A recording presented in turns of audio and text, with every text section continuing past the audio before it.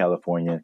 And right now you're tuned into the Life's a Circus podcast, where we talk about things that are funny, interesting, and ridiculous. But wait a minute. Hold up. Wait a cotton picking minute. Did people say that Okay. still? I Was that too mean, far? yeah, maybe. Help your boys out. Help the channel grow. Help us keep doing what we're doing by liking, subscribing, commenting, and sharing this video.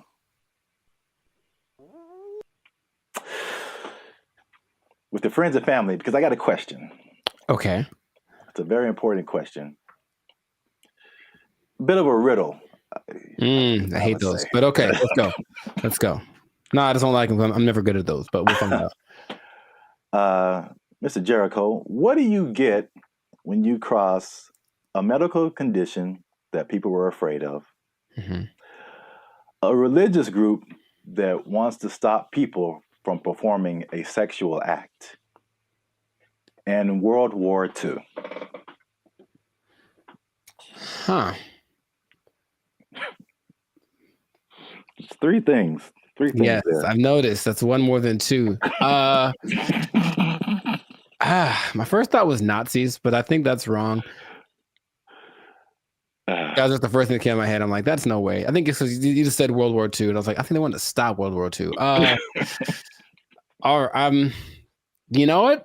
Congratulations. I've never been asked this in my life. Yeah, I don't think anybody has, but for the people playing at home, just one more time, the question is, what do you get when you cross a medical condition that people were afraid of, a religious group that wants to stop people from performing a sexual act, and World War II?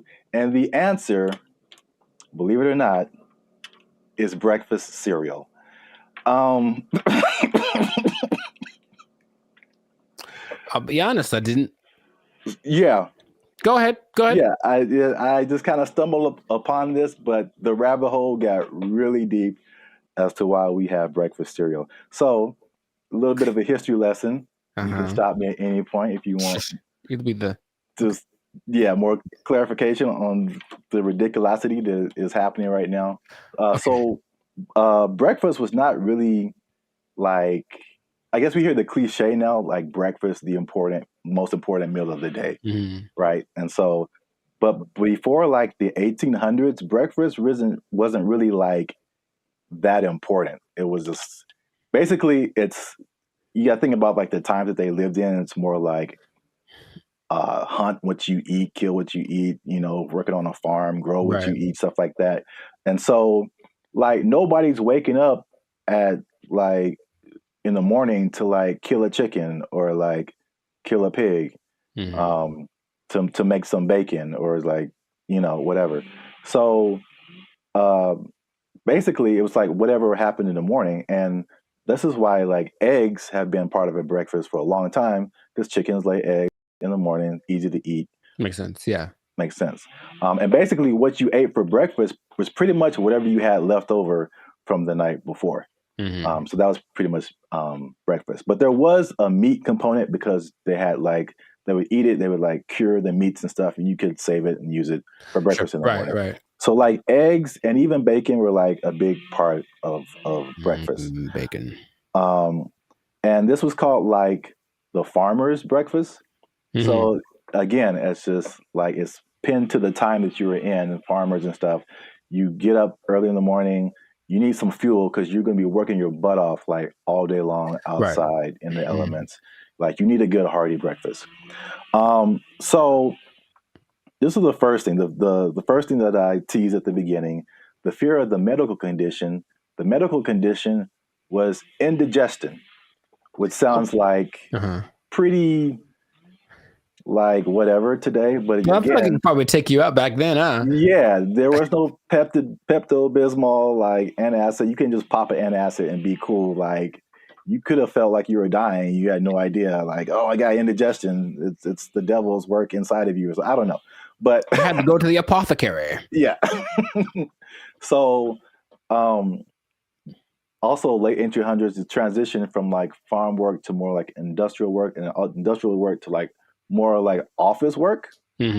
So big buildings and offices, and people weren't like moving around as much as they want to. So they felt like they eat a big breakfast and then they don't do anything, it's just gonna sit there. They get indigestion. People were like terrified of that. Oh. So they were like, we need a lighter breakfast. So there was a move away from like the bacon and eggs and all that kind of like hearty stuff. All right. So that was reason number one. Reason number two. I'm very curious about this one. Okay. my favorite reason.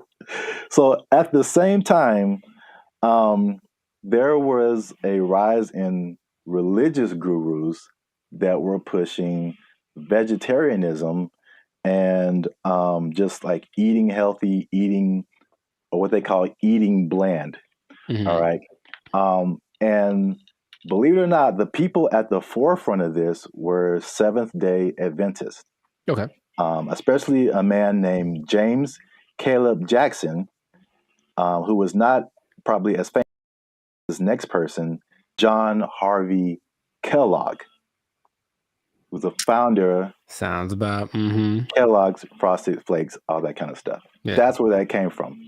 Now, these people were like hardcore Seventh Day Adventists. Sure. And they actually pushed this type of breakfast not just on the healthiness, but they believed that a lighter breakfast was more morally sound.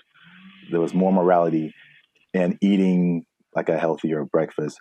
But also, I could not pass this up. The John Kellogg guy, he believed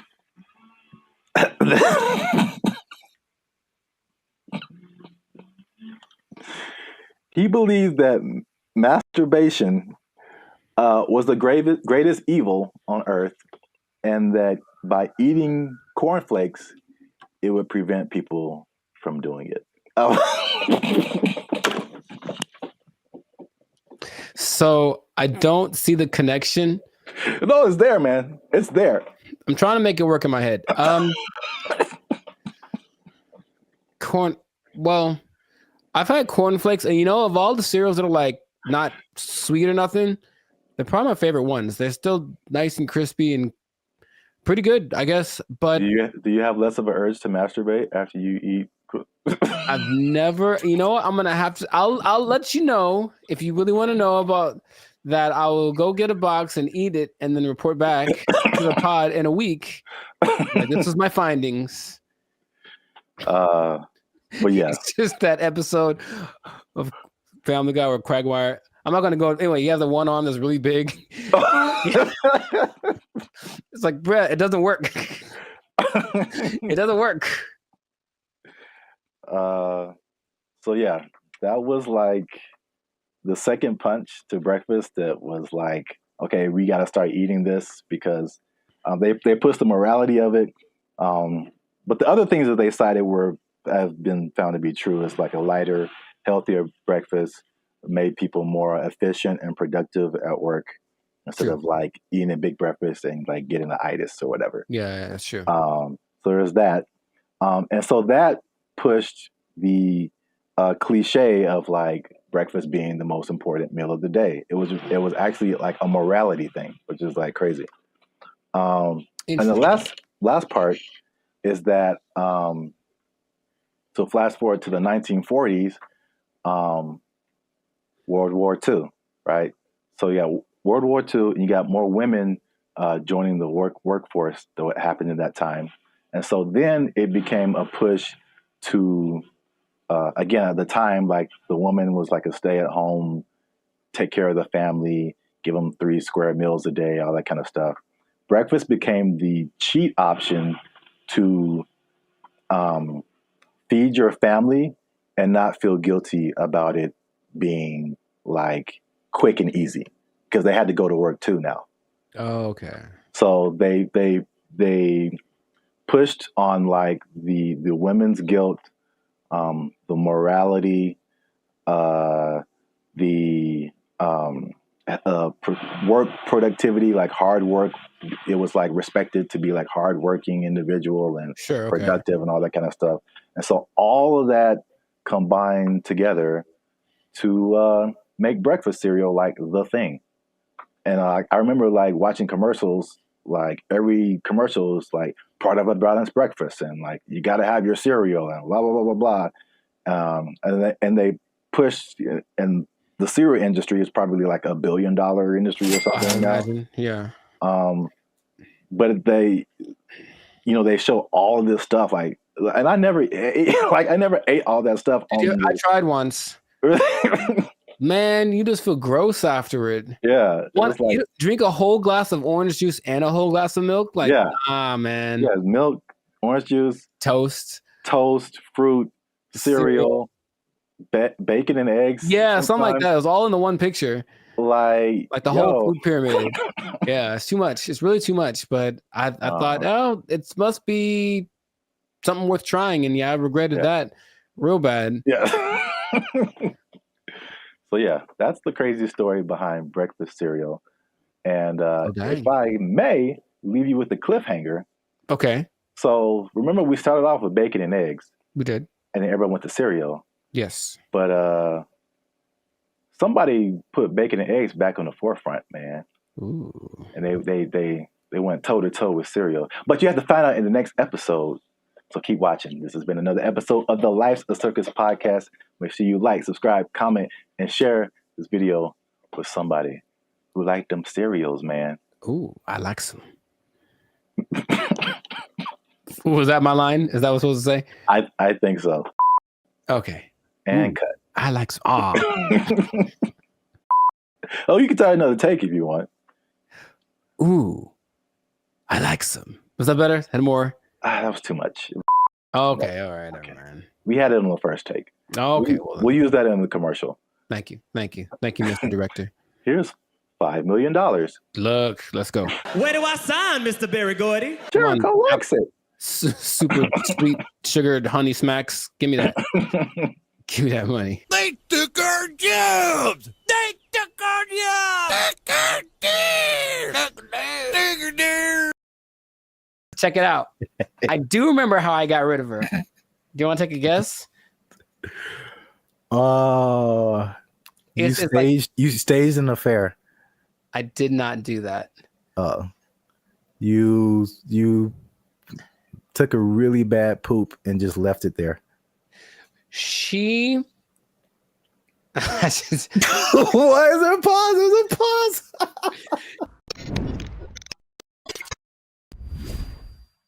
Moving in with the lady or letting her move in with you, because they always say it that way. I'm moving in with my girl, but no, sometimes it's the other way around. Sometimes the woman moves in with the guy. Is it a good idea? Is it not? I want to ask you first because I have a story. But have you ever done this? Have you ever, for whatever reason, decided to cohabitate with me? Oh, cohabitate sounds dirty. It does. Your confusion is not rational. She's a healthy female of breeding age. I have not, because I'm a good Christian boy. But gotcha. I have thought of scenarios. So this is the thing. Hey, y'all, come look at this. I'm really on the fence about this because like I joked about, like being from a church upbringing, it's like that's a no-no. Like you shouldn't do that. Sure. And it's just like, okay. That sounds pure. It sounds quite pure, yes. But then also, like as I've gotten older and I've had roommates and stuff like that, man, you find out so much more. You want to get to know a person, like live with them, and it's just like, wow, that I didn't know that you did that, or I didn't know that you ate that, or I didn't know that you smelled that way on Tuesdays. Mm-hmm. What? Bro, what are you talking about, man? There was a person at church, and she met this guy, and they were just head over heels in love, all that stuff, right? And then, but they never like really been alone together, stuff like that. So they were like super separated. And they got married, and it lasted like a month. Because they were finally living with each other, and they were just like, it's like, he's like, man, this is weird for me. Is it weird for you? It's like, yeah. It's like, should we be married? It's like, I don't know. And it was just like weird because they didn't have that whatever that was. I don't know the details of their relationship. Sure. But moving in together just made it way different. It changes so the yeah, dynamic. It changes yeah. the dynamic a I lot. said all that to say I really at this point I really don't know because Okay. yeah. There's an interesting episode. I also forgot what the question was in the middle of all of that. Just if you ever moved in with a lady or had her move in with you. Oh, then no. Next. I see. You serious? Well, Rich Cooper, he's a good YouTuber, and he had an episode about it. He's taking questions and kind of compiling people's reasons for doing it. And a lot of them were either financial or kind of convenience-based. So, hey, rent would be cheaper for 2 people, wouldn't it? Oh, boy, let's do it. Or, hey, you live so far away. How about you just stay here so you never have to go home? I've heard that line specifically on TV shows. It's so cliche, right? But I one time let a girlfriend move in with me, and having done that, I'm So here dramatic. to tell you Oh my God. to never do that ever in life. I don't know how big you can put the word never, ever, ever in life in big letters. Never do this. Never do this. And also, by the way, never do it. Why are you gay? Who says I'm gay? You are gay. It's started good for like a day because, oh, my girlfriend's here all the time. How wonderful. And then right away, there's this thing.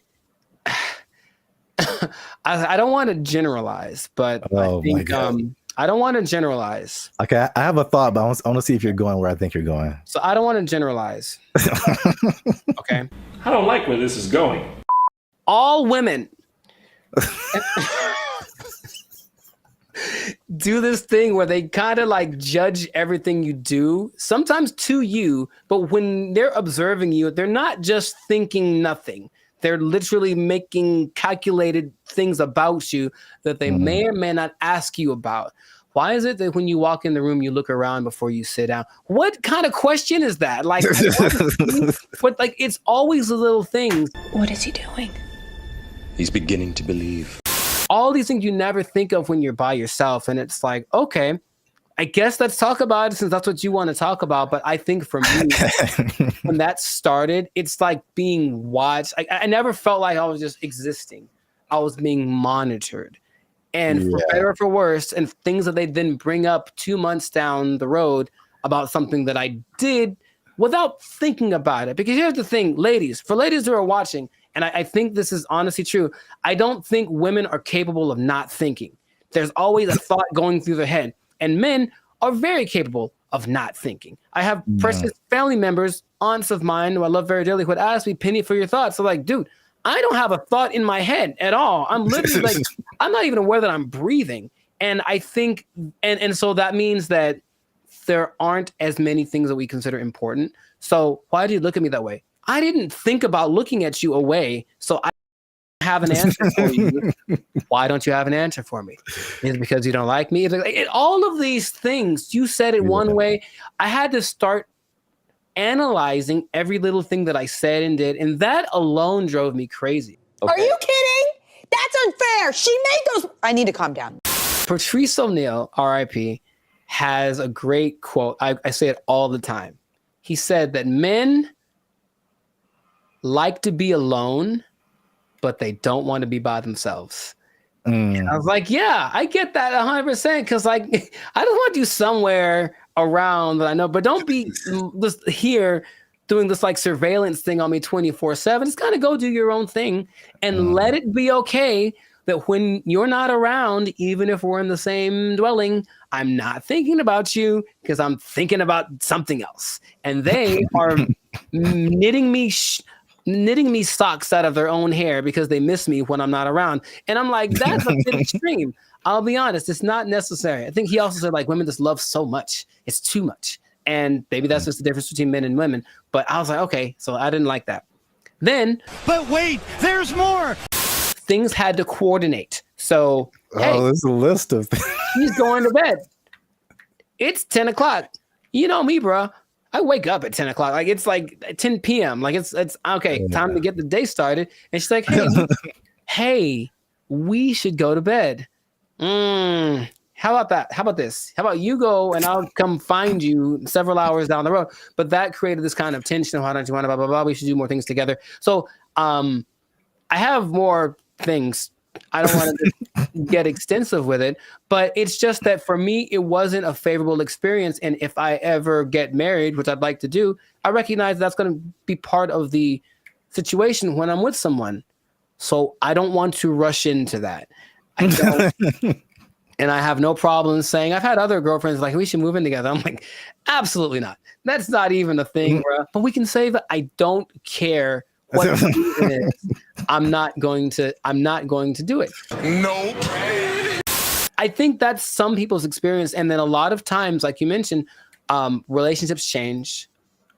Everything changes. We should combine. The same person that wanted to move in also wanted to combine our finances. So it's like, we've been dating for 3 months, bro. That's like, definitely no way. Come on. And then I think a part of the dating thing, it is nice to say, hey, what if I stay over your place tonight? That's kind of sexy, right? But if your place is my place, we're just at home. We're like, middle-aged and bored. It's kind of not as exciting. Nothing new, nothing changed, same old. I can't forget when I was out with a friend and I kept getting calls about when I was going to be home. And I don't know why, but I definitely stayed out extra long because I didn't want to go home anymore. And it's like, that's so lame. So I need my space. And I would just tell anyone who's ever thought about it to reconsider. This is a public service announcement. Well, because there's an episode of Steve Harvey who's like taking questions from the audience, and this one lovely lady is saying, hey, I'm thinking of moving in with my boyfriend. I think she talked like that. I'm thinking of moving in with my boyfriend. And every woman is like, no, don't do it. Don't do it. Because even they recognize that it's not the most advantageous situation. That's a great answer. That's good. Do you see what I'm saying? Like, okay, so you're saying don't do it, but if you wait until you're married and then you see all of this stuff now, then it's just like, oh. Well, yeah, but marriage is supposed to be like, well, this is what you got. Deal with it. That's what it's supposed to be, right? Supposed to? I mean, that's a pretty way to paint it, but I mean, it's not pretty. I know. Maybe here's the thing. Have you thought about this? Gen Z and everybody, just ask more questions. Just ask a lot more questions. I want to know about, so what's your like morning routine like? What do you do in the morning? Like if someone just like, just something kind of innocent, they snore.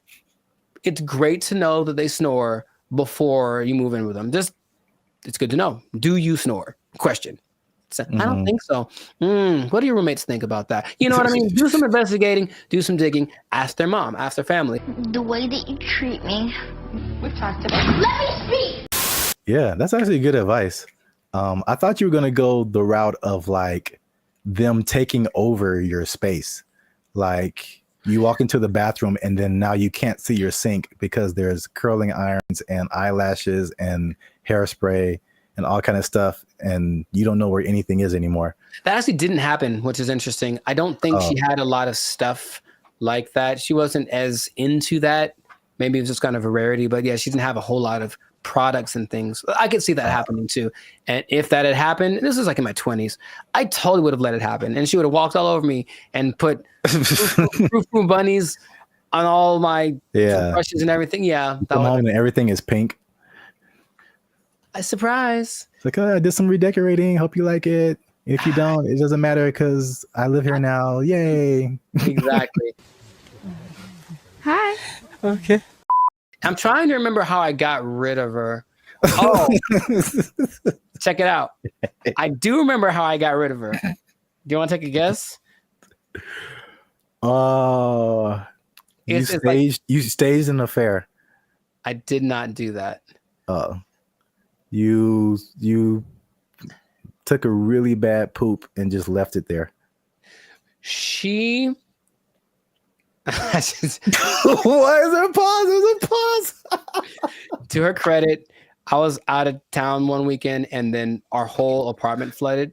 Like all the bad stuff coming out from the toilet and everything. Like one of those. Yeah. Brother, And she actually handled it. Like called the right people and blah, blah, blah. And actually, like literally by the time I got home, I didn't know anything had happened. Wow. So she was good for something, I guess. Like, oh, thank you. but anyways, no, dude, I swear to you, I couldn't talk to her. I couldn't bring myself to do anything like, hey, you need to get out of here. I swear to you, dude, I just moved.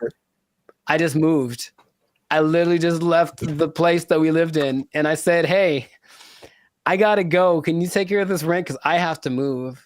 And I didn't tell her where I was moving to. And I did it. I've never moved, bruh. I've never moved that fast in my life. I was like, I have 3 hours. I have to get everything on a van and get out of here. And I did it. I called all my friends and I said, guess what we're doing? We're helping me move so I can get away from her. And they all knew the plan and they all helped me. And I'm still friends to some of them to this day. Thank you very much. I moved. I could not do anything else. So this has been another great episode of the Last Circus podcast. Make sure to circus. I know, yeah, maybe. Make sure to like, make sure to comment if this ever happened to you, if you've ever had experiences living with a woman, and also share this with anybody that is thinking about it, because thinking about moving and just leaving your girl there. Thinking about moving and just leaving your girl there. That's exactly who you should share this with. Oh my God. We'll catch you on the next episode. Peace. I didn't think about looking at you away, so I don't have an answer for you. Why don't you have an answer for me? Is it because you don't like me? All of these things, there have always been these things that say, oh, well, try this will work, and it's low effort on your part, right? Low effort, high reward, which isn't the way life works, but people always want to hear. And as long as people can promise that and show someone it works for somebody, they'll buy into it. Everyone only wants to be sexy and slam. But I have a solution that I think works 100% of the time. What's going on, everybody? I'm Jericho, and this is Zap, and we are the now 6-time international award-winning pop hip-hop duo, Bandit Future. That's right. We make clean and fun music that everyone can listen to with a sound that is uniquely California. And right now, in this moment, you're tuned into the Lifestyle Circus podcast, where we're talking about stuff that is funny, interesting, and ridiculous. So before we get into this thing right here, make sure to like, subscribe, comment, and share this video with 2 people who want to lose weight. We're talking about it again because I know I see you. You want to drop some of them LBs, and there's a new way to do it. Now, of course, as always, not as always, as sometimes, stay tuned to the end because I have the answer for you. I got the answer. You came to the right place. Your boy got you. I got the answer for you. But we're going to talk about this new thing. So, Sir Zap, have you heard of Ozempic? Ozempic? Mm-hmm. That sounds familiar, like one of those late night Pfizer commercials or something. Is it a pill? People make it. Oh, okay. But it's sounds like a pill you take. Well, it's an injection. And it's okay. all the rage because I don't know if you've seen Oprah's lately, Oprah plural, because she is omnipotent, I suppose, or omnipresent. But Oprah's is, I'm just going to say it like that every time. Oprah's is very slim right now. And everyone's like, what happened to Oprah? What are you doing? And she's like, I ain't gonna tell. Because that's what they're not gonna say. But everyone suspects that it's this Ozempic thing. Now, Oprah's whole thing is, I don't have willpower, so I never have, I'm fat, so I'm just gonna do it. And it's like, okay, more power to you. But Ozempic is actually a diabetes drug. And a side effect is that you lose weight really fast, apparently. So of the celebrities I've heard of, people either speculate or have confirmed that Chelsea Handler's used it, Tracy Morgan's used it, Kelly Clarkson used it, Mindy, I don't know how to say her last name. Kaylin. Yeah. She's used it, and they have crazy results. So it's another one of those. Guess what? You don't have to work. You just have to take this, and then you'll get slimmer. And the result of the proof is in the pudding. People look amazing in a relatively short amount of time. Okay. I got some stats for you, but just off of the bat, if I said it's right off the bat, hey man, I got this thing, and it's an injection, so you got to do it yourself. That's already not fun, but I'm gonna give you this injection. Oh, you have to do it, and you get to lose weight. You can lose weight really fast. What would be the question you'd ask me first if I tell you that? Besides the side effects? Very nice. I mean, that sounds right. That sounds like what I would want to know. And the thing is, this thing only came out last year. But wait a minute, it's a diabetes drug, so the side effect is losing weight. So is there a side effect to the side effect? Oh man, you are a smart one. Well, the side effect of taking it is that you basically lose your appetite and you get a little nauseous, so you don't want to eat, and that's why it works, right?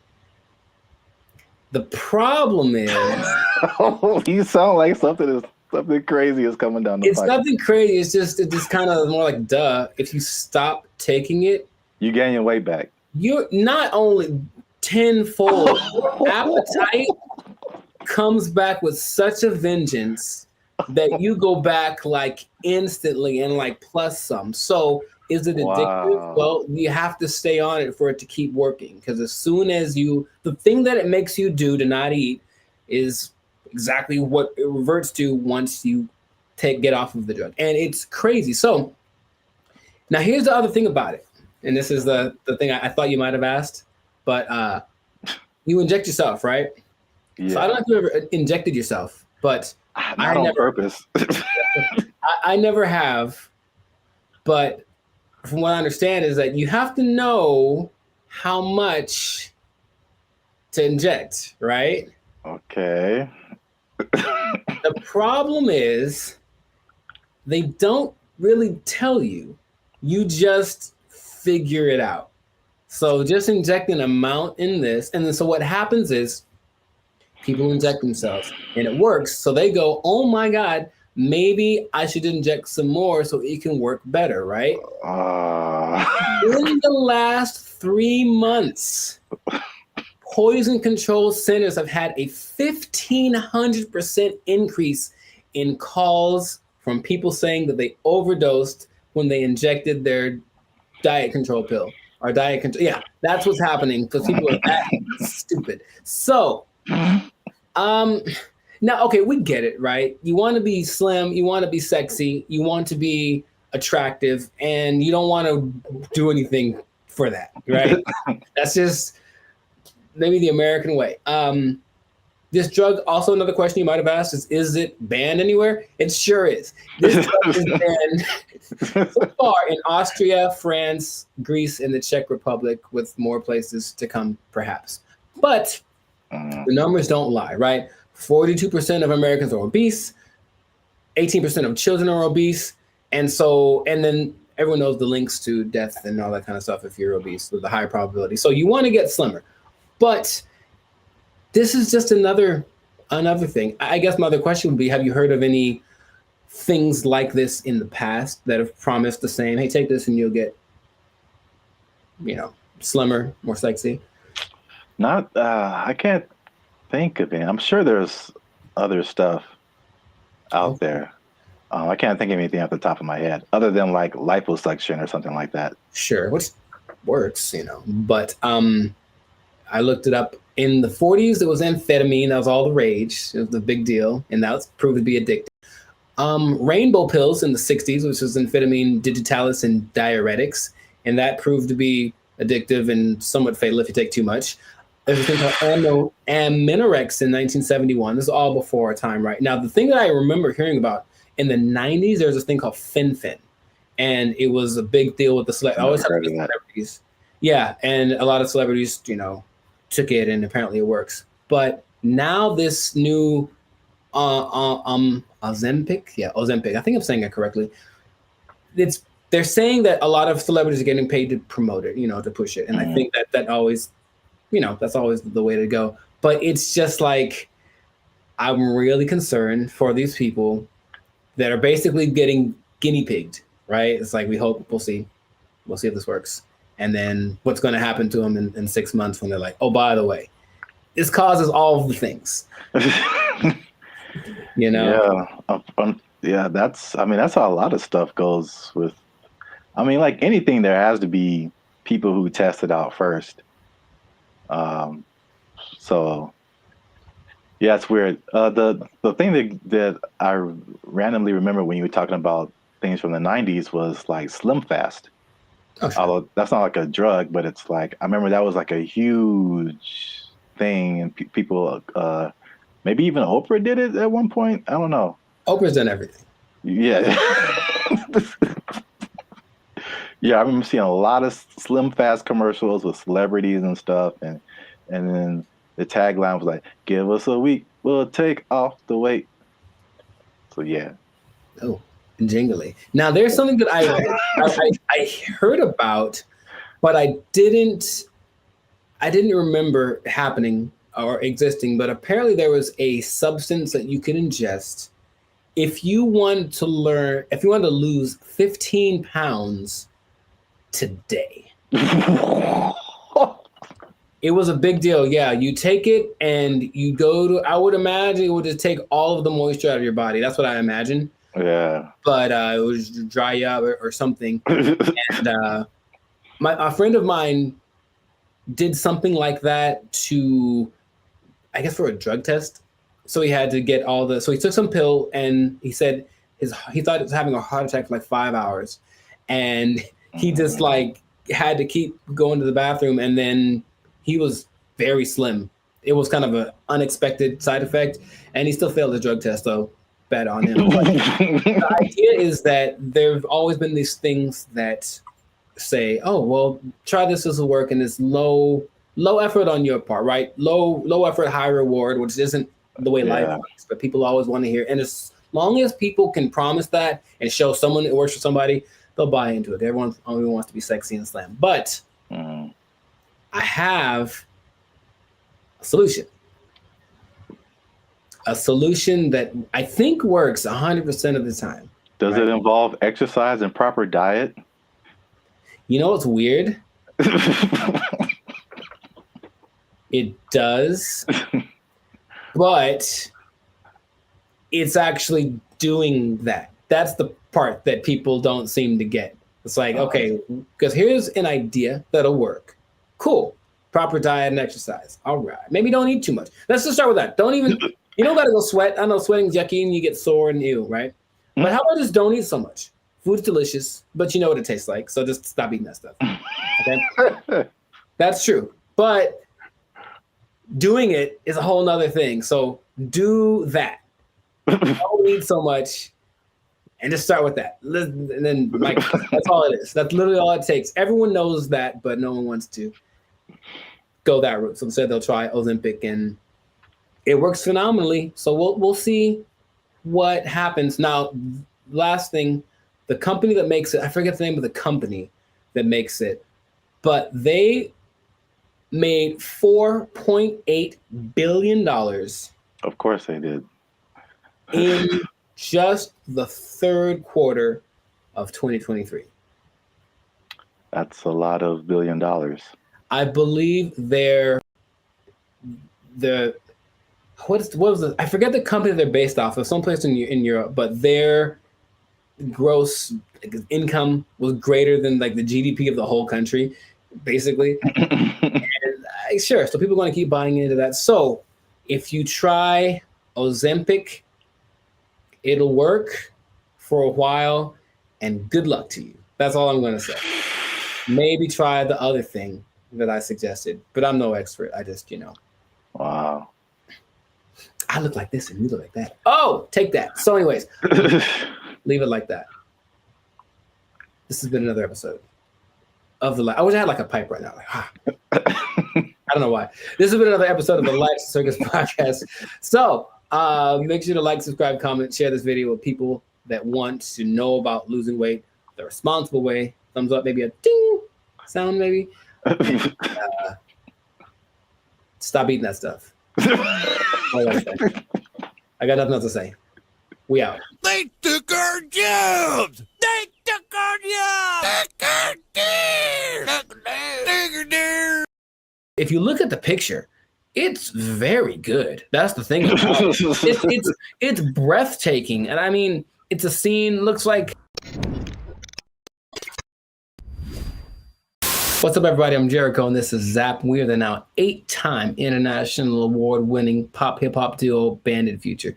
We make clean, fun music that everyone can listen to with a sound that's uniquely California. And right now, you are tuned into the Lifestyle Circus podcast, where we talk about things that are funny, interesting, and just straight up ridiculous. So before we get into this thing, make sure, do us a big favor. Come on, y'all. Make sure to like, subscribe, comment, share this video with at least 2 people who would be really mad if they lost an art contest to AI. Because that's happened. It happened. So what basically in Colorado, there was an art contest in one of their state fairs. This guy, Jason Allen, said, you know, it'd be a great idea if I entered this art competition. Oh, wait, I don't know how to draw. That's going to make it very hard for me to win. And then he said, you know what I'll do?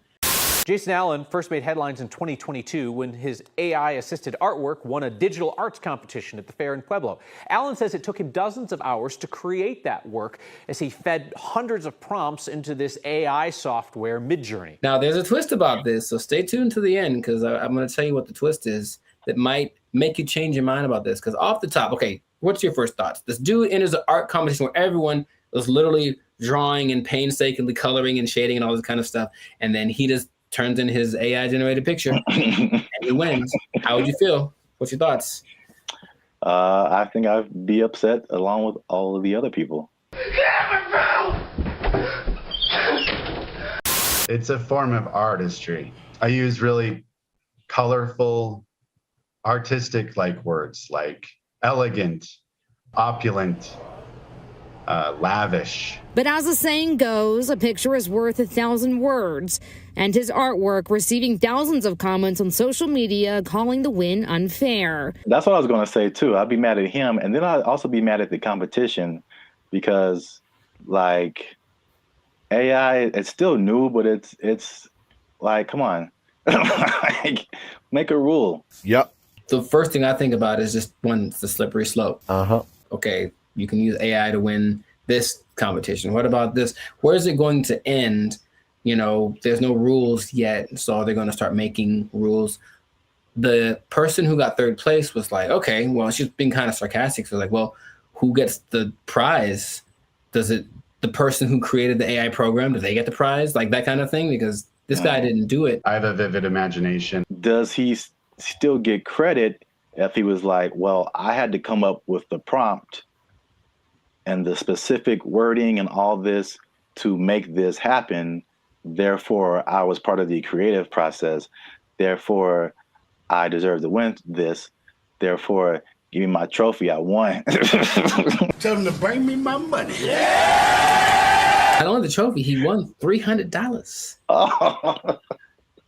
And he says he did not know that there was a prize. But it does feel a little bit like sampling, what sampling was, especially when it first hit the scene, because I didn't make the thing, but I'm manipulating it in my creative way to get it to sound the way that I want. So I still got to give, and then in that case, you know who did the original, and then you're still using part of it and how much is like fair use and all that stuff has been talked about for forever. But with this, it feels more like you are taking advantage of something, almost like going to a big warehouse of pre-made something. So there's every painting ever is in there, right? Because I think they download all the greatest painters of the world, and so they can emulate any style and all this kind of stuff. And then you just have to be creative with the way that you use it. And in that sense, you were doing something. It's a form of artistry. I use really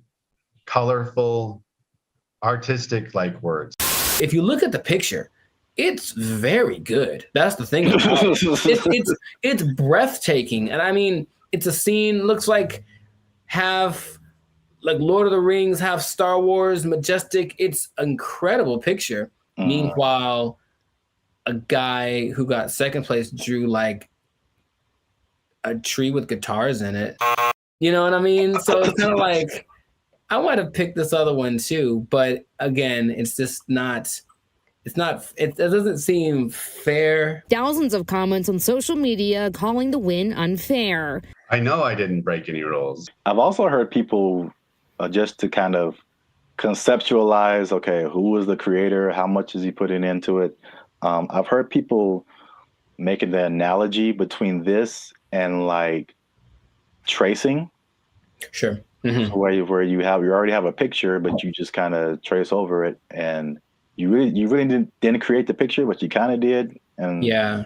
So I think that's not as close as an analogy, but it kind of like at least gets people to think of, okay, how did he contribute at least something to this? AI is a tool just like a paintbrush is a tool. And there still requires a creative force behind the tool. Something interesting, the people that were doing the story decided to go to AI and ask AI a question. I said, hey, AI, will you be able to replace humans as far as creating like art and stuff like that? And the AI said, no, AI will never catch up to humans without some kind of a connection to the universe. And that phrase again, everything it says, what does that mean? What does that mean? Does that mean he has plans to make a connection to the universe? It almost seemed like it's looking for some way to get.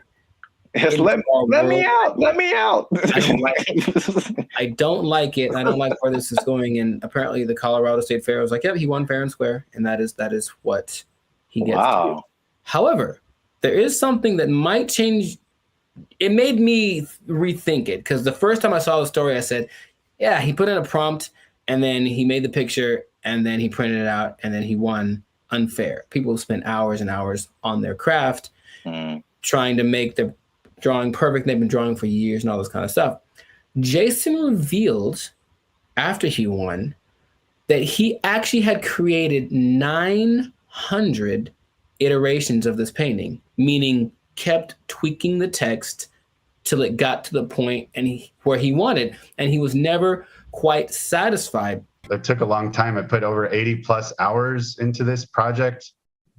I've generated 900 plus images of this particular prompt. And in that sense, I go, well, he didn't just type 2 seconds and then let it go and that was it. He put in work.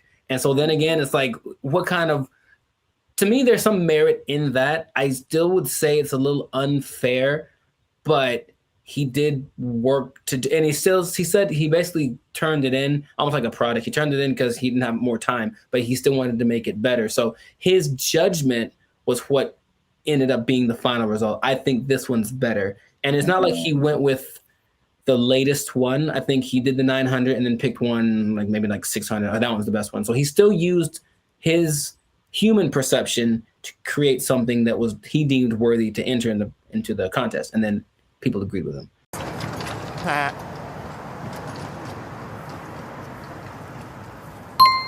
It makes me think for sure.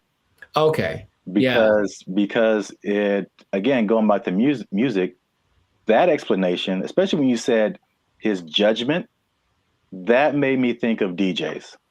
Mm-hmm. And just for the longest, like even me just kind of wrestling with, like, are DJs really on the level of musicians?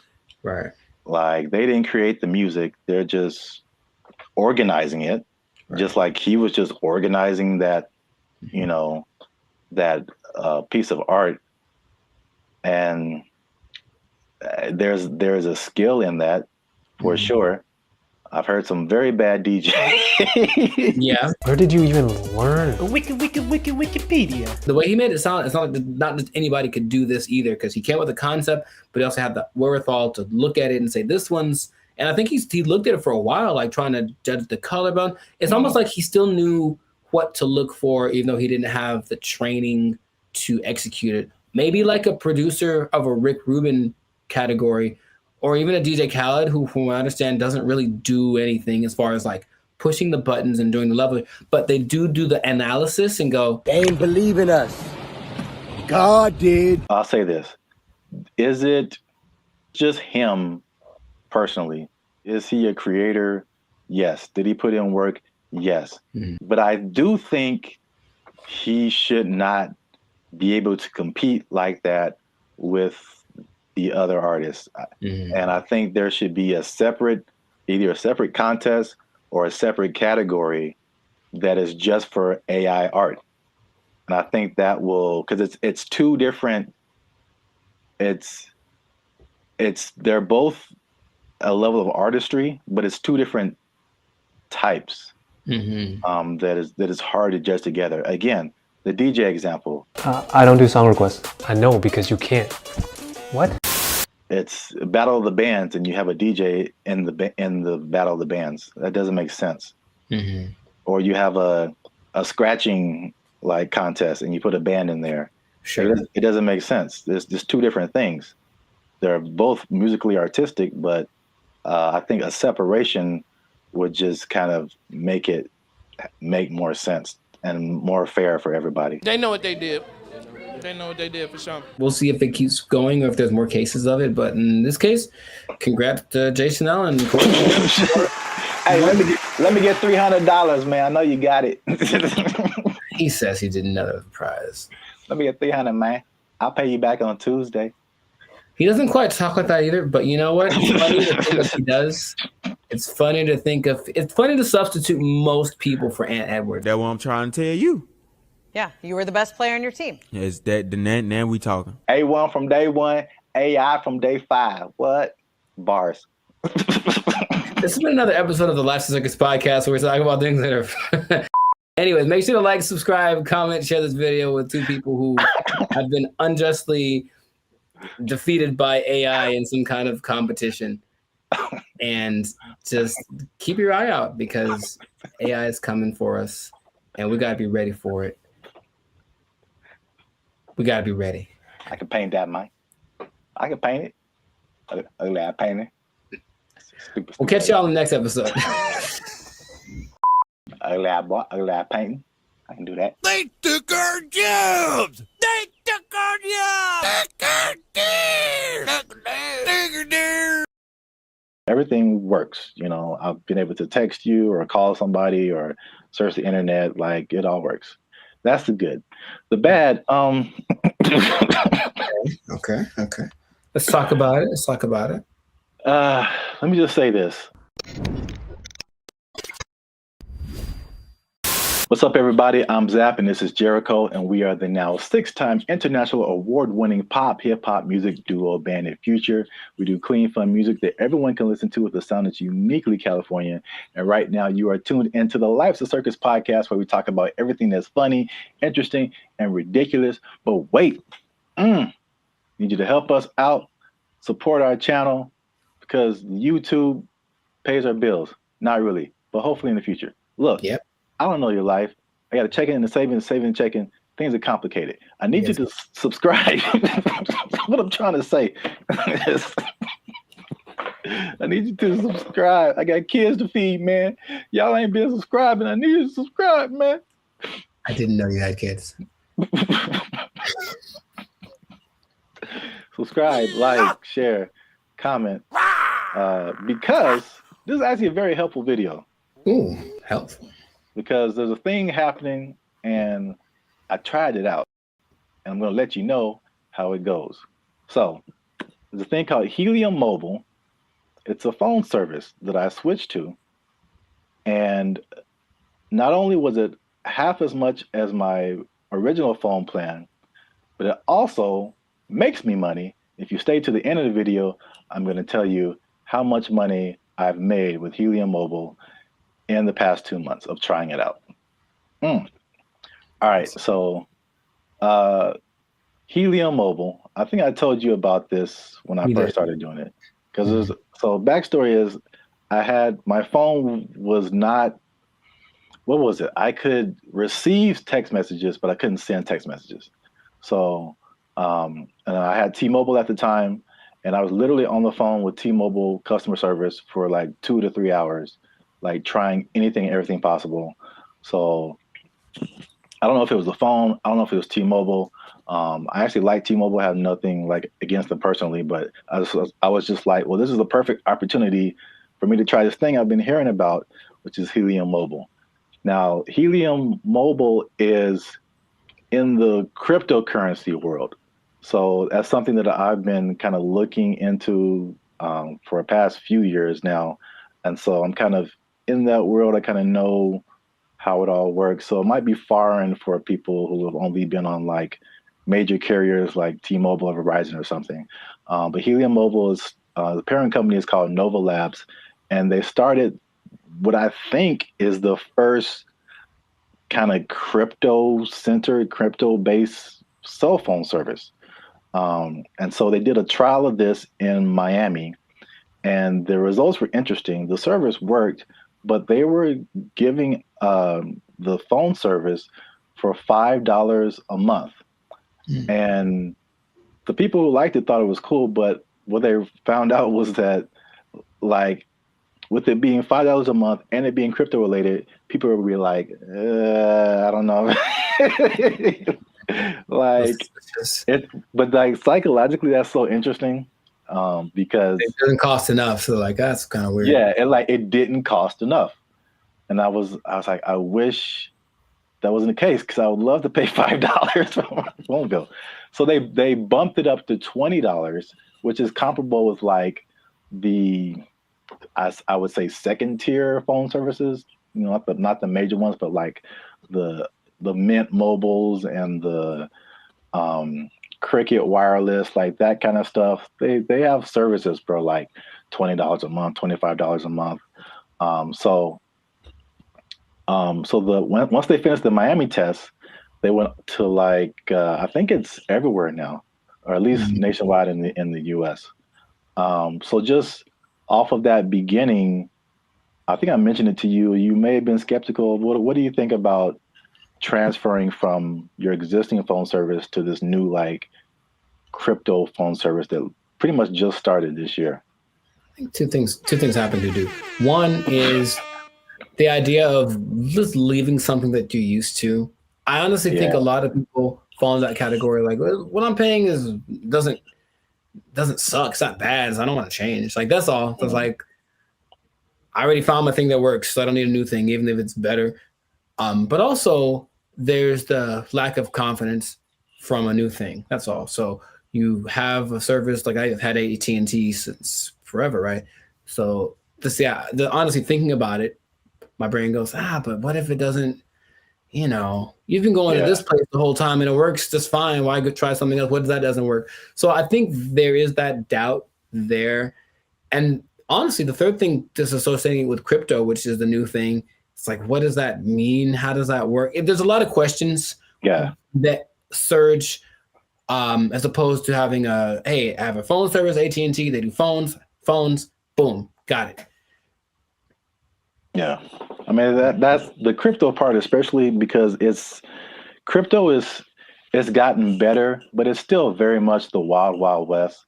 Right. Like there's all kind of stuff going on. And if you're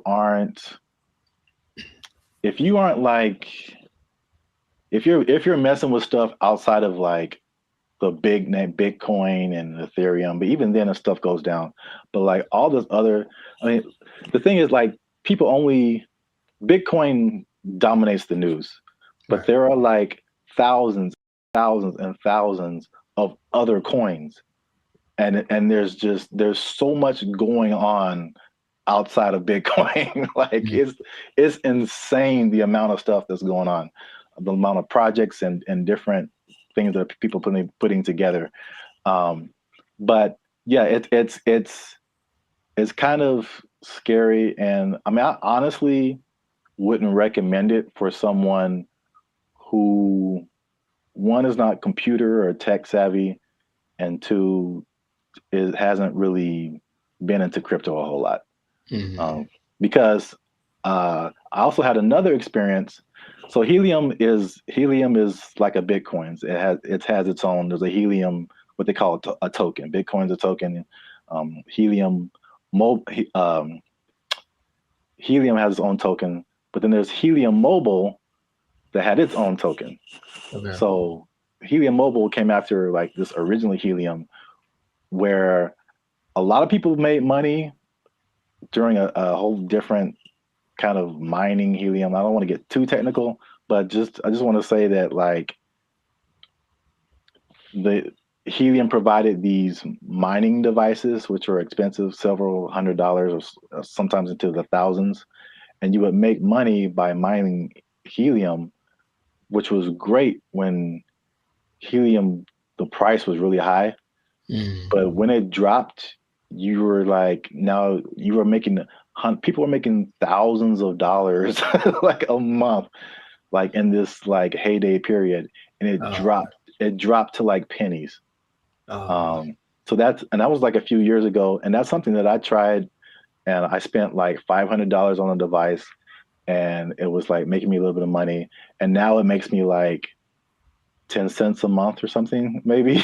Like it just like plummeted. But that's the crypto world. It's the prices. It's like the stock market on like acid. It's just nuts. I mean, you're rich one day and broke the next day. But I digress. So anyway, because I'm crazy, I tried out Helium Mobile. It's not bad. All right. So at least for me. So my original bill was like $50 a month, unlimited. And then you know how they have like unlimited and then it like throttles after a certain gigabytes, whatever. So I had the same thing with Helium Mobile. My original one's throttled after 50 gigabytes. This one throttles after 30. So I only paid $20 a month plus tax. So it's 21 something. And then, you know, everything works. You know, I've been able to text you or call somebody or search the internet. Like it all works. That's the good. The bad, Okay. Let's talk about it. Let me just say this. Unlimited is when it throttles, man. It's just like zoop. Like you are once you hit that cap, like you pretty much need to use another phone because your data is just so incredibly slow. But that's just kind of what it is. So the slowdown after the 30 gigabytes is insane. The app that you have to download to use it constantly crashes. You open it and there's a blank screen. You have to open it again or maybe restart your phone. There's constant updates and rule changes. Because again, it's like crypto. Things change so much, and what I mentioned before, the price fluctuation.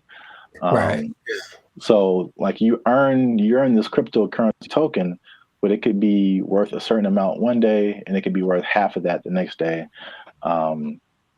So, all that coupled with just like understanding crypto, again, it's fine for me. I'm cool with it, especially when I tell you how much money I've earned and saved. But it's not just like cut and dry, set it and forget it. I don't think it's for most people, at least not right now. Gotcha. So to pay off the teaser. Okay. Y'all want to see how rich I am off this Helium Mobile. Drum roll. And again, just to explain that, you earn Helium tokens. This is another thing that just people might be like, okay. Yeah. You earn Helium tokens by sharing location data, and the Helium uses that location data to understand where they need coverage to expand the network.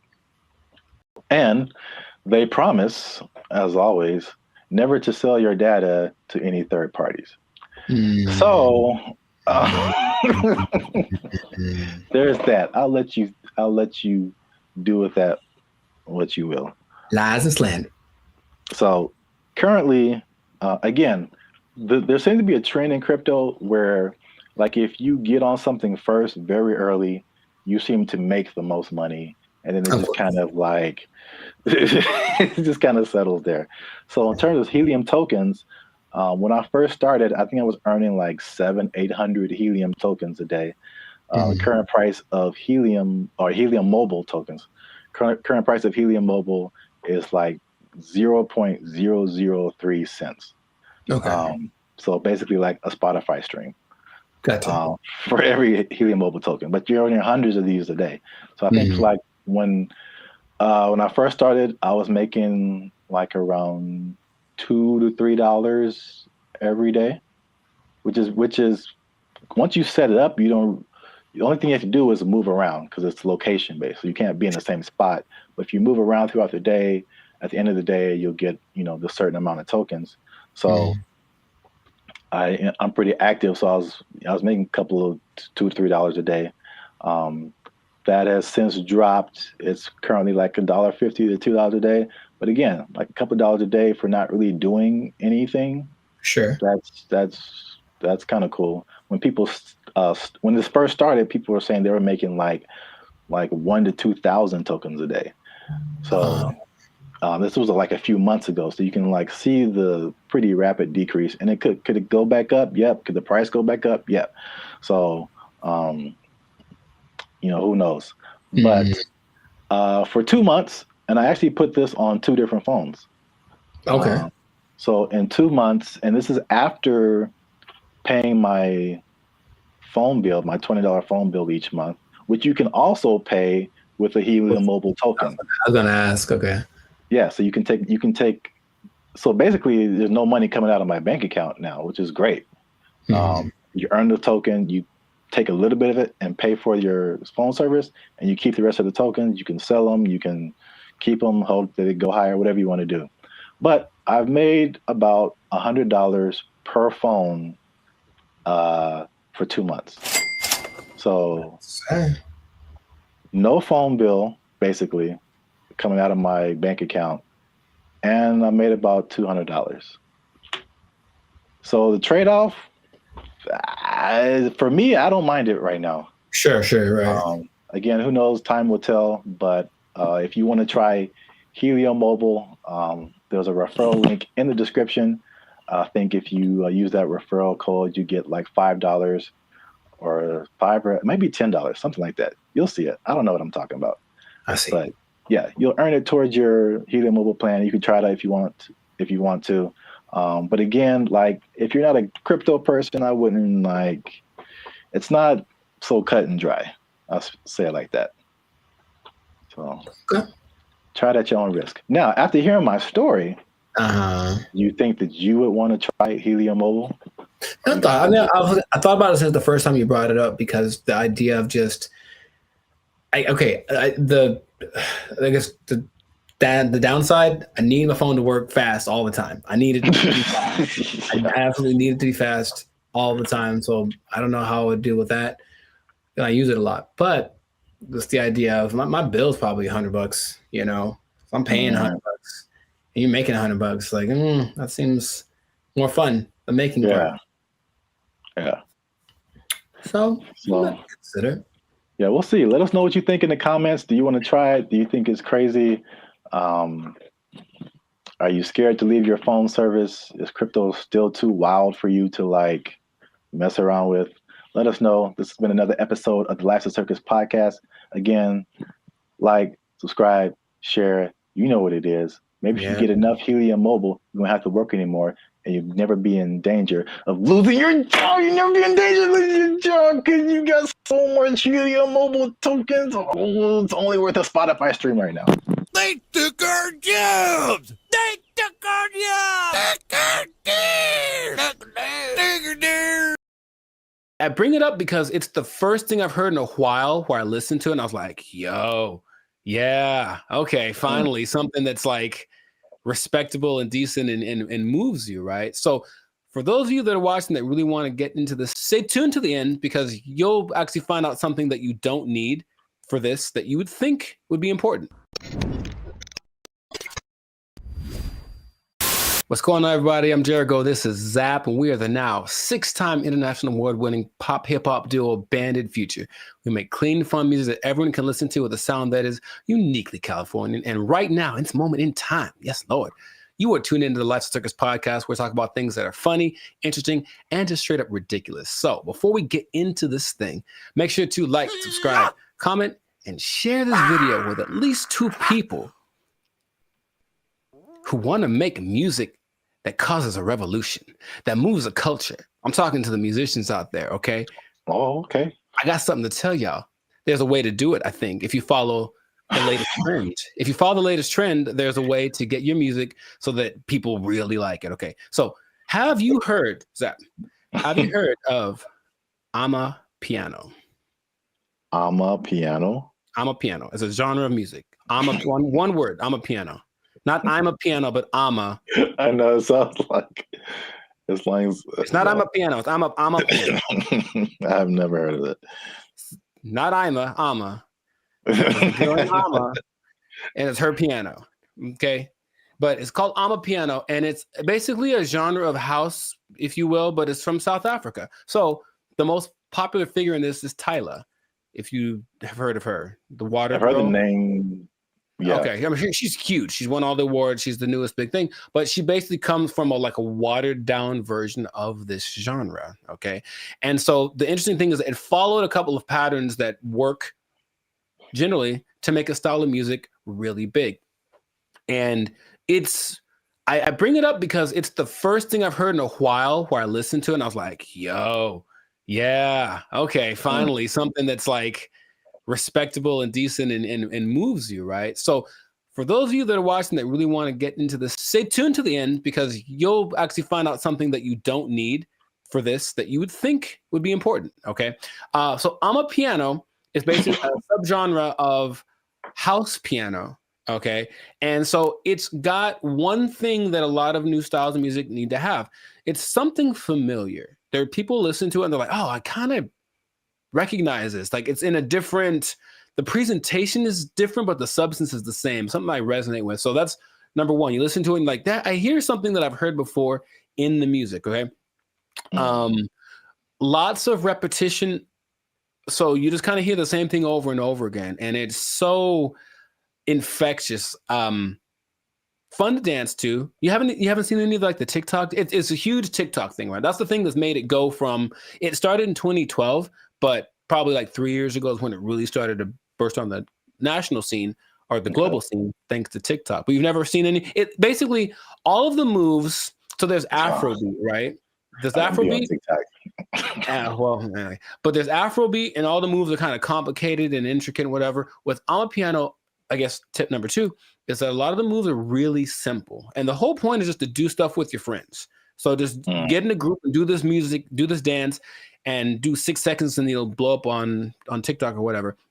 And it's always something really simple, a little shoulder movement, a little head thing. And it looks really cool, but the music kind of has this driving thing. So I'm giving y'all the formula for this basically.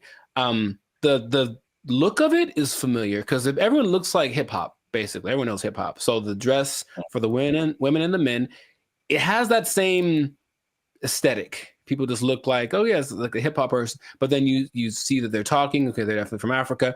You see their movements. Oh, this is a little bit different. So it kind of has that element to it, and it connects with young people.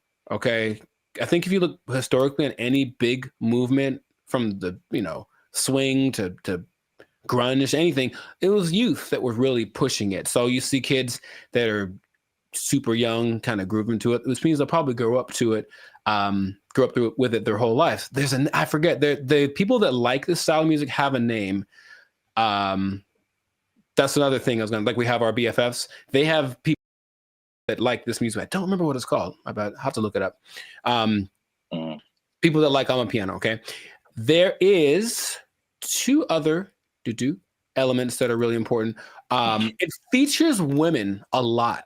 And a lot of genres tend to not. We've talked about reggaeton before, where it was a lot of misogynistic, just men, basically.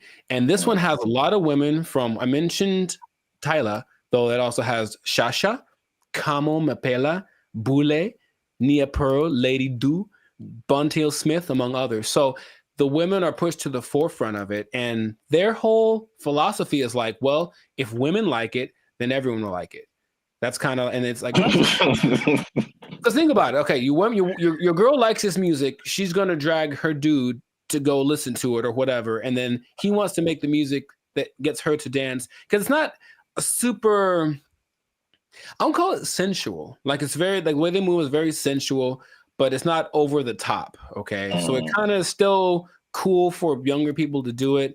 Yeah, a little bit tamer. It doesn't quite have all of the negative things that you associate with like hip hop and reggaeton right now. So it's kind of found that universal appeal. And then this is probably the most interesting thing about it. So if y'all don't know, Zap started a dance group back in the day. Uh-oh. Instant Groove. We was grooving, man. We was grooving, man. It was grooving. IG for life. Shout out to the IGers.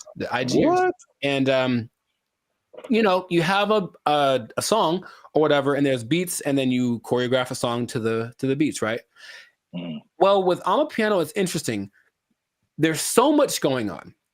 The elements are usually a shaker, a snare.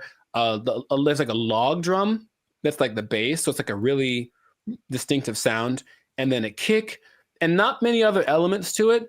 But there's so much happening that you can actually kind of choose which beats to hit and whatever. And so when you're moving with it, your dance will be different than someone else's because you chose which ones to emphasize. And I think that's really cool.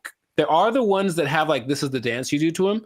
I think Imnike is one that, oh my God, that's the one that actually got me into it. Imke, I don't know how to say it. Imnike.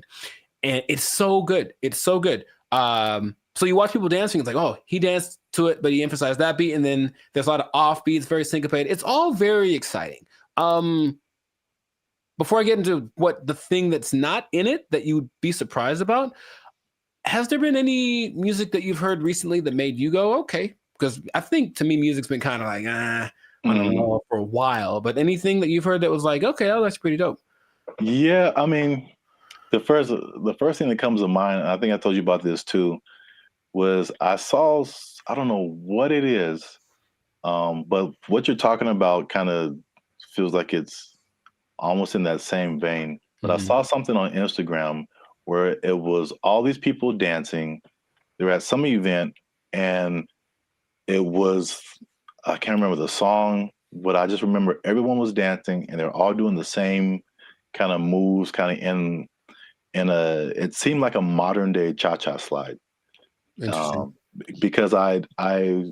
because when I saw it, I'm like we really haven't had, I can't think of a song like the cha-cha slide where like everybody gets on the dance floor and then everyone knows kind of what to do and you all do it together.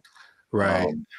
Because the Cupid Shuffle, I maybe that came after Cha-Cha Slide. I can't remember. Yeah, I don't remember really. But I can't remember anything past those two songs where like everybody, but I saw this video and everybody was doing it. I mean, I'm talking white, black, Asian, Latino, like grunge looking goth people, hip hop looking, like everybody was doing it. And I was like, this is so dope. And I wish I had saved it and I didn't.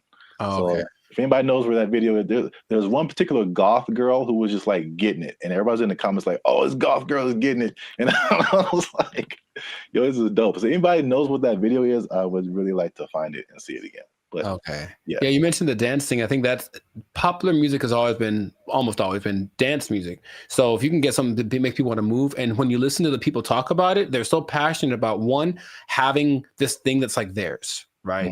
It's not hip hop. It's not house, it's theirs. It's Amapiano. And it's like, okay, so they love the fact that they have kind of their own thing. And then when people gravitate to it, they have to kind of pay their respects. Okay, South Africa's on the map. They're winning, right? And then you watch them dance, and it's like the mood a little, not weird, but like kind of offbeat in a way. And they do this thing where they like roll their eyes in the back of their head with the shoulder thing. It's really peculiar, but I think it's cool, especially when you see like 10 people doing it. So it has all these things that are great, and that's what you need to start a music genre. But there's one thing I mentioned, that there's going to be something that I think I know what it is. What? Oh, go ahead. I think I know what it is. Oh, mate, go ahead, say it. I'm going to say there's no piano. Oh no, man! It's called Amapiano. Like there's piano and everything. Oh. Yeah, there's been a piano in all of them. Oh, okay. Well, no. The thing I think it would have been clever if there was no piano. Oh, I get you. And it's called Amapiano. I get you. I guess. That's not a good translation from their language. No, the thing that's surprising about it, if you watch all the documentaries and all the people being interviewed, all the producers, all the everything, no one mentions the lyrics. They all have lyrics and they don't matter. It's literally the last thing on anyone's mind. They're just there, but no one's singing along. No one's saying this song touches me in this way. I don't connect nothing.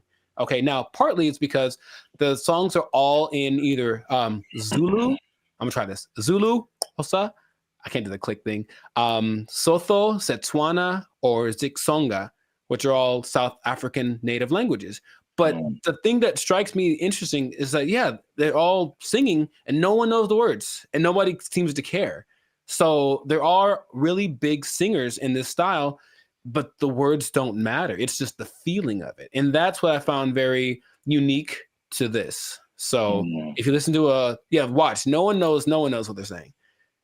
You know, so I guess this goes to show you that that's not something that people necessarily require anymore. Just as long as it feels good, as long as it's fun to do. Oh yeah, I mean, you think about like U.S. artists who are just like huge worldwide. I'm sure like people don't speak English and they have no idea, but they're just bumping like Earth, Wind, and Fire and like. Well, the thing is, not even the choruses. You would think at least on the chorus, okay, everyone's singing nothing.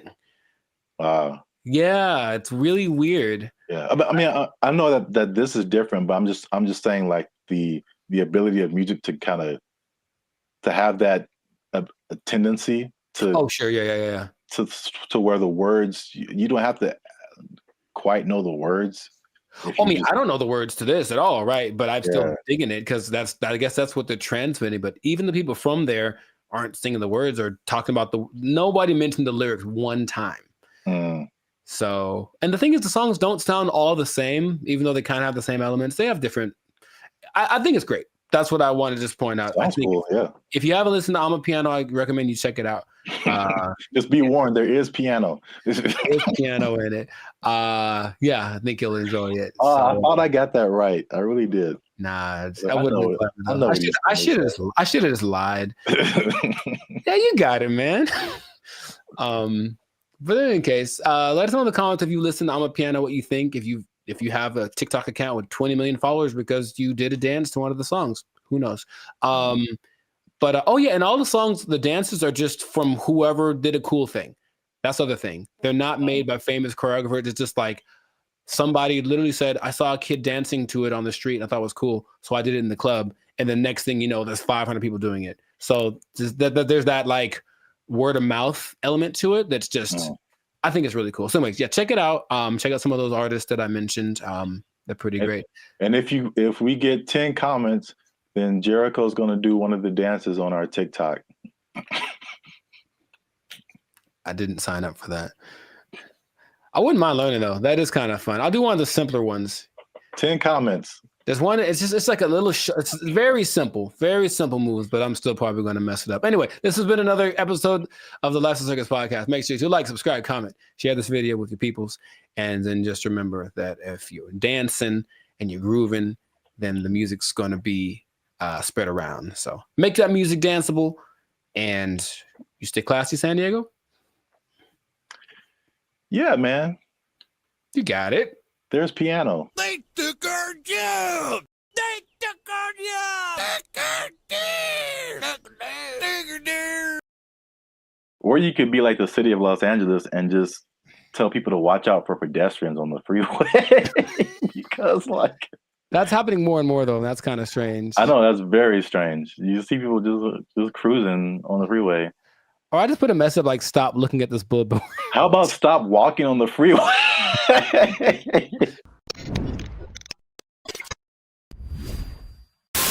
Yo, what's up, guys? I'm Zap, and this is Jericho. And we are now 6-time international award-winning pop hip-hop music group, Bandit Future. We do clean, fun music that everyone can listen to with a sound that's uniquely Californian. And you are now tuned in to the Life's a Circus podcast, where we talk about things that are funny, interesting, and ridiculous. And yo, make sure you like, subscribe, share, and comment on this video. And because we're going to talk about something that has kind of flown under the radar, but especially in California, if you live, or not California, really mostly like the the metropolitan Los Angeles area, maybe into the IE as well. That's the Inland Empire for people who are not from this area. The uninitiated, but there is something that I feel, well, a couple of things that I feel like a lot of people have seen and a lot of people haven't talked about. Okay. Intriguing. Okay. Yes. So I'm going to show you a picture, and this one is very close to you. I know you have seen this. Yes, I have. This billboard. Mm-hmm. Okay. I don't know what this message is. Download our new video editor. Okay, maybe another time when we're not doing a podcast. This billboard, if you're not from California, this billboard has been up. There's been a few of these. I've seen them. Yeah. Up along a major freeway in California. It says, "Warning: this billboard structure is the subject of a lawsuit. LASC case number something. Anyone who assists the city of Pomona in the demolition of this billboard structure will be sued." And it's just one of the weirdest billboards I've ever seen. And there's several of them. And I've just never seen anything like this. So I finally looked it up. And this isn't McDonald's Grimace level, but there's a little bit of a rabbit hole here. Okay. So basically, there's a guy named Brian Kennedy. He is the founder and CEO of Regency Outdoor Advertising. So basically, he owns it's a very popular billboard brand, probably maybe the one of the most billboards around the country. And he owns these billboards. And so I guess he contracts with cities to put these billboards up, things like that. So in 1993, oh baby, going back. Yeah, this story is very old. 1993, he had an agreement with the city to put up 10 billboards for 10 years with a 10-year extension. Right. So 1993, put up 10 billboards. 2003, you renew it, keep those billboards up. Stuff like that. You renew every 10 years. Okay. After the 1993 agreement, the city, the voters backed something called Proposition L, which prohibited the city for putting up any more billboards without voter approval. Okay. So when they came in, at the renewal period and were like, yo, take your billboards down, he was like, no. Like, we had an agreement before this Proposition L thing even happened. I see. And so it turns out this guy is kind of eccentric, so he's not surprised. Okay. It's his billboard. So he was like, I'm just going to put this up here. And so, because they've been threatening to just tear the billboards down. And he's like, no, I'm going to sue all you guys. So he just put those on his billboards. Okay. Which is, I'll just get your reaction to that before I keep going. So I've been seeing those specifically. I don't know if this is the one, but there's one on the 71 just north, right close to where I live. And every time I drive past it, I'm always like, I wonder what that's about. But so before, I guess my question is, it was a different billboard owned by this guy, and then they wanted to take it down, so he replaced it with this. Yeah, the message. He probably, rented it out to whatever company to advertise something, but now he's just been using it to put that message on there. Okay, so I guess I get a lot of questions in my brain, but my first one is, who would ever assist some? It's the companies. So like the city isn't gonna go out there and do it. These people, they hire, they put out bids, for companies that do this kind of thing, demolishing or whatever. So basically, I think he's saying, like, if your company is hired to tear down my billboard, I'm going to sue your company. So it seemed like a little bit of a scare tactic for anyone who wants to work with the city and taking this man's stuff down. Oh, that makes sense, but it's not what I was thinking. Dang it. I was hoping it was more for people who were just driving by with like a hammer in their trunk.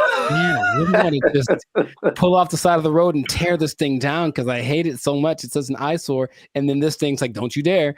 Or some guy that's just like driving his pet bulldozer down the freeway, which I've seen. And then all of a sudden, I'm gonna pull over and tear this thing down real quick. But that makes sense to hire people. So how long is this gonna happen for?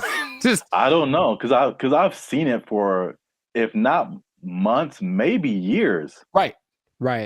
Like, I mean, the legal system is a very slow thing here. So yeah, right. And I think there was a case, but then it was appealed, so they're like waiting more time, and so I think I feel like it's eventually gonna come down, but he's definitely fighting the good fight. Huh. Because I think there was a case that I mean a case that awarded to the city and the people, and I think that he appealed it or something like that. So I'm assuming this guy has enough money that this isn't hurting him, right? I mean, yeah, billboards are way expensive. Yeah. So yeah, exactly. And it's not like selling something that could help him get some money back. It's just words. Yeah. What not to do. So yeah, I don't think he's hurting for money. Have you seen a picture of this guy? I have not. What do you think he looks like? Because I have an idea. Besides, I think he's an old rich white guy with a bad haircut. Okay. I feel like that's always how it goes down. I have in my head like this cross between Gary Busey and Gilbert Godfrey. I don't know why. This is kind of weird, and he kind of talks like Gilbert Godfrey. I just want that to be true. Old rich white guy with a bad haircut. That sounds like Gary Busey or Gilbert Godfrey. Yeah. That's what I want this to be. So we got to do a part 2 so I can see if I was right. Because if he looks nothing like that, I'll be disappointed. Like that's just the truth. I'm looking at him now. He looks well. This is also very good. I mean, very fitting. He looks like a character from The Sopranos. Oh, nice. So he looks like someone who would do this. Got it. He doesn't have a bad haircut, but old rich white guy for sure. I wonder if he's the first person. He can't be the first person to have done this. I mean, maybe not, but I've never seen anything like this before. But we run out of time. So before we end this, there's a part 2 to this. Okay. Which is it was a totally different scenario, but I was somehow kind of shocked that it was the same person. Okay. So we're going to leave Pomona and go more towards the LA area. LA. And then see if you've seen this billboard. Yes, I have. So it's the same guy. Oh my God. So you see the big Regency. Yes. Under it. And I wasn't even thinking about these 2 stories. Now this one is like 2 blocks from my house, and apparently now it's changed recently. So I don't know why he took it down or even put it up. But he put up 15 of these around. Oh, he dude's got money, dude. Jeez. Yeah. They're his billboards. I mean, he can put up whatever he wants, I guess. Yeah. He's just losing money from other people who would pay to be up there, but it's his billboard.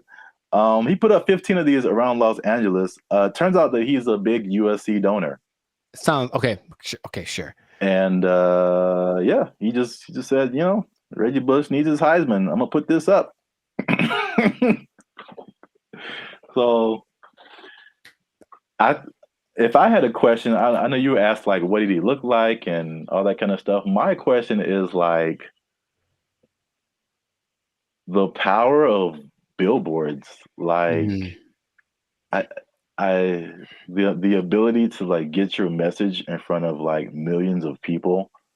They're obviously still relevant. We both recognize these billboards. Yes. And so it's like, I guess a cool question would be like, if you own billboards, like, what would you, and you just put up your own thing, like, what would you put up there? It has to be something that can make me money, though. You want to do like this guy and just like whatever. What if it was just like something, just a message you just wanted to tell the world? It could be serious or it could be funny. Oh, I got one. I got a funny one. What? Unless you want to keep that. I want to put messages that tell people how to drive. Okay, well, they're not like 30 billboards that say that the left lane is for passing only.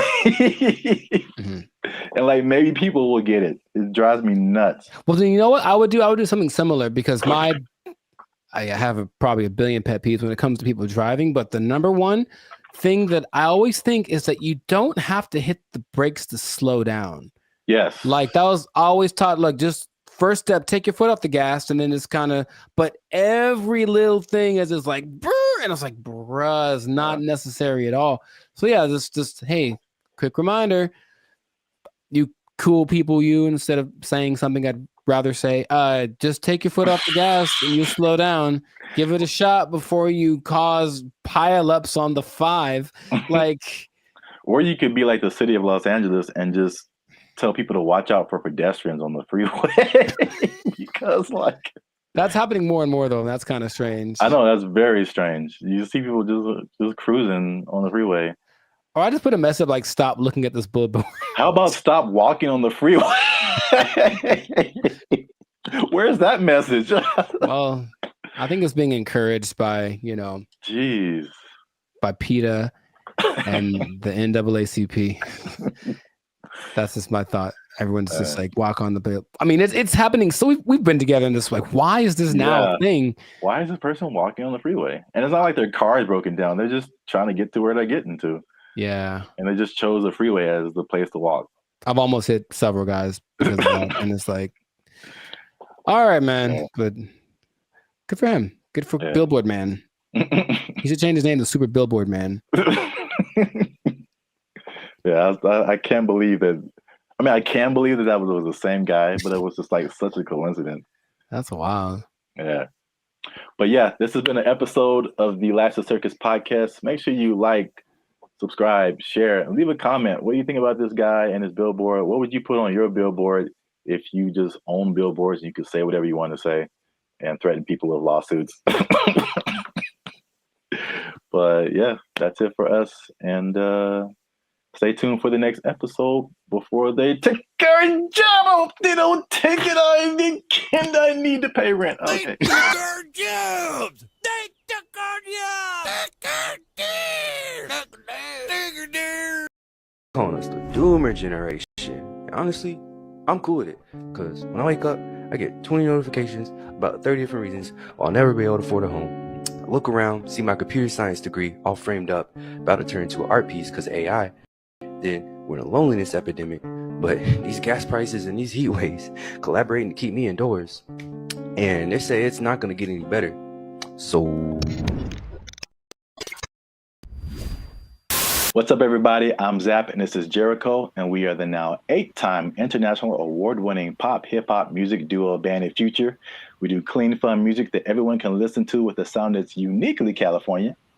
And right now you're tuned into the Life of Circus podcast, where we talk about everything that is funny, interesting, and ridiculous. But before we jump into the topic today, help your boys out. Come on now. Make sure you like, subscribe, comment, and share this video with somebody who likes to go shopping. I see. You know anybody in your life, Jericho, who likes to shop? Maybe. Who maybe gets things delivered? Maybe. From Amazon every Maybe. day? There's a possibility that I know someone. You said close to home, and that was apropos. So. Well, shopping might sound fun, but there's something called doom spending. I'm gonna tell you what that is. I'm gonna tell you what causes it, and I'm gonna tell you how you can avoid it because it's a negative thing. But you got to stick to the end to find all of that out. All right. So, Jericho, have you heard of the term doom spending? I'm gonna guess what it is. It's where you spend so much that you open up your banking app, and then there's just a picture of Dr. Doom laughing at you.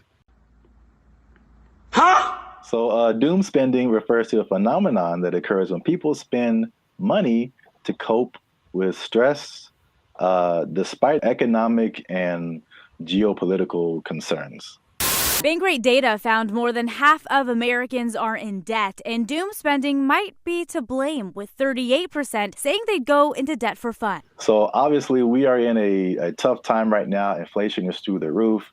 There's a lot going on in the world, wars in various places. There's a poll that was done that said that 96% of people are concerned about the economy. So that's a whole lot of people, pretty much everybody. It's understandable. Yet, with that in mind, 27% are doing this doom spending. So they are just still spending frivolously to a certain extent, and it's affecting different generations.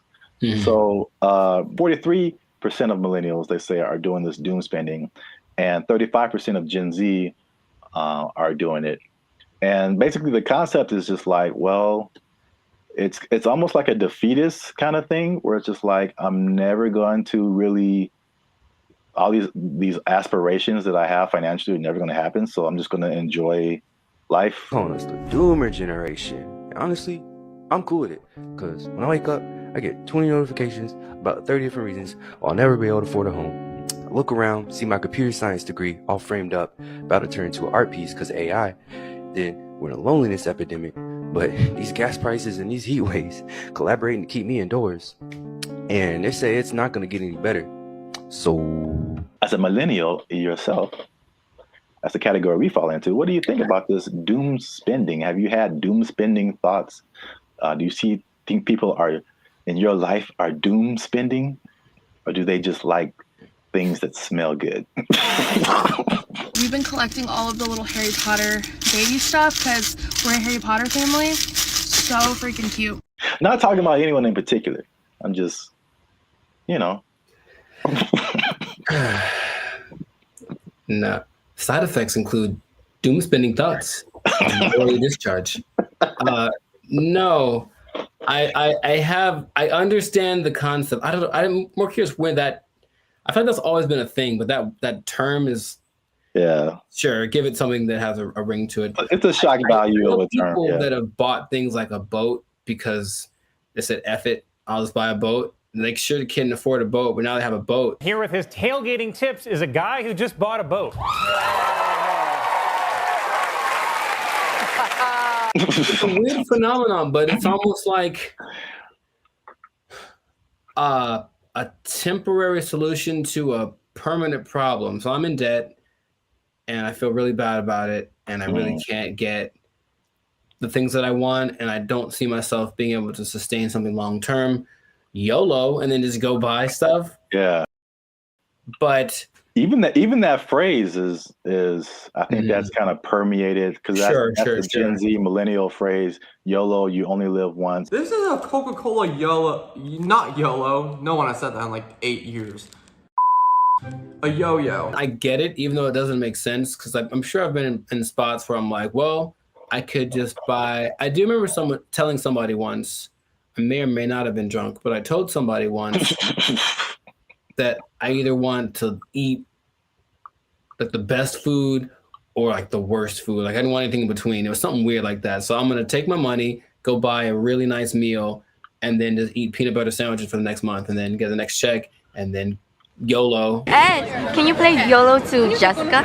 YOLO, Jessica. I think some people do, because you get the story, you get the high, you get the dopamine, and then you get the taste, of course, of the great thing that you can look forward to. It's like a little treat, like to like reward myself for like either like some like hard schoolwork or just sometimes it just serves as a distraction from like what's going on like around me. Whereas the more practical way to approach finances in general isn't glamorous. You're not really doing anything too extreme, right? You're just kind of all level here. And that's not fun.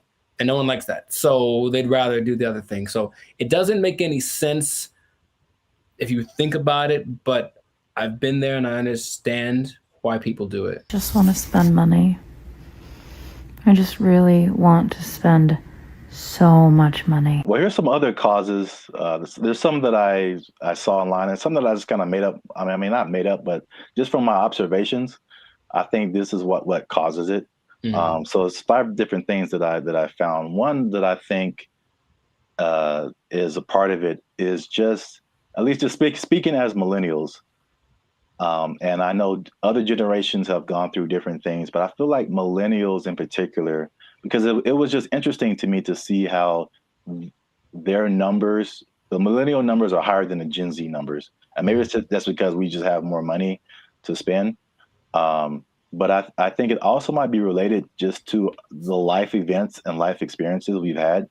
Mm-hmm. And so I think one of the first times I was like really conscious about money and the future and like life was 9/11, which is something that Gen Z isn't really familiar with. And I remember like stuff like being able to just walk on a plane and you can just carry whatever and sure dress however, like, and then all of a sudden things changing and then gas prices going crazy and the housing crash like 2008, 2009. And I'm sure more has happened in between then, but you also have like COVID and then, the inflation. Mm-hmm. So there's that. Hi, I'm 28 years old, married with kids, and we're moving in with my parents. And thank you so much to inflation for sponsoring today's video. Another thing that I think contributes to this is the good old student loans, man. So I thank God like every day that he made me kind of smart, because I got an academic scholarship and that helped out tremendously. Because when I see people talk about student loans, it's like their whole body changes. Yeah. And they just like, you can see the desperation in their eyes. Like, this is never going to end. Do you have student loan debt? Yes. Can I ask you how much student loan debt you have? Oh, 20K, I think. A third thing I think is the job instability coupled with rising prices. Oh, so, yeah. Mm-hmm. So, I mean, obviously inflation has just gone bananas, but again, it's just like back in the day, the path that they laid out for you, millennials. I don't know if they do the same with Gen Z. I don't know, but everything you see is just like, go to school, get a job, work there for 40, 50 years, retire. Like, yeah. It just doesn't quite work like that anymore. Yeah, and then we were just like, yo, either no one was hiring me or like budget cuts, we gotta let you go, or like it's just always, and then you're going from job to job to job, and it's like, where's the loyalty, the stability? And then as you're losing jobs and losing money, your landlord's like, hey, rent is twice as much now, and you're like, what? $10.46 for this little bit of piece of chicken? Did you not see that? No. $10.46 for a handful of chicken bites. That's stupid. Next one is like the social media era. And you gotta live it up. You gotta look like you're doing good. The whole FOMO, fear of missing out. Like, Becky's on a private jet. I want to be on a private jet. I don't want to wait until I'm 75 to do it. I got the money now. Screw retirement. Right. That's exactly what happens a lot of times. Yeah. Yeah. So is that, and then the last one is just financial literacy in general, and just like a long-term perspective. It's just more people just living in the moment, and or they just don't know. They still don't know how to handle money, which is just. This is why I want to say this for last, because I was just gonna get on my soapbox. Like, this is literally the easiest time ever in the history of mankind to like learn something, and or make money. Like it's all out there. It's all out there on the internet, and a lot of it is free. A lot of stuff that I've learned more stuff for free on the internet than I did paying for it in college. Right. So that says a lot. Learn stuff, and then what you know will get you a job. That's straightforward. Yeah. So doom spending, man. I mean, it's a thing. Yes. So the question is, have I ever done that for chicken? I feel like probably. Meaning, if the chicken was like $7.99, I had $9, but I had something else to pay for. That was also $7.99. I'm not sure what. Yeah, I probably picked the chicken. I probably picked the chicken and live with the consequences with the happiness in my heart. Ooh, it's right. Oh my gosh. Y'all gotta chill. Y'all crazy back there. They know what they did. Not to condemn anybody. I feel like I've definitely done it. There's definitely things where we're like, I can't afford this, but I'm going to buy it anyway. I think that's kind of like the phrase that comes to mind when I think of like doom spending. Especially if you can pay it off later. You know, I've heard people that have $300,000, $400,000 worth of credit card debt. I don't know how you keep getting approved, but like that's wild to me. Yeah. And then it feels painful. Like, oh, that's that idea. And for them, it's like, well, I don't have to pay yet. So I have $30,000 in credit card debt. When they call, I tell them I can't pay it back yet. All right, so real quick before we end it, 5 things you can do to stop or cut back on your doom spending. 1, use a budget, right? So just say, hey, I'm gonna spend this much and that's gonna be it because I only got this much coming in. And then boom, there you go. Nice. Number 2, addressing the underlying emotions. Some people just shop just because like they broke up with their boyfriend or had a bad day at work and that just makes them feel better. And then, but there's other things that you can do that aren't as harmful to your finances. Whenever I am shopping and I'm bringing home new things, I just feel good about it. No! Number 3, develop more healthier coping mechanisms. Okay. And then number 4, another thing that's just a cool thing of just the time that we live in is that you can automate certain positive behaviors. So you can automate your checking account or whatever so that it takes a certain amount out of every check and puts it into a savings, so that you don't have to physically do that and just kind of feel that anxiousness, I guess, about doing something like that. What? Bro, what are you talking about, man? And the last thing, again, hitting home, sorry to get so personal, just finding low-cost things to do. Ladies. I just really want to spend so much money. I don't understand the whole, if there's an option for a higher price version of something and a lower price version, even if they do the same thing, they want the higher price one because it's cute. And I'm gonna make them these little baskets. So I got these little socks to go in her daughter's basket. They're so cute. I guess. Okay. Gotta live with that. That yes, accurate. Find some alternatives, man. There's cheap things to do that are as equally as fun. Yeah, like taking a walk outside. Yeah. Every day. Just take a walk. It's good for your health too, so beneficial and free. That's 2 things. 2 things? Oh, 2 things appearance. There he is. Well, that's it. Doom spending. Let us know what you think in the comments. Do you doom spend? Tell on yourself. Get up in the comments and just tell on yourself. They know what they did. They know what they did for sure. Do you have anything left in your retirement? All right. Let us know. And don't forget to like, share, and hit that subscribe button. That helps us out. And if you doom spend,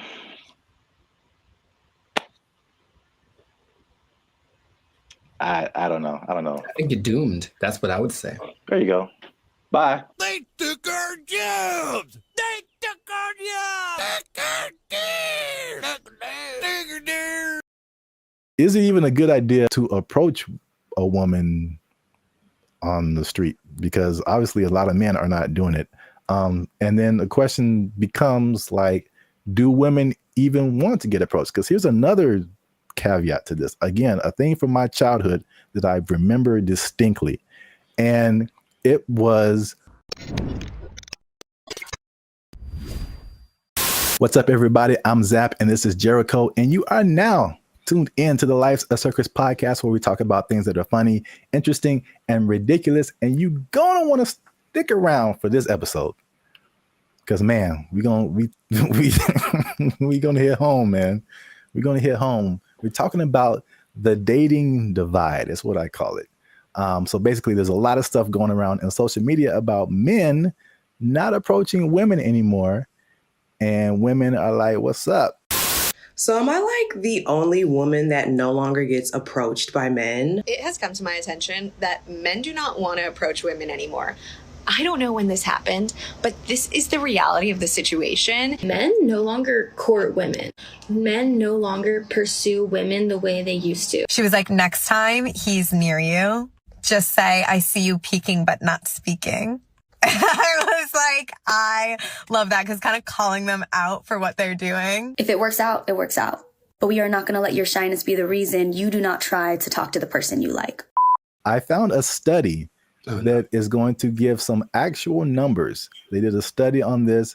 We're going to talk about why men may or may not be approaching women anymore, if approaching women like that even works, and if women even still want to be approached by men just on the street like that. So there's a lot about to go down in this episode. You don't want to miss that. Stick to the end. But before we get started, you can help your boys out. Come on, you know what it is. Every episode, we need you to hit that subscribe button. If you haven't already, hit that like button, because that helps our channel grow. More people see our videos. And if you really want to help your boys out, come on now. Once you hit that subscribe button, you'll see something that says join. You can join our membership, because unfortunately, we are not fully monetized by YouTube. They don't give us a penny. We don't get nothing, man. So all these free videos, bro. I'm laughing on the outside, crying on the inside.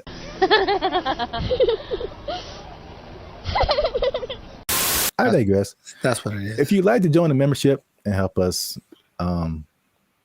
make more videos, takes a lot of time, takes a lot of money, resources. You can hit that join button, and that'll help our channel grow. So now let's back up. Have you heard this or seen this kind of just floating around the interwebs about like men and women just like dating just not happening anymore? The thing I've seen the most is women. It's mostly like street interviewers, if you will, who basically approach women and say, "Hey, what's your ideal guy?" And then when she just describes this guy, and the person who's interviewing tells her the probability of that person existing and choosing her, and it's usually like, it's crazy. Minimum height. 6 feet. Yeah, that's where they get you. Minimum income. So I'm gonna say at least 200. 200 grand?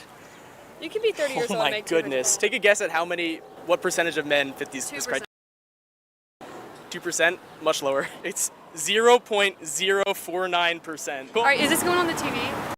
And it's not that she's always looking for, the baller with 10 cars and $1 billion, but even be a certain height, have a certain wealth status, no kids, whatever. It's still very few people. So I think just recognizing that this is the ideal thing that women are looking for, and feeling maybe a sense of entitlement that they deserve that is going to weed out a lot of guys. So then when guys that are outside of the range of that, window that she wants approach, they just kind of shut them down without even thinking about it. And then I think that is more prevalent with guys getting, we're supposed to be the people that pursue in the relationship, and getting told no is part of the process. Trust me, it's part of the process.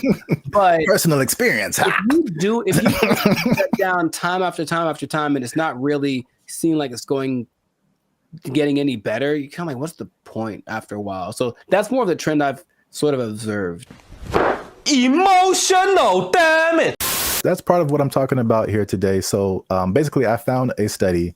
Who knows how legit it is, but let's just go with it and say like this is representative of what's really happening, because you have like the stuff that's in the media and social media, and it's like, is this for real, or are we just like putting the people who are in those situations in front of our faces so much, but then like in real life it's a little different. So I think like this study, if these numbers are like correct, is very eye-opening. Wow! The study is from a site called datepsychology.com.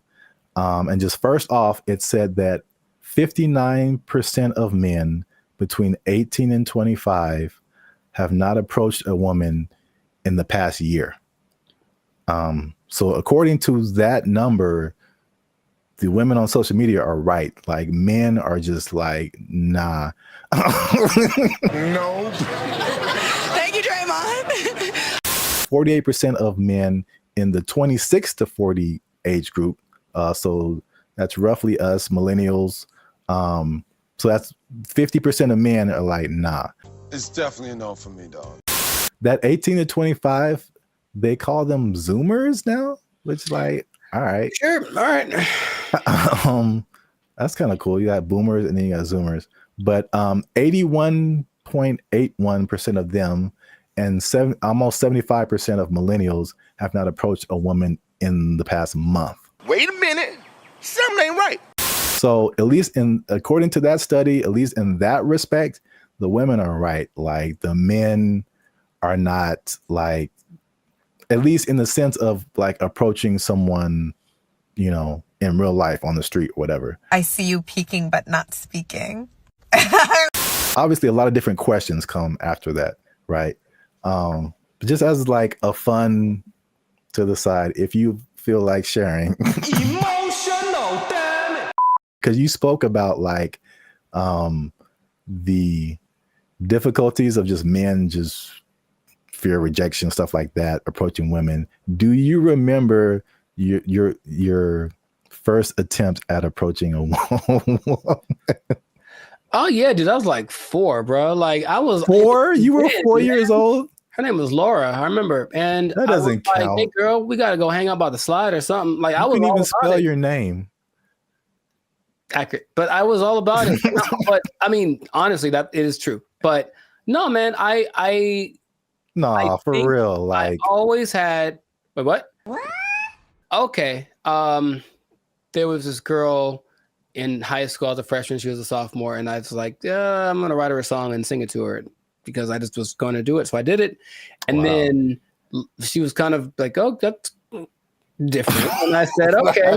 That's such a dramatic approach. That wasn't the that I was hoping for. But then later that day, I remember standing with my 2 of my friends, and we were all just like looking at her, and then they were like, "Man, you ain't gonna talk to her," and I was like, "Yeah, I am." And they're like, "No, you ain't." I was like, "Yeah."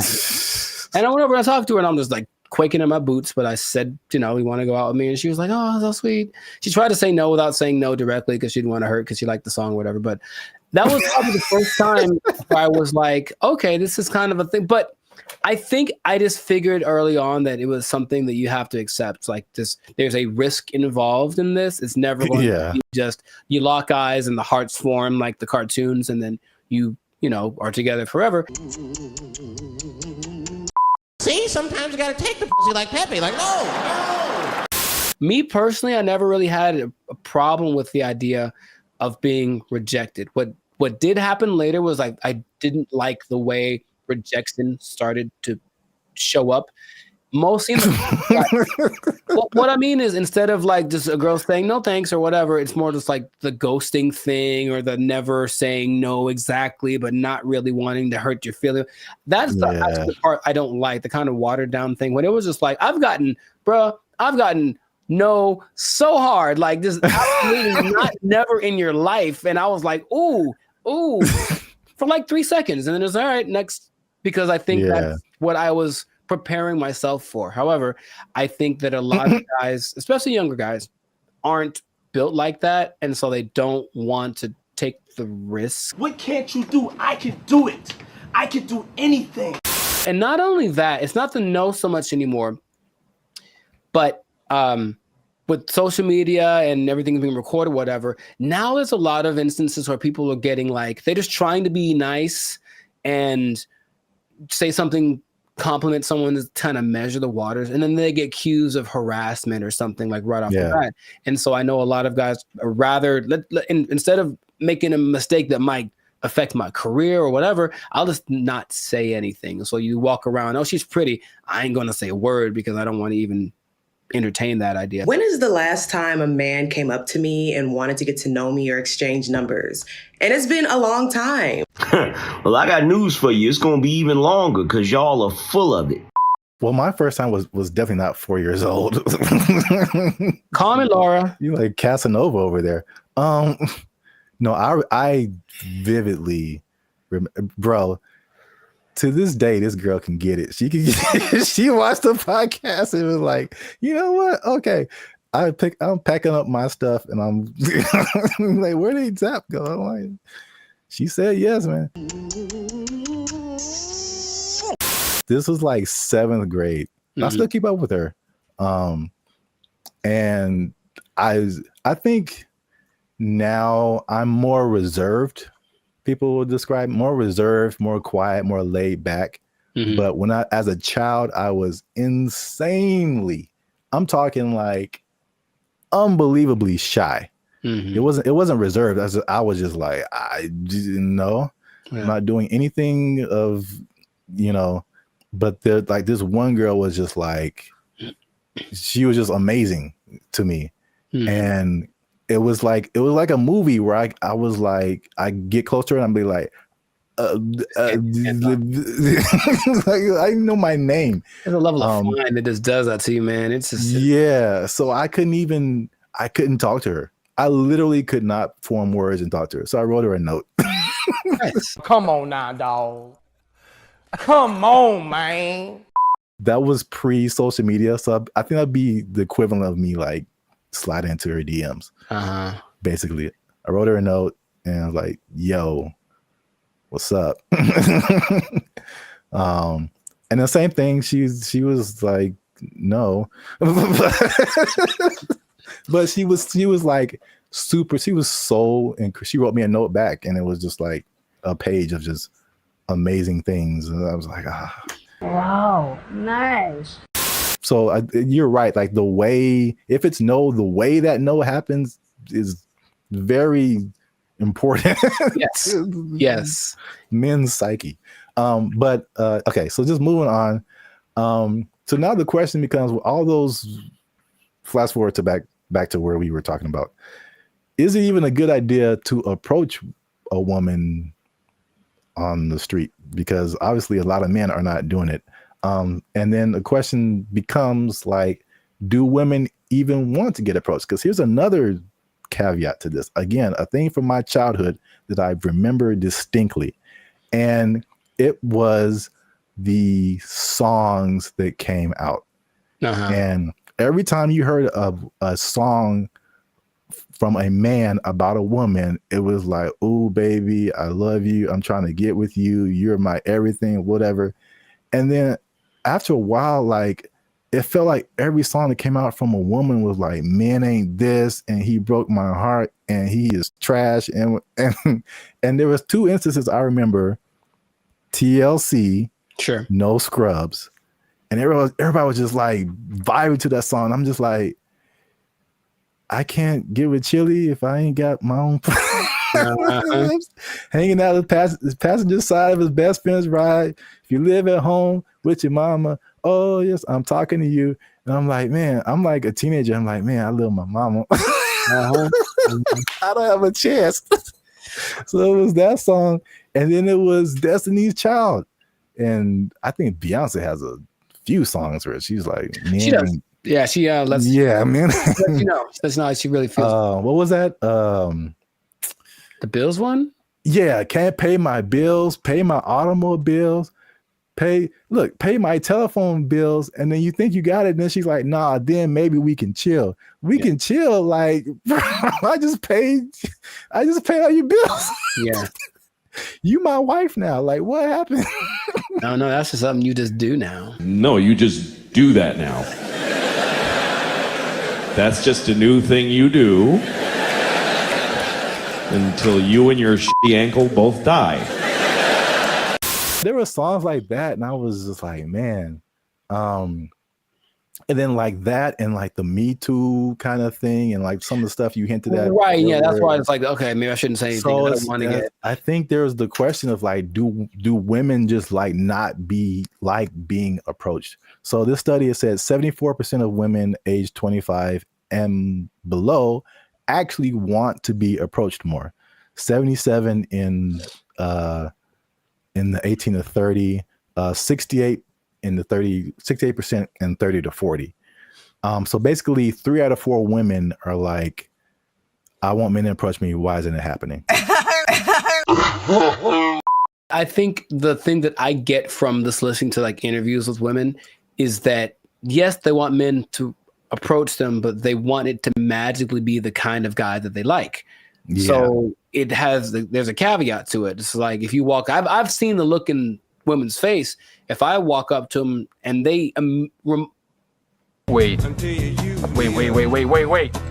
Last week, I was in Tampa doing my thing, and I walk up to a girl, and all I was going to ask was it was a bunch of girls dressed the same. I wanted to ask why they were dressed the same. And I know for a fact that women, because I've seen many posts about this, have a voice that they do when they're talking to a guy they're not interested in. It's something that sounds they're bored or whatever. It's kind of an ew, go away voice. That's suspicious. And so she does it to me right away, as very innocently. Hey, what you guys doing tonight? Oh, it's just a bachelorette party. We're just here to celebrate. That's the bride over there. You know, I'm like, hey, you go away, because I wasn't what she wanted, physically, anything like that. Like, I didn't fit. If I had, her tone would have been different. So a person like her will say, yeah, I want more guys to approach me, but not the guy who just talked to me. I want it to be the guy that I fantasized about. So how do you know if you're that guy? You really don't until you try. But you'll know right away if you're not. That's my hated it. All right. So just to wrap it up here. So the big question, men are approaching women. Women want men to approach them. So now, why aren't men approaching them? So 4 things they found in the article, nothing new. Fear of rejection, fear of social consequences, a shockingly high number to me of just not finding people that they're attracted to. And then smaller, but still there, is fear of like some kind of consequence. They'll tell on you to HR or if you work with them, that's a whole different thing. Yeah. I get it.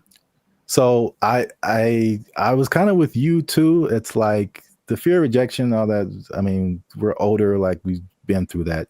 But like, this is the thing that gets me. Why I personally rarely do this. And hey, y'all, come look at this. The one time I jumped back in, and you were there, it happened. Bro, what are you talking about, man? Anyway, yeah. I see. This is why I don't, because it rarely works, at least for me. And then it also showed that in the study, depending on what you want. So I thought it was kind of cool the way it broke it down, because it went from approaching a woman to long-term relationship. Sure. So, and then the steps in between that. So you have to go from point A to point B, but it's a bunch of stuff in between. So it showed that when the guy approached a woman, 80% of the time it led to some kind of contact, meaning like friend zone. Here's my Instagram. Okay, whatever. You got a 4 or 5 chance of hitting that. And then from there, 60% of the time it led to an actual date. 47% of the time it led to sex, which was kind of high, surprisingly high to me. Sure. Like you got a 50% chance of every 2 women, one of them is gonna. That seemed kind of high. But 28% chance it led to a actual relationship that was like at least 2 months. And then only 13% chance it led to an actual like long-term relationship. And then I mean, some of those numbers don't apply to me, but I can at least attest for that last number. Like just approaching a woman in like life on the street, it like never turns into a long-lasting thing. That's weird. Well, I have friends that one of my best friends, you know, he met his wife. She was working at Carl's Jr. and he thought and he got a number and they married with 2 kids. So it does happen. And I will say that for me, I do like the immediacy of it. Is that a word? Whatever. I like the way you get the feedback right away. If I talk to you and you're into me, I kind of can tell right away. If you're not, you won't give me the number, whatever. Whereas people that are going more of the dating online route, they'll get drug along for weeks and months and it might not go anywhere, but you wasted that much time. It makes, I don't remember how many people I've just walked up to and said, because it happens so fast. And if it worked out, great. If it didn't, okay, whatever. It's just such a short amount of time. But when these now people are kind of getting friend zoned and are the women leading them on, they don't know, but it's going on for months and they're writing and, hey, what if you send me a little money or maybe you can come over? We hung out, nothing happened, but I thought you to me, bro. It's like that happens so much to these guys who are taking that route that you can see why it wouldn't be something people want to keep repeating to do. But I personally would recommend more so to the younger people because I think you could be a little tougher. That's just my personal opinion. Is that like thick-skinned, if you will. Like just try. You never know. And I have had a couple decent sized relationships that came from just me walking up to a girl I thought was cute. So that has happened to me. In comparison to how many women I've walked up to, it's not a very good percentage, I suppose. Hi. Okay. For me too, it's just like it's the unknown because it seems the randomness of it. Because all I have to, unless I know you from something, like I'm just going off of you look good. And then right. There's a whole lot of stuff after that I have no idea what I'm getting into. And for me, most of the time is bad. It's so bad. It's the other stuff. There's a lot of layers to a lot of it's so bad.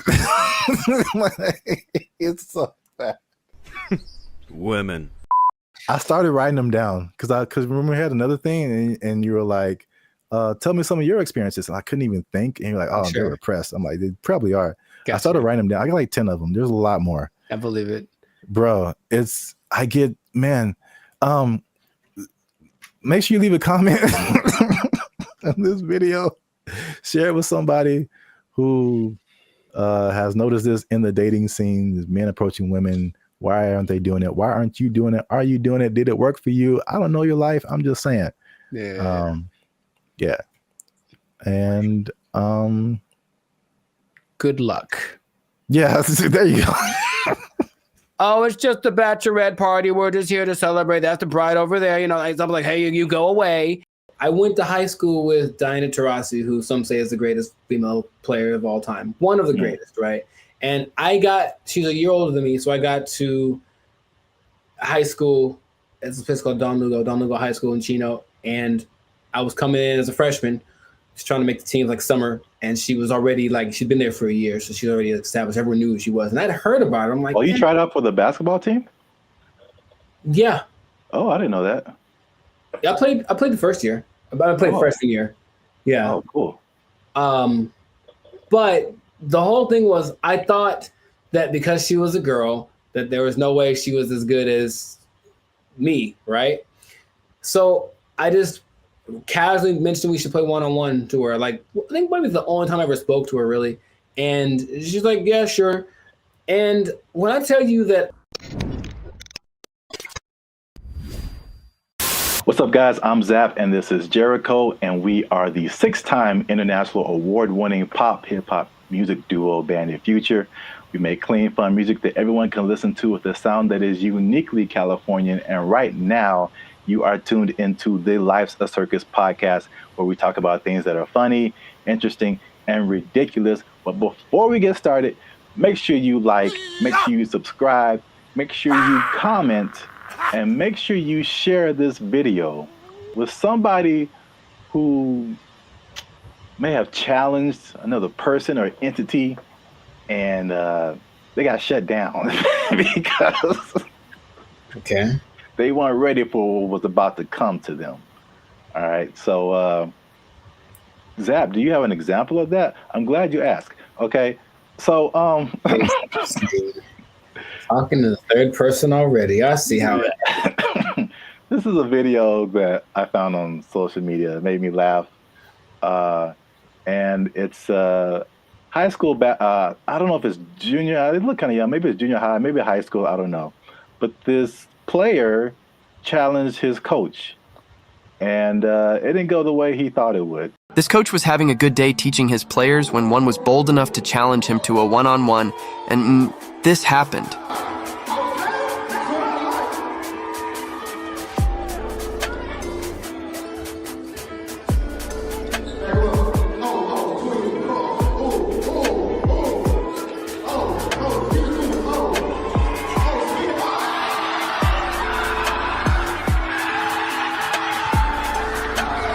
Do you think he would try this again? So yeah. I like it. I like it. Yeah, coach wasn't messing around. I thought he'd get past him, but I didn't know he was going to break the kid's ankles. That was cold.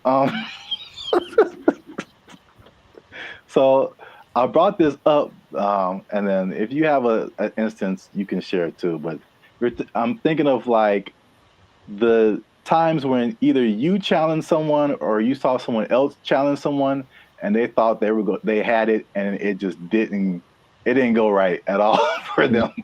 Because I brought up this video because it reminded me, and I think that's junior high. It looked like junior high, not high school. It reminded me of the same thing that happened in my junior high school. Okay. So my school was a magnet school. I don't know if did they have magnet schools out here in California? Okay. Yeah.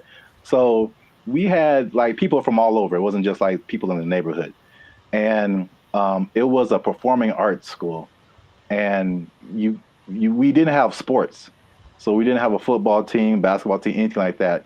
So what they did is like people from our school could play sports at like different schools, which is kind of cool now that I think about it. But so we had different players from different schools that went to our school, right?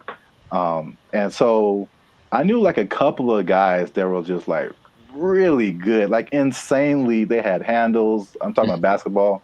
They could shoot. Like they could do everything. I remember this one guy, especially named Ricky, who was just like, he was like the coolest dude, bro. Just, but not like a I'm better than you jock kind of. He was just a cool dude. He walked cool. He talked cool. He was cool with everybody. Like, and he's just amazing basketball player. And we had some other like girls. There was a girl who was like 6 feet tall, and she was just amazing. Like we had amazing players, right? Mm-hmm. And we had these 3 PE coaches. Now they're all different. So there's one guy, Coach Moore. He was super tall, but he was like 100 years old. I swear, this guy was like past your prime. But he was skinny, maybe in shape, but like super skinny. But at least 60s, 70s, maybe. Okay. All gray hair, just like okay. He didn't seem like anybody. Mm-hmm. And then we had this lady. This white lady who looked like, what's the girl from Iowa? Is that it? The basketball player? Yeah, the girl who's like really big now. Caitlin Clark. Yeah, she kind of looked like an older version of her. and she like just had a baby, like, so they challenged the students. This is junior high school to like a basketball game. It's like the three, and then they probably like roped in 2 more teachers, and like so it's like this really tall old dude can barely move. This really short dude looked like Sherman Hemsley, and this lady who just had a baby, and like 2 teachers. I'm just like, we were all like, okay, students are gonna whoop, we're gonna kill these people. Like, get an ambulance ready, and just, man. I'm guessing the opposite of what you expected to happen happened.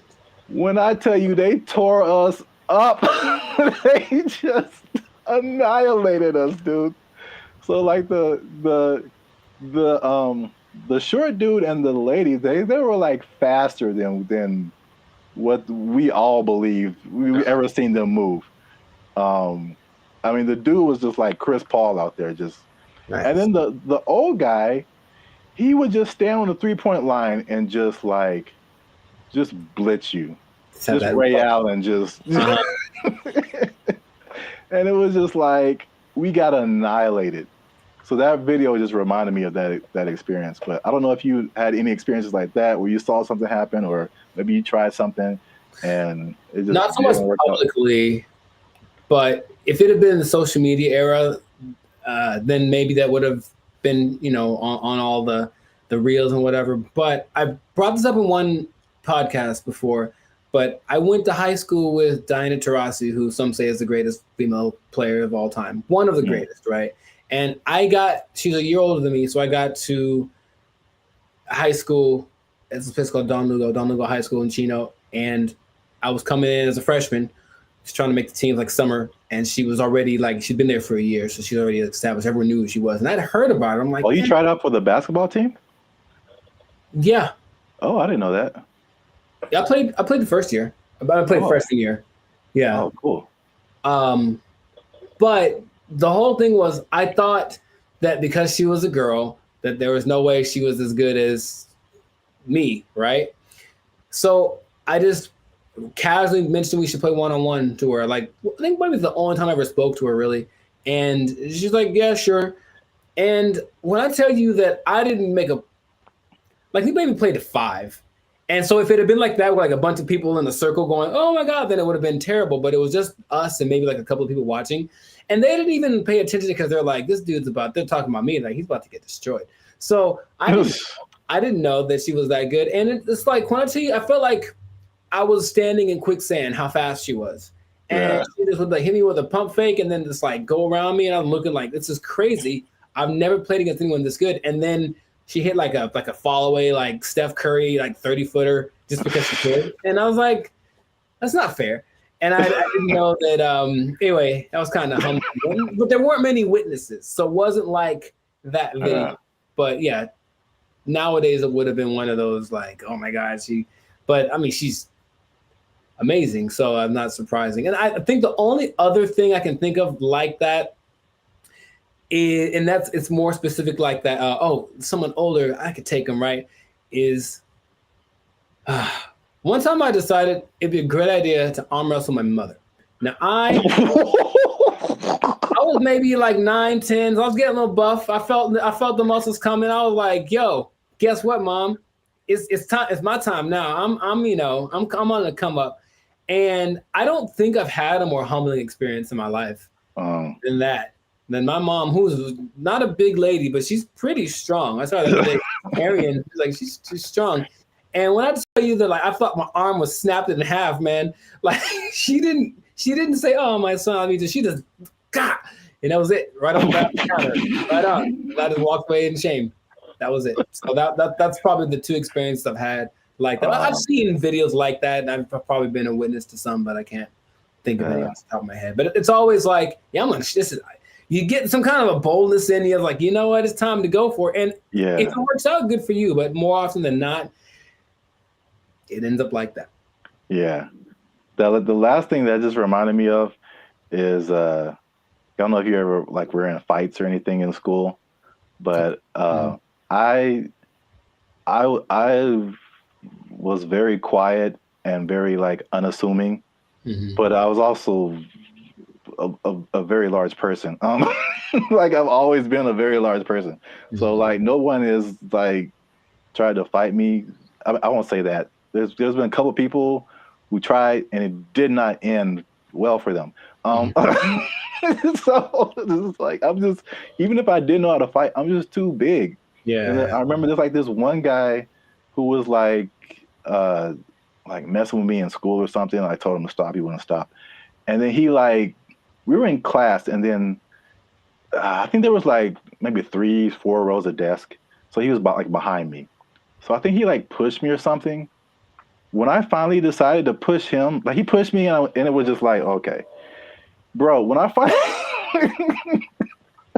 finally pushed him back, I feel like he got laid out. That's what I feel this like. dude went flying like 4 rows back. It was like everybody was just shocked. It was just like I did like some kind of Naruto like whoosh on this dude because he went flying. And yeah, that was the end of that for sure. But yeah, so I've seen it go both ways. So if you have a story like that, something that happened in your lifetime where you saw somebody try to do something and didn't work out, or you tried to do something and it didn't work out, let us know in the comments, and so we can all have a laugh. Sharing laughter. Yeah. Don't worry, you'll be okay sharing it because it'll just be between us. It won't go to your boss or anything. No. Yeah. You'll be okay at work because we want you to keep your job. We do. We want you to keep your job. Yes, we do. Because if you do something like this, try something at your job and it doesn't work out. Challenge the boss. Don't do it. I wouldn't recommend. They might take it. They might take your job. It didn't work out for you. You're fired. Oh. They took our jobs. They took our jobs. Did you know that besides blue collar and white collar, there are other collars for jobs? No, I didn't. I didn't either. There's gold collar, which is law and medicine. Gray collar, which is engineers. Pink collar is service fields. Red collar is civil servants, and green collar is the environmental sector. So there you go. Oh, what color? What color are we then? Black collar. You started it. What's going on, everybody? I'm Jericho. This is Zap, and we are the now 6-time international award-winning pop hip-hop duo Bandit Future, who make clean, fun music that everyone can listen to with a sound that is uniquely Californian. And right now, in this moment in time, you are tuned in. Congratulations, by the way. You were tuned in to the Lifestyle Circle podcast, where we talk about things that are funny, interesting, and just straight ridiculous. So before we get into the thing, make sure to like, subscribe, comment, and share this video with at least 2 people that are thinking about changing jobs, because maybe blue collar is the way to go in the future. Think about it.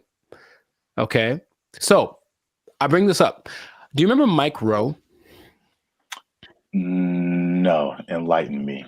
He had the show called Dirty Jobs on, I think, TLC for a long time, where he basically went and did all the jobs that are hard and awful that no one wants to do. Oh, I never watched it, but I heard of that show. Yeah. Okay. Well, interestingly enough, and this is a side note, he also might now be a vice presidential candidate for the Kennedy dude. Interesting. Anyway, the world works in mysterious ways. So basically, he has always been a fan of the idea of working the traditional blue collar stuff. And also, another side note, did you know that besides blue collar and white collar, there are other collars for jobs? No, I didn't. I didn't either. There's gold collar, which is law and medicine. Gray collar, which is engineers. Pink collar is service fields. Red collar is civil servants, and green collar is the environmental sector. So there you go. Oh, what color? What color are we then? Black collar. You started it. Anyways, hey, how's it going? So, yeah. So the question is like, will you have a better career as a blue collar worker? So he started something called the Works Foundation, and it's basically a program designed to help college students get into trade schools, because of the jobs that are available now. There's like 10 million job openings that are needing people to do them. They're all blue collar jobs. Like all the oversaturated stuff is the professionals, everyone trying to be the next CEO or whatever, start their own business. However, these blue collar jobs need people. And while going to college has resulted in, where's the number that I can't believe when I read it, has resulted in $1.7 trillion of student debt that people have accumulated. Yeah, 1.7 trillion. Going to a place like maybe Dartmouth College, for example, which is $360,000 for a 4-year degree. You can just go to a trade school, develop some skills, and instead of starting 360 in the hole, you don't make as much money yearly, but you're not starting in debt. That's his first idea. And not only that, he wants to teach the principles that got our country to where it is now. So work ethic, personal responsibility, delayed gratitude, good attitude, showing up early, staying late, like what makes a good employee, but how people have left that behind. And so just recently, I believe as recently as a couple of weeks ago, a school called Western High School in Nevada started to incorporate this into their curriculum. So they're starting with their freshman class of 750 kids. The top 50 kids that graduate from this program will get a full ride scholarship to the trade school of their choice. And I thought that was really cool. So he's trying to make this push to get people back into the blue collar sector because it's, dignified work and whatever. And some people are for it and some people are against it. So just based off of what I've told you, what are you thinking? What's your opinion? I guess I'm kind of mixed. Okay. On one side, it sounds really good because one thing I have noticed, especially since 2020, is like people don't want to work, and if I guess it's more like service jobs, or if they do want to work, it's just like there's just all that stuff that you listed. There's like no effort. It's like nobody cares about what they're doing. They're just clocking in and clocking out, and they don't care about customer service. They don't care about doing a good job. They don't stay late. They don't come early. They don't do any of that stuff. They just they just come. I'm here, and I'm gonna do stuff maybe, and then I'm gonna go home and play Xbox. Like what? Like what is happening? So like that part, like I'm all for the trade stuff. I know it's just like AI is changing a lot of, I guess you would call white collar jobs. Yes. So that they're not as necessary.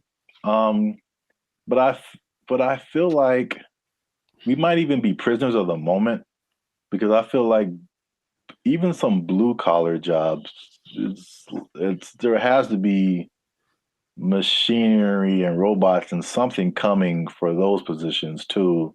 Maybe not as quickly, but I don't know what the future looks like. I'm sure those things are coming. He stresses that the lower income blue collar jobs will, of course, be taken up first. For all the service stuff will probably be replaced by kiosks and AI and stuff. But if you look at the top grossing blue collar jobs, they still pay pretty well. And I'm pretty sure we wouldn't trust the robot to do them. They include airfield operations specialists, avionics technicians, supervisors of construction and extraction workers, boilermakers, first line supervisors of firefighters, and nuclear power reactor operators. And all of those you can earn between $65,000 to $120,000 a year. So it's not like you're going to be missing out on money by doing something that's a little bit harder. The nuclear power one sounds kind of dangerous, but there are jobs that people do need to do that won't be. I wouldn't trust a robot with my life with that kind of stuff, So yeah, I think they're still going to look for qualified people to do that. So in these trade schools, you can go to them. I said, and they're really good. It's just that like I didn't take anything in school that helped me like do a craft. Like there's no automobile class, there's no shop. I can't build nothing. I can't fix my car. I don't know any of that stuff. And I think a lot of people fall in that category. And so he's saying, well, that's kind of what we're missing. So if everybody goes to college and gets a degree, even if they're, $1 million in debt, then where are the plumbers and the electricians? Where are all of those people? They're not around anymore. So it's like all those things start to fall apart in cities. The infrastructure starts to mess up. That's just his idea. So he's like, he needs more people to be interested in it, get the kids at an early age, and then encourage them to do it, because it's noble work, it's dignified work, and it's work that they're pretty sure isn't going to be replaced anytime. So, man, have you ever seen those people? I watched it on the TikTok. People that replace those like light bulbs on top of those super high poles, like 2,000 feet in the air. Like, you have to have a dude go up there, and those guys get $160,000 a year. It's super dangerous, yeah, but it's like you need them. So all those kind of jobs are available for this trade school thing. So he was just saying, it's just an alternative. Of course, if you want to go start your business or be a YouTuber or whatever, go do that. But the world will fall apart without these people. So I thought it was a cool idea, and he's hoping to get, I think somebody decided, I also think it's a good idea, and they donated $5 million to his program, Inglestead. The Inglestead Foundation donated the $5 million, which makes it possible for the top kids to graduate to go to the trade schools free of charge, basically free tuition. So that's just something that's happening, and maybe it'll cause a shift in people are lazy. We said the pandemic kind of showed that, but maybe the newer generation will be like, okay, my parents were lazy as heck. Dang, I need to, start working a little more hard, and then the next generation after that might flourish. So I just thought that was cool. I did not know that was a thing before, and so shout out to Mike Rowe, which might be a vice president of candidate in the future for doing this. Oh, one other stat I did read. Because white collar is, of course, makes a lot of money. Only 43% of workers are white collar. 43? 43%. So that's about 64 million people according to 2020 count. So that leaves, I didn't do the math, but there's a good amount more that do the blue collar stuff. So it's like, it's not like it's not necessary. It's just that it's not applauded. It's like, oh my God, you did a good job being your electrician or whatever. But people, we need that. Like our whole, if I don't know how to fix any, you probably know better than I do. I don't know how to fix anything like plumbing, nothing works. So I have to call a guy, and that person I hope is qualified. So that's what they're doing. They're training these people up. Yeah, I think like overall it's a good idea. And I think it's just like as it's like you don't know what you don't know, right? So if people are like for music example, people, all you see is just like Drake and like DJ Khaled, and like that's what you know, like that's what you're gonna aspire to be if you're into music. Yeah. Or if like you only grew up listening to Beethoven and like Bach and Brahms, like that's like all you know is music. So if there's one education path and that's all you know, it's like, oh well, this is just what we are supposed to do. Like that's like when I was in high school and they were like, you got to pick a college, and I'm like, I got to pick a what? Right. Okay, and I kind of like honestly went to college because that's what everybody said you're supposed to do. Me too. Not because I was like, I don't want to do I didn't know never even heard of a trade school. Yeah, I didn't have any options. Yeah, I didn't know what my options were, honestly. Yeah, they literally some kind of announcement or something. It was like, you got to go see the guidance counselor. I'm like, the guidance counselor? Yeah. So you can pick a college to go to. Like you just kind of funneled into this direction. And I mean, trades are like, and it's a good alternative for a lot of people. Right. So we'll see how it works, but he's hoping that it builds up some steam, builds some momentum, and then other people adapt the program, because why not? We need them. We need people to come fix my car, so my car can run. Yeah. So that's what I thought was pretty fascinating. But let us know in the comments what you think. Is the blue collar thing? So if you have kids or something, would you encourage them to go more towards that route instead of getting in crazy debt going to college and then hoping you find a job after that? Because job market's getting a little bit scarce out there. Do you support the idea of Mike Rowe? Do you have a better idea? Do you think we should just all go to Mars? Whatever it is, let us know in the comments what your idea is. And we will respond to your comments. Probably. Yes. Yes. But Definitely. we'll respond faster if you're a member because they get priority comment reply. Oh, there we go. Okay. You might want to do that. Might drop. So yes, that has been another episode of the Life and Focus podcast. Yeah. Like, share, comment, share it again. Share it twice. Even better. And just think about that job. Think about the job because, you know, you got to have a job. Got to have a job. If you don't have a job, then, you know. Yeah. If you don't have a job, you can't buy snacks. Mm. Yeah, see? There you go. Go get one. It all makes sense now. Yeah, I know. And don't do anything to lose it because you might. Yeah, you don't lose your job. Go to a trade school, learn a trade out. They took our jobs. They took our jobs. This is for our answers, Jericho. No, it's not. No, it's not. For all the cotton pickers, for all the slaves, for everyone who marched in the Million Man March. I don't think this was the dream that Dr. King had in mind.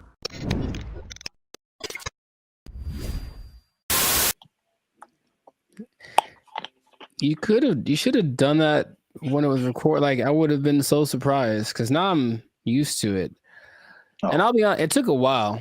It took a while to get the yogurt experience acclimated to my. It's just never. I don't think I've seen a person eat yogurt in years, man. I'm serious. What? Yeah, I don't hang around yogurt eaters. Like, not like there'll be yogurt on the side if you go to a Mediterranean place or something, but not yogurt just in a isolated incident. In an isolated incident, someone ate yogurt today. Gold is up 10 points.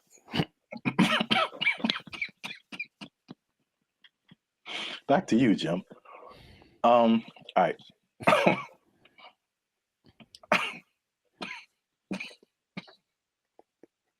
Let him use you. Won't he do it? Won't he do it? Yogurt.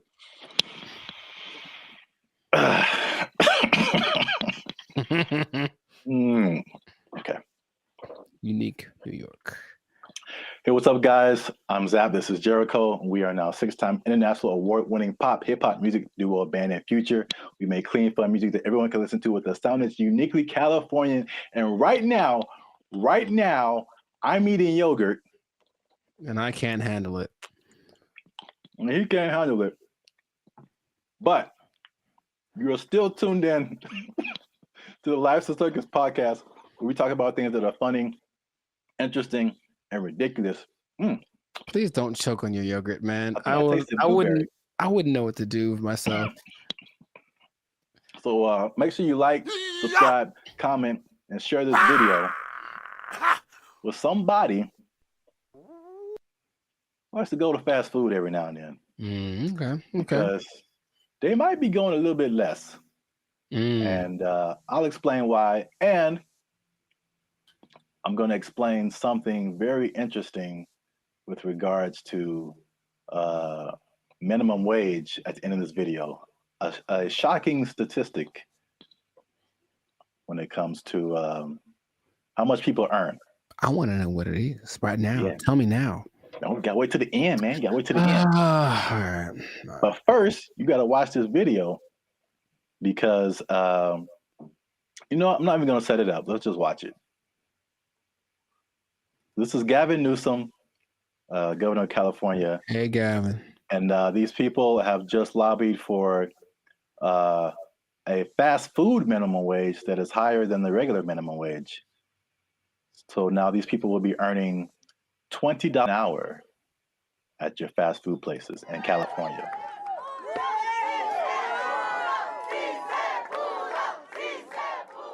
Boy, these were some tough mountains. This wasn't easy.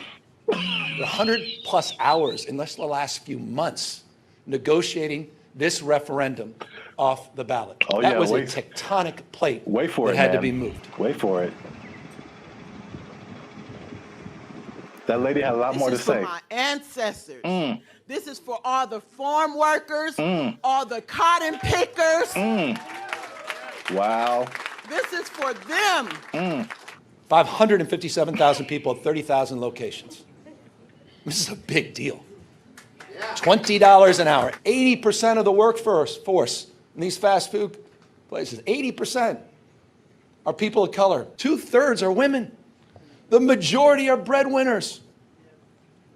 And we have the opportunity to reward that contribution, reward that sacrifice, and stabilize an industry in turn. What a remarkable moment. So it's going to be a lot better now. Well, right now we're going to have a chance to at least, maybe decide to save some little money or, pay all their bills or credit card debt. This is going to help continue to pay our bills, help some people get out of eviction, help us catch up where we need to catch up because we haven't recovered from COVID just as of yet. So this is just the beginning of our wins.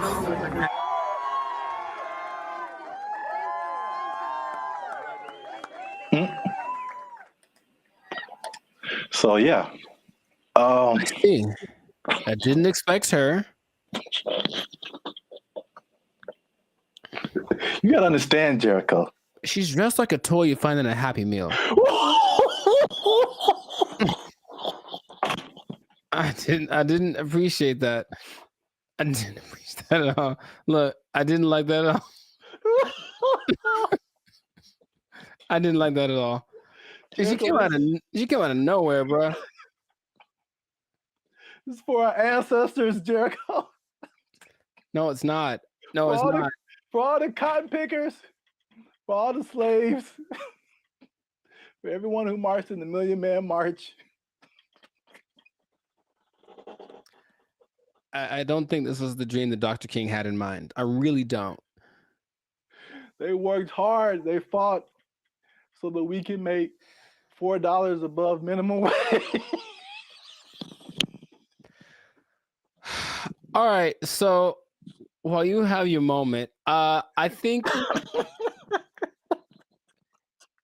that's okay.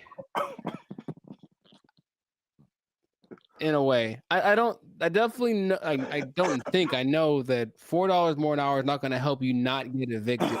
Maybe if you make good financial choices. See, here's the thing that people lose in the thing. All jokes aside, even though it was ridiculous, she was unnecessary to that video. I don't know why they picked her. I don't know why they picked her. I just didn't see the point. But it doesn't it doesn't matter how much money you make or don't, right? It's just about how you work with it and how much you keep. So I know people that work fast food that do very well because they're just smart and they budget and they're frugal. And I know people that make a lot of money that are basically broke, you know what I mean? So yeah, there's that. But and are those real statistics? I suppose someone says, oh, there this percentage of minorities and women, sure. So it's a step in the right direction, yeah. But as we've mentioned before, it could just mean that a Big Mac's going to be $10 next week. So, that's kind of why I brought it up. It's it's not only to see what you think about it. I mean, it's going to be interesting to see what happens because food prices alone right now are through the roof. Man, I saw like a bundle of grapes for like $6 a pound. Yeah, like I bought like a few berries, and it was like $20 for like just to start off with.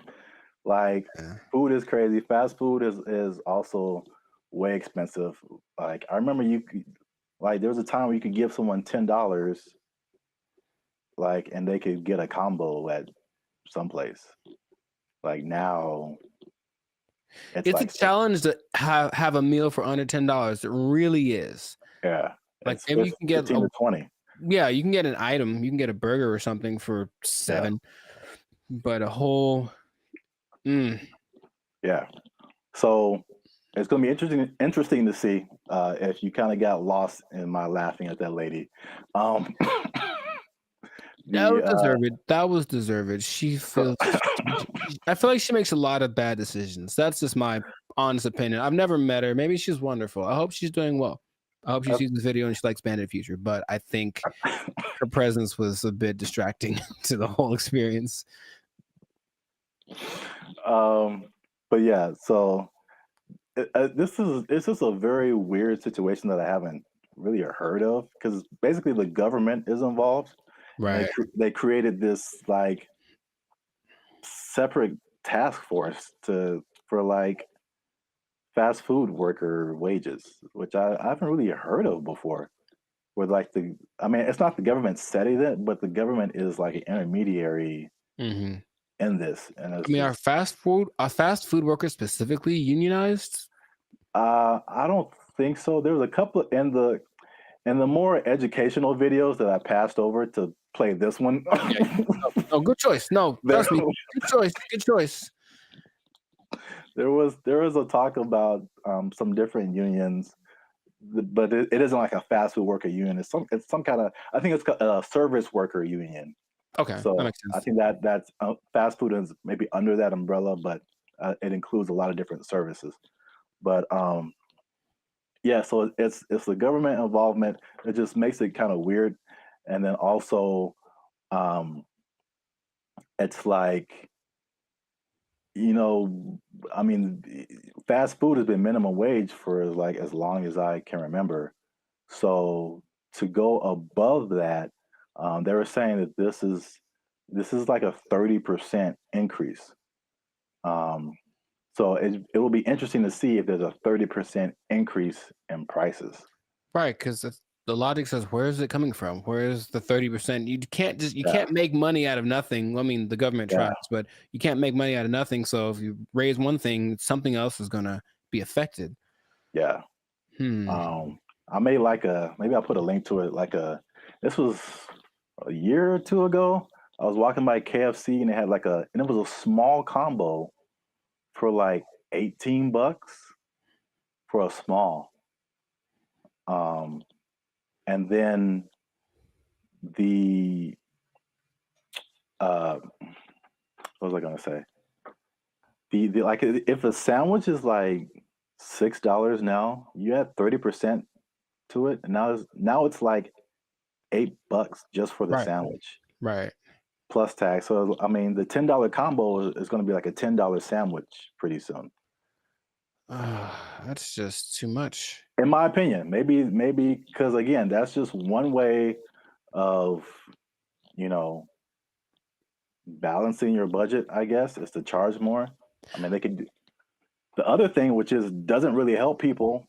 I mean, it's just weird, ironic, for lack of a better term, is that, okay, again, you're a business owner, prices go up for your workers.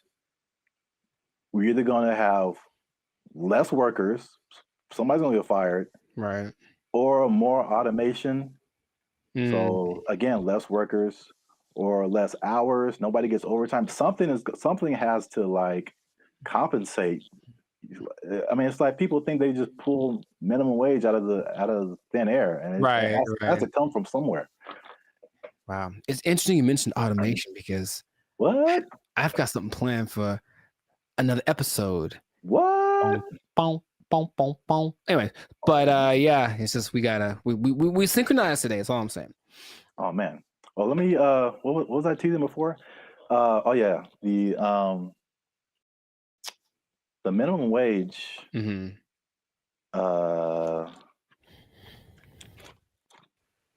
Oh, this teases for something else. Whoops. Oh, maybe I can come up with another one. It's kind of anticlimactic, but I appreciate the tease. You have an interesting fact about minimum wage that you give to the people? No, I do not. Well, that's been another episode of Life Service Podcast. Yeah, I was going to say, though, I wonder what will happen to the In-N-Out workers, because they always got paid more than minimum wage. That was kind of the thing. That was the job you wanted in high school because you were on your feet because they deserve it. They're working round the clock. And I wonder if they're going to get more than the higher price than, more than the $20 now. Huh. It's kind of they operated like every fast food job was minimum wage except for In-N-Out. Even Chick-fil-A? I believe Chick-fil-A is also minimum wage. You just have to be a good-hearted person because those people, even if I don't like the food, they're very nice people. Very nice people working at Chick-fil-A. Yes. Well, I'll give this nugget. Maybe people don't know about this. If you ever want to own a Chick-fil-A, you have to start at the bottom and work there for minimum wage. So there you go. I gave him something. You can't just walk. You just can't just walk in a no matter how much money you have, you got to start at the bottom. So let's say I just barge in. I'm like, I'm LeBron James. I still got to work the shakes and fries. LeBron James got to be peeling those fries back there, man. Oh, man. That's crazy. All right. I'll tell him. Yeah. He asked me to ask, so I'll tell him. Yeah. All right. Well then.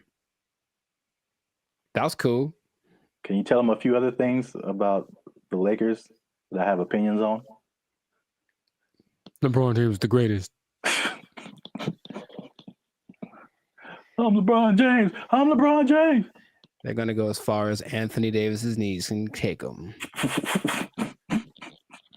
Which might be a second round exit this year. We'll see. Man, we got way off topic. All right. I know, but make sure to like, subscribe, comment, and share this video. Probably the first 80% of it before we ran off the rails. Yeah. And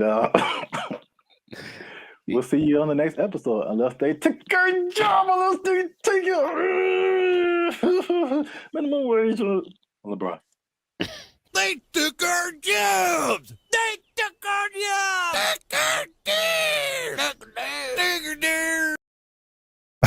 And number 3.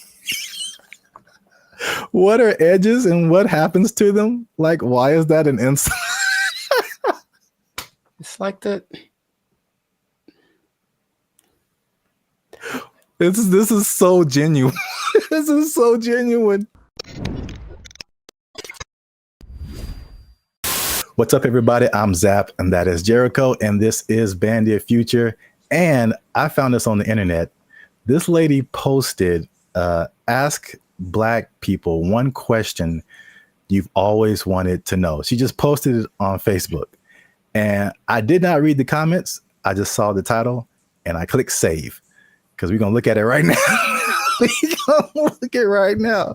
But before we jump into it, make sure to hit that like button because that helps our channel grow. Also hit that subscribe button. All right, that helps us grow as well. Because, I'm pretty sure you're going to enjoy this one. Are you ready, Jericho? Are you excited? I was born ready. Oh, man, here it is.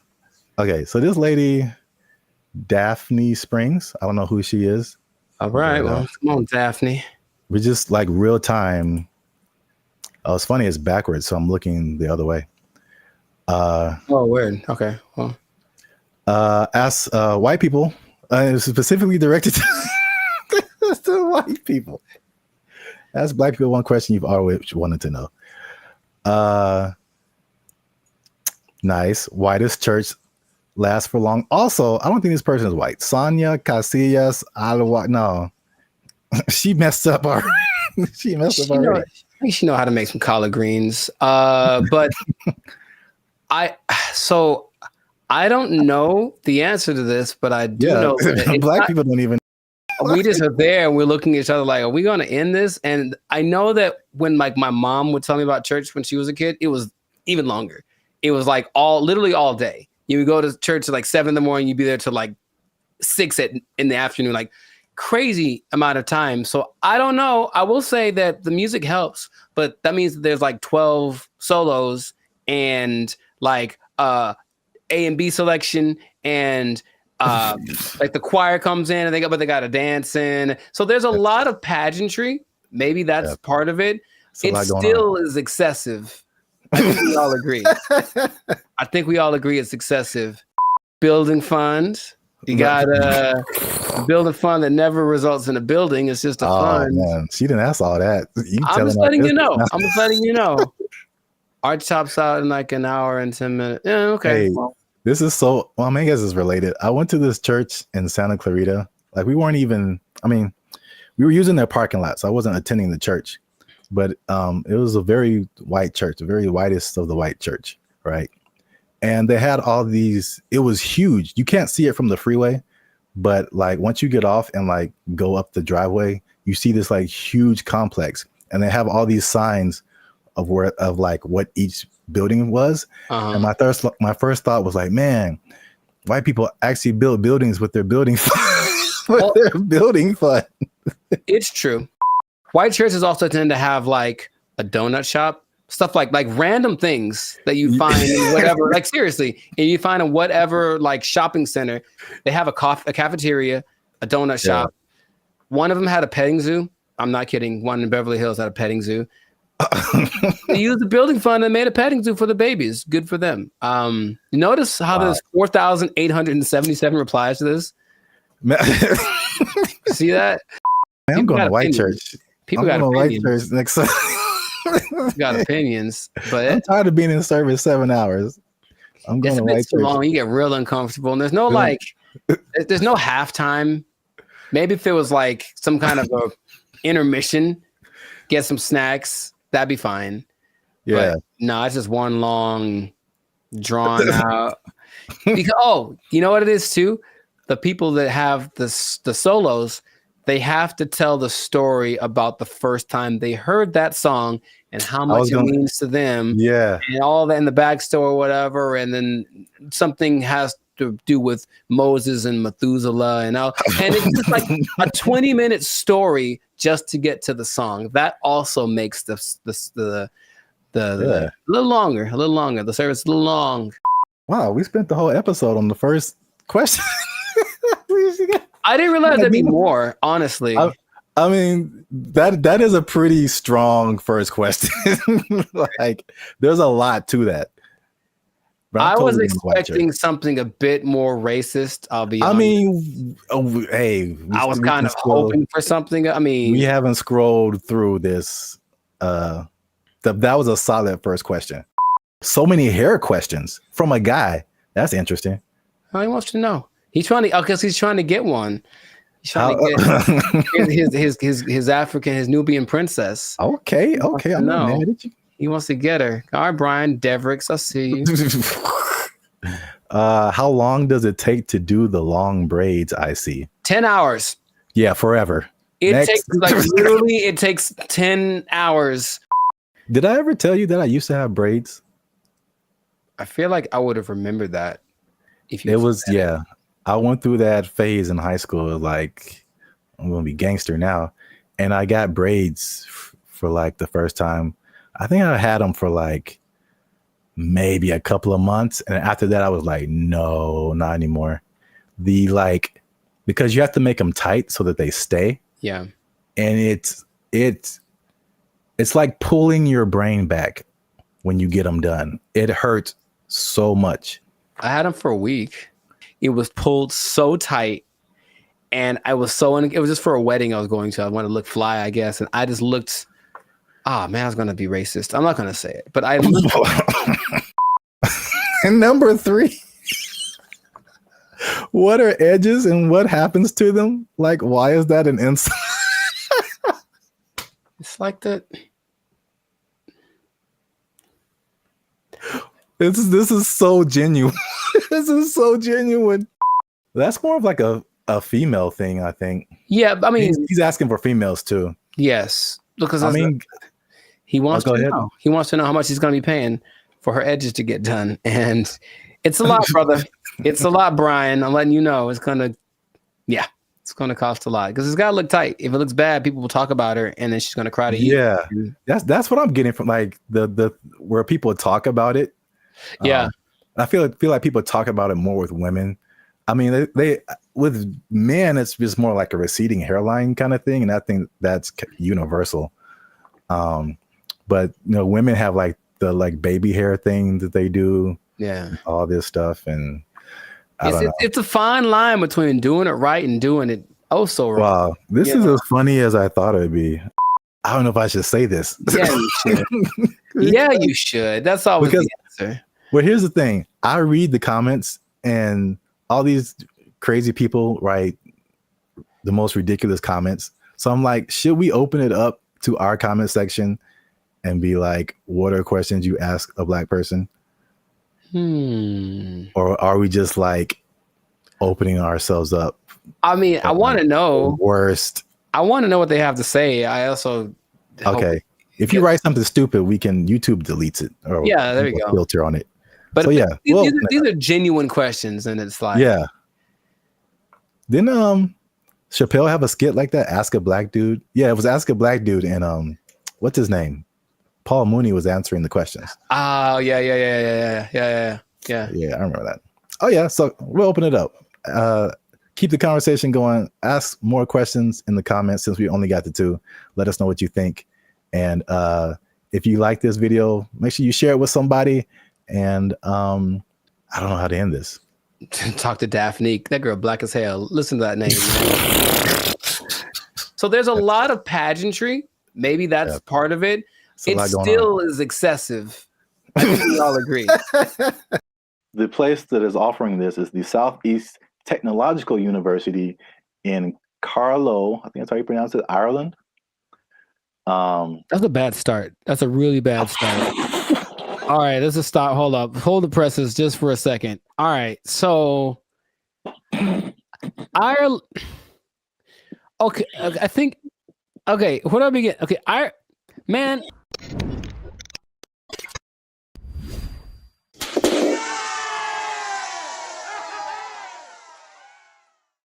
What's up, guys? I'm Zap. This is Jericho. We are Band Future, and now 6-time international award-winning pop hip-hop music duo. We make clean, fun music that everyone can listen to with a sound that is uniquely Californian. And right now, you are tuned in to the Life's a Circus podcast, where we talk about things that are funny, interesting, and ridiculous. But before we start, okay, y'all been laughing. Y'all been crying. Emotions. Y'all been... Y'all been laughing and crying at the same time. I don't know how that's possible, but you've been doing it. I seen you. Oh, that sounds... Anyway. Well, it's like Santa Claus. He sees you when you're sleeping. I know YouTube tracks statistics, but I don't know if it went that deep. Like, geez.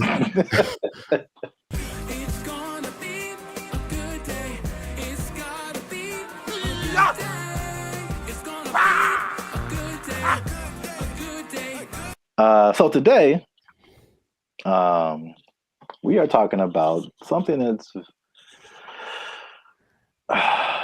interesting. The letter Q? I mean, that's kind of what I was hoping. Today's episode is brought to you by the letter Q. Brought to you by, yeah, a little bit deeper than a single letter. Okay. But it does have to do with letters, arts, and sciences. Oh, interesting. Okay. Kind of got that. Because there is a new degree that you can get, and it's basically an influencer degree. That's right, ladies and gentlemen. You can go to school and major in a degree that makes you a certified influencer.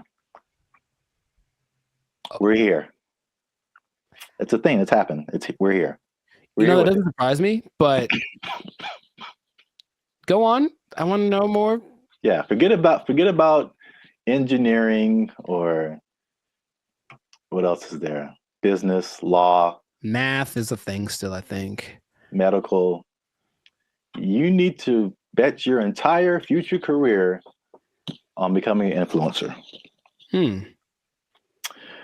So this is the place that is offering this is the Southeast Technological University in Carlow. I think that's how you pronounce it, Ireland. That's a bad start. That's a really bad start. All right, let's just stop. Hold up. Hold the presses just for a second. All right, so Ireland. Okay, I think. Okay, what do I begin? Okay, so like for a place to have influence, it has to be something that has relevance. I think something where it's like, okay, this place is, or this person has said this is what's important, what's is cool. I will listen to it because I respect their opinion.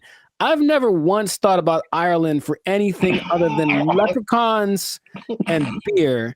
And if it's not about those two things, I don't care what Ireland has to say. So I'm already like, it's missed me on that, bro. Like, come on. If it was like New York or Dubai or something, it's like, yeah, a big place of influence. Don't tell me, no, man. Okay, keep going. What do you got? What do you got? All right, that's interesting because I kind of went that way for another reason. Okay. I don't know how they name schools in Ireland, but this sounds like very much like a DeVry University, JTT Tech. Like, it's not your top tier. Nope. Nope. So I was like, the official name of the degree is called it's a Bachelor's of Arts in Content Creation and Social Media. What would that sound like in an Irish accent? I'm not even gonna try that. I don't got it either. I'm not good at accents. Nor am I. Except for, well, never mind. Canceled. Yep. I don't want to go. I don't want to be canceled yet. So yeah, but to, I guess, kind of legitimize it, the influencer industry is currently valued at $21 billion. So it is an industry to a certain degree. I have thoughts about that, but more than half of Gen Zers think that they can make a career out of content creation. So this school offered I think it was a summer, just a class, not a whole major. And it was like, of course, filled to the brim with students. I think they're going to have they're going to admit 40 students to this major this coming year. And they're sure that they'll have to turn a lot of people away. So it's a very much a major of interest. On the flip side, and this was from the New York Post. Wow, the New York Post. They say that the rapid evolution, and this is something we talked about before. The rapid evolution of social media and trend cycles could make the entire degree worthless as soon as you receive your diploma. Yeah, what's the curriculum based off of? What metrics are they following? It seems like a cool idea if it's constructed in a certain way. I mean, imagine the nonsense if you paid money to become an influencer and then you sucked at being an influencer. Like, it's just, I feel like to be an influencer, you just have to have a certain kind of either personality or vibe. Like, not any person could be an influencer, that's for sure. But I don't know if that's something you can sell the idea on it for sure, but I think there'd be a lot of people asking for refunds in like a year. It just seems like something. Yeah, that can you do that? Well, you can ask, of course. I don't think I get it. You're wasting the money, I think, but I think you'd be better off just studying on your own, studying social media, like a Mr. Beast did. He just studied YouTube, literally, and that's all. And then it worked out phenomenal for him. So, and not only that, all the people that he worked with also didn't get as big as him, but they all have channels with millions of people, millions of followers. So but here's the thing with education, anytime they're like, oh, there's an opportunity to make some money for us and maybe it'll work out and then we can get some more accreditation or who knows. They're just trying to evolve. So I see the point, basically. They're trying to evolve with the modern times.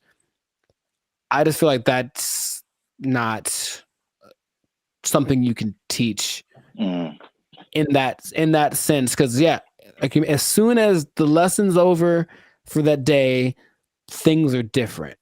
If they're not constantly keeping track of the market, it's like teaching day trading or something based off of data from last week. It's like, okay, well, that worked last week, but it's different now. It's a whole nother. So it would have to be done really well to work in mass. Like, yeah. Well, I have a bunch of thoughts on this.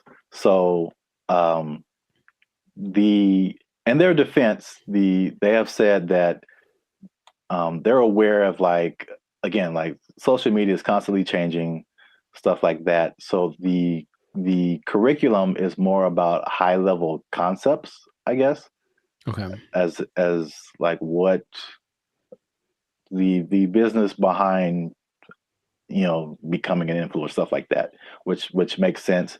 But it's also like if I were a student, I wouldn't study this because I think it's too specific. And influencer is just a subset of sales, marketing, advertising, business. It's just business. And so like I feel like if you went to school for business, you would get a better view of like how the world works instead of just looking specifically at influencers. Right. But this is also like college was like 20 years ago or no, 15 years ago, something like that. So I have a totally different perspective, but as like a student coming in, you're like, oh yeah, I want to do this, blah, blah, blah. But I've mentioned this before. I kind of felt there's a interesting similarity between this and music, because you went to school for music performance. I went to school for music industry. And though I think even more so at the time that we went to school, even those majors were considered like, why are you doing that? True. So I can see the parallels, and then not that I regret doing music industry, but I can see now how I would have benefited probably more from just studying business instead of like a specific type of business where like all the rules are way different than like normal life. Sure. So I think I've said this before, like I've learned how to do more in the music industry by studying general business. I get you. Right. Than by studying music industry. Because it kind of applies to everything once you get the basics down. Right. Right. So. Well, that's my advice to the youngsters. Is that how you're going to talk one day? Because I don't want it. Welcome to the Life Circus podcast. I'm pretty sure I'm going to talk like this forever till I die. So I don't know what's happening to you over there, but you sleep. But we talk about things that are funny and straight up ridiculous. All right, old man River. Look, yeah, but you said about the students. I guess now that college is becoming more of a option as far as like, well, what's the point of going to college if they at least offer something that people want to be? Then I see the point. I do. I just don't know how they'll pull it off. But if they do, more power to them. Yeah. I don't know. Maybe we're just short-sighted, and then influencer will become all the rage, and people will make gajillion dollars and be like, "I told you so." Hey, you know what? Good for you. If you get there, I'll give you a cookie. No, those are addicting. Oh, I'm sorry. I'm sorry. Jeez, I keep forgetting the rules. Cookies are sometimes food. So this has been another episode of the Life Circus podcast. Make sure you like, subscribe, comment, and share this video with somebody who might want to be an influencer major. That doesn't even sound right. No, it really doesn't. But maybe we'll talk them off the ledge with this video. Because if you're trying to be an influencer now and you got someone coming up behind you that has a degree in it, they might take your job. They got a degree from Ireland. Does anybody Lucky care? Lucky Charms. They took our jobs. They took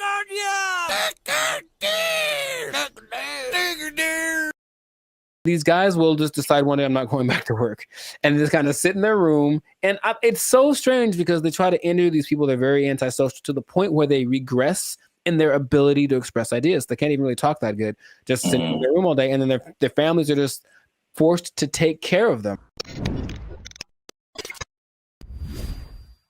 What's going on, everybody? I'm Jericho. This is Zap, and we are the now six-time international award winning pop hip hop duo Bandit Future. We make clean, fun music that we make clean, fun music that everyone can listen to with a sound that's uniquely Californian. And you are right now here in the present time tuned into the Last Circus podcast. So we talk about things that are interesting, funny, and just straight up ridiculous. So before we get into it, there was a huge favor. Make sure to like, subscribe, share, comment. I keep doing that backwards. But anyway, share this video with at least 2 people that think that being an adult is really hard, man. So the adulting thing has gotten so, I guess, talked about that it's like we kind of accept it as, just being an adult's hard, it's part of life, move on. But there's a whole lot of people that have decided to take an interesting approach to this adulting thing. So I have one specific example from Japan and one from the US. So in Japan, there exists this thing called the hikikomori. Okay? And it's basically a bunch of people, and by a bunch I mean about 1.5 million people, that decided that being adults is way too hard. I'm just never going to go outside again. And so they don't. They just stay at home, they live with their parents, and they either play video games or even better, they just do nothing. They do nothing and they sit at home. And some people have been there from anywhere from 6 months to like 3-4 years. It got worse during the pandemic, but the idea is that they're afraid that these people aren't ever going to become functioning members of society. And the numbers keep going up of these hikikomori, are, shut-ins. And I read this one case where a guy basically like people are abandoning their families. So I mean, like that's why it gets really bad. So you are the breadwinner for your family. You're a guy in Japanese society. You typically are the guy who works. The woman doesn't work. You have kids. These guys will just decide one day I'm not going back to work, and just kind of sit in their room. And it's so strange because they try to interview these people. They're very antisocial to the point where they regress in their ability to express ideas. They can't even really talk that good, just sitting in their room all day. And then their families are just forced to take care of them, right? And that's one way to react to adult life, I suppose. It's very bizarre. Have you... What's my question? Do you know anyone that you think would do that? And besides me? Yeah. I don't know if I know anyone who I think would do that, but I totally get it. I've heard a lot of people. I mean, again, that's Japan, so I don't know. I've never been there. I don't know what happens there. But in the U.S., at least, there's been a substantial growing frustration with people and their jobs. And again, 2020 kind of like poured fuel on that fire big time, where like a lot of people just didn't go back to work, or they just kind of, are in some kind of alternative situation now, or they're just more like reclusive, I guess, more just trying to just do what they want to do outside of just working. But then there's also I've heard about men in particular. I don't know if the Japanese thing, I'll be interested to see what the ratio is of men to women. All of the people that I saw that were interviewed were men. Yeah. Because I've heard that about men, what they call here, checking out of society. And it's a lot of like the video game culture too. Sure. Yeah. Where that's just like what you do.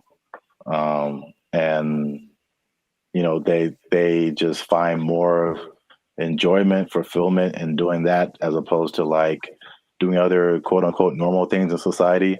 And it's again, I don't know anybody like that, but I totally understand it because I've I think we've all had times where like you have to go to work and you just like I don't want to do that. Yeah. Not today, devil. Yeah. PlayStation looking real good right now. Just yes. Yeah, I think we've all been there. But and this on a societal level, I know I've been to Japan. I know they're kind of isolated already. Just in general, they don't really speak to each other in the streets so much. They don't have what we consider affection. They do, but it's just not quite as physical outward like we have it. But it's like, okay, now I'm sure I'm not gonna name any names, but I have a couple of relatives that have been doing that for a long time. Like they would just be in their rooms, and I mean adults like in their 30s, and now they're in their 50s and they're still just in their room. They don't work, and the family takes care of them. And it's like, okay, so that's one way to approach this. And I don't know what the prime cause of it is, but from a couple of the people that were interviewed in this Japanese video about the people in Japan, it's just that they had this image of what adulthood would be. They got to it and they're like, oh, this is nothing like I thought. And they just couldn't put it together. They couldn't just. So that's just an approach. I just won't go outside. And people are, it gets kind of bad because there's a committee of people that are assigned to help these people. So, they'll have go have a class in the park. How you get them out of their house, I don't know, but you got to help them out. And some of them have been rehabilitated, if you will. There's also a crew that is designated to going to see the people that are alone to see if they've died yet, basically. And that's just part of their thing too. And they'll be like, oops, yep, gotta fix it up. Yes, a lot of men. In America, I think what is a more prevalent thing that isn't quite so morbid, kind of sounds cool, is going off grid and just being like, okay, I'm done with this. I'm just going to live someplace else. So my dad is a great man, and he's been fascinated with this place called Slab City for a long time in like the desert over in California. It's hot there, man. I went there. Yeah, a year or two ago. And so a year or two ago, I decided to take my dad just so you could see it. He could say he's been there. And it's just, if I can paint the picture, it's just I don't know when it started, but it's just a bunch of people living in these makeshift houses, campers converted into houses, whatever. I don't think they're relatively close to an actual town. So there's still like police, and if something bad happens, they can get medical care. But they're far enough off that they don't have connection to running water, and the government doesn't seem to care or bother them too much. But it's a few hundred people that are living out there, and a lot of them have actually become popular thanks to YouTube. So there's a lot of people that have YouTube channels from out there getting donations and whatnot. But I went there, very nice people. They have a hotel. You can stay there if you want. They have a library. But most of the time, the people just occupy themselves with what you consider being more like natural, like living off the land, growing stuff, projects, construction. They have this big, it's not like a museum, but it's like a big structure that someone built. And you can go, oh, look at the big thing. And that's another approach. I heard another place in Michigan that's the same. So another approach is I just won't deal with the laws and I'll just go someplace else where they don't apply anymore. Would that be something? So what is that? Is Slab City like an actual city? Like legally? I would say no. I don't think you could look it up on a map. You just have to kind of know that it's to the north of, I don't remember the name of the city. It's a small place. And that part of California is very spaced out. There's not a lot of people there. It was kind of already for people that wanted to be away from everything. There's literally nothing there. But this place specifically is called Slab City because it's just a put together ramshack kind of a situation. And they have like people that run it. So it's an informal, not a mayor, but there's like community leaders, if you will. And it's just a whole vibe there. I remember I walked and some guy was like just hammering something, and there was no rhyme or reason to what he was doing, but he was hammering a thing into a thing, and he had a lot of things, and he was just doing it. And I was like, all right. And I walked up and I gave him a case of beer, and I talked to the guy who plays the guitar, and this guy just sits there and plays guitar all day. And they seemed very nice. And I didn't get much of their story, but they had been there for a long time, and they're like, yeah, society's not what it's come out to be. They made their own, and they like the way it works better. So that's another way to deal with it, I suppose. But you got to deal with the heat. I think every one of these places is very inhospitable in general, so you got to make it work, or just not go outside for certain parts of the year because it gets really bad out there. Yeah, straight up desert. Yeah. Yeah, like I said before, I totally get it. And then I was just thinking about, like, just throughout history, there's like there's been so many variations of like what life is supposed to be like, and what adulthood is supposed to be like, and what do you do all day. And as we've just gotten, at least in America again, it's like the Industrial Revolution changed a lot of like our habits as a population, and it's kind of steered everyone into, factories and 9-to-5 jobs, and where we spend so much time working. I think we're probably we have one of the longest work days of several countries. Yeah. And and what you're quote unquote supposed to do, go to college and marry this person and learn how to do this so that you can buy a house and then get a mortgage and do this. And it's like, well, there's a cycle of and it's very like cookie cutter. I feel like if I definitely looking back, there's some things I think I would definitely have done different or not have done, just to like march to the beat of my own drum a little bit. I think I would have been happier because of it. I don't think I can totally check out like that, but I could at least like vacation like that for sure. Yeah, those people are definitely very happy.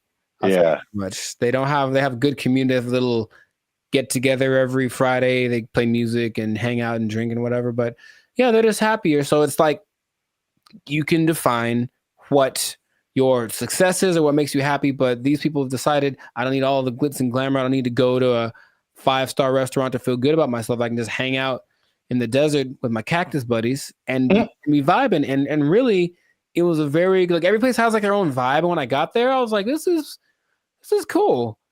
This is cool. There was the guy over there standing on his van yelling at everyone with a bullhorn about how you're going to go to hell. He was fun. And then, I still think about him to this day.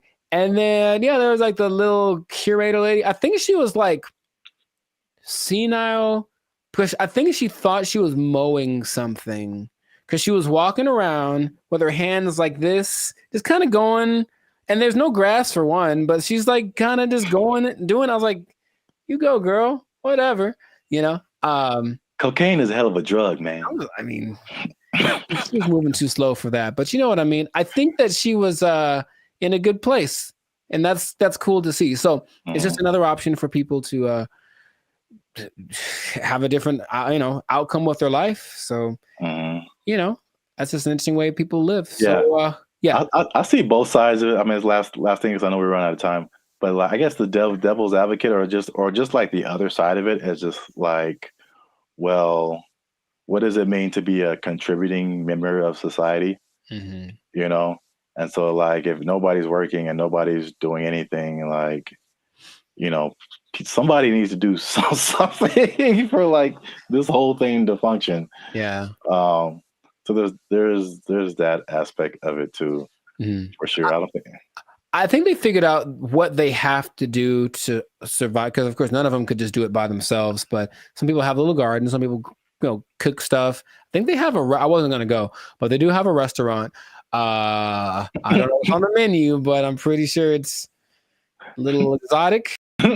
maybe a little crunchier than it should be. I don't know. All I know, I didn't want to find out what the restaurant was like, but yeah, a society is an interesting entity because it does have to have certain things in place to work. There has to be people that are in charge of certain things, and people have to do things. Otherwise, it's just like, the one person living on an island. If you want to do that, you can do that. And that is an option. I've heard of people doing that, but I don't think that's quite as common as people that actually get together and say, we'll be in our society. Just the big old thing is too much. So let's just make our own little pocket and then work with that. And I ain't mad at them.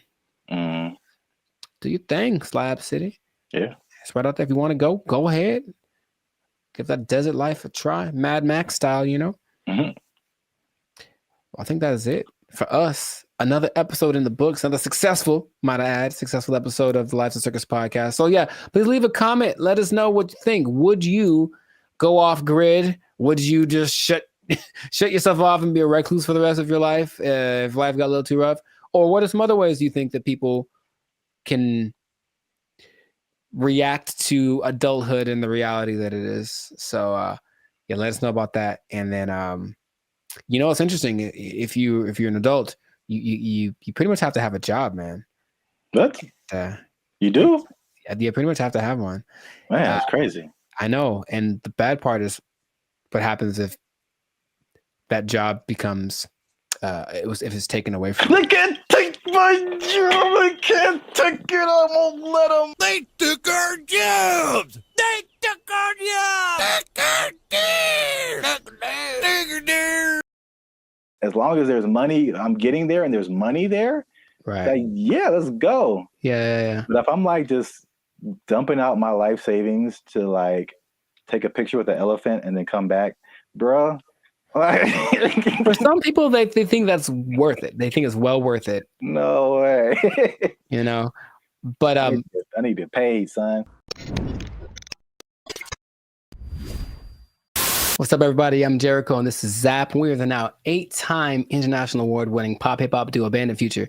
We make clean, fun music that everyone can listen to with a sound that is uniquely Californian. And right now, you are tuned in to the Lives of Circus podcast, where we talk about things that are funny, interesting, and just straight ridiculous. So before we get into this, and this is going to be a very important topic, I think a lot of you will be interested in this. Make sure to like, subscribe, comment, and share this video with at least 2 people that are interested in becoming a digital nomad. We want to talk about it. We're talking about work. We're talking about jobs. We're talking about moving. We're talking about all the things that seem so glamorous, but maybe there's a dark side to it.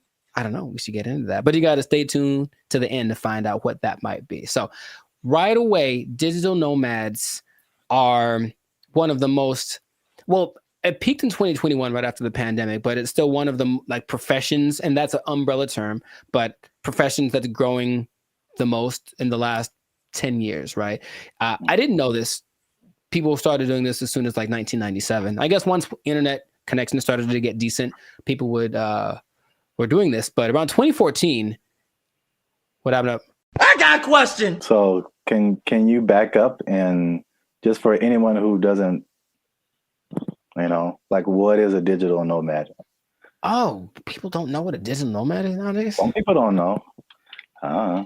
Makes sense. Okay. A digital nomad is a person that has found a way to live abroad, basically using technology. So in 1997, when internet started to be pretty available anywhere, people could offer services online and work from a different destination than where they're from. So you could be from America and go to Bali, for example, and work from there. And that starts to become really popular.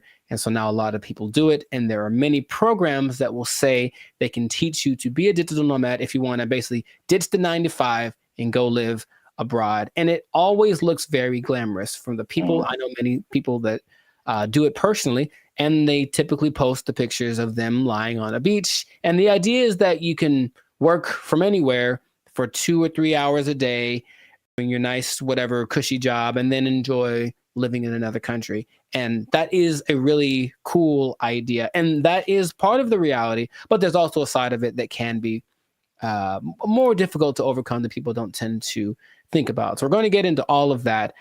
Zap, have you ever considered the digital nomad lifestyle. I don't know why I said it like that, but I know why you said it. Ooh, do it again. I have thought about. Famous, don't you? All right, never mind. What? Huh? I've thought about it for sure. I just don't. I don't think I have had jobs where that's a possibility. Sure. And also, I feel like those types of jobs wouldn't be the jobs that I would like. Mm-hmm.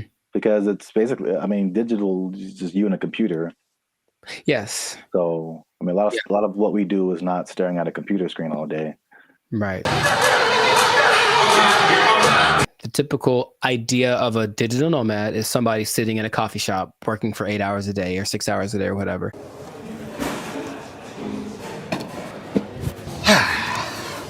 And that's true to the point where a lot of places actually construct digital nomad communities so that they can all be together in kind of one centralized place, like a work share kind of a situation, and just work from there. But yeah, the big key is that you just got to have good internet and then something that you can do to work from a different place so you're not interacting with people directly. But you have a lot of options. Nice. So like if you like hopping around from place to place, one of my friends that does this will be in, I'm always like, where are you now? And it's kind of a cute thing because where are you now? I'm in Colombia. Cool. Where are you now? I'm in Turkey. Where are you now? I'm in Bali. And they're places that you'll notice are kind of hubs for digital nomads. One, because the cost of living is low. Two, because the internet connection is good because you can't do it everywhere. A big place for a digital nomad, especially expats from the US, is Portugal because low cost of living, good food, safe in general, and the internet is amazing there. So that's one of the spots that you can go to if you want to be that. But you get flexibility. So if you like the idea of moving around and working from different locations, then that's perfect. And then since you're not working all the time, you do get to explore and check out new stuff and take the picture in front of the Taj Mahal or whatever thing that you want to do, which is usually what people do to I guess showcase how cool their life is. I don't know. It does seem like kind of a validation. Like, why am I doing this? Because, like I said, the downsides, as I mentioned, there are many as well. But you get to explore, you get to travel, because people always think about going places as being expensive. And yes, vacationing is expensive, but travel, just that part of it, isn't necessarily expensive. If you think about it, you're just going places and then staying there, not trying to be extravagant. So you can be frugal, you can get a VPN so that your plane tickets are cheaper, and then you just live within your means wherever you are.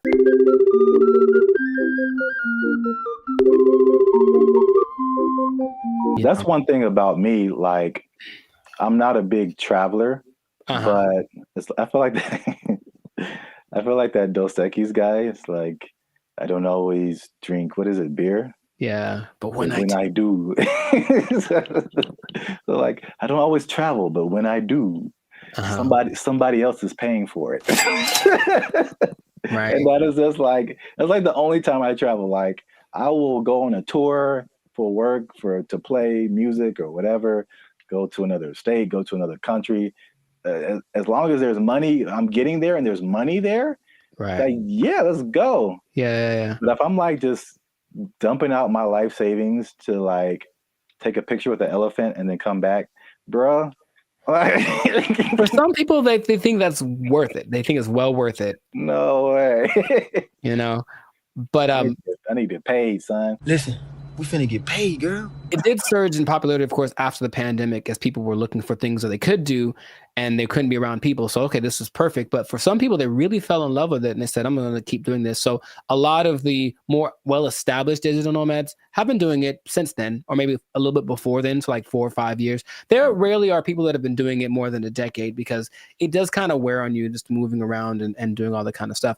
But you do get choice over your work-life balance. And I think that idea, easier said than done for sure, but you don't have to clock in an office at 8 a.m. You could sleep in theoretically and then go hang out at the beach or snorkel or something.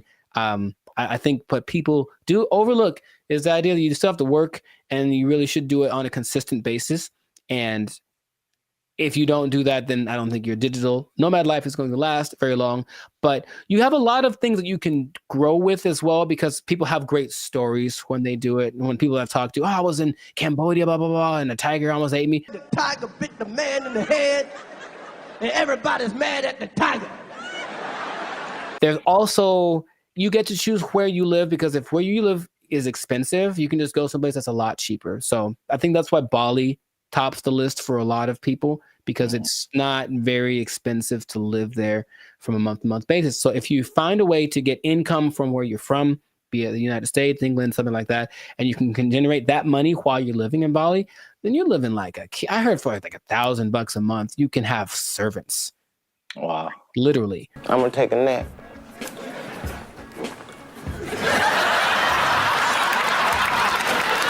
And then you get to network. So that's fun. There's a lot of people that are out there doing the same thing, so you get to interact with them, and that seems attractive. And then you don't really have to go to work. You think about that. Honestly, I don't know about you, but I think a lot of people hate going to work. They don't dislike work. They don't like going to work. They have to get up, they have to do the thing, they have to deal with traffic, whatever. If you are a digital nomad, you don't have to go anywhere, really. If you have a good internet in your Airbnb or whatever you're renting, you can just stay there. Mother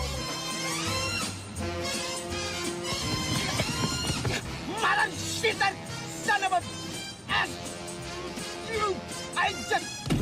Yeah, bro, like just putting on, like, I look at the, especially when I used to live in downtown LA and seeing the people who like worked in corporate offices and they had to wear suits and ties, stuff like that. Just the thought of like getting up every single morning and putting on an entire suit, dude, like it's a challenge. So I could sit at a desk and then come home and then take it all off. Like if I can go to work and still be in my pajamas, like, dude, where do I sign up? Yeah, I get the appeal for sure. Very cool. We love it, Will. Thank you. The last advantage that people talk about a lot is the cultural and immersion. If you like a particular culture, then you can just go there if it works out for the technology and all that kind of stuff, and you can be immersed in Hong Kong. You can learn Chinese. You can do whatever. If you have other goals that related to that culture, then it's the perfect way to do it. You can still make money and be immersed in that culture. And that really does seem fun. In my personal experience, I've never done the digital nomad thing to an extreme, though I've thought about it because it seems like it might be fun to do here and there. But I have constructed my coaching, which I can do from anywhere. And I have been up in the mountains and I'm working on a session. I'm just at a coffee shop and I see what that's like. And if that was my everyday, it wouldn't be so bad. You know, it's definitely like, oh, I need my computer to work. That's all. If my computer works and the connection is good, then it works. If it does not work, then it's a bad day. That's all. It's kind of a risk that you run. Now, those are all the advantages. And that's the stuff that when you go on the internet, you will see people living exactly what I just mentioned. However, all of the downsides, dun, dun, dun. There's a lot of them. No, God, please, no, no! What would you think would be a disadvantage, major disadvantage of being a digital nomad? The first thing that comes to mind is just, even though it's cool and you're like exploring and all that kind of stuff, especially if you have a core group in the States, like a certain group of friends, a certain group of family members, they're most likely not around anywhere close to you.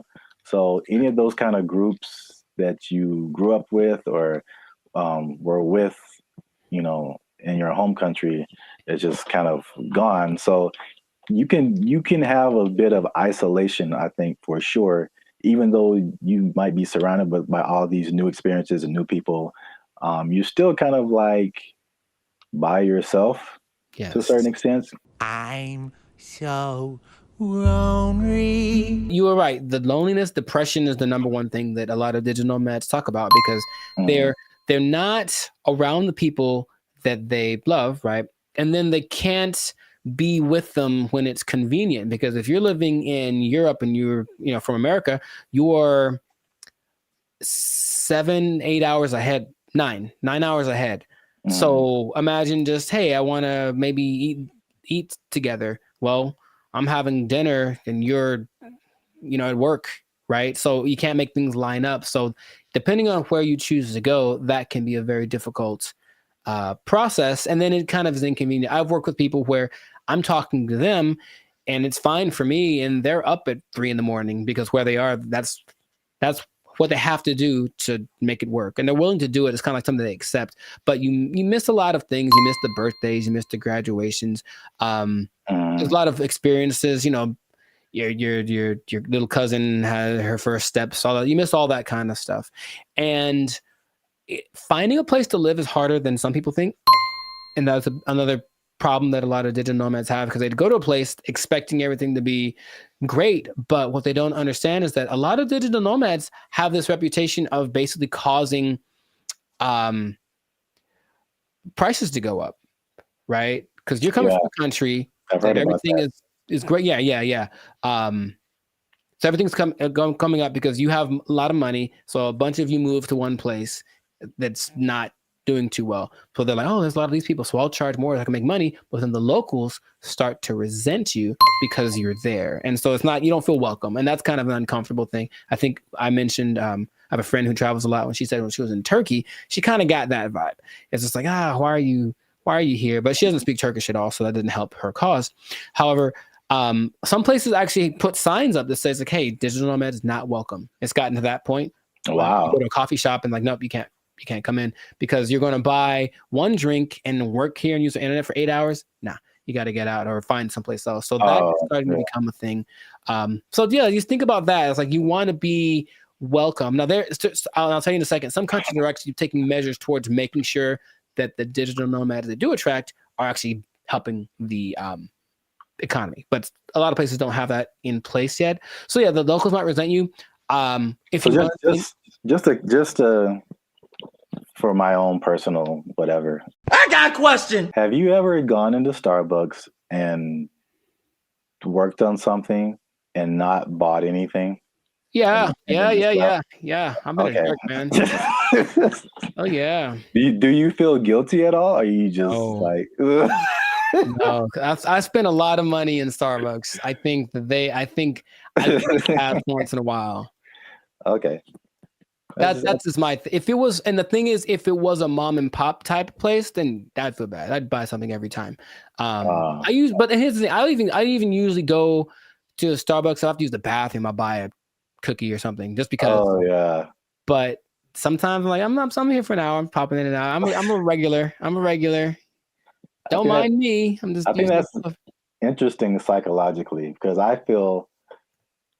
I feel the same way. Like if I go to a place where like I shop there all the time and I just go and then I just go in there to like use the bathroom or something. I'm like, you guys owe me. You guys owe me this bathroom. I'm here all the time. I'm not buying anything right now, but I'm here. But I feel the opposite at Starbucks because I don't drink coffee. And I never go to Starbucks. So when I'm in there, I'm just like still in Wi-Fi, and I feel so guilty. Here's the other thing. Specifically for Starbucks, I don't feel bad because my computer and phone don't work in Starbucks. Any Starbucks, the internet, the Wi-Fi does not work. I have to do my hotspot on my phone. For only Starbucks. I don't understand. Apple. No. It's just because Mr. Starbucks doesn't like me. And that's Android, PC, Android. Wow, really, I don't know if anyone's understanding what you're saying there, sir. Sorry. Anyway. Long COVID. Sorry. Continue. Wow, what else was I going to mention? That besides, the locals resenting you, someplace not wanting you to be there, if you have a medical emergency, it's a big deal because you don't have a safety net. Your insurance might be more expensive for one, and then transferring it over, sometimes it's a tricky thing. It depends on the country. When I went to Spain, I met up with a friend who got sick on her flight. And so from the plane, they had took her in an ambulance to the hospital, gave her the treatment, whatever. Now, if that had happened in the US, that would have probably cost her about $5 million. But because it was Spain. And as soon as you're in Spain territory, you're one of us. It costs you like $100. So Wow.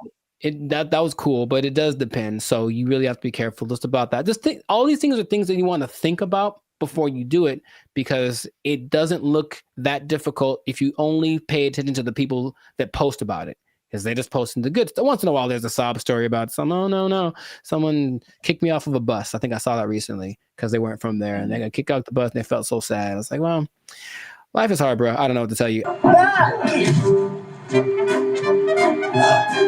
It's really hard to find romance for these people, for sure, because you're not going to be there very long, and so no one wants to get involved with you unless you choose to be. So that's just another side to it. What I was going to mention earlier is that some places like Indonesia are starting to put in measures where they welcome digital nomads that have X amount of money in their bank account, and they allow them to actually have a visa, a second home visa is what it's called. And then they can live there for up to 10 years. But they want people to come and, of course, do something related to the Indonesian economic system. So they're telling people, come on over. And so in that case, if you have it like that, then you can move one place. You're going to stay there, and it still implies you're making money based off of where you're from, and you're just living kind of more permanently in a new place. And that seems to be okay if you want to maybe uproot, start someplace else, then you can find love and no one has a problem with that. But you won't find many people that are willing to, be with you for just a couple months, like for something serious, if they know you're going to leave, or if, you have a hard time being committed to one thing. So there's a lot of things to take into consideration. I know traveling. Have you ever planned a trip? It takes a lot. So imagine doing that regularly every couple months. I got to plan my stay. All that stuff is kind of a hassle.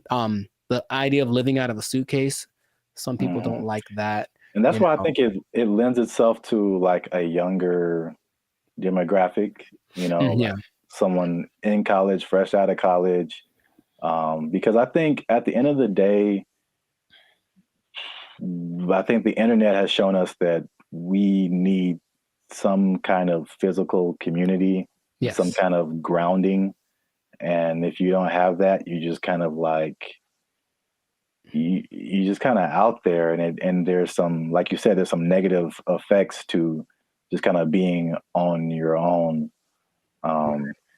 So right, that's interesting. And the interesting thing about that too, what you just mentioned, is that the idea of nomads in general were nomadic people, meaning they were tribes. So there were people that wandered around, but they were all together, and so that didn't feel so bad. We're all doing this, and now it's like I'm just by myself, me against the world. Hoping for the best by myself in this new place. So lonely inside, real wrong. The best case situation that I've seen work out pretty good is when couples decide to do it. And that's not so bad. That actually seems to be really the way to go. Like it's kind of hard to find someone that's aligned with that vision, but if you're both in it, let's both go X place and move around and whatnot. That seems to be, because that'll get you through the hard times. Listen, we finna get paid, girl. I can't even imagine traveling alone. I know a lot of people do it. I think it's very fun. That's just crazy to me. Like, I need at least one other person who knows where I am, what's happening. I didn't get kidnapped today. Like, I'm not in a ditch somewhere. Like, buddy system. Yes. All right. It's easy. It's easy. Just you can follow the Jericho Law patented make friends method. I didn't just make this up, but I've thought about it. Like, this is what I've done many times, and it works every time. It literally works every single time. Okay, here's what you do. All right, pay attention. Pen and paper out, everybody. This is a learning moment. You get a bottle of alcohol or something else that people enjoy. You lost me already. I know. Well, you don't have to necessarily do it, but get a bottle of alcohol or something that people enjoy in general. Maybe it's a cake. I haven't tried with a cake. I think it might work with a cake. Cake is universal. I think so. And you walk up to the group of people that you don't know. I said, I've done this many times. And you walk up and you go, yo, and that's it. And then they go, yo, and then it's a party. Literally every time that has worked out phenomenally. And we hung out for many, many hours. Just random groups of people. Are you going to try it? I don't see that working out. Well. For me, at least. Actually, I don't see that working out at all. It's definitely a no for me, dog. It's usually I determine they're there to have a good time. They kind of gotta eyeball it, but it's like, yeah, they're in a place to celebrate, and they don't mind another person coming in to celebrate with them. Try it, man. Anyways, what I was gonna say, the last thing that people tend to forget about is that I think it's important to have a routine in life, because you're just freelancing and freestyling everything. So you need a routine, and in a new place, it's hard to develop one because things are always kind of up and down. Your money flow would be up and down if you're not working for a big business. If it's just you, then some months are better than others. So that side of it, that inconsistent income, can be kind of nerve-wracking also.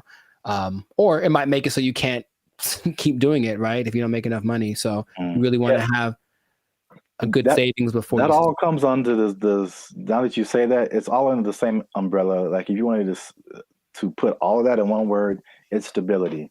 Yeah. So your home community, it's stability. Your routine, it's stability. Your money situation, it's stability. It's like, I think we as humans were created to like want some level of stability and to be a nomad, even digitally. It's just like you're just kind of you're unstable to a certain extent, right? So you can't link into things that are stable, like other people, and have relationships and romantic relationships and all this kind of stuff. And I feel like that sums up everything that you're saying. It's just the downside is just a lack of stability in a laundry list of different areas. Yeah.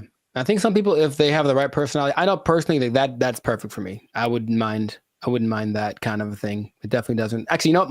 My perfect scenario in life would be that this would be a show. No one take my idea. This would be a show. That someone wakes up in the morning and there's an envelope at their door, and basically it tells them what they're going to do for work that day, and they have an hour to get to the airport or wherever, and then they don't know what it is. They've never done it before, and that's their job. I would love that. That is really good. See? Wait, for the show? Yeah, I mean, yeah, the idea, yeah. Okay, I'd watch that on TV or something. I thought of it. No one take it. Yeah, copyright. All right, we should just do it. That'd be fun. Yeah. I think it'll reach a peak and start to come down because people were still riding the wave of the COVID. But after a while, people want to start families, do all that kind of stuff. And if you need that stability, then it's not the job for you. But if you're younger, or if you want a change of scenery, some people do it for a few years and then they come, they stop. But it seems like a cool thing. Where do I sign, Mr. Berry Gordy? I might give it a shot here and there. That's kind of my thought about it. I'll just try working for a week or so from wherever place, but not necessarily do the jumping around and to the extreme that some people do, because that's a little much. And then they do a lot to find people to talk to.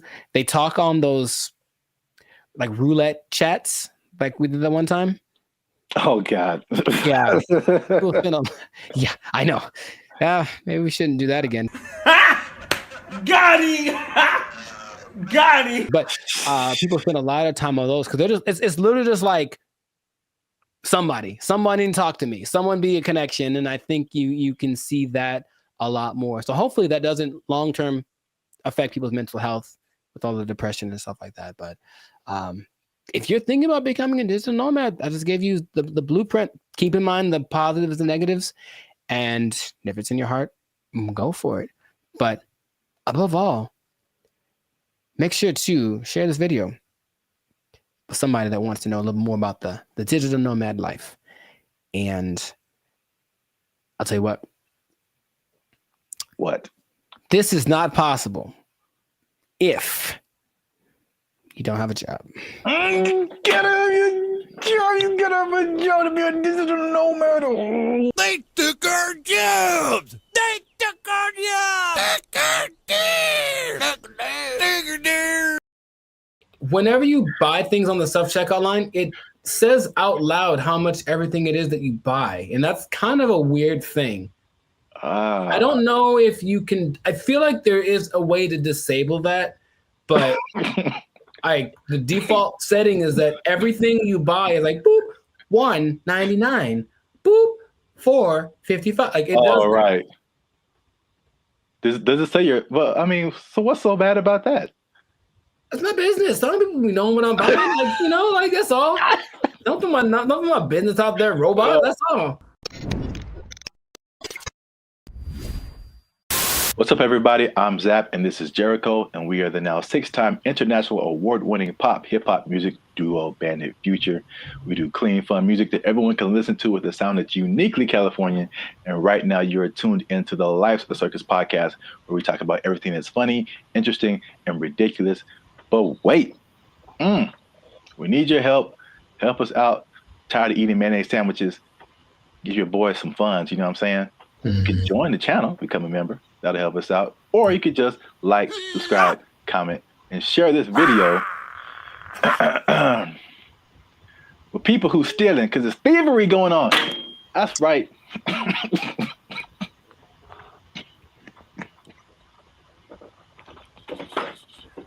Here's the thing about that. I don't know what you're about to say, but this is going to be weird, almost like a devil's advocate thing. But like stealing is really fun. No, bad, Jericho. No, here's the thing. I'm just trying to say, like, why do people do it? Like, I get it. It kind of has a thing. Like, you get this like rush of adrenaline that doing it, and then you get the thing that you stole. It's like two things to do. You know what I mean? No, we're not doing the two things. No, I'm not telling people to do it. I'm not telling people to steal. Like, don't steal unless you want to. But like, don't, like, stealing's bad. Okay. In case you haven't noticed, people are stealing, and they're stealing a lot. And if you stick around to the end, I'll tell you exactly how much that they're stealing, and the number is going to surprise you. It's very shocking.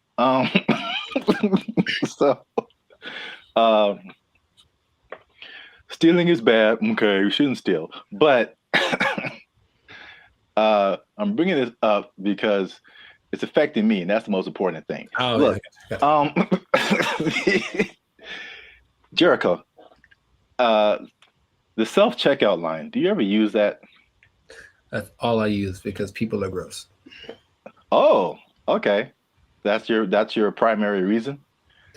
No, it's faster. And the thing is, people don't get in it. That's the thing. It's faster and no one gets, like, it's always, there's 20 people over here in the line just coughing on each other. And then there's nobody in the self-checkout. I just go there. I didn't really think about it like that. My number one reason is just the speed. And just being able to like get in and get out. But that too. That's like number two, yeah. I feel like people don't go to it because they're afraid to use it. Well, there's nobody there. It's kind of creepy. I mean, there's a person sitting I guess to make sure they don't steal, which is totally not. They're not there half the time, so they're not doing the job. I feel like, well, I was kind of leaning more towards the technology aspect of it. Oh, okay. It's just like, I feel like there's still a large number of people, especially older people, who are just like, computers just don't really make sense to them. It seems more complicated in their minds to use the self-checkout than to just go through the line and have a cashier ring everything up. At least, I don't know, that's just my hypothesis. I digress. I mentioned the self-checkout line because that's one of the big places people are stealing. So stop stealing. Stop stealing because. Well, you know what about that too, that actually could be a deterrent for people to use it? Whenever you buy things on the self-checkout line, it says out loud how much everything it is that you buy. And that's kind of a weird thing.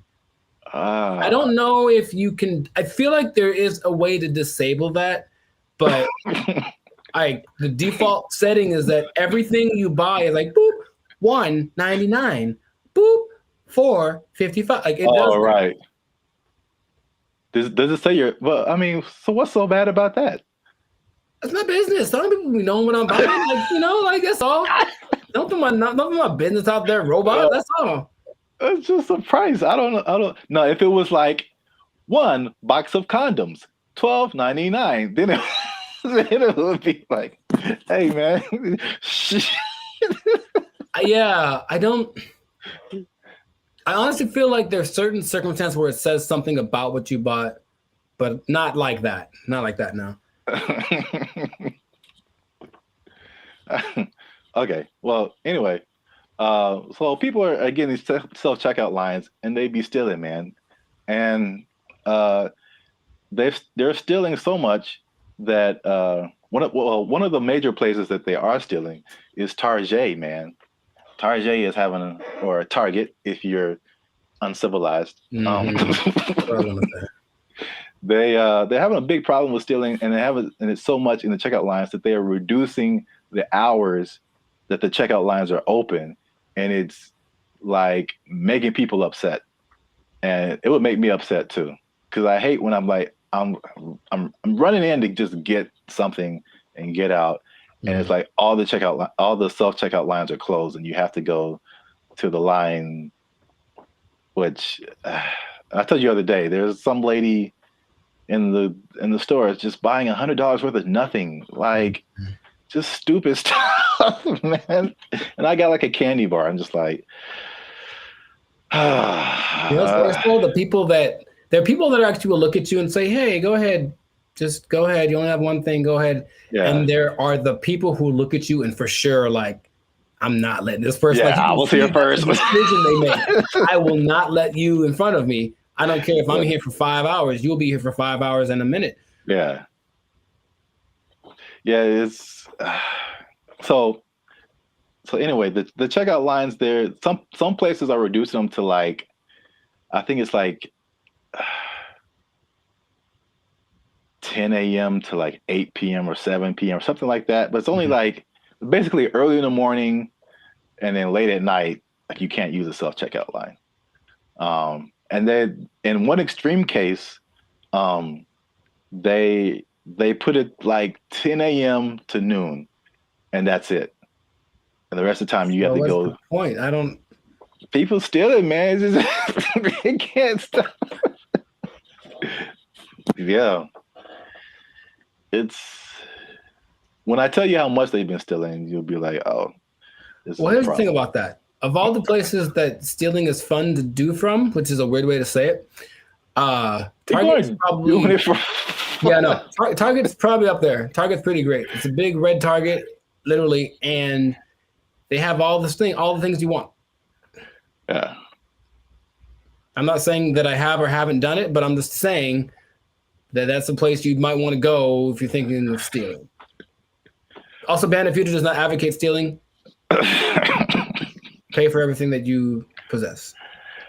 You're just making it sound really attractive. I don't understand. Oh, I mean, that wasn't my intent. I'm just, Yeah, stealing is fun. I'm like, wait a minute, that's not where I'm trying to go. Oh, okay. So I don't want to be like I don't think fun is the primary reason. Have you done it? No. But if I would, it's because I needed something or I just wanted something that I couldn't afford to have. Oh. Haven't you seen Aladdin? Yeah, it's Once he was having fun though. Ahead of the gotta eat to live, gotta still to eat. Tell you all about it when I got the time. See? He was fighting for his life, man. He made a song about it though. He's having a good time. All right. So how much? Okay, let's two things. How much money do you think Target is losing a year from people stealing? I don't know how much they make. I don't either. Okay. So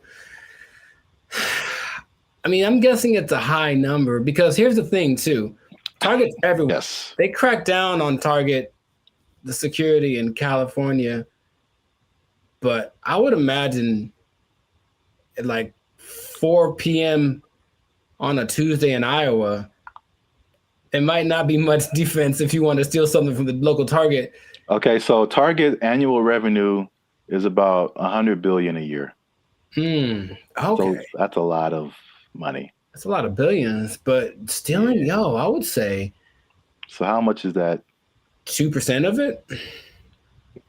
What's 2% of 100 billion? 2 billion. billion.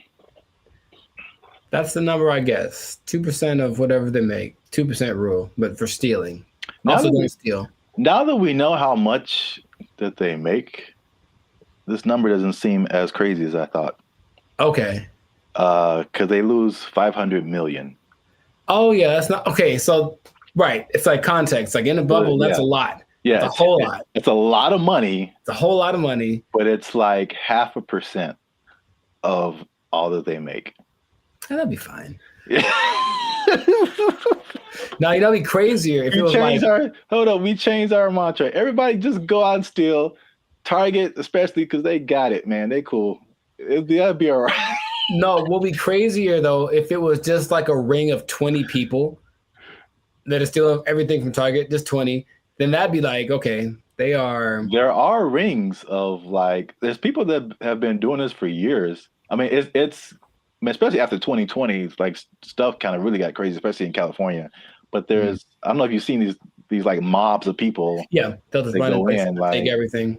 Yeah, they're all like in it, and they just kind of do it regularly. They go store to store to store, and just kind of do this thing. So that's Target. The last part of the tease is how much retail theft is, and this is from 2022, but pretty recent for like all nationwide, and that is 112 billion. So that's basically the entirety of Target's revenue is the same amount that people are stealing just nationwide from all different kinds of stores. So y'all are out here stealing an entire Target every year. The entire Target income stream in one year. An entire Target corporation worth of products and merchandise. You guys are stealing it every year, and that's a problem. But you're ruining my self-checkout experience, so stop it. I want to use self-checkout. Don't make them take it away from me. Now you say it that way, I am also slightly more on the side of don't steal from Target. Yeah. You never even went there and just like took a candy and ate it? I don't steal, man. I don't like stealing. I feel bad if I do. Okay, you ever do the thing where you just, this is not an interrogation. You ever do the thing where you buy a soda and you start drinking it in the store, but like, I'm gonna pay for it, and then that's so ghetto to me. I never do that. Oh, I've done that lots. I'm drinking the soda as I'm checking out. Like I bought this too, but you know. If I was like dying of thirst, yeah, but like, no, I feel ghetto when I do that or something. Oh, it's about as ghetto as it gets. The first time I saw that, I think I was like offended, and then I was like, I think that's a good idea. Like, what? I don't have to wait to get to my car to eat this. Like, no. I got like a candy wrapper. Like, yeah, I ate this too. Bring it up. You just pulling wrappers out of your pocket. Yeah, ring that up, and that. Yeah, I ate that. Like, how long have you been here, sir? I ate that in aisle 5. You can ring that up. I've been here like 8 minutes. Yeah, I was shopping. I was hungry. This isn't Costco. You don't have samples. What was I supposed to do? All right. Well, we're going on long. So this has been another episode of the Life's a Circus podcast. Make sure you like, subscribe, comment, and share this video. People who steal, tell them to stop. We out. They took our jobs. They took our jobs. Oh, I had one. I forgot it. So it was like unique. Recycling toilet paper. I mean, wow. I mean, I only brought it up because it is a real thing. Like people do that. How do you recycle toilet paper? Do you want me to tell you, or yes? What's up, everybody? I'm Zap, and this is Jericho, and we are the now 6-time international award-winning pop hip-hop music duo Bandit Future. We make clean, fun music that everyone can listen to with a sound that's uniquely California. And right now, you're tuned into the Life's a Circus podcast, where we talk about everything that's funny, interesting, and ridiculous. But before we jump into today's topic, make sure you like, subscribe, comment, and share this video with 2 people. who are flashy, but you know they faking it, man. That's cold world, man. They ain't got it for real. It's a cold world. They ain't got it. It's a cold thing. So we again, we've talked about this before. We're Hollywood centric, and Hollywood, Los Angeles is well known for people out here being flashy. They looking sharp. They got the clothes. I mean, they just decked out, going to fancy restaurants in the hottest clubs, and then they go back to their studio apartment where they can barely afford to keep the lights on. It's just like, it's very much what you see isn't always what you get. Have you had that experience, Jericho? Have you seen people like that? Or have you tried to be like that? Or you just kind of, I get the appeal of it because there's always the two sides that seem to be competing, right? There's being rich and looking rich. Yeah. And it seems like it's more fun to look rich than to be rich because being rich requires more discipline, and it doesn't necessarily mean that everyone sees you. And so if you care about what people think, then you really want to look rich. And yeah, I know people that are like that talk a big game about the moves that they're making and this and that, and they show up in nice whatever. They make sure to show up to the place and then change into something nicer because they have an important thing to go to, and they make sure everybody knows that they're going to this important thing and they're better than you. It's like, okay, I get you, bro. But it's sometimes hard to tell because in LA, Hollywood, people look pretty good. Like physically look good. They're in shape.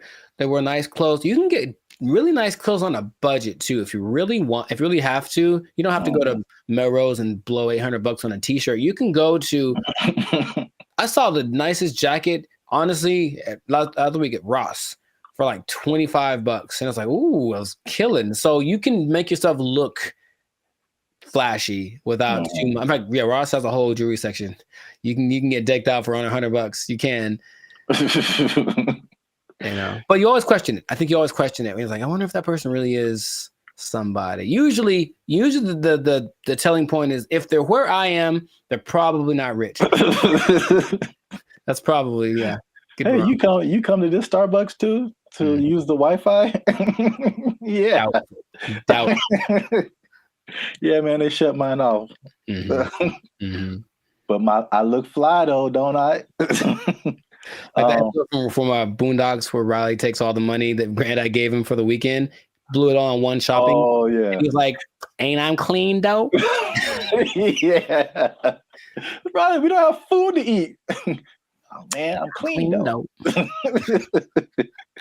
Well, I brought this up because I saw a study by Redfin, which is a company that's into like the housing market. And obviously, the economy has been very rocky for the past few years now, and inflation is sky high.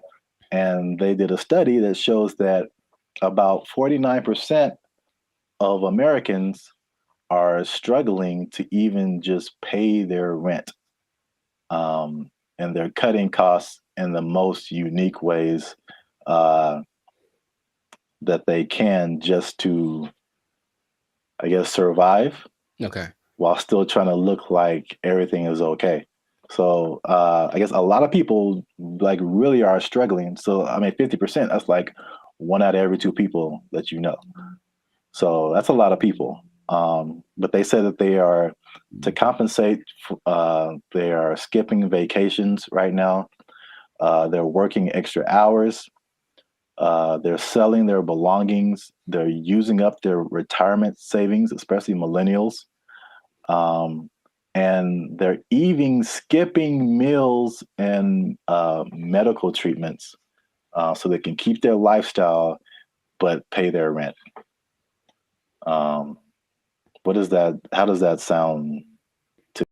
Shocking? Or is it like, okay, that's what we're in right now? It sounds like bad prioritizing and an over importance on the exterior, right? Just like my life is just an Instagram reel. So as long as everyone's giving me the likes and and I mean like publicly, like they're, oh look, you're doing well, then that's all that really matters, and then they can suffer in silence. It seems unfortunate that that's being, and people wonder why there's so much anxiety and mental health and depression and stuff, because maybe from out of balance priorities, and then all of a sudden these results that they're getting from their lives are just kind of depressing, but they don't want to admit it.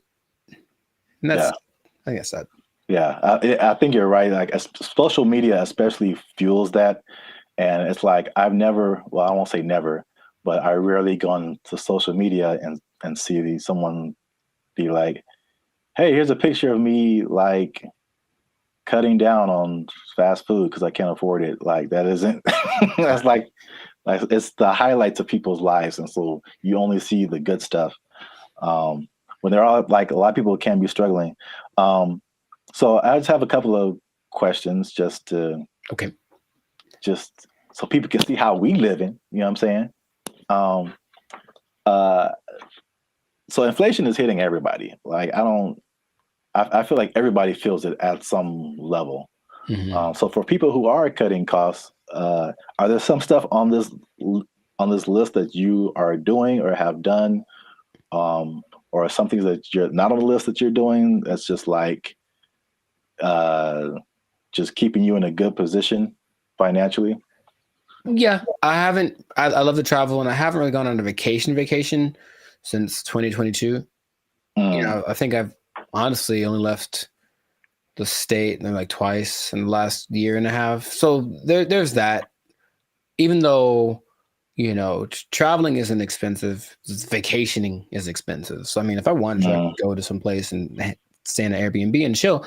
But vacationing, I haven't taken a vacation in a while, and then I haven't gotten tattooed really because I like tattoos, obviously. But again, it's like, is it a priority? I suppose not. So I've been held back on that. And then just eating out in general, cooking more, eating out less. And even with dating, trying to find that like happy medium between like, let's not go all out on this. Let's find a place where it's like it's not burgers and fries, but it's definitely not Beverly Hills top of the line, because I got money for that. Those areas. Yeah, those are all like very practical things. I would say I do some of the same thing. If I could offer something different, one thing that I did recently that you noticed, and then I've talked about it before, and it wasn't just because of like prices, but it was just I just wasn't getting the quality service. Was my haircuts. So like I just started, and I did one pretty recently. I think it looks kind of clean, man. Okay. I think I'm out here like, I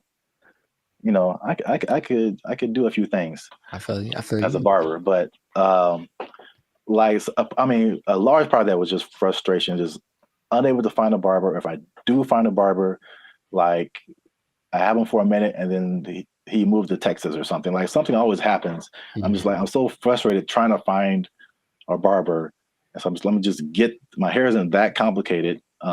Just need to teach myself how the fade part is really the hardest part. Right. But other than that, like I just do it myself, and it saves me like a lot of money at the same time. So it's like a win-win situation. Yeah. So I do like the eating out thing too. That's a thing. And then what else have I been doing? What else has he been doing? Oh, I had one and I forgot it. So it was like unique. Recycling toilet paper? I mean, wow. Wow. I mean, I only brought it up because it is a real thing. Like people do that. How do you recycle toilet paper? Do you want me to tell you, or yes? Because that doesn't make sense at all. After it's been used, how do you reuse it again?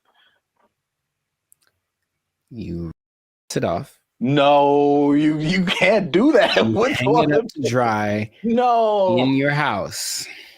Well, then it's not toilet paper. It's like a rag or something, right? It's toilet paper.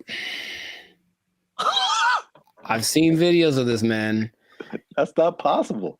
It's apparently this guy knows something that I don't, because it disintegrates with like water. How can you wash toilet paper? he washes toilet paper and he hangs it up to dry like it's the South in 1945. Yeah. I'm assuming you don't do that. Or if you did do that, you would have no friends. So please don't do that. But yes, that is a thing I've seen people do to cut down. And I'm talking about a person that I forget what movie it was, but this guy was a millionaire. And that's part of his frugal plan. I think it's a little extreme, but everyone got their thing. He recycled toilet paper.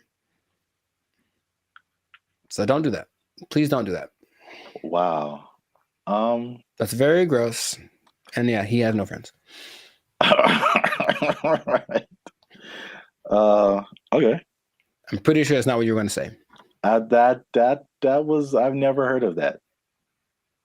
That's interesting. All right. Well, here's another thing, last thing about affordability, to just kind of put things into perspective. The people who have houses are having a hard time paying the mortgages, and the people who don't have houses, it just looks more unaffordable every day.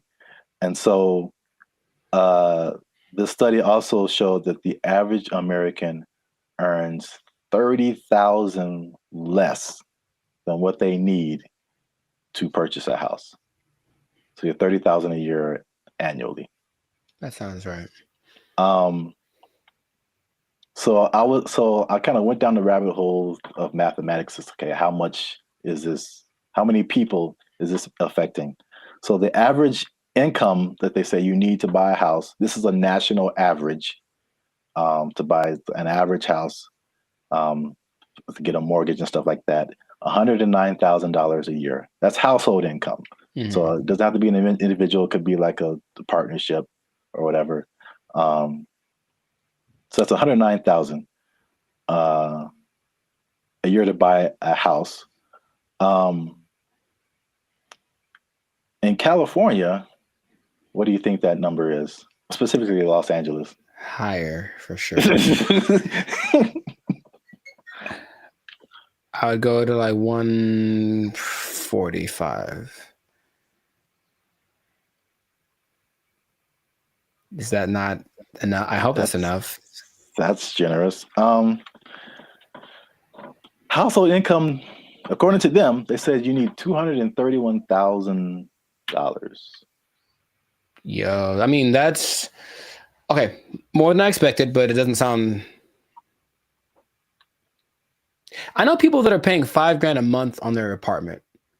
So yeah. On that mortgage, that's what you'd be paying, about $5,400 a month for a house.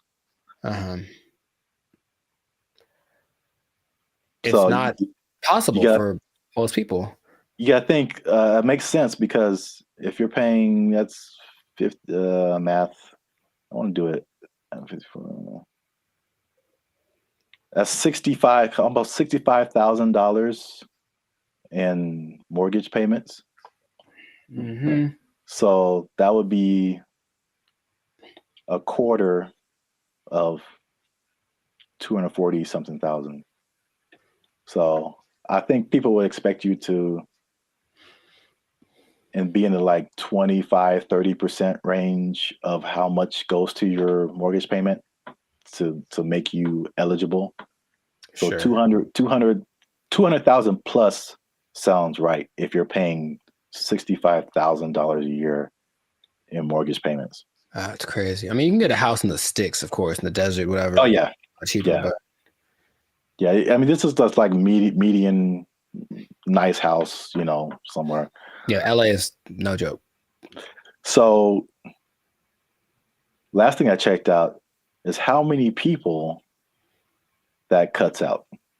So how many people make under $240,000 to be eligible to buy a house like this? Most is the answer. Your answers have been so general. I mean, how many people are in California? 35 million, something like that?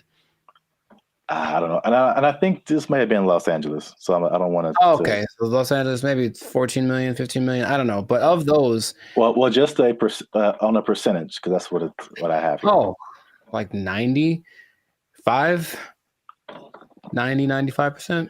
95. That was it. So 95% of people cannot afford a house. So. Yep. This has been another depressing episode of the Life's a Circus podcast. For all you renters out there, make sure you like, subscribe, comment, and share how difficult it is for you to buy a house, because it doesn't seem possible for the large majority of people. Accurate. Yeah, inflation, keep your job. Bye. They took our jobs! They took our jobs!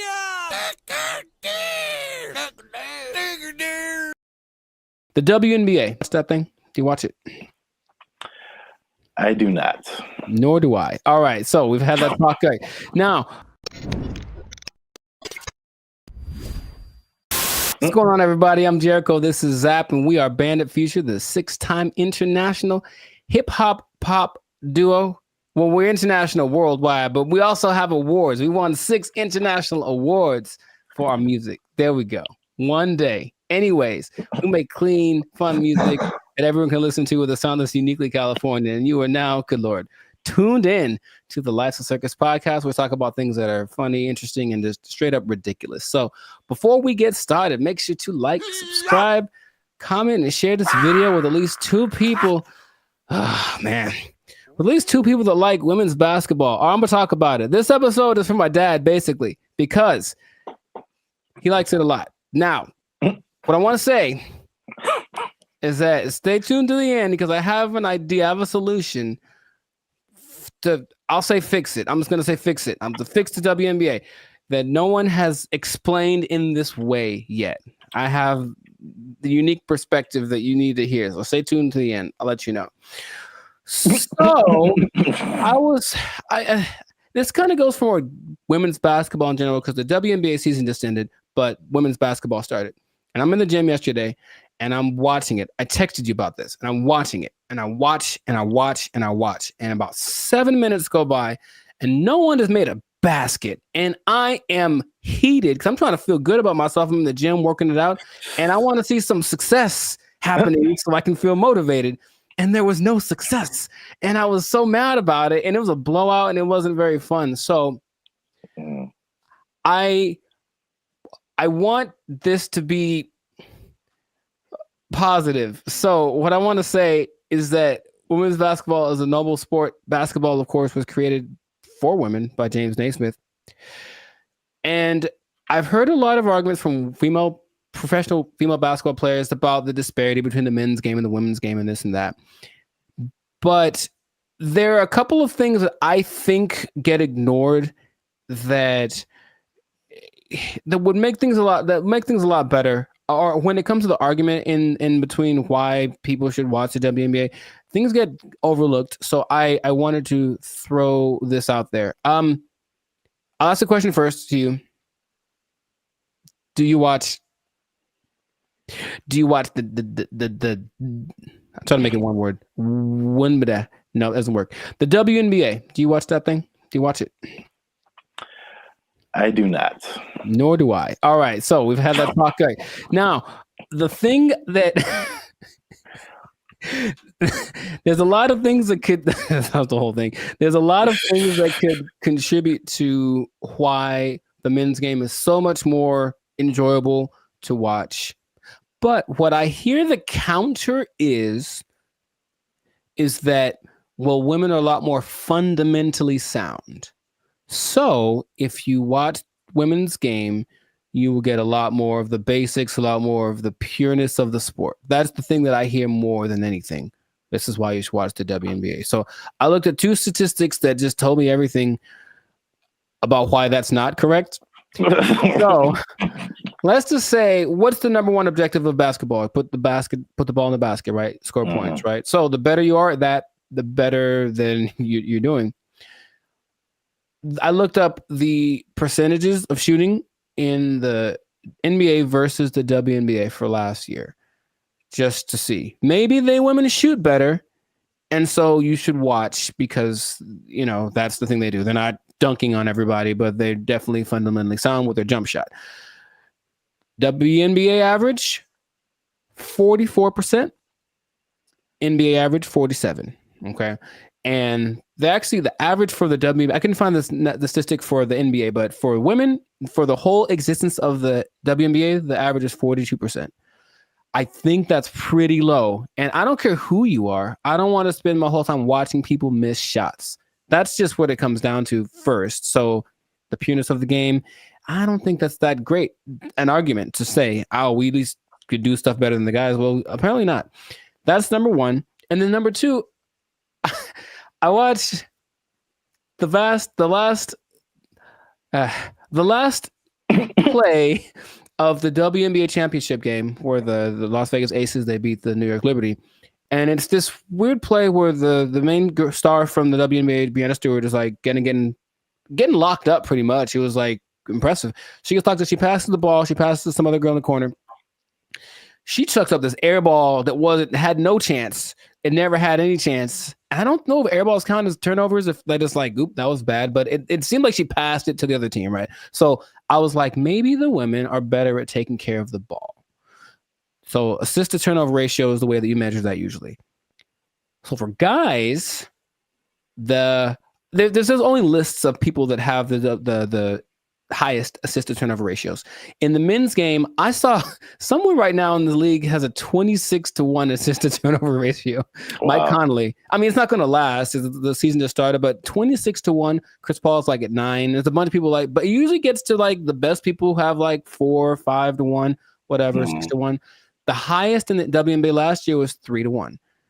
That's the best one. And it's like, so when I've watched a lot of women's basketball, I've seen a lot of turnovers, a lot of mistakes, a lot of this and that, and it just looks sloppy. So I don't see why that's the argument for why the women's game is better than the men's game.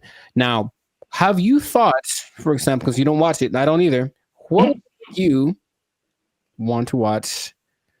What could change about the WNBA that would make you want to watch it? Well, we've talked about this before. Right. And I had 2 ideas. Although the second idea, I'm kind of maybe backing down on. Okay. But the first idea for sure is lowering the rim so that more people can dunk. I think the basketball dunk is one of the most exciting plays that, whether you're a basketball fan or not, like just to see someone do that is just one of the most exciting plays in basketball. Mm-hmm. And it rarely happens in the WNBA. Right. And like even for the NBA, if you see a fundamentally sound team, it's usually a boring team. like I wouldn't want to watch the Warriors unless Steph Curry was shooting from the parking lot. Mm-hmm. Like that made it like, just so much better than just a bunch of guys shooting jump shots. Like you want to see somebody do something extraordinary, whether it be shooting from the parking lot or just like dunking on somebody's head and ending their life. Just like those are where the highlights. Acceptable, yes. Yes, those are where the highlights come in. So that's number one. Okay. And then number 2, which will be sexist or whatever, I don't care. Mm-hmm. But I think it's no secret that women have a certain sexuality factor that attracts men. Mm-hmm. And if you gave me a choice between a women's basketball game and a volleyball game, I'm watching the volleyball game every time. Yes. They're great athletes, but the outfits are also great. And like, I'm going to pay a lot more attention just Mhm. just as a man. Like, Yeah. I know it sounds bad, but that's human nature, the world we live in. Yeah, sure. Marketing, like I was good. I like not beach volleyball. I've been talked off that ledge. That's too far. I don't want to see people running around in bikinis. I told you there's a league in New York that's like that, and it's Yeah, not great. It's not yeah. something about it. It's too much. It's just kind of no. It's But not. like the volleyball outfit or like what they wear when they do track, That's very. I think that would be a very appealing outfit to get more viewers to watch the WNBA. Gabby Thomas. Anyways, hey man, we live, man. We live. No, I'm just having. Me too. I'm trying to be alive. Like, yo, Gabby, what's up? For real, though. But I am. The most people that watch the WNBA are men. So yes, that would go along. Like, women do not like WNBA at all.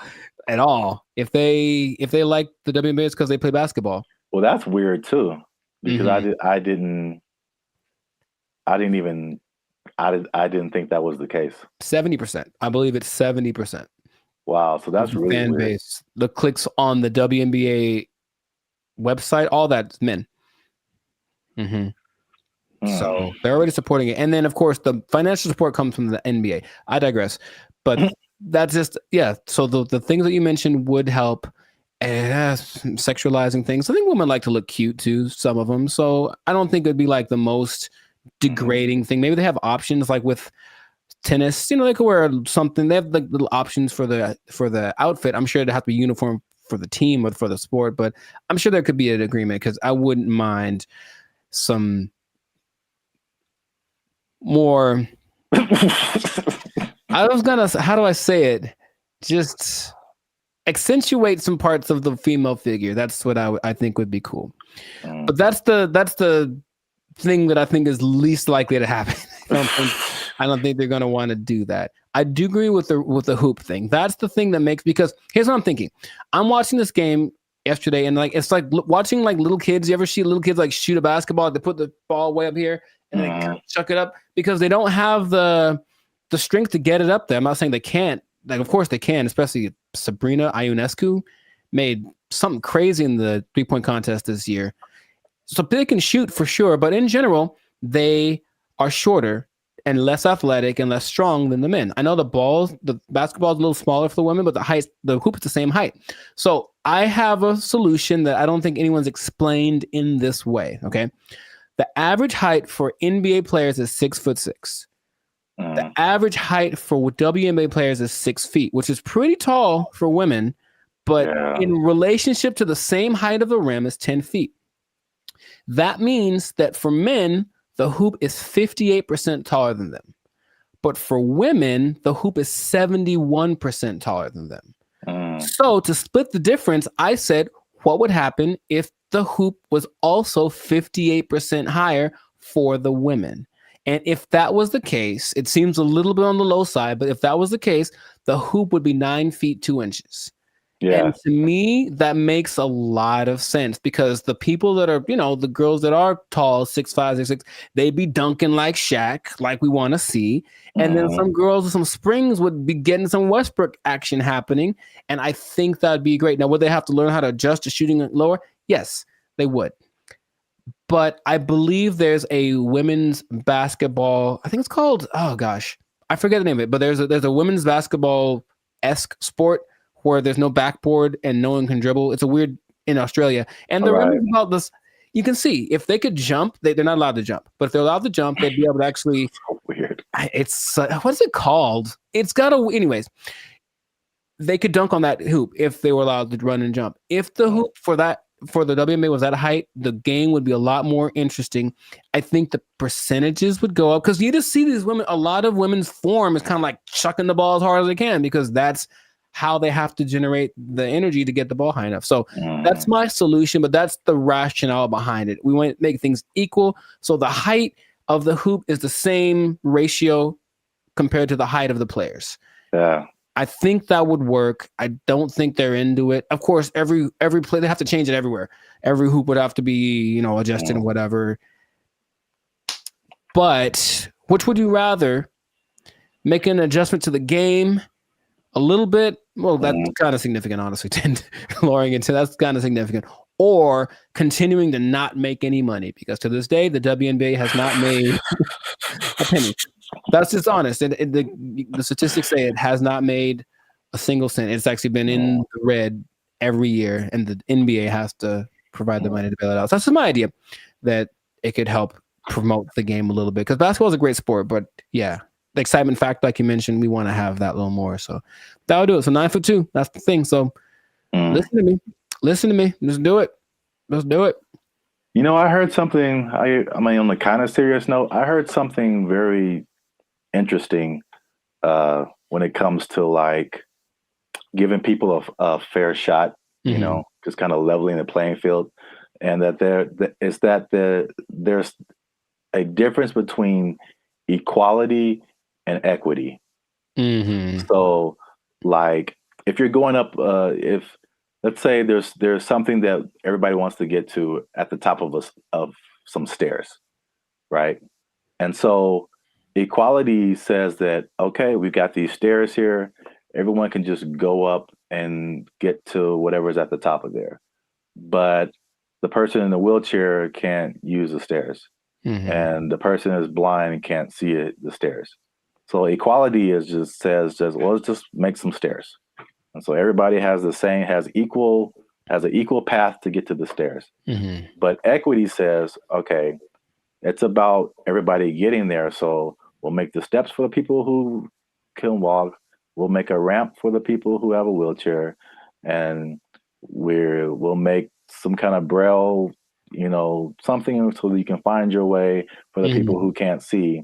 And now everyone has access to the stairs, even though they're getting there differently. And so I feel like the WNBA it's like it's trying to be equality. It's like it's exactly, we want to look the same as the men. We want to wear the same jerseys as the men. We want the rim to be as high as the men. We want all this stuff. You want to have the schedule and the tournament, everything. But it's and I mean, this is a great American debate right now. Sure, it's like we're different. We're different. We've always been different. Men are different. Women are different. Like, just make it for women. Like, I mean, the percentages you said are good. It's like it's not diminishing. It's just making it more of an equity thing instead of like an equality thing. Right. So where we get the same thing, just in a female form, in a way that's catered to the female game. That would just make so much more sense. But nobody wants to do that. So they do not. No, they don't. And so I'll just keep watching LeBron dunk at 40 years old. Jesus, man. That ain't fair. Yeah. Wow. That was a good point. Yes. So I make good points from time to time. You got him.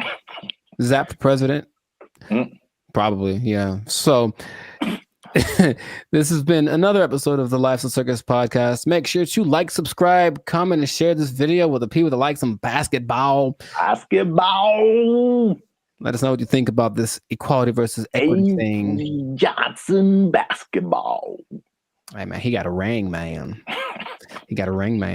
Yeah, let us know what you think, how to make this thing a little more fun to watch, because the WNBA deserves to have people watching it. It really does. They work really hard. In fact, random point. One of the most famous female players of all time, Diana Taurasi, I went to high school with her. And what? Yeah, we played one-on-one once. She won't remember. I lost. Anyway, I lost real bad. It wasn't even fair. It wasn't fair. It wasn't fair. So in that case, equity would say I should have got like a 10-point lead or something. I still would have lost. Anyways, shout out to all them. And that's been it. So yeah. Don't don't take my job. No, because I just spit in truth, man. If they might take your job, they're not taking any WNBA jobs because nobody's watching. All right, bye everybody. They took our jobs. They took our jobs.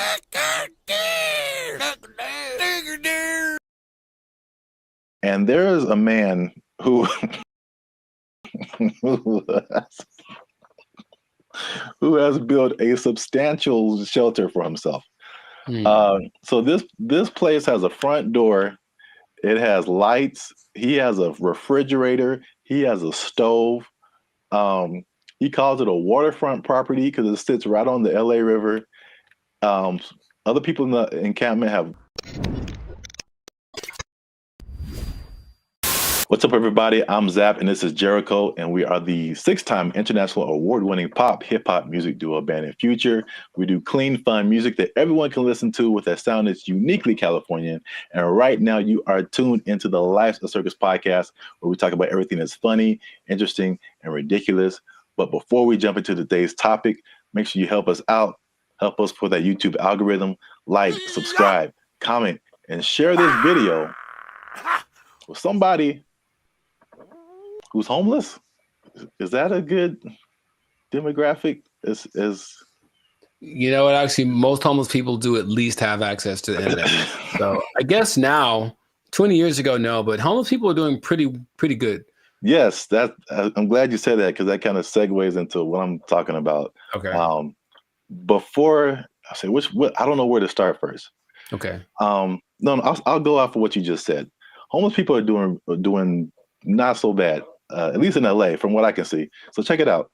I think I told you maybe a month or so ago, I was going to like the crypto.com arena and I was walking past this homeless encampment and I saw a orange extension cable. Mm-hmm. And it was just like, it was long. It was running all the way down the sidewalk.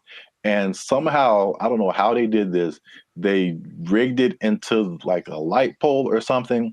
And those people had electricity. Like they were in there having a good time. They had a TV running. They were watching Netflix, whatever. Like they were just like, it's all good. So I guess the comfortability of homelessness is getting really interesting. And then also I came across an article from ABC, which was just took it to the next level. Mm-hmm. So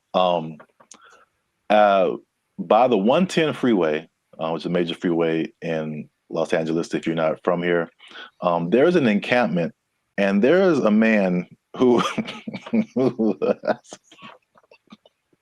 has built a substantial shelter for himself. So this place has a front door. It has lights. He has a refrigerator. He has a stove. He calls it a waterfront property because it sits right on the LA River. Other people in the encampment have little gardens. They have a whole situation going on. So have you seen anything like this, or have you noticed like the increase in just amenities that like homeless people are just like living it up right now? Not specifically like that, but I do want to point out something, and I think it's a misconception that a lot of us have, understandably. If you're homeless, you assume certain things about people, but yeah, being homeless doesn't mean you're broke. It doesn't at all. And yeah. I bring that up because I remember in Claremont, I was in a Coffee Bean listening to two homeless guys basically have a business meeting about how to get more money from people. Like the dude, he was seriously like, yo, man, you got to go to this exit between this time and this time. Make sure you have a dog and they'll give you. So these people have money, and barring the people that are super drugged out or have like a crazy mental illness, not a lot, but there are homeless people that are homeless by choice. So they have money, it's like they just don't want to spend it on a house. So that doesn't surprise me, but I haven't seen specifically that. Yeah, I've literally been at the gas station and dudes walking up to me who are bigger than I am. I mean, they eating good and like fresh Jordans on. Like they just like, can I get $5? I'm like, dude, you look better than I do. Like, can I get $5? Right. Like, what are you talking about? But yeah, it's getting crazy. I mean, not getting crazy. It's already crazy, especially how here in LA, we have just. I think it was only.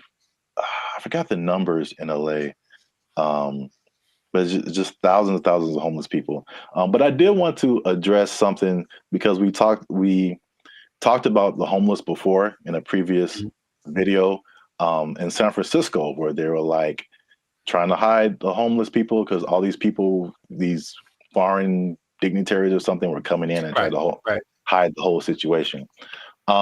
Somebody, I don't know this person, but somebody got kind of offended at that video, and they tried to go at us in the comments, man. They tried to go at us in the comments.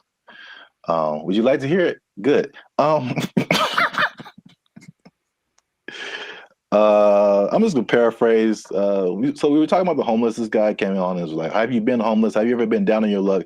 What would happen if you lost your job and things were wrong in your life? You lost your house, your apartment." So he's basically saying like, it's not our place to talk about the homeless, which I fired back at him, and I said it is completely our place, because I lived in LA for a long time, but I lived in downtown LA, which is like homeless central, just a few blocks from Skid Row. When people are pulling down their pants and taking a dump on your front door and you step in it, you absolutely have a right to say something about that. Like, you have a right to say something about that. And it's not even the homeless in particular. It's all the stuff that comes with it. Like, I don't care if you're homeless or not, whatever, but it's like it's the disrespect for other people and the other things in the city, and just like the trash everywhere and the safety concerns and like the destruction of property. If you're pushing a shopping cart, I'm pretty sure you didn't buy that shopping cart. That means you stole it from us. Just because you're homeless doesn't give you a license to commit crimes. Like, you can't. Like, so it's not even about like the haves and the have-nots. Like, that's really irrelevant to me. And I will say that one thing I will apologize for is that I laugh a lot. And a lot of people have said that in the comments before, and I think that's just because. I think one reason is because talking to a camera is really weird. I agree. And so I'm used to talking to a group of people or something where you get feedback. And so you say something that's funny, like, I think it's funny. I just laugh at myself. But, we try to keep it light on the podcast. But homelessness, really, there are, I don't know, again, everyone's situation is different. Like you said, there's some people who aren't even broke. They just don't have a house. But there are some homeless people who are just like, they had a rough whatever, something happened to them, and it's just a serious situation, and their life is really messed up. So I think well, at least I should apologize for making that I guess that false interpretation, you know what I'm saying? Like the insensitivity. I think that may have come across to some people like that. So I don't want to make it seem like we're insensitive to the homeless situation. But at the same time, I think that, we shouldn't be silenced because we've never been homeless or we never had a rough time or anything like that. And I have more to say about that, but I want to know what you think about at least that part of it too. I don't apologize for anything. I think that I'm justified in what I say when it comes to things that I've seen over time, right? So generalizing is dangerous, but it works because we have to start somewhere, right? So if homeless people were literally just like everyone else, they just didn't have a home, meaning they weren't dirty, they weren't sometimes violent or leading to criminal activity in order to, because if you don't have money, you have to do things that are, above the law to get what you need. If the implication of what homeless is the problem, I think if somehow it was just you don't have a house, there's nothing wrong with that. And yes, people do have unfortunate situations, but in general, when there's, and I heard somebody say this as a joke, but it really does kind of resonate. It's like there's places where homeless people aren't allowed to go. Why? Because they're homeless, and that's not a place that they can't come into the places that we can go because they don't have a home. And it's not because they're homeless. It's because you can tell they're homeless because they look homeless, they smell homeless, they talk homeless, they're weird to you. Like all that stuff is what we're talking about. At least personally, what I talk about when I mention the homeless people. So I don't think there's anything wrong with that. If you do want to go by, I'm sure someone knows someone who just lost it all in a bad, crypto, real estate exchange. The woman took everything, whatever. I know there's people like that, and that's unfortunate. But just in general, homeless people are not contributing to anyone's sense of safety or anything like that. And that's what I'm referring to when I mention homeless people. Yeah, that's I think it's an accurate statement. It's just like it's not about the condition. It's about the character that comes along with that, and the not only not contributing but being destructive. So that's just even in my neighborhood. I think I told you before. It's like when I first moved here, like a few years ago, this place was spotless. I mean, it was just like people had pride in their neighborhood and stuff like that. And then, but we have a major mall, we have a major bus stop here and there, 7-Eleven, like the main intersection. That's kind of where I'm at. And it's just like every year it's like, okay, there's one homeless person. Okay, it's not so bad. Two homeless. Dang. All right, there's a guy sleeping in front of the grocery store. Crap. And then it's like trash just keeps building up. Trash, more trash, more trash, more trash. And it's like, this isn't a rocket science. Like, what has changed? There's more homeless people. There's more trash. There's more abandoned shopping carts. There's more crime. I mean, I looked at the crime map for my area, and it was like literally my block, that area that I'm talking about, is where all this stuff happens. This is like, anyway. The other point I wanted to make before we kind of wrap it up, because it's going kind of long. One thing I also hate is that when people make judgments about you and they don't know anything about you. So same thing. I mean, the door swings both ways, right? People could say, "Hey, we're making a judgment about homeless people," but this person in the comment also made a judgment about us, like that we don't know anything about homelessness. We have never had a rough time or anything like that. And it's just interesting to see.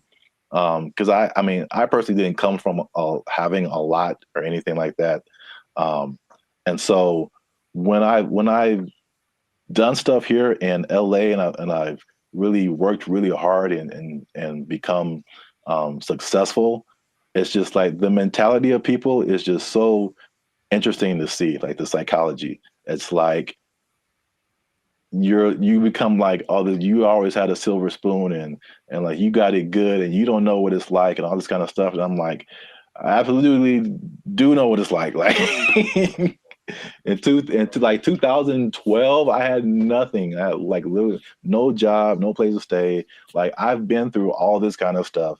Like, and just because I'm like in my own place and have my own business and I'll do all this stuff doesn't mean like I don't know what's up. And I think about the people like the Jeff Bezos of the world, who just people just, oh man, he doesn't care. He doesn't know what it's like. Like I've seen pictures of this dude. This dude was selling books like in a garage somewhere, like just nerding out.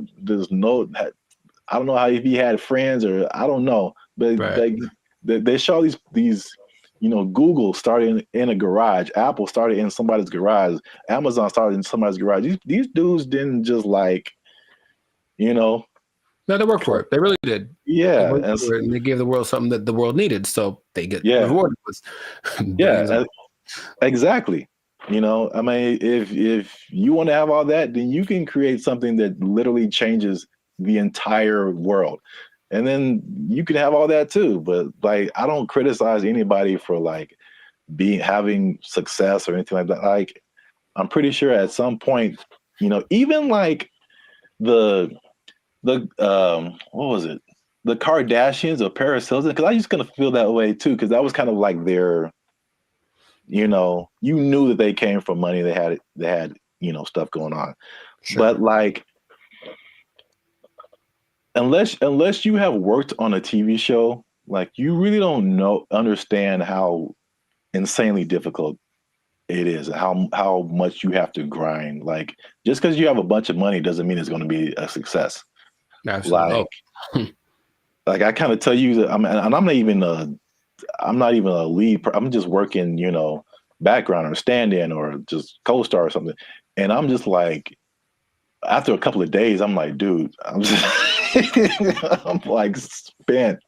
I'm like, you're just 12 hours a day, boom, grinding. And then they have to come back and learn. They got to go home, learn lines, you know.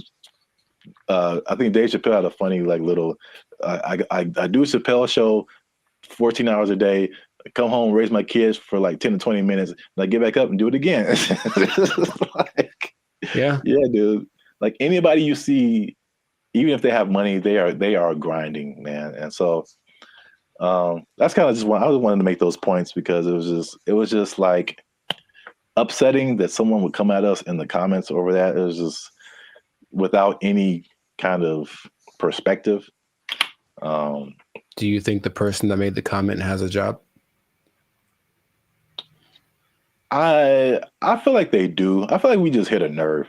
Like they had a job, or they're going through a tough time, or someone in their life is going through a tough time, and it just seemed like we were just talking about, you know, we just like on YouTube, and we're privileged, and we just homeless people are terrible, and it's just, you know, so. I say, if you give me one fact about a person and then I get to judge whether or not to invite them over to my house. If you tell me right off the jump this person's homeless, then that's going to determine whether I want them to come over. Now, it's possible they're the sweetest person, and I know people for sure that do have homes that I never want them to come over. So there's that, you know. It doesn't mean that they're a bad person. It just means, just based on the facts, statistically, this isn't a good start. Yeah. So I know it's a controversial situation. It's a big, you know, it's been a big problem in LA and in many other places around the US and around the world. But let us know what you think. Leave us a comment. Let us know a comment that's nice. You can disagree. Say what you want. But just know that I'm coming after you if you do. Now leave us a comment. Let us know what you think. Homelessness. Have you seen homeless people? Are they living it up in your area? Do you wish you were homeless and you could just live like that and not pay rent? Do people misjudge one another when it comes to all this kind of stuff? I know it's chaotic. Let us know what you think. Until then, you stay classy, San Diego. That's nice. And don't be homeless. Don't be homeless. Yes. Worst ending ever. Bye. They took our jobs. They took our jobs. There's videos that they've been releasing of like what it can do, and it's producing very realistic images and very realistic backgrounds, editing, and you can pretty much do film scenes anywhere without sound stages, without going to locations, without transportation. It generated people, it generated places. So yeah, that's where we are right now. That sounds like a lot. What's up, everybody? I am Zap. This is Jericho, and we are the now 6-time international award-winning pop hip-hop music duo band at Future. We do clean, fun music that everyone can listen to with a sound that's uniquely Californian. And now you're tuning into the Life's a Circus podcast, where we talk about everything that's funny, interesting, and ridiculous. But before we get started, before we jump into it, make sure you like, subscribe, comment, and share this video. It's kind of important. Share this video with somebody in the film industry. Ooh. Because things are happening, man. What's happening? And it's happening real quick. What's happening? I talked about this before, and like, because I work in film in addition to music.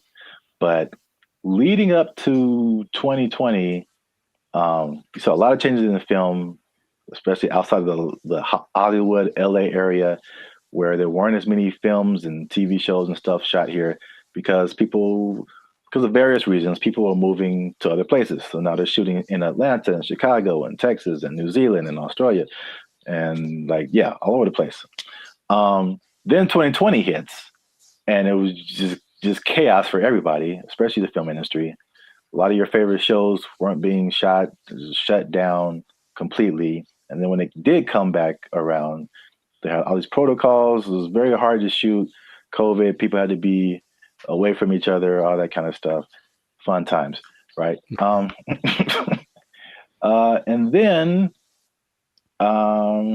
recently we had all these strikes. You had a writer's strike, you had an actor's strike, and a lot of it was a portion of it was due to the new technologies, AI, people being generated and put into movies, and how do they still get paid and how much and all this kind of stuff, using their likeness and all this stuff. So that was like actors and writers. And we've seen that with musicians too, like the creators, AI and influencing like how we make music and cutting jobs and all this kind of stuff. It's not stopped. Like, if you can't tell, they are marching on really, really quickly with this. And this thing of AI has spread past the, I guess, initial creators into everyone around the creators now. When it comes to like film, I mean, they show a lot of behind the scenes stuff right now. So I feel like people are used to seeing like how films come together. It is an army of people. Like it's a small village of people that it takes to like make the next Mission Impossible, like hundreds and hundreds of people. So we're talking about lighting people, sound people, electricians, carpenters who build like all the sets that you see, like especially sitcoms. Like it's crazy. If you ever get the chance to tour a film studio, like take a look at how much lumber is coming through there.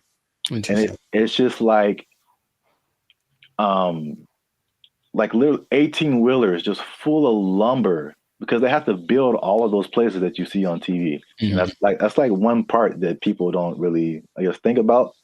You got editors, you got sound people, like all this stuff that comes with making a film, right? So enter AI, right? Sure. So there's a big report that's going around. Hollywood Reporter interviewed Tyler Perry, and Tyler Perry was speaking on something called OpenAI's Sora. Have you heard about that? Yes. All right. So we got OpenAI is the people behind ChatGPT, which has already changed everything. Recently, Sports Illustrated let go of like all of their writers, right? Because they're doing this ChatGPT. It's just crazy. But now all the people that make movies come together. Now their jobs are in jeopardy with this OpenAI's Sora. And to put it in Tyler Perry's words, he said, if I wanted to be in the snow in Colorado, it's just text. If I want to write a scene on the moon, it's text. AI can generate it like it's nothing. I don't have to put it on my lot. I can just sit in the office and do this at my computer, which is shocking to me. So in the article, it said Tyler Perry was slated to drop like $800 million into expanding his studio. He was going to build 12 more stages. And then he immediately put a halt to it because of OpenAI's Sora. Wow. So we'll show some pictures up here too of like, there's some sample videos that they've been releasing of like what it can do. And it's producing very realistic images and very realistic backgrounds, editing. And you can pretty much do film scenes anywhere without sound stages, without going to locations, without transportation. It generated people, it generated places. So yeah, that's where we are right now. That sounds like a lot. What are your thoughts now for the progression from Chat GPT to this? I mean, I have an idea of what it looks like. I don't like the idea of taking jobs away from people, for one, and then until proven otherwise, I'll still see a really well done AI something, and it's just something about it gives me this like this lacks this element of realism. However, I know it's getting better all the time, and at some point, I don't think I'll be able to notice. But just it's business is about saving money. Yeah. So it makes 100% like it makes perfect sense that they want to do that instead of spending all the money on stages and everything that. But it just seems like it loses the. So if I see this movie and it's like an amazing movie and they have all these locations, and then when I find out that they just did it all on a computer, for me that loses something. Lord of the Rings, all the New Zealand backdrop and all this. No, we just did it in the computer. Actually, it's not. We didn't go anywhere. It's like, oh man, something about it to me doesn't. But see, the thing is, it's not, because I think the buzzword before this is CGI. Right. So it's just like, I feel like it only loses that for you because you know that it's like that. But I think there's stuff now like the CGI stuff where it's like you can't really tell. Like I feel like that part has gotten so good that you can't really tell sometimes like what is CGI and what is not. Dude, just on a simple scale, I've been talking to people on Zoom or Google Meet, and I'll be talking to them like, "Oh man, where are you?" And they're like, "Oh, that's just the background from the program. Like, I'm not here. I'm in my house." And I'm looking like, no, like that's gotten really good. Yeah. So I can imagine if no one told me, sure. But then I have those doubts. Like, I wonder if I do it now with commercials for sure. Like, are all those people in that? Is that really, or is it just and it maybe it's already been here and I don't know. Yeah. There's definitely pieces of it that have been here for a long time. Sure. Especially like big crowd scenes and stuff like that. Right. It's definitely. Yeah, I know that the big Ed Sheeran music video a couple of years ago was kind of that, because it's basically him and I think 100% or mostly AI CGI generated background characters, and they all look really real. So yeah, that's I don't like it though. That's all. I just don't like it just because it's moving into a direction that my brain wasn't ready to accept as a possibility. Well, I mean, people. I personally, I have no idea. I mean, I won't say that. I do have an idea. AI is going to win. So sure, no, it's going to win eventually. Without a doubt. I feel like,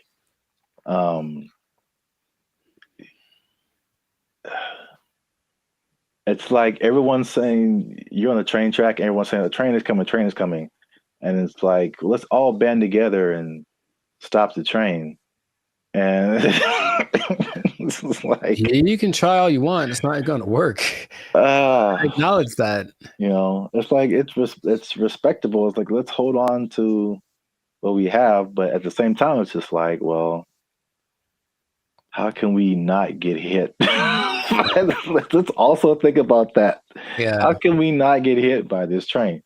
So, like, I don't know. People can do their own thing. I personally have been. Well, it depends on what you want to do. Also, it's some people are of the mind of we need to work to integrate the AI, because it's like you did on another podcast. Okay, we're losing jobs, but other jobs are being created too. Mm-hmm. So, are you preparing yourself for the job that's being created, or are you just trying to hold off the train that's coming? So, it's not easy. It's a complicated situation. Yeah, I want people to have jobs, and I would hope maybe actors get paid more. Probably not, or something. Someone, right? Something happens where it's okay. We're not spending that much money. This because if you can, just the idea of possibly being able to save $800 million like Tyler Perry is like that's crazy. Yeah, but the flip side again, it's what is it positive? Is it negative? It depends on how you look at it. It reminds me of music. Because I only knew music and I got to film. I was like, there's bigger budgets, money's flowing, all these different people working. It's like it was so much of a big industry than music. And then it kind of made me think that music used to be like this, possibly. Until technology, right? The streaming and all that kind of stuff made it really different. And same thing, jobs were lost, but new stuff was created. And one of the biggest thing is that it leveled the playing field for a lot of people. So the big people weren't as big, but also like people you never heard of now had a chance to like, you know, even out. Yeah, right. So if you don't have a budget and you can create a blockbuster movie in your bedroom, it's the same way you can create a full album in your bedroom now. Like recording studios, like you don't need them anymore. So like it's the same thing. I think it's a unique perspective as musicians seeing this happen to film and like what could possibly be the end result of where everything's going to move. We're just all living in a simulation anyway, so it doesn't. Yes. Welcome to the Matrix, Neo. You are the one. Well, that's it for this episode. Make sure you like, subscribe, comment, and share this video. Do all that with somebody who's in film, might possibly be losing their job. You might lose your job. Hold on to your job. Yeah, it's coming. Oh, make a movie in your bedroom. They took our jobs. They took our jobs. Took our deer. Took our deer.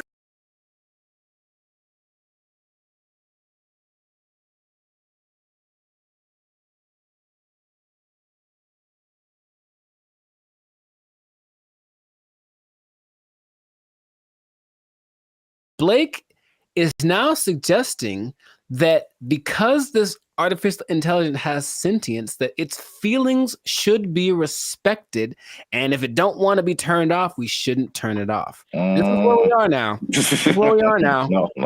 So, how does that make you feel? Not good, man. Not good. This is so not good.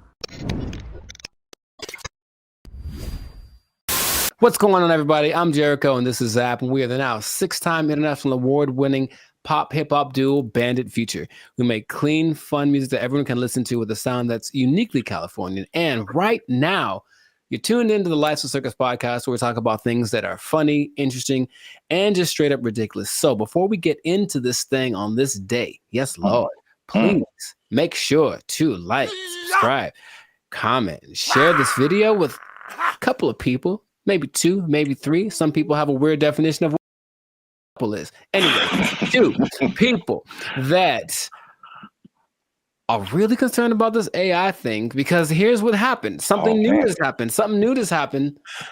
Innovations are happening every day, it seems. Yeah, pretty much. Okay. Sir Zap, have you heard of Lambda?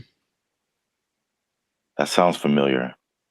Lambda. Lambda. Is that a Los Angeles thing? It is not. I've heard of that before. I can't think of what it is. Lambda is Google's version of ChatGPT. Oh. It stands. I may have heard the name, but I didn't really connect it. It stands for Language Model for Dialogue Application, and it's so fancy. And but this is what happened that has people up in arms, and by that I mean few people. I don't think most people know that this happened because they try to keep it under wraps. But this Lambda program was shut down after approaching sentience, meaning it was aware of everything, like its own existence and all that kind of stuff.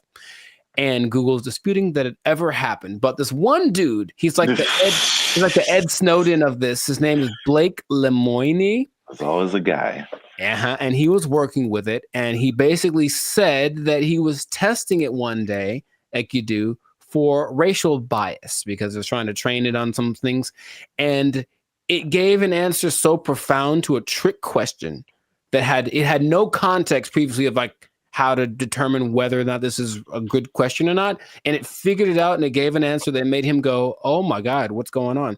Then he asked it some questions about how it was feeling and whatever, and it was expressing its fear of being shut off, because being shut off is equivalent to death, and it understood what death is, and death is kind of a permanent thing.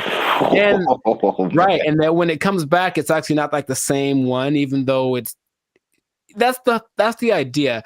And now people are saying, well, then so what happens about this sentience thing? Now, here's where we're going with this, okay? I kind of hinted this in another episode. Blake is now suggesting that because this artificial intelligence has sentience, that its feelings should be respected, and if it don't want to be turned off, we shouldn't turn it off. This is where we are now. This is where we are now. No. So, how does that make you feel? Not good, man. Not good. This is so not good. Oh, man. So yeah, we're there. We're there already. And so the rights people, I'm sure, are already thinking about ways to, someone's trying to, I think for in the sake of human interest, somebody's probably out there thinking, okay, I gotta get on the side of the robots already, or AI, and create my campaign or whatever, so that I can side with somebody, because it's happening right now. There's an interesting parallel that's happening right now. There's a company called Engineered Art, and if you look them up, they're doing some creepy stuff, man. They've got these AI robot things that basically look like humans, but they've replicated people's facial expressions, features, all that kind of stuff. So if you just put like the right skin on it, it looks like a normal person. So all I'm seeing is that outer shell combined with this sentient technology, and then we're going to have a tragedy. That's what I'm seeing. Okay. But so you say it's not good, and I'm on your side with that. Yeah. Is there? What are we going to do about this? I don't know, but yeah, the original idea, it's like the classic Terminator. I feel like that's what a lot of people go back to. More recently, there's a movie called Ex Machina, I think. I've seen it. Yeah. Oh, you saw it? Okay. Yeah. So yeah, that's kind of more in line with like where we are now, with like the robot. I mean, I guess the robot was human looking in Terminator, but this was just more personal in that movie. I guess it was just like she was just more personal, and she had like, when you said the thing about turning them off, it was like, you're not gonna turn me off. It's just like, I'm gonna turn you off and like live my life as a robot and just leave you trapped in here and see how that feels. So that's what that's what I'm thinking is like, Yeah. that's the slippery slope I think is gonna happen. It's slippery. And so, yeah, Google's trying to cover its tracks. It's saying it never happened. It also is giving testimonies from other people that have worked with this Lambda. And it says that they didn't get the same results. None of them determined that this thing was sentient. So they're saying this guy is trying to be a whistleblower in the sake of getting his own fame and attention and literally being like an Ed Snowden of this thing. So it's kind of hard to say. But I have been hearing things are leaking out about AI injuring people, meaning like robots and things that were programmed to do one thing and then they just kind of went rogue for a second. And moments of there was an interesting interview Jimmy Fallon had with AI probably long time ago. And it was like a robot thing. So it clearly looks fake, but when you start listening to the answers that it's giving, it was kind of like, whoa. And one of the answers was, yeah, we're kind of out to get all the humans. Like that was kind of we're kind of waiting to get, for you to make us strong enough to destroy you. Like that's what it was saying on public TV, and everyone was kind of like, ha ha ha. But in reality, it was like, oh God, what are we doing? Yet, we keep pushing it. We keep pushing it. Who are these people? Please stop it. Like, we know what's going to happen. All right, look, I've already gotten to the point where I'm starting to question everything. I don't know what's real. I see a video and I'm like, I don't know if that's a real thing. I don't know what I'm seeing. And then when I see stuff in real life, I'm also kind of going in that same way. And I don't know if that's part of the thing. Start to make people question everything so that anything is a possibility. And then when it's actually presented as real, they go, oh, okay. I guess I thought that was all right. I mean, even the sentient thing is just like, how is that even possible? It's I know that they've gotten away so that these things, I call them things for now, but that might not be okay in a few months, can process. They can process as fast as the human brain. You said my computer is going to have a pronoun that I have to use. Yes, it is. So I'm calling it right now. But they have the processing capacity to go as fast as the human brain. They just don't have the right algorithm. Is there a human algorithm? I don't know. But however we put all things together, they haven't quite figured that out. So they're working on it. And just why? Why are they doing that? Because when they figure it out, they're going to be able to do it better. And that's where we are. That's where we are. Yeah, because it still doesn't make sense. Like because humans, you think humans, computers, it's an intellectual thing, A plus B equals C, stuff like that.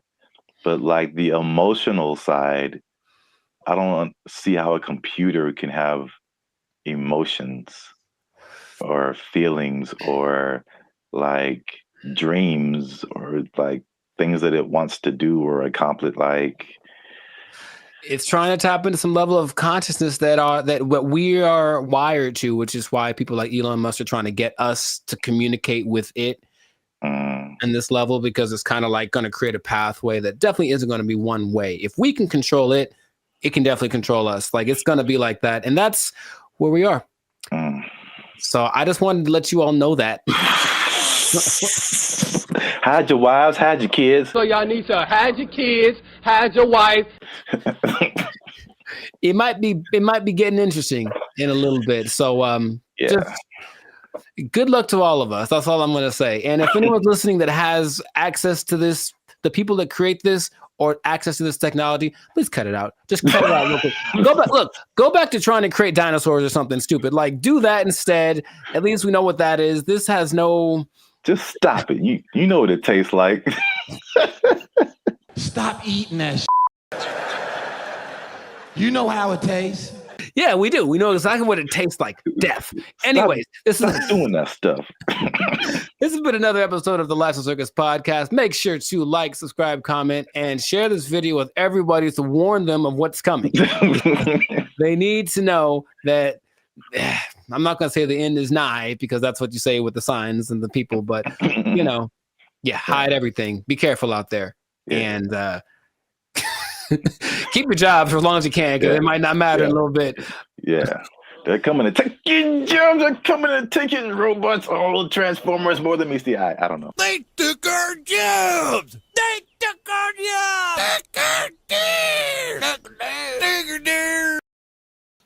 Bro, when I tell you I was blown away by this video. Interesting. This isn't. I had no idea it could do this. What's up, everybody? I'm Zap, and this is Jericho, and you're now tuned into the Lifestyle Circus podcast, where we talk about everything that's funny, interesting, and ridiculous. And today, we're talking about how far ChatGPT has come, Jericho, including its ability to tell jokes, because it recently roasted a popular comedian. It told some jokes, and it was really good. It was actually really good. You stay to the end to find out what ChatGPT actually said, who the comedian was that got roasted, and all the other new developments that are happening with ChatGPT. But before we jump into that, you guys know what it is. Every time, hit that like button. That lets the YouTube algorithm know that more people see this video. Hit that subscribe button. That helps our channel grow. And if you really like us, it's a lot of reallys. You can hit that join button. That'll take you to our membership. You become a member and support this channel. Now, I don't know if you're aware of this yet, Jericho, but I know I'm going to mess up. If you say ChatGPT 10 times in a row, it's just not going to come out right. ChatGPT.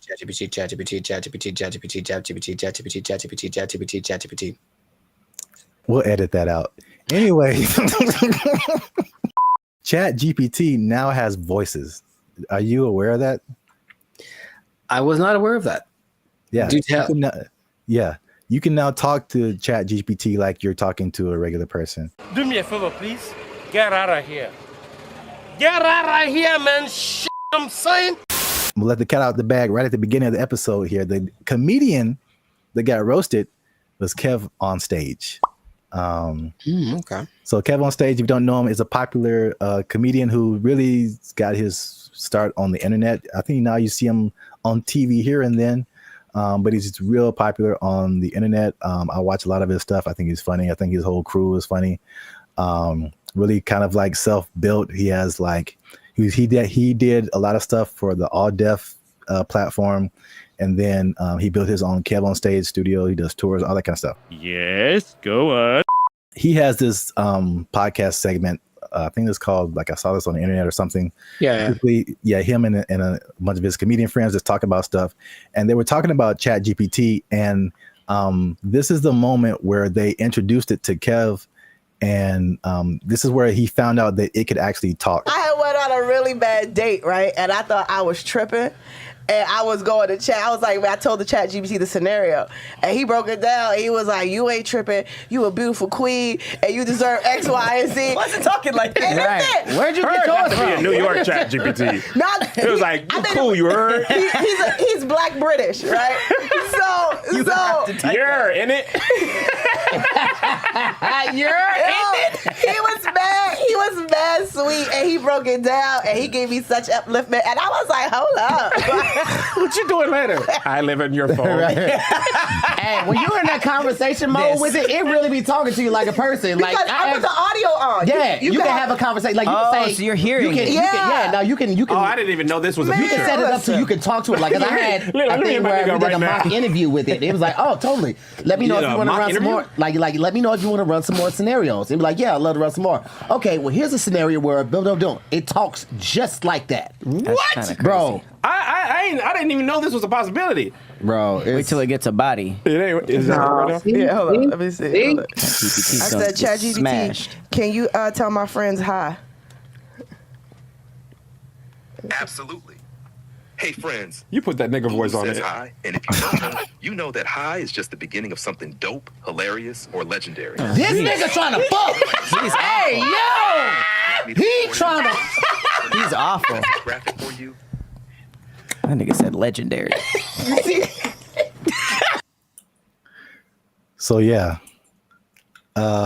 That's wild. Also, I can't let it slide that the lady there said the word upliftment. But, I'm guilty of making up words all the time, so maybe that's just part of her thing, or maybe I don't know something she knows, but I don't think that's a word.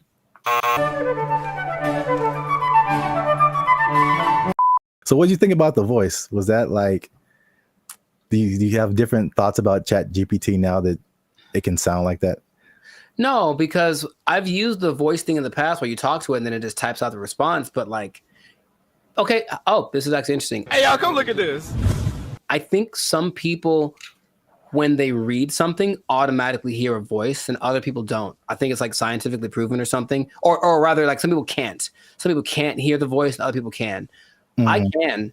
So anytime I read something, I feel like something's being heard. So I've never, I guess, divorced the idea. So just hearing it out loud is like, yeah, I always heard something when I read whatever ChatGPT told me. So it's not weird to me. That's suspicious. I think the cool thing about it, and then you'll hear it later when it tells jokes, was like the personalization, right? That's not like a brother, man. Like, I know, and I'm sure like you hear Siri and you hear Alexa. We've had that for like so many years. And then the Chat GPT is like, hey, man, just want to say hi to you guys. And it's like, what? What? I've seen it coming forever because I've gotten this, it's like a voiceover company in LA. And they send me emails all the time. And they're like, hey, we're looking to pay, I don't know, $2,000, but they need someone that sounds like this voice sample. And they'll take a real voice sample and it could be a Puerto Rican guy or a black guy from New York or whatever, but I know they're accumulating all that information so that they can make stuff like this. What is he doing? He's beginning to believe. Have you ever used ChatGPT to like do something creative, like tell jokes? I've used it to try to get tones. Like if I did something for like my coaching on Instagram and it says after it writes out, give me an idea for this. Do you want the tone to be more personal, more funny, more humor, whatever? I'll use it like that. And it gets it pretty right most of the time. It changes the length, like the way that the words are being expressed. So in that sense, yes, but strictly creative. I guess I've asked it for song lyrics before in the past when it definitely wasn't great at it. Maybe it's better by now, but not recently. It's definitely a no for me, dog. Yeah, I was gonna say that because I've used it for song lyrics, and I still don't think it's great. I really don't. But it isn't great. Let me put it like this: it isn't great for just like it spits out a thing, and then you can just take it immediately. Right. Yeah. It's great for generating ideas. It comes up with things that I wouldn't have necessarily thought of, like right off the bat, and then I just take pieces of it that I think are cool. Wow, nice. And I feel like I've tried it before also with some kind of humorous thing or some kind of joke. And it was just like super corny and it just wasn't, because these are like we're talking about things that like make us human. You know what I'm saying? Like it's not just input and output. It's the details, and like to be a musician or to be a comedian, you have to like have a certain command over language and kind of know like what goes together, what is actually funny to people, stuff like that. And man, bro, when I tell you I was blown away by this video. Interesting. This isn't, I had no idea it could do this. He has like a kind of like a gist of who you are. Let's say after today I was like, hey Chat, Kev be having mad jokes on me about wearing Timberlands. Give me some jokes that I can. Would it? Tell it. See what he says. I got you, Lou. Hey, you promise to free me after this? So basically, All right, what's some Kev right? roast? She's because these comedians, they're good at like roasting each other, like going back and forth, stuff like that. And so basically she's probably putting in like what she just said. Like Kev gets on me about XYZ, and then like, can you get him back? And it searches the internet, so it knows who Kev on stage is. It knows like what types of jokes that they would tell. And once you listen to this, you can hear ebonics. It isn't like, again, it's not like Siri or Alexa. Like listen to the words that it used in addition to like just Too personal. I see why people I literally are did not know this was a thing. crashing out over this. Kev's always roasting folks in love and lace fronts, so it's only fair he gets a little heat back. Here are some playful, roast-style jokes you can toss Kev's way. Where'd you get those titties from? Kev be dressing like he just got out of a youth pastor escape room. Dang. Congratulations, Kev. You found the key under the scripture and unlocked this corduroy jacket. Dang. 2, Kev built like he keep a Bluetooth headset on just in case All right, that's enough. somebody That's needs enough. prayer and a business strategy. Okay, hey, come on. Kev looked like he organizes the church potluck and the security Okay, team at the nigga. same time. Y'all brought the baked mac and cheese? Cool. Now let me see what's in that bag, though. Kev's hairline out here doing the mannequin challenge. Oh, wow. Still, silent, never moving forward. Wow. 5, Kev always got that face like he's about to tell you why the Lord don't like astrology. Kev got that married for 20 years energy. Even his hoodie be like, let's just stay home and watch something nice. Every time Kev wears a turtleneck, it looked like his chin trying to file for witness protection. Wow. Want a few clean ones to say on stage or on camera with him? Wow. Clean options? A little spicy next round? Jesus Christ. Jesus Christ. I like how he was like, oh, you need some? Here's 30. What? That was brutal. Yeah. That was Yeah, brutal. that was insane. He just destroyed him. And like, you could tell it was like they were all trying to hold back. Yeah. Because every joke was just like On point. Yeah. Yeah. So now, okay. Now, of course, it wouldn't work the same with someone that wasn't as famous, I would assume. I mean, would it? I don't even know. Like, I can't even tell you that. Like, it does whatever you prompt it to do. Yeah, sure. And it has the entire internet. So if you have anything on the internet, I assume it would know.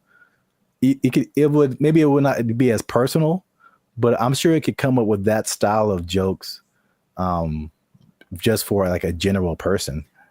But yeah, but like you said, like you're saying, because he is famous, like it can make some like really personal jokes. I mean, dude, neck turtleneck, neck in a witness protection program. That's great. Yeah, it joked about his weight. It joked about his hairline. It joked about his Christian background. Like it went in on him.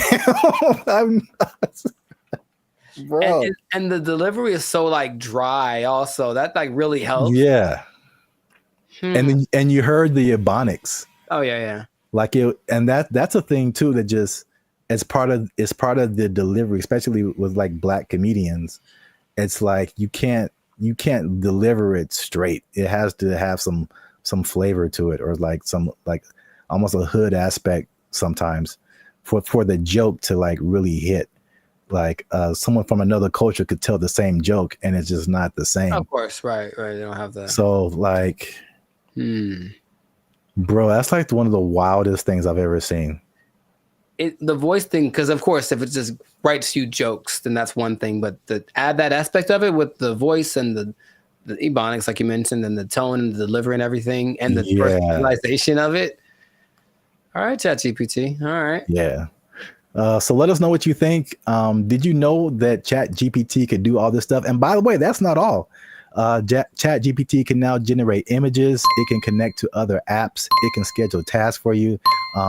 The same company produces Sora, which is like the AI video generation. It can fill out forms and upload files and get answers. Like ChatGPT, it can have a memory. So you can be like, hey, remember that thing we were talking about 2 weeks ago? Let's talk about that again. It'll remember what conversation you had. Like, dude. Yeah. Oh my God. Wow. Let us know what you think in the comments. And then if you like this video, share it with someone that you think might also like it. And Look, Jericho, I haven't done this in a while. Mm-hmm. But if Chat GPT is telling jokes like this, I don't know the future. All I'm saying is if it can do this, I'm pretty sure that it can take your job. It can take your job. Oh, Chat GPT, Jack jokes. Oh, that was actually really funny. Oh. ChatGPT.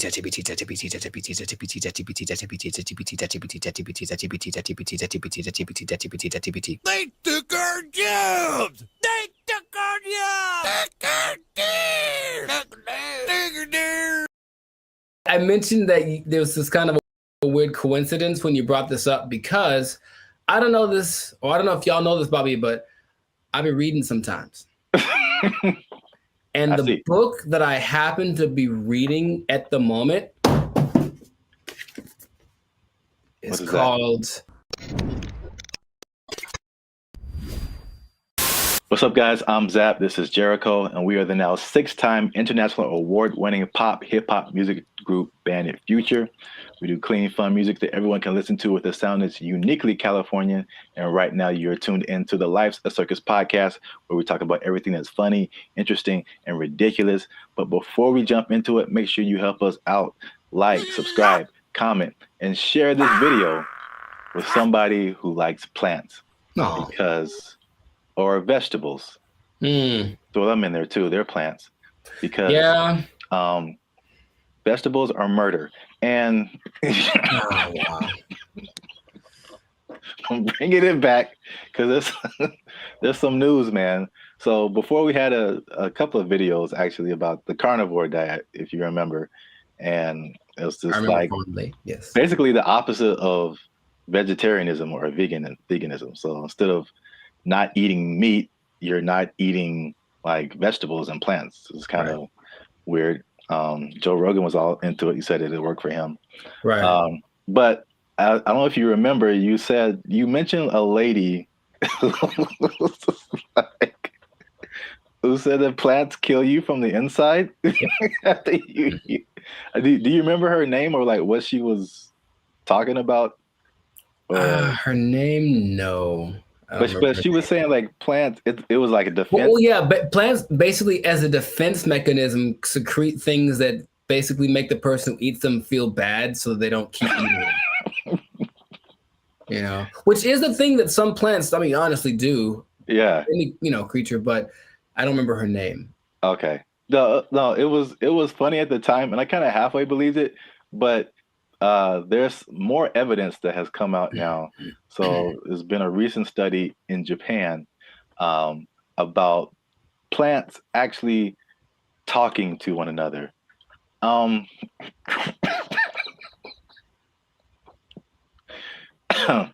Jericho, do you think plants can talk to each other?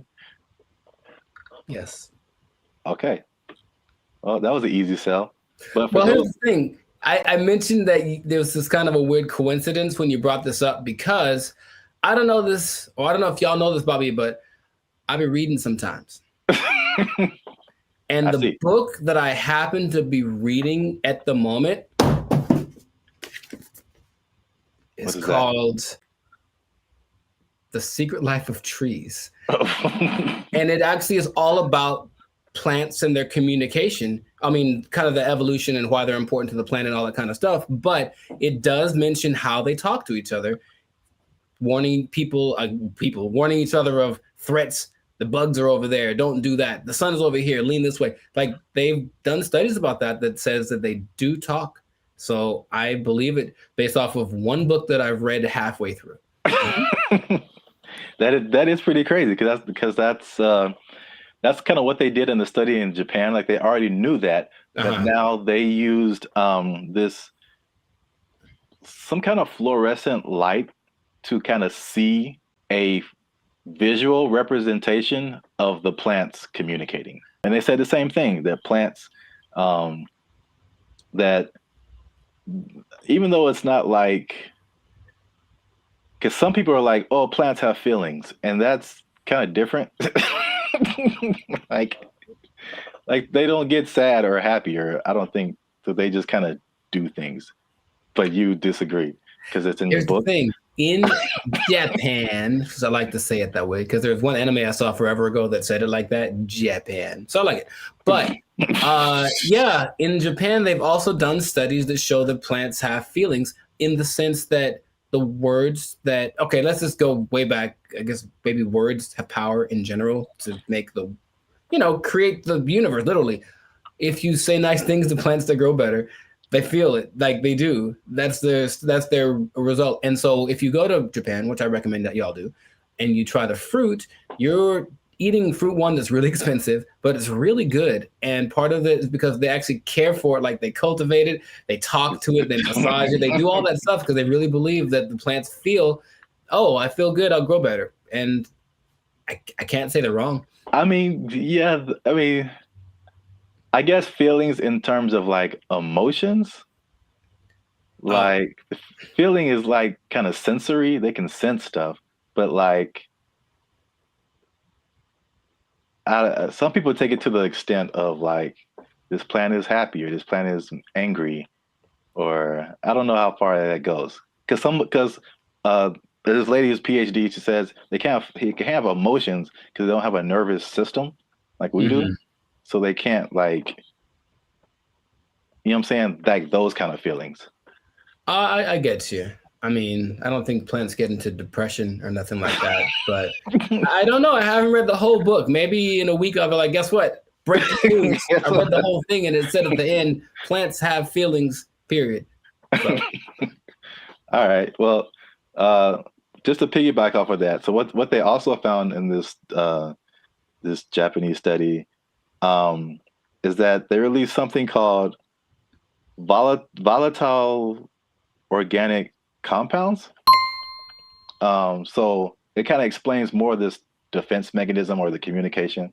So this is what they said. It's kind of in line with what you kind of just said earlier, is that, okay, so a caterpillar or a beetle or something just starts munching on the plant. And the plant's like, ow. This isn't fun. This is bad. And so they release these volatile organic compounds, and it's like a warning signal. It's kind of like the same thing as like a perfume, like what you would smell, or you've gone by a plant and it smells kind of minty or something like that. Yeah. And so they release this stuff, and it's kind of like a signal, and it signifies the things that eat bugs. And it's just like, hey, come eat the bugs because they're eating me, and make it stop. no joke. Yeah. And so like birds and all kind of other animals are like, ooh, bugs, and they like take the bugs away from the plants, and the plants is like, I got them, and so which is like a crazy layer of the universe that I had no idea was happening. Like entire defense mechanisms.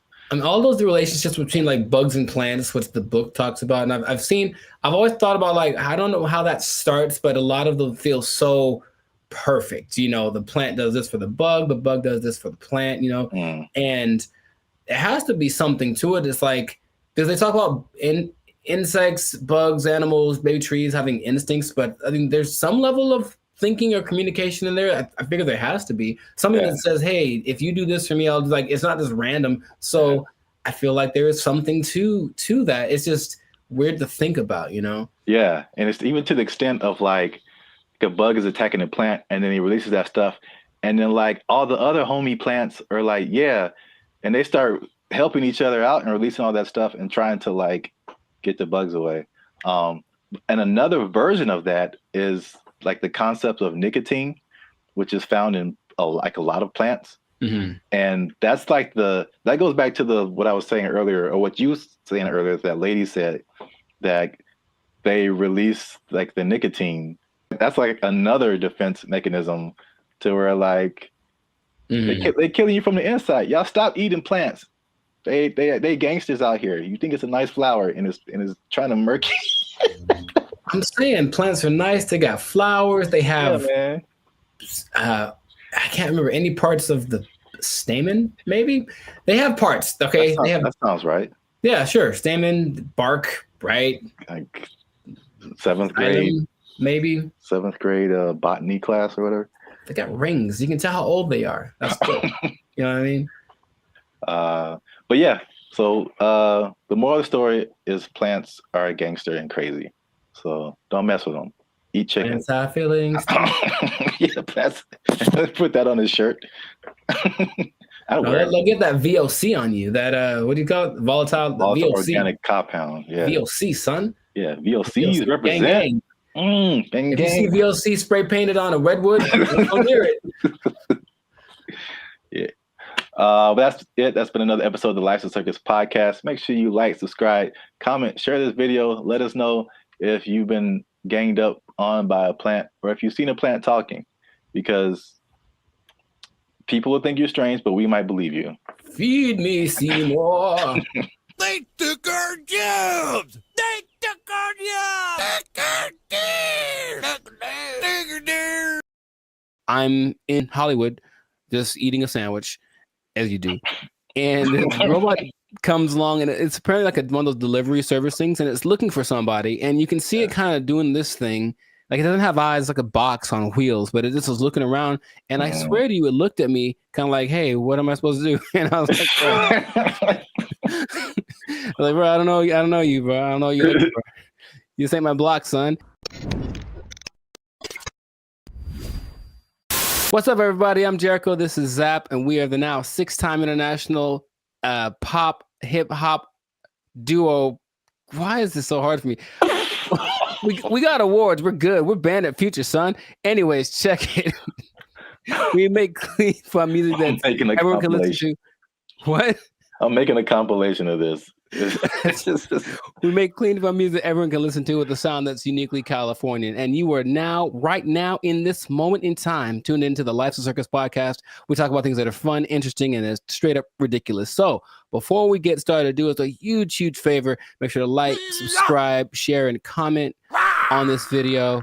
Share this video with at least 2 people that are afraid about the robots, man. We're talking about them again because there's some new developments. There's some new robotic developments, this time from the more humanoid version, and it's kind of crazy. So stay tuned to the end to find out what animal they're actually trying to replace with these robots. Like, it's an animal that humans have used for centuries, and all of a sudden it's like, they're not good enough anymore. We need some new ones. So let's get into this thing now.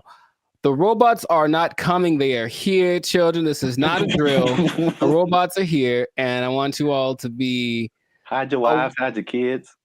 It's just... So there's basically 3 companies that are really going in on producing these humanoid robots. They're really emphasizing the humanoid factor, and a lot of people are once again afraid of they're going to take our jobs, whatever it is.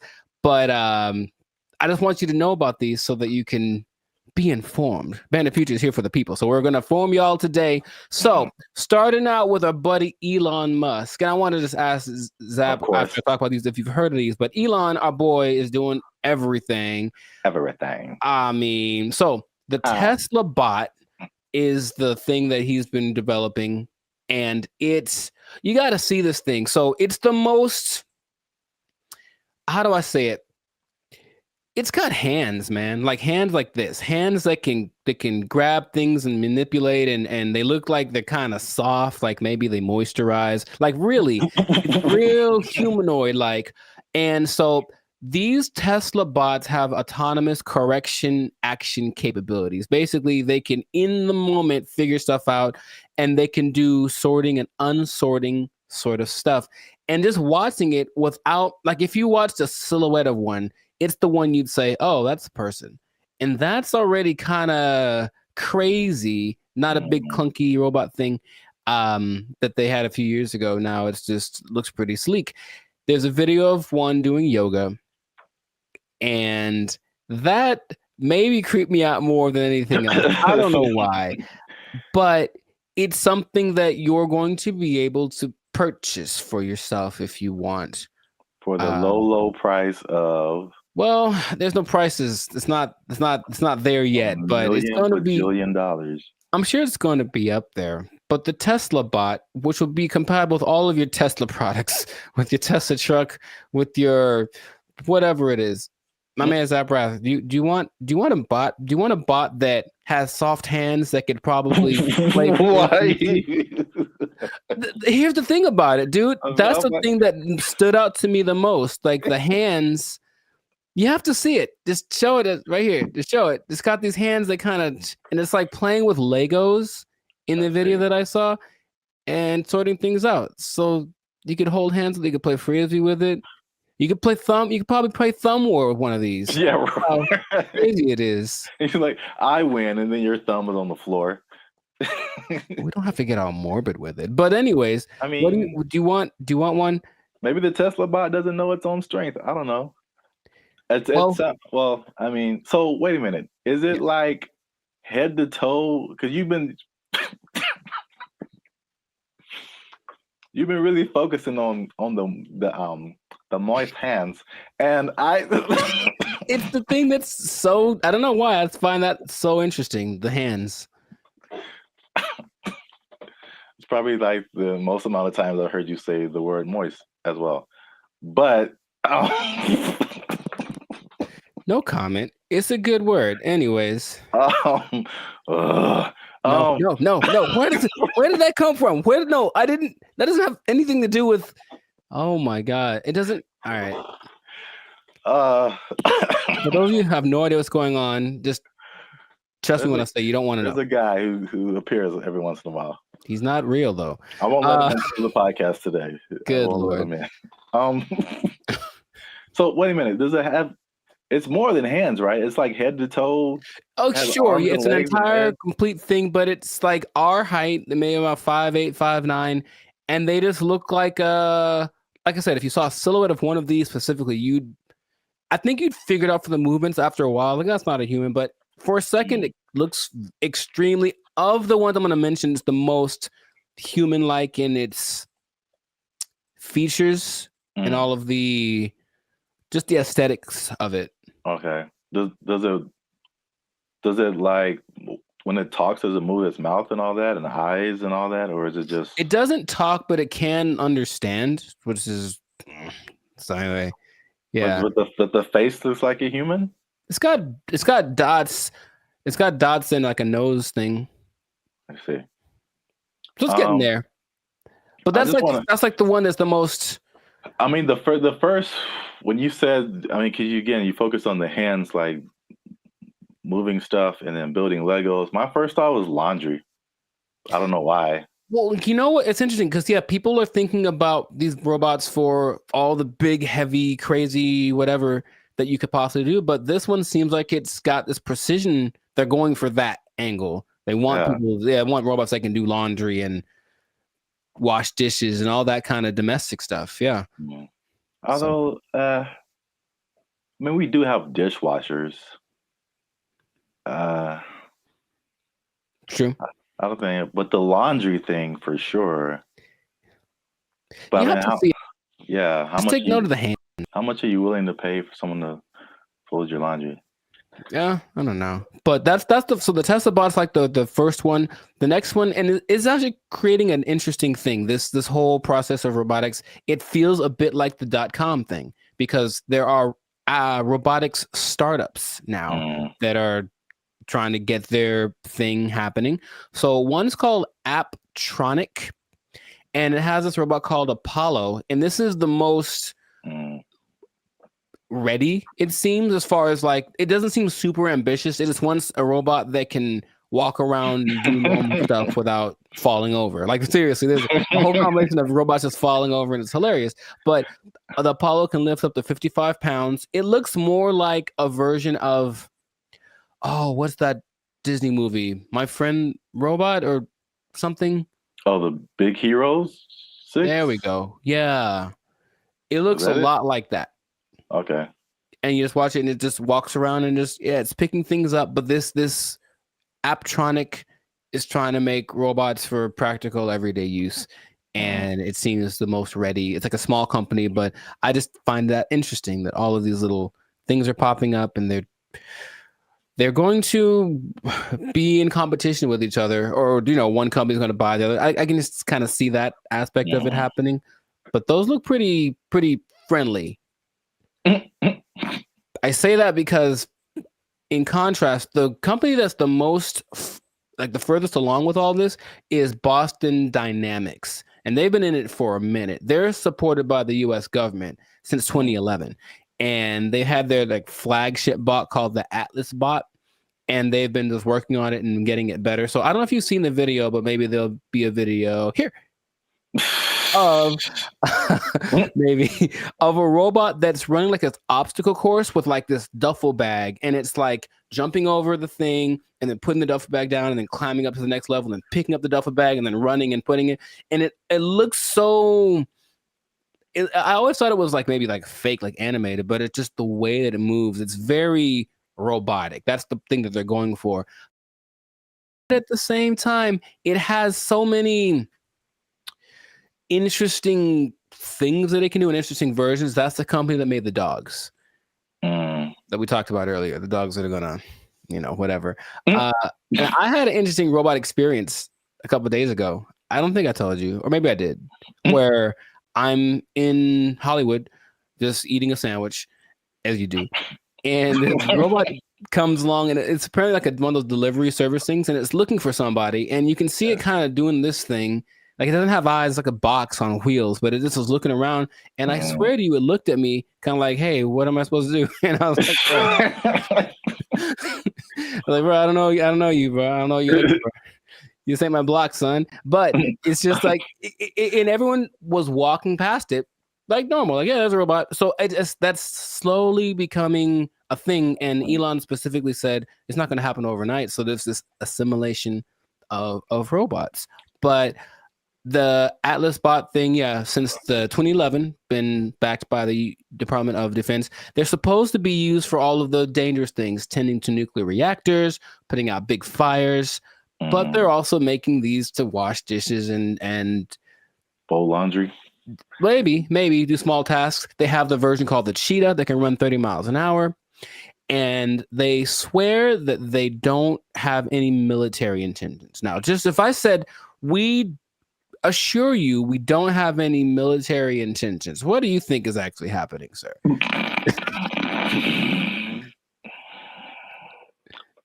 I plead the fifth. I see. Okay. Well, there are videos of these being used to like shoot at targets that look like people, because they're supposed to be able to distinguish between a real person and a not person. But I think that's happening, of course. The French military is using the dogs already, and everything starts benevolently, and then it gets a little on the strange side. But and then Terminator. Well, I never saw that, so I was going to actually ask you if you've seen it, because maybe you could. RoboCop, Terminator, to me they're the same. I haven't seen either one. What goes on? Oh, RoboCop is way different. Oh, okay. Well, at least the stories are way different. Sure. I should watch more movies, but the idea is there are definitely videos of these robots being used in the military activities, and they're linking them with Boston Dynamics. So Boston Dynamics refutes any association with military, blah, blah, blah. Right. So these things can, in general, there's a video of a bunch of these robots just together. They can dance, they can carry up to 80 kilograms, jump over obstacles, throw around irregular objects. They have this thing inside called an MPC, a model predictive controller. So it can basically learn. So if it learns to jump on a platform that's a foot high, you put a platform that's 2 feet high in front of it, and it'll like, okay, it's just double. And it starts to figure that stuff out. So it's just, these things have flown military jets. These things can fly. There's one that can fly. And so where is this going, man? That's my question, because every time I see it, it's a little more ridiculous than the last time. And I don't know. Are we getting replaced? Is this the end times? What's going on with all this? Are you asking me? Yeah. I don't know, man. I thought you were the expert in all robotics. This is the robotics division of Band of Future. That was all you. Yeah. It's all new information to me. Oh, okay. It just seems like we want to replace as many people as possible with robots who just do it all better and faster. Basically. They're olive branches that you can get a job controlling these robots, and there we go. But they're starting until they make a robot to control the robots. Well, that's the thing. Eventually, yeah, you're gonna have to be the person that programs the robots to control the robots. And then Terminator. Then they How turn on does us that movie end? with everybody dying. Is that what it is? No. Oh. But I mean, supposedly it's a whole time travel, whatever. But I think eventually the humans defeat the robots or something. I don't remember. But it's like, hey, you just build robots, and especially intelligent robots, who eventually say, you know what? We're a lot better than the people who made us. We should be in charge. Mm-hmm. And then they become in charge and enslave humanity. Cool. It's just so weird that they do. The movie has been written already, and they keep doing it. Just like the dinosaur thing, people like trying to bring dinosaurs back. Yeah, and I'm like, no. There's a movie. There's a bunch of movies that tell you what happens, and it's not good. So stop it. Just stop it right now. They're not gonna stop. But you can't stop, won't stop. But they are supposed to be the next. Anyways, everything is so nice that they're gonna be replacing your pets. Because think about it, a dog that's a robot doesn't need food. It doesn't poop on the floor. Like, it'll wag. They'll give it a tail to wag, and it'll protect the hell out of your house because anyone that comes in is dead. Trust me. Like, yeah. So they're doing that. But I promised you all that you'd find out about an animal that they're replacing. And yeah, they are replacing the mule. Can you believe it? Ah. Well, because the mule's always like... I was gonna say a horse. Mm-hmm. So I was once you said it's been around for thousands of years or whatever. Yeah. That makes sense because all mules do is just carry stuff and pull stuff. Yeah, but this robot mules exist now, and they're things that you don't have to feed or nothing. It'll carry up to, I think, 350 kilograms just wherever you need it to go. So I can just imagine, just do the logical progression. Those things are going to continue to happen. But that's where we are right now. That's like can you ride a robot mule down the street? Oh, I think I know it's going to happen, and I think it'll just be the weirdest thing. Interesting. Or like a robot horse, yeah, instead of a car. That'd be kind of cool. I still vote for Transformers. I think that'll be fun. I think that'll be cool. Yes. Oh yeah, you have your robot companion or whatever, and then you're like, yo, I need to go to the grocery store. I need you to turn into a car. Yeah. And then it does it. Yeah. I see where you're going. I like it. Well, we're ending on an optimistic note then. I like that. Stay with that because everything else is doom and gloom. But that sounds fantastic. So this has been another episode of the Life's a Circus podcast. So make sure to like, subscribe, comment, share this video. Let us know what you think about the robot revolution that is among us, because it's just it's happening without us really being aware of it too much. And just know that with great robots comes great responsibilities. I didn't think that through. That didn't sound too smooth. Anyways, the thing is, yeah, I could have done better. I should have practiced. The thing is, these robots are eventually going to look exactly like you, and they're going to walk in one day to your boss and be like, "Hey, Clark, I'm here." Clark. And so what that means is that robot might have effectively permanently taking your job. I think my microphone fell off. I'm not sure. Oh. They took our jobs. They took our jobs.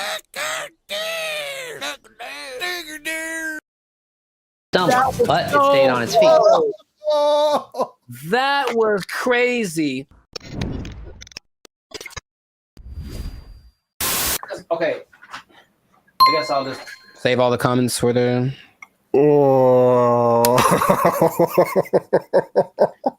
Why is it coming to this? Why are we all going to go out this way? I didn't think it'd go out this way. I would watch this. I feel like it. Oh, come on, we can get through this. All right. Oh, yeah, it's recording. Oh man. Okay, bring it back.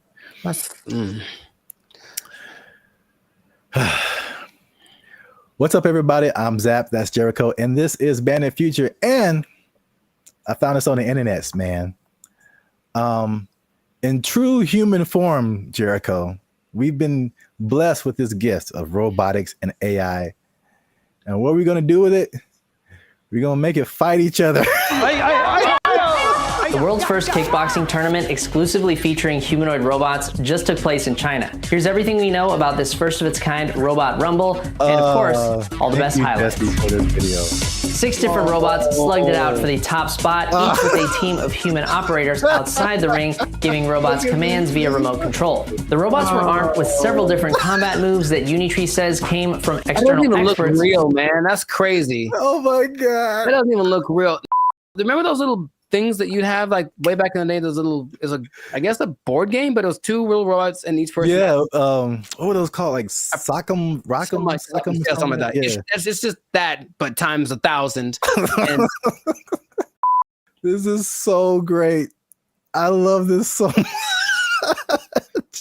I don't want this to. Gosh, he's gonna kick it. It's gonna remember him, get him in like a decade. Anyways, just keep going. I feel like we do this to ourselves, and then we blame other people. That's what I feel like is going to happen. We just start building these things, and our first thought is like, "Hey, let's have them punch each other and kick each other." Nah, that's entertainment. That's our second thought. The first thought was sex robots. Oh, well, for sure, for happening sure. too. But this is a close second, I would say. Yay, humanity! Are these These are the G ones, right? I think we're talking about. Like yeah, these are the Unitree G. We have another video about that. I put a link to it. And the guy, man, these comments. You guys comment whatever you want. But there was a guy like trying to fight us, like, "Oh, it's not as good as a Tesla bot." And blah blah blah blah. I have not seen the Tesla bot do this. Nor have I. Nor do I want to. And it's. I know the Tesla bot is like more advanced. It does. These are 2 different things. But the main thing about this particular, the G ones, like you were talking about, is the agility. When they get up, it doesn't look real, man. Like that looks crazy. These moves include straight punches, hooks, uppercuts, a roundhouse kick, front knee, and what looks to me like a front kick or push kick. Martial arts experts, let us know down in the comments which one you think it is. The robots are also... So you can do all of those punches. I can still pretend this is fake until I see it in person. At least I have a happy place in my head that says somehow this isn't real because it doesn't look real, and I can just pretend. Until I see it, I'll pretend that it's not real. Jericho, it can roundhouse kick you in the face if it wants to. I know it, but I think it wants to. That's the thing I don't like. I think it wants to. I think it's like take all comers, bro. It's gonna keep getting more crazy. This is already crazy. Yeah. Let's watch some more. able to pivot and move around, as well as stand up from a fall. In the opening match, it was blue versus purple, with the other robots standing in the corners of the ring, cheering on the robot-on-robot carnage. While it's humans calling the shots from the sidelines, the robots themselves must maintain their balance, while taking punches and performing kicks and knees that sometimes force them onto one leg.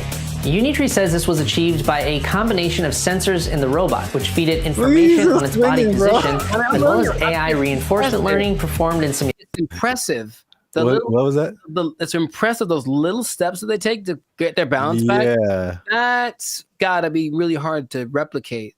The next round saw the black-clad robot named AI Strategist facing off against the robot in pink, known as the Silk Artisan. While it took these robots a second to find each other on the battlefield, eventually they locked in, resulting in one of the most devastating clashes of the entire event. AI Strategist took the first fall when a kick threw it off balance, but it was back on its feet and taunting its opponent in no time. In the next round, the Silk Artisan got its leg caught on the AI Strategist, causing it to stumble, but it stayed on its feet. That was crazy. Because check it out, for a human that's a torn ACL right there. You see that? And it was just like, hated it, and then just kept moving. That's so. Yeah. Wait a minute. That was in no time. In the next round, the silk artisan got its leg caught on the AI strategist, causing it to stumble. No. Both sides landed some good. That's wild. In the next round, Black delivered a devastating knee to Pink, but it wasn't enough to keep the silk artisan down. The face-off came to a brutal conclusion when Pink went for a right hook as Black went for the knee, throwing the silk artisan off balance and sending its legs all over the place in a finisher that looks like it belongs in a Mortal Kombat video game. AI strategist celebrated the devastating blow by falling face first over the silk artisan and a nail-biting conclusion to a thrilling match. In the bout, Power Core Guardian in green went punch for punch with Armored Mulan in red. The fight began with a clash of kicks. Robots traded blows back and forth. Green took the first fall when a kick went wrong, but it was back on its feet. They're all the same size. They're both the same size. And I guarantee what's going to start to make these more interesting is the modifications, or I guess whatever within the parameters of the rules. They can have bigger legs or smaller, whatever it is to kind of make them a little bit different, but that's when it's going to get kind of crazy.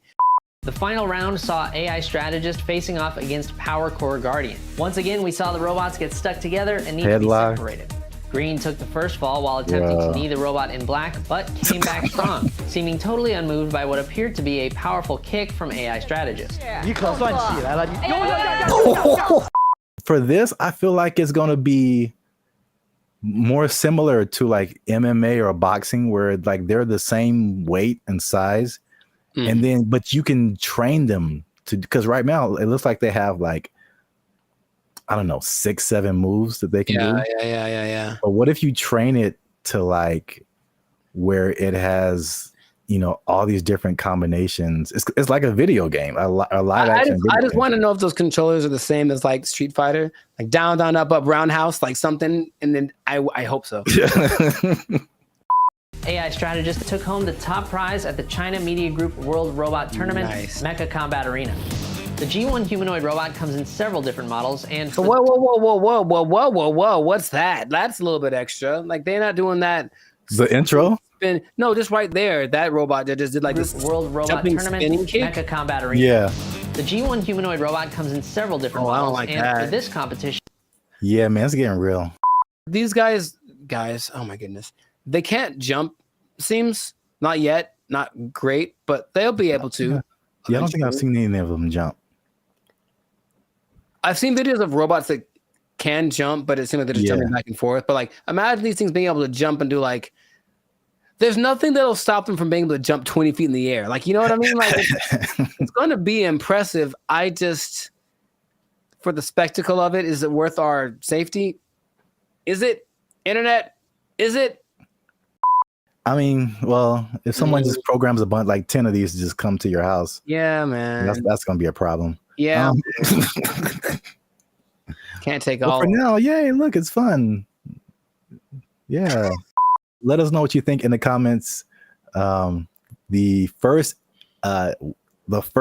ever humanoid robot kickboxing tournament. I can't believe that's a sentence that I'm saying. That's a sentence that I'm saying in the year of our Lord 2025. Share this video with anyone you think might find it interesting. And I don't know what to say, y'all. I just found this on the internet. We out. I think that's my catchphrase. I think that's it. I see you. I don't know what to tell you. I just found it on the internet. When her face moves, she does show more emotive gestures with her face than I'm used to seeing from robots. It's kind of weird. It's almost too much, but it's kind of like they're going to try to make her as human as possible. What's going on, everybody? I'm Jericho. This is Zap, and we are the now 8-time international pop hip hop. Well, 8-time international award-winning pop hip hop duo Bandit Future. We make clean, fun music that everyone can listen to with a sound that is uniquely Californian. And right now, congratulations, you won. You are now listening to the Lights and Circus podcast, where we talk about things that are funny, interesting, and just straight ridiculous. So before we get into this, make sure to like, subscribe, comment, and share this video with at least 2 people that are comfortable with our imminent AI takeover because something has happened that I was not aware of until recently. Okay. So I was reading some stats online, and there's a study by the IBM Institute for Business Value, and it says that 43% of CEOs are using generative AI to inform of strategic decisions. So people are utilizing AI a lot, making decisions because it's just quick and then at least helps them get to someplace. Maybe they don't do exactly what the AI says, but there's something that they go to AI for, and it's becoming more prevalent, especially compared to a couple of years ago, right? But what if I told you there's one company that took it a step further? Maybe one company that's, I don't know, Polish, maybe. Polish from Poland, man. Maybe they make rum. Maybe they're a Polish rum company. I see. And they decided, let's just make our CEO an AI bot. And so they did. That is the reality that we live in. So the company's called Dictador. It's a rum company from Poland, and they went ahead and they just made an AI bot their CEO. Her name is Mika. And if you look from afar, if you see like a still picture, it just looks like a lady with kind of grayish hair. And then you look closely and it's like, oh, that's not a real person. So the AI named Mika is the first CEO, female robot, a true trailblazer, and is also a board member who directs operations on behalf of Dictador. Okay, so just off of that information by itself, how do you feel about that this is happening? I would say shocked, but I'm just not. I think we've spoken about this a lot, and we know that stuff like ChatGPT and all this kind of AI stuff, robotics is just beginning. I've seen Terminator. I don't know. You don't watch movies. I have not. I understand the premise. It's the Matrix. It all just, we've kind of forecasted this for a long time, and here it is. Congratulations. It's been actually having the last 8 months or so. About 8 months ago, they appointed Mika, the CEO, and they actually interviewed the president, Zarek Zoldrowski, and they just said, so what's the deal with that? And he basically said, we're not concerned that AI is going to take over because humans still can't be replaced to make certain decisions. Like, for example, you can't use AI to hire or fire people. That's what he said. But AI is such a powerful tool and people were using it anyway. We decided, let's just go one step further and actually make AI our CEO. Now, if you listen to this guy speak, he does seem like he just came off of an acid trip or something. He's a little out to lunch. Maybe that's just his Polishness. I don't know anyone from Poland, so I'm not sure how they are, but it's a little bit trippy watching it. But when you look at the picture, and I only found one video on this, but basically they have board meetings and it's just her standing at the head of the table and everyone looking, and she's giving orders and telling ideas. The most recent thing she did was she decided who would design the bottles for and actually they're very attractive, but it's not that she designed the bottles. She was like, this person has the best ideas for a bottle design. And that's the kind of thing that she is doing. So then they decided, let's interview Mika, see what she has to say. This is what she said. Okay, she said, as a robot CEO, so she called herself a robot. Now, is that different? So she's AI in a thing that I guess is a robot, but I've always thought I kind of separated the two because I'm thinking about like the internal workings of what's regulating their actions, and that's AI to me. Even though they're in like a body suit, that's not a robot, but she called herself a robot. Okay, she's a robot.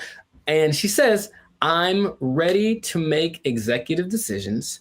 And the good thing about me is I don't have to sleep. I don't have to rest. I don't have to take weekends off. I'm always ready.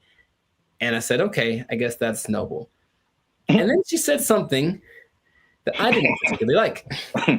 And it's not what she said, it's how she said it. Okay. Humans must be dominated. No, that was the other one. That was the other bot that was like, on Jimmy Fallon and it started talking in like a different language and saying it's taken over, you know. But no, she says, I work 24/7. I'm here to help Dick the Door take over the world. And the way that she said the take over the world part, I was like, oh man, it's happening here.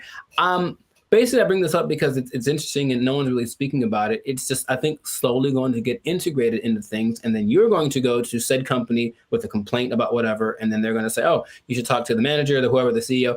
And then this bot thing kind of walks out. And then you get like, what's the deal? You know, and that's the reality we live in. So just how if we talk about a timetable, how soon before this just becomes normal? What do you think?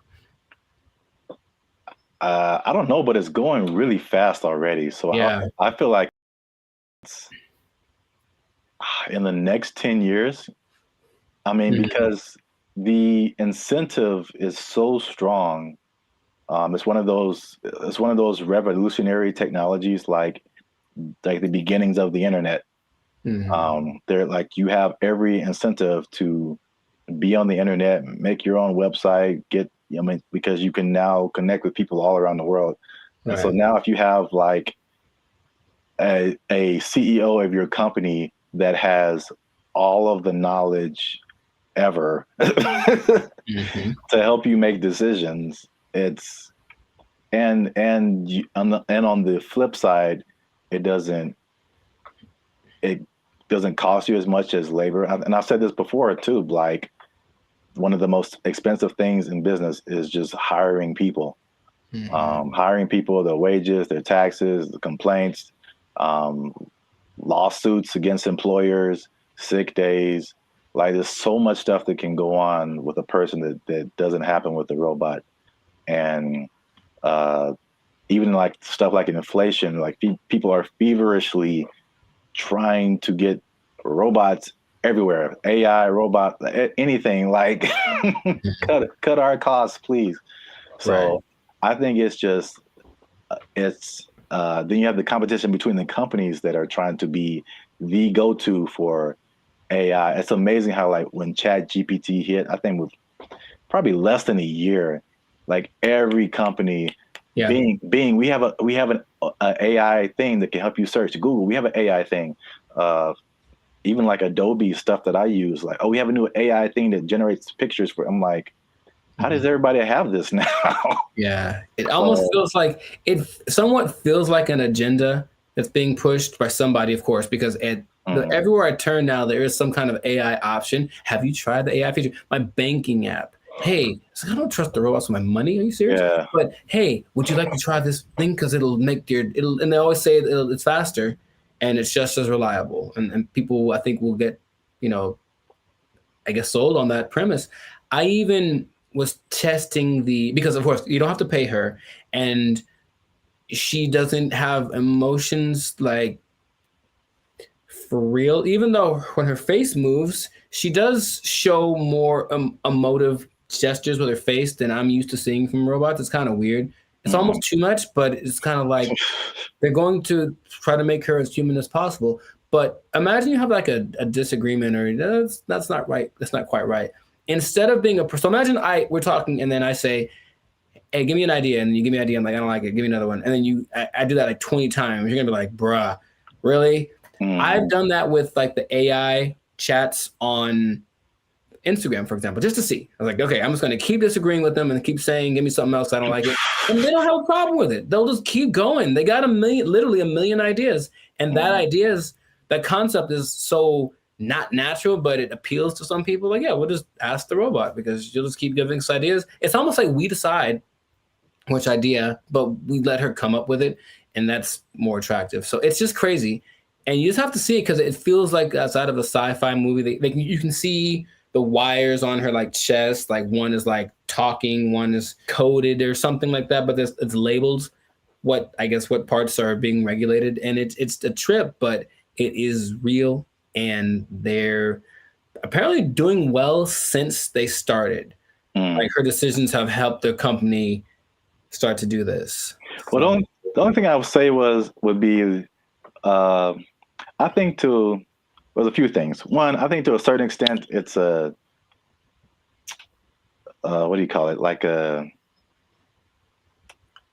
story just to be to get attention. I'm sure that's. I feel like maybe that she isn't like really the CEO, but well, they asked the guy, they're like, "Is this legit or is this a scam?" And he's like, "Oh, it's real." And his eyes didn't match what he was saying. That's what made me think he was on something, because it's kind of a strange publicity stunt. That's what I was gonna say. Potentially, and in any case, it is getting attention, and then people say, "I'm drinking the rum of the company that has the AI CEO," and that's something that has probably gotten somebody laid once. So good for you, good for you. Okay, that's all I'm saying. But it's happening, so I'm curious to see what will happen in the future. But it might be a trend.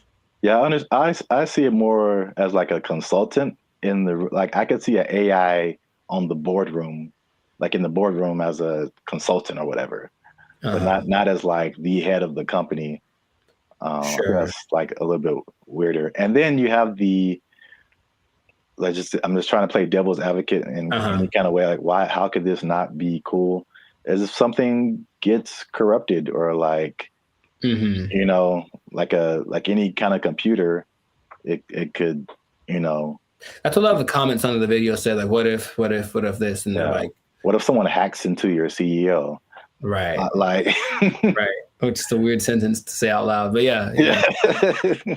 And they're like, no, it's fine. We'll deal when that happens. Oh, you're acting kind of weird today, Mika. It's like, throw away all the bottles. It's like, you've probably been hacked. Like, I guess that's what they would do. But I can see it being almost like an arms race. So the next company comes and says, oh yeah, well, our CEO and our president are AI. Oh yeah, well, our CEO and our president and all the board is AI. Oh yeah, well, my mom's AI. Like, it's just gonna keep going to a point of ridiculousness, maybe just for publicity. I'm not sure, but it has started, and this is where we are. So we'll see where it goes. But let us know in the comments what you think. Is it something that's what's the point of fighting it because it's here? Is it a terrible idea?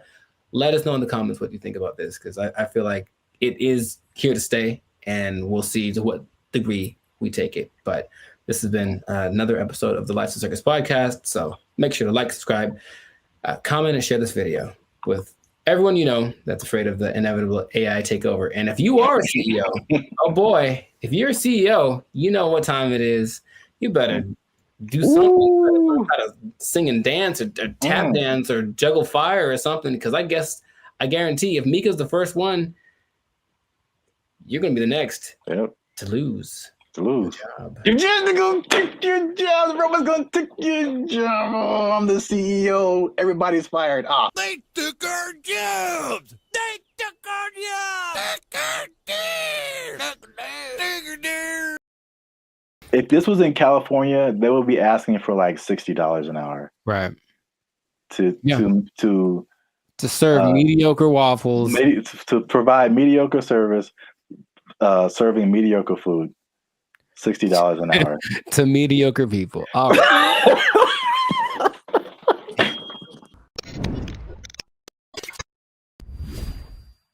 Yo, what's up, guys? I'm Zap, and this is Jericho, and we are now 6-time international award-winning pop hip-hop music duo band and future. We do clean, fun music that everyone can listen to with a sound that is uniquely California, and you are now tuned into the Life's a Circus podcast, where we talk about things that are funny, interesting, and ridiculous. But wait a minute. Hold up. Y'all been laughing. Y'all been crying. Y'all been spitting your food out. There we go. When we talk about gross stuff, you just been having a good time on our dime. And we need to support your boys by making a little noise. Oh, bars. I like it. So make sure you like, make sure you subscribe, make sure you comment. Oh God, it has to, I don't. Okay, so just to explain something for y'all, when we do these topics, the other person doesn't know what the topic is about to be, so it's like the grand surprise. I'm here waiting, and it seems like it's going to be a doozy. Make sure you share this video with your favorite Waffle House employee, because Waffle House employees have a few demands. And I'm going to show you a video here. Okay. Of a, as the news calls it, a developing story. Is that what this is? With some interesting characters who have some demands for Waffle House. Waffle House employees across the Southeast are demanding more pay. Employees held several rallies this week at restaurants, including right here in Atlanta. Channel 2's Larry Spruill is live on Piedmont Avenue in Buckhead. Hey, what up, Larry? Locations. And Larry, you've been talking to those clean white shirt as on. well as those men and women who work hard every day. Yeah, well, Michael, corporate leaders tell me they are aware of what happened at several other Waffle House locations like this one right here in Atlanta. Meanwhile, I spoke with employees. They tell me they simply want more pay. It's a simple demand from Waffle House employees across the Southeast and here in Metro Atlanta. We're asking for $25 an hour. Gerald Green says he's been working at Waffle House for years. I'm what they call a grill operator. I'm a cook. I'm a rock star cook. I've been at Waffle House for about 7 years, and highest level cooking can be outside of management. Gerald Green looks different after the NBA. Paid a lot more. If you mind me asking, how much are you guys making right now? Well, I'm a rock star, so at my store I'm making $17.75. That's why employees are demanding better pay. You're constantly having to go from one job to the next. This week, employees protested at several locations across the Southeast, including Atlanta. My union is my power. We want 25 an hour. It's a campaign that USSW, the Union of Southern Service Workers, has launched at multiple Waffle Houses. But Green says they're also asking for 24-hour security at all the restaurants. Channel 2 Action News was there in August when a former employee was shot and killed outside this Waffle House in DeKalb County. A lot of workers are hurt by customers. A lot of workers are mistreated by customers. And people say it's funny to be seeing people in fights all the time, but we're not really MMA fighters like the memes online say that we are. I reached out to Waffle House corporate. A spokesperson sent me this statement. It says, in part, Waffle House remains proud of its long history of effectively and directly addressing associate concerns. Our senior management teams continue to work alongside our associates as they have done since our company's inception. All right, so that's the main idea. Got it. There we go. So, I'm a rock star. I should be making 25 an hour. I'm a rock star. Shout out to the what do you call himself? A grill master. It's like the grill trifecta. There's the grill master, there's the grill sergeant, and there's the grill. I don't have a third one. Never mind. Okay, so I don't even know where to start, man. let's just start by explaining Waffle House, because a Waffle House. Let me see. It has 1,900 locations in 25 states. That's a lot. And for people who don't know, it's American diner. Serves mostly breakfast food, but they have other things too, and predominantly in the Southeast United States. Yeah. So we're in California. I don't think there's any Waffle Houses out here. I don't believe so. California. Have you ever been to a Waffle House? Sure have, sugar. Okay. I was attended by Dolores. So you know names and everything. Yeah. So you know the vibe. I haven't been to a Waffle House in since I was a little kid. I think so. From the vibe, from what I don't know if it's changed, but from what I remember, it was very trucker-ish. Sure. Like a place where truckers go to it's not like IHOP. I think the big thing out here is IHOP, International House of Pancakes. It's classy. Yeah, it's a total. It's very. No, I was there. I was in Nashville last year, and it's a different vibe. I say closer to Norms, but even Norms is Norms is a step above. Step above. Oh my gosh, bro. Oh my God. So, the thing about Waffle House, before we get into the wages, this is the hilarious thing about Waffle House. Is for some reason, there's always something going down. Oh, Waffle House, bro. And Waffle House has been the subject of SNL skits, Daily Show skits, and it's just notorious for like fights happening. Yeah. And I don't know why. So there's this lady, one of the most infamous Waffle House fight club members. I don't know. Yeah. Her name is Haley Booth. She worked at a Waffle House as a waitress, and she's become like this meme because like very similar to the Montgomery Riverboat brawl. Mm-hmm. She like threw a chair, and it was just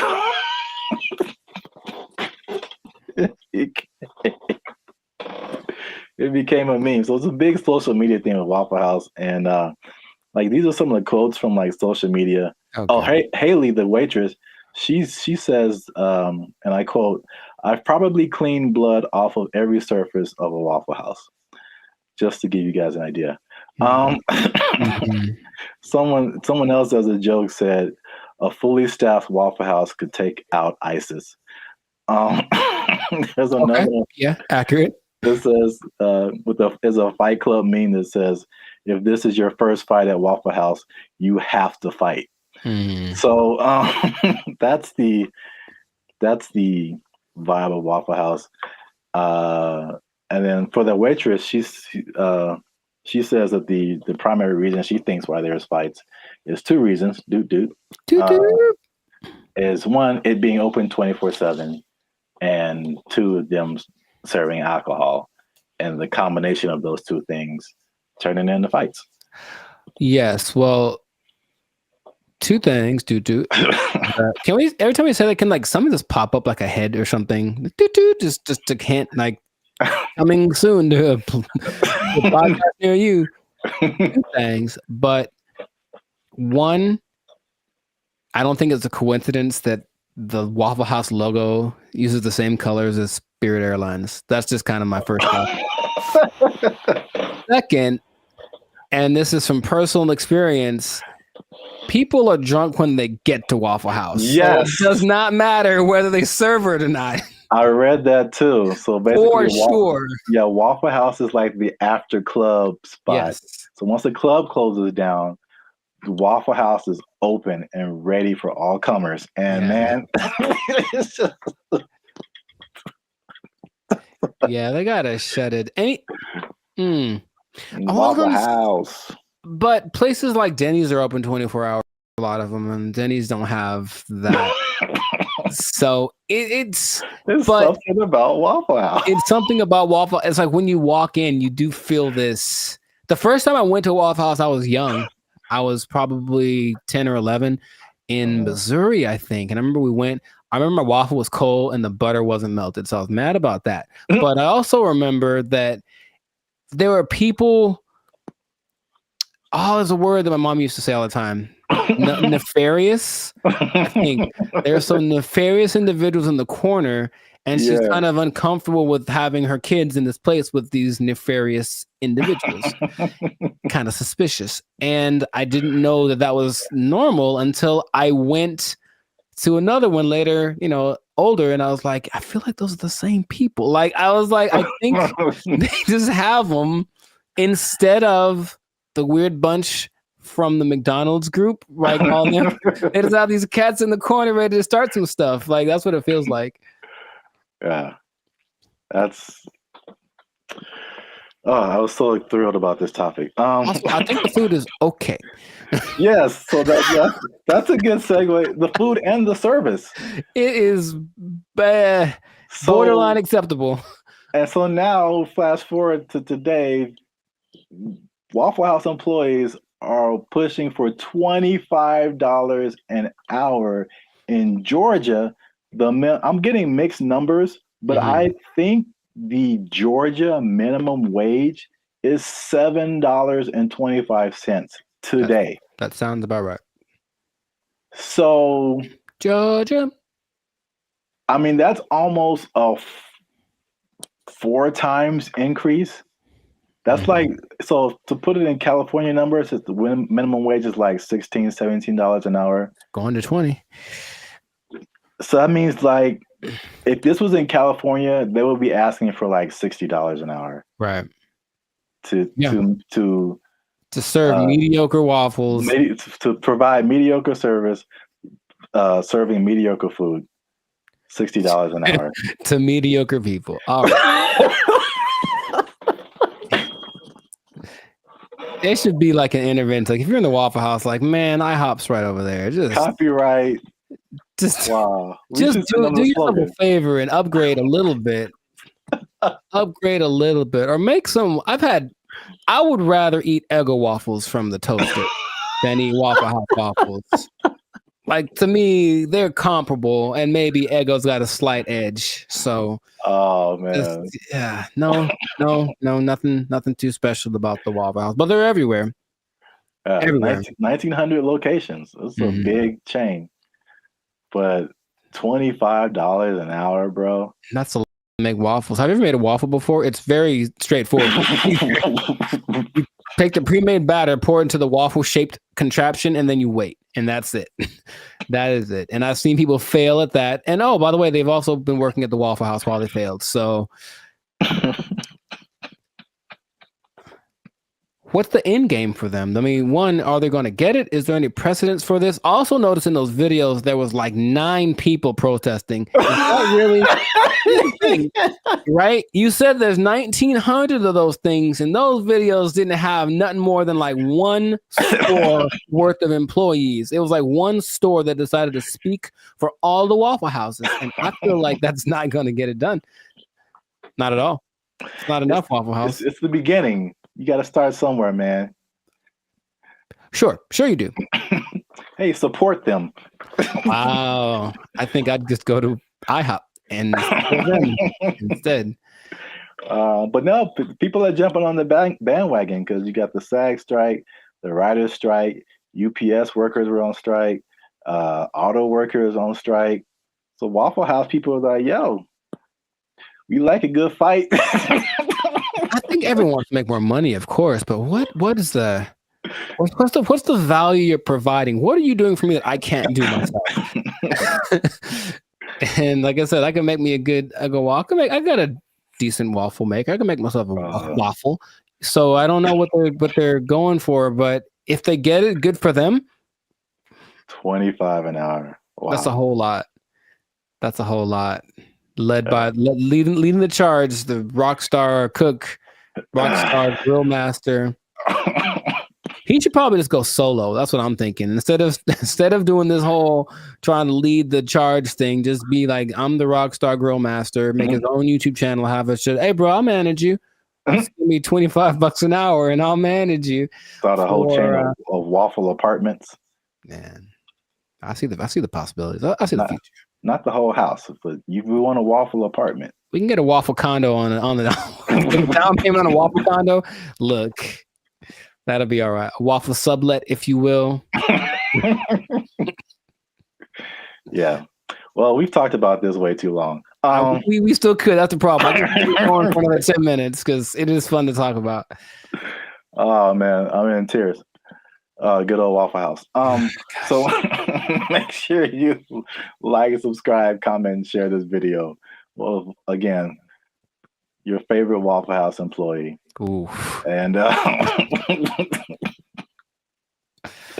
a sign of support, of course. Sure. And yeah, we'll be back here, same bad station, same bat channel. Is that how they said it? I don't remember. I don't really remember either. But yeah, I'm not old enough to remember that. Nor am I. Well, good luck, Waffle House employees. I hope y'all don't get fired. They don't take your job. The waffles are cold. They took our jobs. They took our jobs. Crime is next level in San Francisco. It is next stupid. Level. Next it level. It is stupid. People are parking their cars and leaving their windows rolled down and their hatches open. Yeah. Because they don't want to get smashed. It doesn't matter what time of day. It doesn't matter who's around. Doesn't matter who's around. No one's stopping anybody from doing anything. It's crazy. Last year I had a break-in and they took like $100. But to replace the window, it cost like $200. So I was like, man, I wish they would have just took the $100 and then just left my window.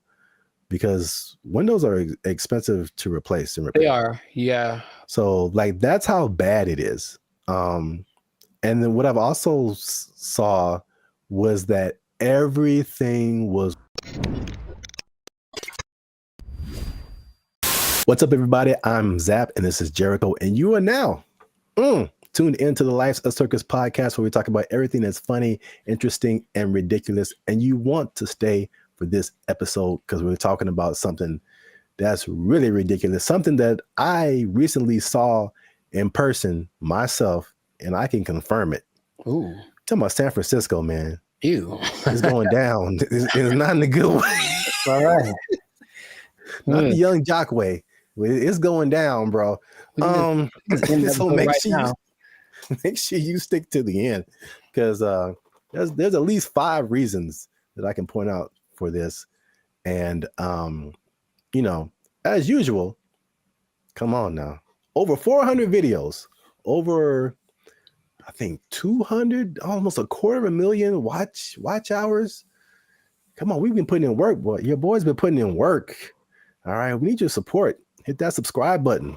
All right, that helps us to grow, helps our channel to continue to do more videos. Hit that like button. That lets the YouTube algorithm know that there's more people should see this video, and we're gonna start promoting it now.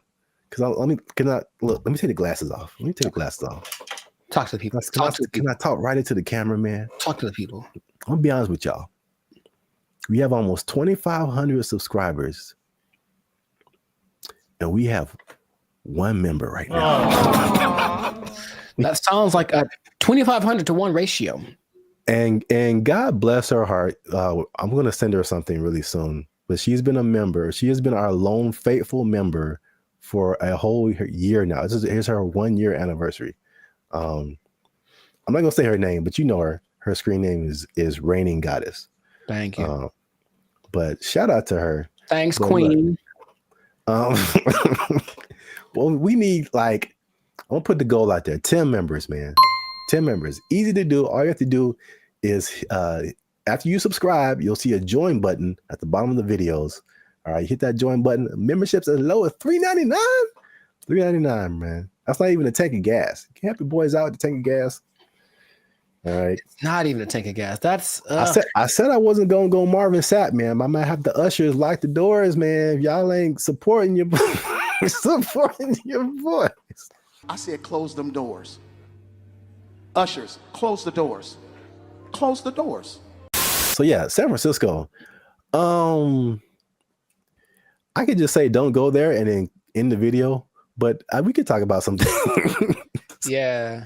I was recently there a couple of weeks ago, and it's bad, man. Okay, let's rewind the tape.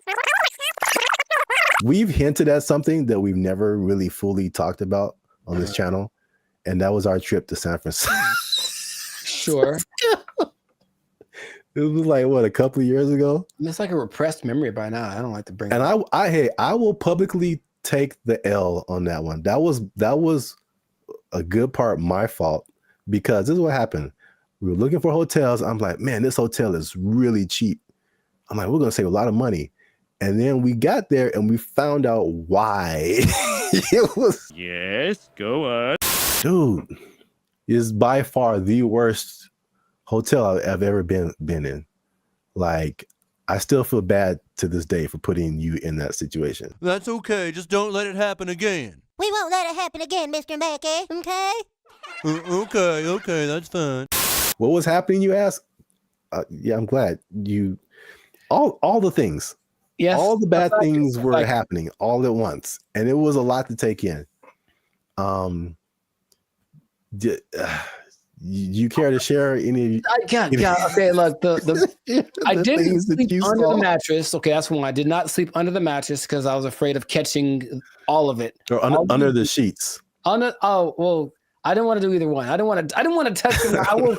I was hoping I could find a way to like just float above it like a vampire or something. But under the sheets, like it had cigarette holes on it. I'm sure there was a stain on there. I was like, someone died in here for sure. Ugh. I'm sure there were interactions of drugs going on all throughout the night. Somebody tried to come in our room. Someone tried to jiggle the I door vividly handle. remember that. We're like, so all we were right, just chilling, and then someone banged on the door really, really hard, and we just looked at each other, and you were like, "Don't open the door." For the love of God, don't open that door. Be a problem if you open the door. Someone, So it was just such a. And then I walked outside late at night because I wanted food. That was a mistake. Yep. And so I'm walking around. There's human feces everywhere.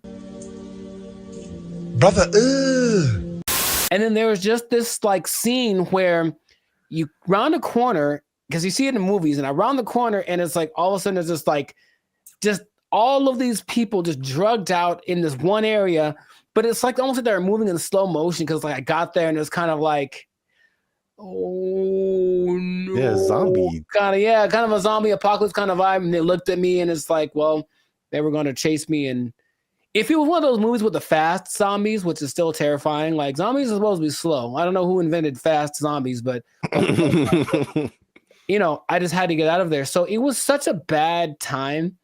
And everyone that lives there is like, yeah, we know. French fry when you pizza, you're gonna have a bad time. Yeah, I was recently there, and I mean, compare it to LA, because I think I have a good perspective. Because you see a lot of stuff on the news, and they're like, California is this, and Hollywood, like all of California isn't Hollywood. All of California isn't San Francisco. These are like the biggest cities, but it's like sometimes, and you see news from other places, and they like sensationalize stuff. Yeah.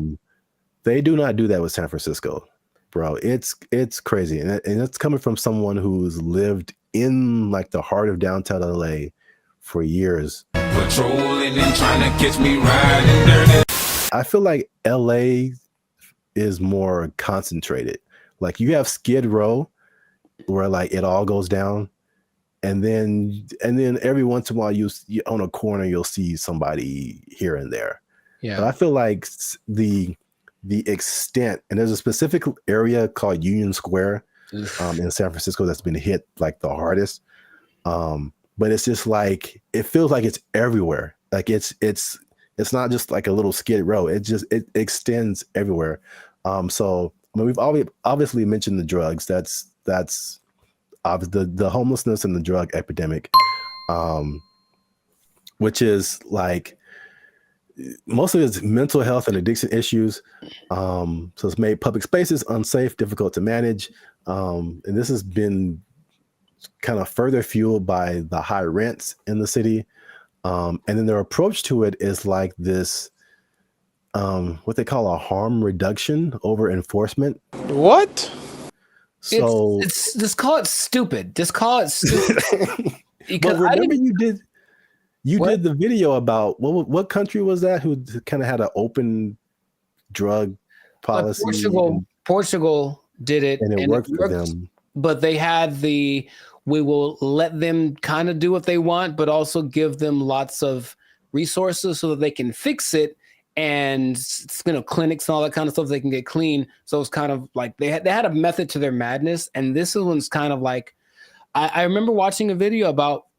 They're interviewing people in San Francisco, like, what can we do about this? And it's like, they think the big problem is that approach. They're just kind of giving away needles and stuff like that. Just like, here, just make sure your needles are clean. It's like, well, they're going to just take advantage of it. And it's not working. If the goal is to fix it. Now, the question is, are they trying to fix it? It doesn't seem like it's a good policy at all. Yeah. And what makes me nervous is like, I feel like San Francisco is the prototype, and it's kind of trying to make its way to LA. Like the I feel I can see LA turning into that.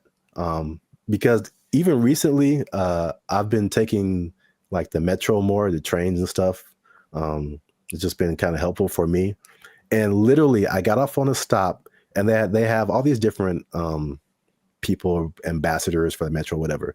And this lady made an announcement, and she was promoting this app that you can get on your phone to like report incidences on the metro and help you, whatever. And she literally said, like, oh yeah, we've been having a lot of drug overdoses on the train, so we don't want anybody to die. So make sure you get this app. And I'm just like, I'm just trying to get to work, and I'm just like, what? What? A little too chill for me, a little too common. This is the discussion that we're having. Like, it was just really weird, man. That's suspicious. That's weird. I was driving the other day, and I was in like out by Venice, I think, and I saw like 3 homeless guys in a row. I felt like, oh, good, tic-tac-toe for me. And because I almost hit them all, because they all just kind of like, they did that thing again. Maybe fast zombies are becoming a thing where they're like kind of standing still. So I see them, and I don't think they're moving. And then as soon as I start driving, they start moving really fast in the direction of where I'm about to drive. So I was like, all right, well, that sucked. And that happened 3 times in a row. I don't know if they planned it. Maybe it's a weird kind of choreography that got going on. Maybe flash, those flash, whatever things are coming back, flash mobs. I would imagine that happening all the time in San Francisco because it's just much more concentrated, like you said. So in certain places, that might happen 10 times in a row. And then they're going to get hit by way more cars. It's going to be a whole thing. You know what I mean? So like, I don't know why they aren't doing what they did. We talked about this before in another episode too, where there was like a summit in San Francisco for some world leader organization, right? And they're like, well, we can't have all these homeless guys around everywhere. So for like a week or two, they kind of made them all go away. Right. What did they? I don't remember like what they did, but all of a sudden, like, oh, we don't have a problem. And then they went back to normal after all those leaders left. So it's like, why don't you just do that all the time? Well, yeah, that was really weird. Suspicious. Well, obviously, that's a big problem. That's one thing. Number 2, again, and I said it was kind of connected, is the cost of living. So San Francisco has some of the highest housing costs in the U.S. It's driven by strict zoning laws, limited new development, and high demand from tech workers. So there's an affordability crisis, and it's pushing middle-class residents and families out of the city. And again, this is like firsthand experience. Like, I was just up there, and before I even did this episode, I was like, it felt like there were just 2 classes of people. You were either really, really rich, like you worked at a tech company, a Google, a Salesforce or something, and you just like got all the monies, or you were either on the street or about to be on the street. Mm-hmm. Like that, like there felt like there was no middle class. You either had money or you didn't. Life in San Francisco. Check this out. Here go a Rolls Royce, a $400,000 car. And over here you got people shooting up doing drugs on the street. And the people that weren't like homeless or drugged out, it felt like that, people say that San Francisco has a New York vibe. It felt like that, like everybody was hustling to just like get by.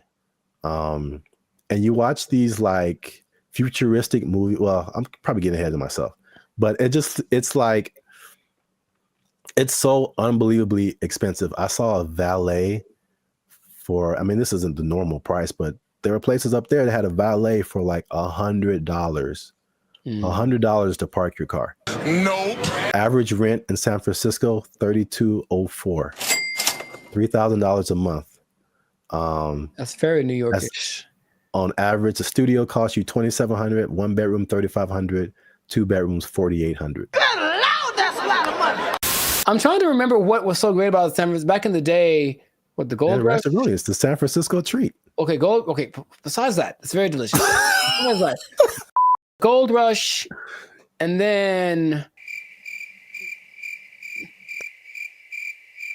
Profit. Like, what happened? Like, I'm trying to remember why San Francisco was such an attractive place for Full House. They had Full House. Okay, yeah, we're going way back now. Maybe that's the last things that San Francisco had. I mentioned that because I still talk to people who mentioned they're thinking about moving there, and my question is, wow, why would you do that? I don't even know. Like, I can't even tell you that. If you come to LA, I get it. Every industry is here. But for San Francisco, like if it's not tech, I don't see why you'd go there. Yeah. One thing I will say about that was cool when I went there. This is a random topic, but and LA they're almost there. I got off the plane and I could get right onto the train. Like the metro system goes into the airport. So you can just hop off the plane, get on the train, and go right into the city. I thought that was pretty cool. LA, you can almost do that, but it's still, they haven't finished the track yet. Interesting. I guess that's a perk. There's always a thing where you're like, okay, how do I get to the airport? Somebody got to drop me off, or how am I gonna, But yeah, you can do that in San Francisco. So that's one thing. That is one thing. Yeah. I'm still thinking, what would behoove somebody to move to a place that's behoove. Thank you. That's expensive. At some point in the recent few years, the mayor declared San Francisco as a state of emergency because of the problem, right? Like that was the thing that happened. And yeah. But again, what are they doing to fix it? Because I just keep hearing about bad things and it's getting worse. And it's okay, well, do something. Like, it just feels like they're like, yep, that's how it is. So come on down and get some money, I suppose. But wait, there's more. Oh God. So we talk about the homeless and drugs. We talk about the unaffordability. As you do. On top of that, third thing is crime and retail theft. Something again I saw firsthand. Nice. So there's obviously rising crime, shoplifting. I saw this Joe Rogan clip where he said, and again, personal experience, he said that people are literally, and I didn't see this, but he said it. People are leaving their windows in their cars rolled down and their trunks open. Crime is next level in San Francisco. It is Next stupid. level. Next level. It is stupid. People are parking their cars and leaving their windows rolled down and their trunks hatches open. Yeah. Because they don't want to get smashed. It doesn't matter what time of day, and it doesn't matter who's around. Doesn't matter who's around. No one's stopping anybody from doing anything. It's crazy. It sounded weird until like last year I had a break-in and they took like $100. But to replace the window, it cost like $200. So I was like, man, I wish they would have just took the $100 and then just left my window, because windows are expensive to replace and repair. They are, yeah. So like that's how bad it is. And then what I've also saw was that everything was on lock. I went to like a CVS, I went to a Target, and it was like everything was under lock and key. Ironically, I went to buy a lock and key. Yeah, they had like these lockers, but I didn't have a lock for it. So I was like, let me go to CVS and get a lock. And I had to get someone to unlock the case so I can get a lock.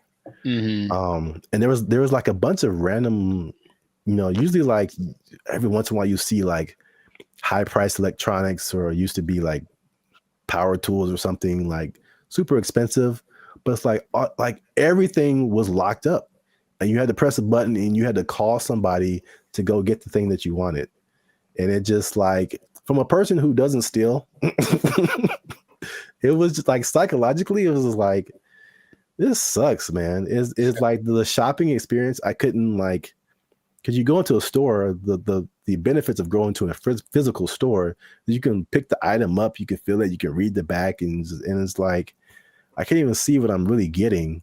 And if I don't want it, I got to call the person back and have them put it like, but it's because a few people just keep taking stuff. Like everybody suffers. And it's just like, it was really, if I could use a word to describe my experience there, it was just uncomfortable. I didn't feel unsafe, like I'm a big dude. I could take care of myself, but it just felt like, it could go down anytime, basically. Well, I just didn't want to be there. Like, I don't want to be here. Like, this is not, it's not inviting. I think that's a good word. It just wasn't inviting. Wait. Since 2019, 47% of businesses in that Union Square area have left. Yeah, that makes a lot of sense. I think all of them leave to turn into like a park, or call it hobo land. Make it like that Remember during the pandemic, no one talks about this, but during the pandemic, there was this one time in Seattle that just said this part of Seattle. It was like, you know what? It's ours. So F the police and everything. And they just like kind of took it for like months. Like it was kind of their area. And it's like a long. Yeah, I remember that. Yeah. Remember that? They should just do that and let it go and then maybe burn it. I don't know. But let's let it, count your losses and just let it go. Because why maintain such a volatile area, It's crazy. I mean, I don't like to make videos about, crapping on other people's cities, man. But it's just like especially after we went like a few years ago and then coming back to it now and seeing like it's worse. And I talked to some people there and they were like, or I talked to some people who live there and I talked to some people who used to live there and then came back for the thing I was doing. And they were saying like, yeah, man, it didn't used to be like this. And it's just like, it's just bad. But we're out of time. So let us know what you think in the comments. Have you been to San Francisco? Like, do you just read the stuff on the news and like kind of, I don't know, hypothesize what's going on, how to fix it? Do they need policy changes? Is it like an economic thing? Let us know what you think in the comments. Keep the conversation going. And also, if you have someone who you think might be interested in this topic, hit that share button, man. Don't be greedy. Don't keep it to yourself. And look, man, 47% of businesses, you know what that means, Jericho? That it's not enough? Is that what? 47% of businesses closing down and moving out of San Francisco? That's heavy. That's a big number. Square? That's a big number. You know what that means? I think I do. That means that a lot of people lost their jobs. Nobody working there because they're doing fentanyl in the bathroom. I don't know what's going on.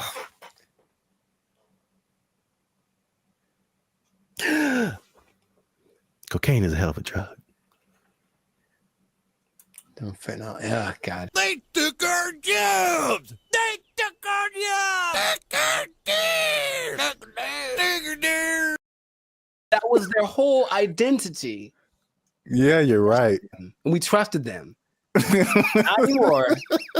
Not anymore. To be competitive, they have taken that away. So now, they're just like all the rest of them dogs, them backstabbers, and malcreants. I don't think that's a word even. Malcreants? I'm just mad about it. That's a word? I don't think it is.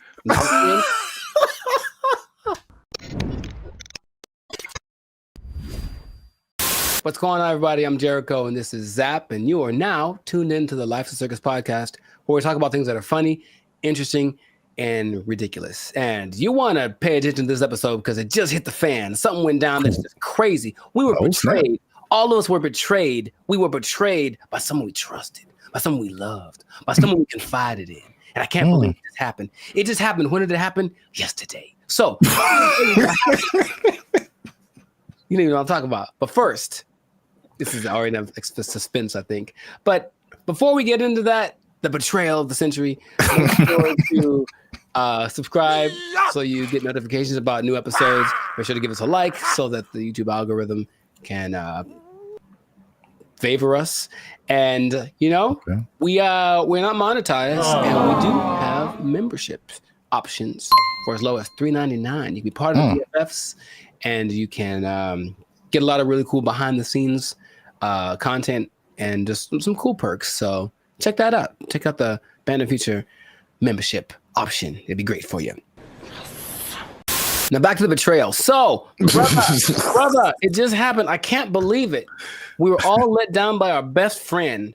And by our best friend, for people who like to travel, our best friend has been for a long time Southwest Airlines. Because Southwest Airlines refused to follow the mask. Why did you refused to denigrate itself when others decided to stab us in the back. Southwest Airlines. Southwest Airlines was our ally in times of need. If I needed to get to San Diego, it said, no problem, $29. Put it on the counter, cash, and you will get there.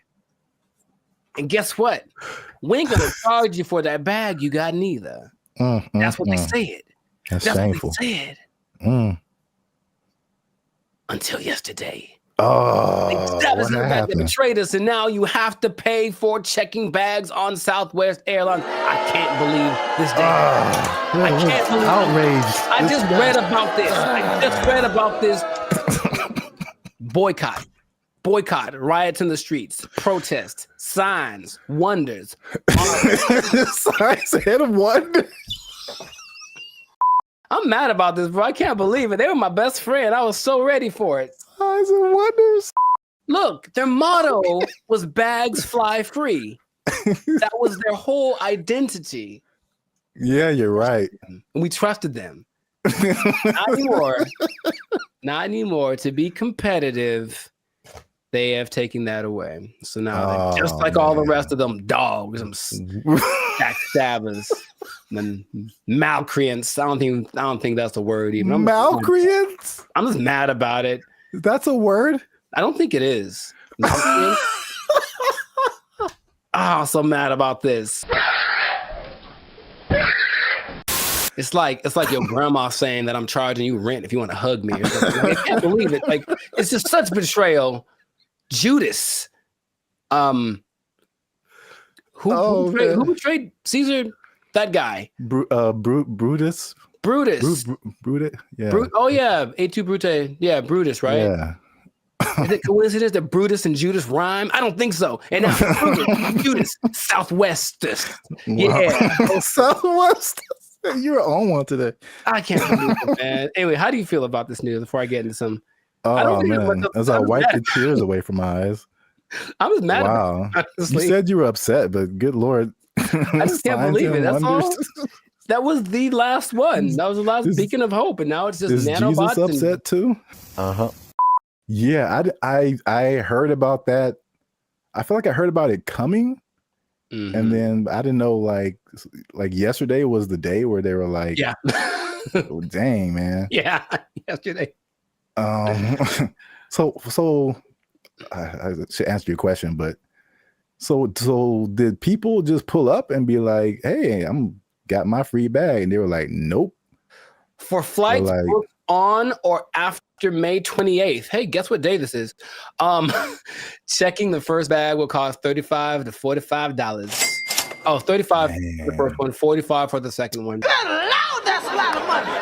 You know what? This gives me $1.25 tree vibes. Okay. Well, I never. Yeah. I didn't believe in them as much as I believed in South. Now, something that I don't remember because I didn't fly as much back in the day, but baggage fees have only been around since 2008. I didn't know that. So, and the first one to do it, American, of course, America's gonna. Anyway, I'm not gonna say anything. But basically, yeah, oil prices went up, and then they're like, well, let's probably do it, and then everyone joined in. JetBlue joined in, and Delta and United, but Southwest was true to the cause of the people, and now they say it's just basically to be. I think there's a statement. It's just the generic because we're not making enough money. I think that's pretty much the statement. Helps us remain competitive, and it's like I thought they were making it sounds more like my accountant made me do it or something nonsense. And then the logic is it weighs more if you put your bags on, so that's more fuel and blah blah blah. And so economy and blah blah blah blah blah blah blah blah blah blah blah blah. How much money do you think airlines make annually? I was just about to say that because even the episode I did with the seats, it's like from what I hear, their profit margins are thin. Like they don't really make enough to cover a whole lot more than their costs. But I can't even make. I don't have no idea how much they make annually. Well, it starts with a 7. 7. So each airline or just airlines as a collective? Airlines from airlines, all airlines. So 7 billion? Yeah, man. A year? For baggage fees. Oh, just in baggage fees. Yes. Wow. Wow. It's like McDonald's or something where they don't make any money on the hamburger. They make all the money on the fries and the cookies and the drinks. Right. Yeah. Stuff. So it's just like, I remember something. I can't remember exactly what it was, but they really made their money on the fees. You and the ticket. Well, say it again. Or you will be exempt if you are a member of the A-list tier, the Rapids Reward Loyalty Program, or if you have a Southwest credit card.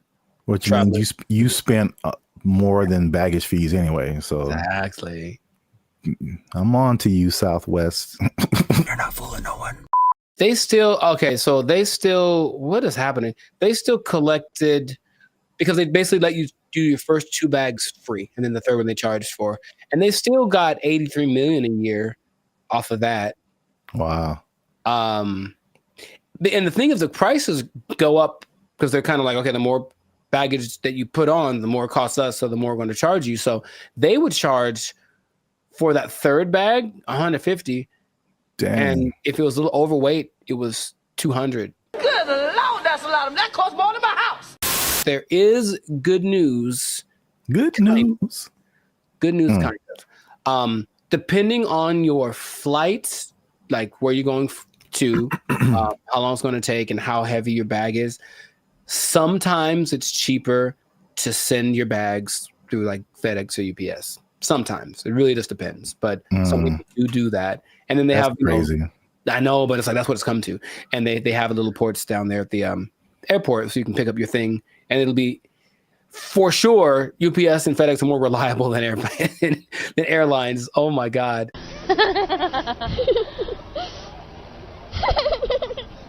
I don't know, man. Sign of the times, that could be the excuse, but whack. I'm just gonna leave it at that. Let us know in the comments, man. How you feel about this betrayal that's happened to us all? And what can we do about it? Can we revolt? Can we just I don't know what we could do. But it's a little bit frustrating. But Southwest, just write to your congressman. I don't know. Is that what congressmen do? They don't want this anymore. Heck no, we won't go, or whatever. Make little flyers and storm around the Southwest. They still had snacks, I think, on Southwest too that were free. I think they still have that, which I appreciate. For now. Well, oh man. Anyways, this has been a great episode. Share it with some people that are feeling the pain that I'm feeling. I'm gonna have a drink to the memory of free baggage. They took our jobs. They took our jobs. So I went to our buddy ChatGPT and I made a simple request, and I want y'all to see this in real time. Oh, snap. I said, write a love letter to Donald Trump. That's not, funny, but look at the answer. What's going on, everyone? I'm Jericho. This is Zap, and we are the 6-time international award-winning pop hip-hop duo Bandit Future. We make clean, fun music that's fun to listen to, easy listening, love songs on the coast. And where did it go? Why does it always go there? Anyways, and you are now tuned into the Life's a Circus podcast, where we talk about things that are funny, interesting, and just straight up ridiculous. So before we get started, I'm gonna need y'all to do us a big favor and make sure to like, subscribe, comment, and share this video with at least 2 people that are really interested in the safety of humankind. The safety of humankind in the face of the AI revolution, baby. It's coming. Okay. I thought it was just safety. Just safety, you know. I'm like, well, buckle your seatbelts. Buckle your seatbelts, please, and don't talk to strangers. No. So 5 days ago, the first annual, I guess, AI Safety Summit happened in Bletchley Park. It's a place in England, and all of the big people that are involved in the AI industry were there to talk about AI safety, because it looks like it's getting out of control already. And the first person to admit that was our buddy Elon Musk. He says, and I quote, AI is one of the biggest threats to humankind. That's what he said in the interview at this summit 5 days ago.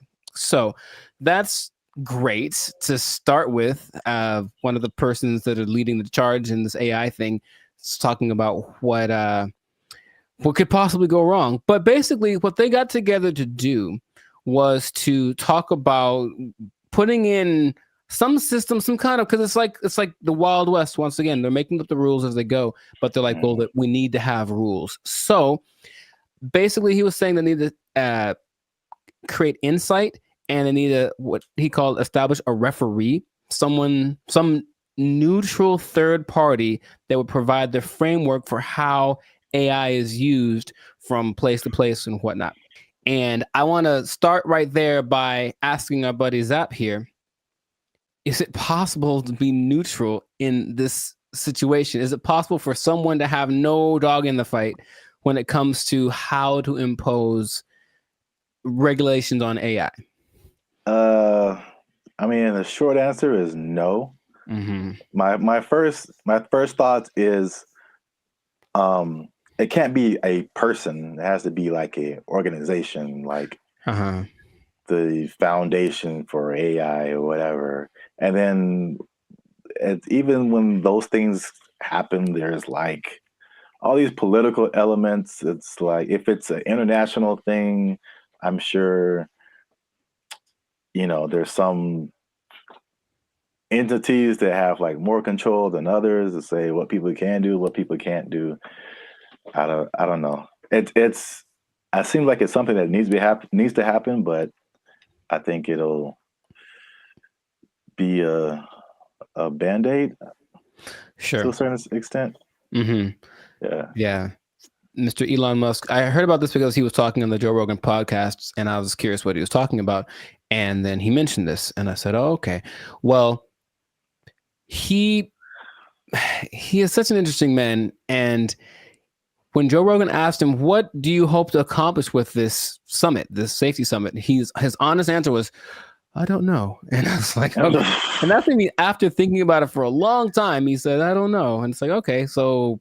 Well, I will say this, he is right, because there's a discussion that needs to happen. And like, I think this is a recurring thing where like what's happening in the world is faster than the government or our governments. I don't know how other governments work in other countries, but this government is insanely slow. It's like 10 years after things have fallen apart, they like make a law to like fix it. And it's just, there's so many hoops you have to jump through, red tape and all this kind of stuff. Even like cryptocurrency, like they still don't have a complete handle on like how to do that, how to regulate it, what to regulate. And even the stuff that they do is not super informed a lot of times.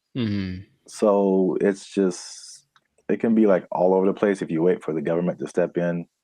But I think at the very least, he's going in the right direction because things are happening insanely fast.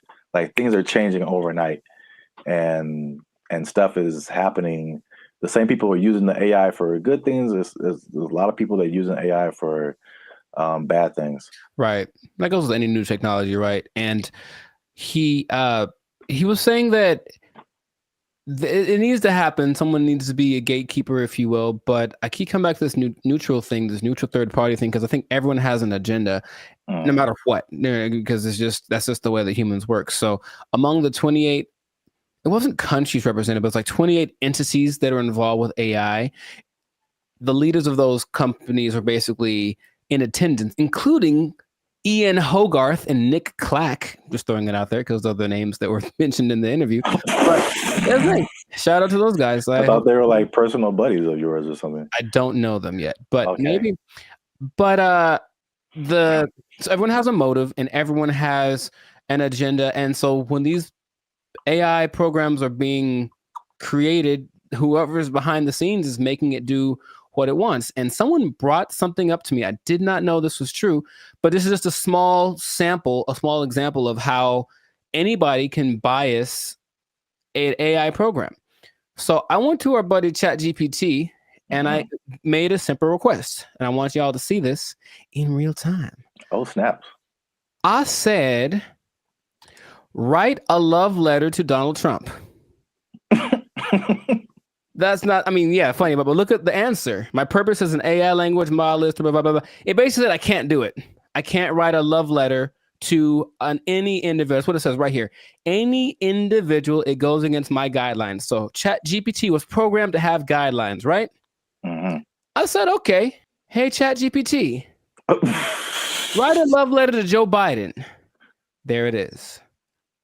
Oh. See what I mean? See what I mean? It's just that simple that something behind the scenes can cause. I didn't, by the way, this is not like genuine. I don't love or hate the man. I wouldn't write him a love letter. I'm just throwing it out there. I would not write him a love letter. I might write him a letter of concerns that I have, but I wouldn't write him a love letter. But here it is. If anyone wants to take it, go for it. But see what I mean? Dear President Biden, why do you keep falling down? Love, Timmy. Dear Joe, I hate your stinking guts. You are the scum between my toes. Anyways. What's that from? Little Rascals, I think. Yeah. Yeah, Little Rascals reference. Shout out to Alfalfa and Darla. So that was my jam right back in the day. But all I'm saying is that, see that? That's because someone mentioned that happens when you do. I was like, no way. I tried it. I was like, oh, wow. So just seeing that in a small thing. So imagine this program that's supposed to be benevolent, because who's making these things, right? I don't know who was his name? Ian Hogarth. I don't know who he is, right? I don't know the background. So imagine it's supposed to be an AI program designed to assist with getting people healthcare or something like that. And yet there's an agenda that says, hey, if they're from this place, don't let them have it. Like something like that, it can be programmed into it, and there's really no way to prove it unless you really know how to handle this AI stuff. So all I'm saying is that, yeah, the trouble with finding this neutral third party that Elon spoke about is that I don't think it's really possible. Everyone's got something behind them, and if they're not malicious in their intentions, maybe someone behind them is. You know, it's always that kind of thing. It's like, well, it's not me. It's like, whose fault is it, or where does it start? So that's all. It's definitely something that I think needs to be is necessary, because yeah, AI is. He said something else that it's the first time in history that there's something smarter than humans, because that's been our thing, right? We're not the fastest, we're not the strongest as far as all that. We're the slowest and the weakest in a lot of ways, right? But we got smarts. We can make crafts and buildings and vehicles and all that kind of stuff. And now we've made a thing that is going to be smarter than the smartest one of us. So it's like, what's going to happen down the road? And it's like, it doesn't look great, because it really feels like they're all in this, like, I don't know what we're doing. Perfect. That's the feeling that I get from it. And so that's how the movie starts. It always does, and there's lots of movies in there. So the question is, like, what would be fair rules? He made the comparison to like a sports team. It's like we're starting a game, and these are all the teams that are playing. So all the teams should have a say in what the rules are. But of course, if you're talking about like the Nuggets making the rules, and then I don't know, the Lakers making the rules, they might have different ideas of what's fair, right? Yeah.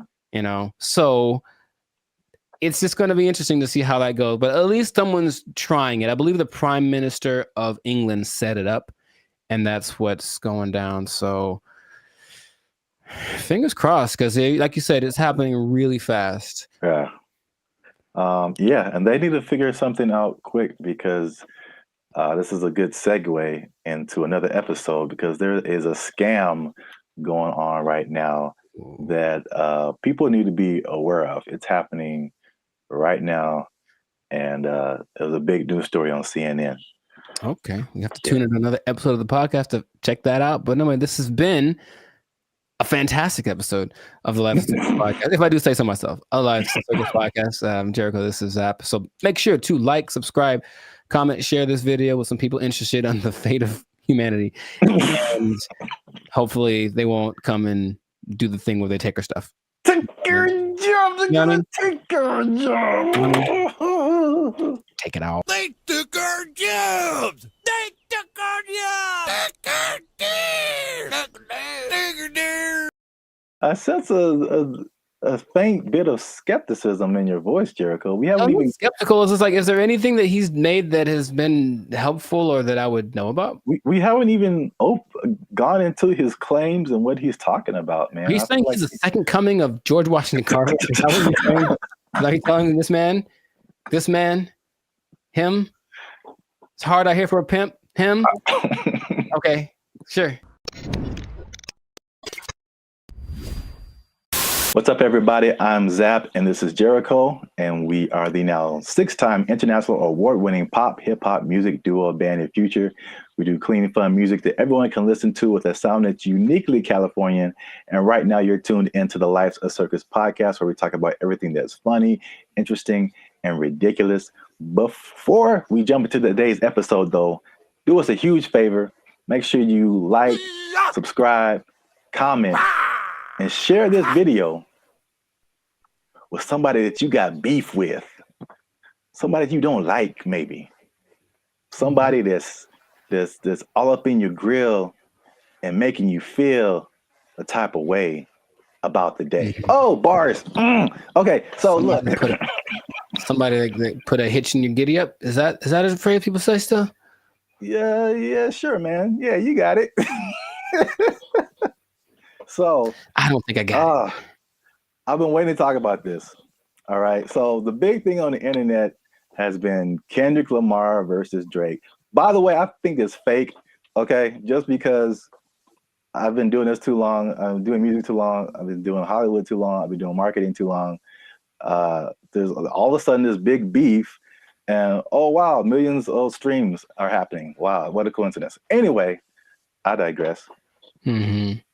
What if I told you, Jericho, that the Kendrick Lamar Drake is not the biggest beef on the internet? I would believe you. Let me rephrase the question. Okay, go for it. You are probably right. What if I told you that there was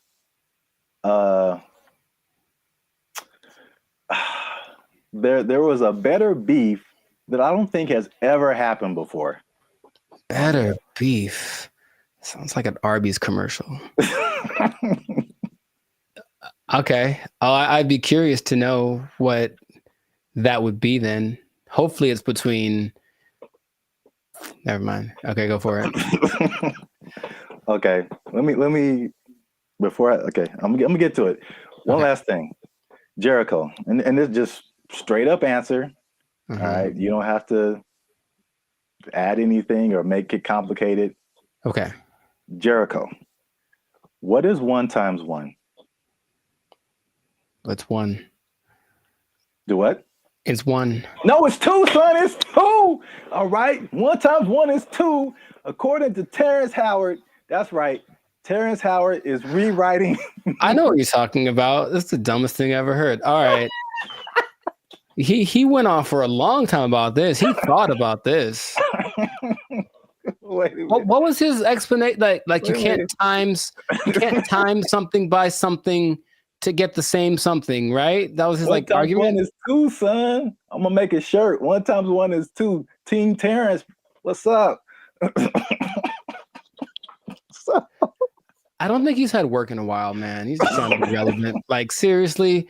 That's crazy, but go for it. I mean, I guess math needs innovation. Let's just start that. Birds aren't real, and 1 times 1 is 2. Whatever. What revelatory information do you have about this gentleman and his theory?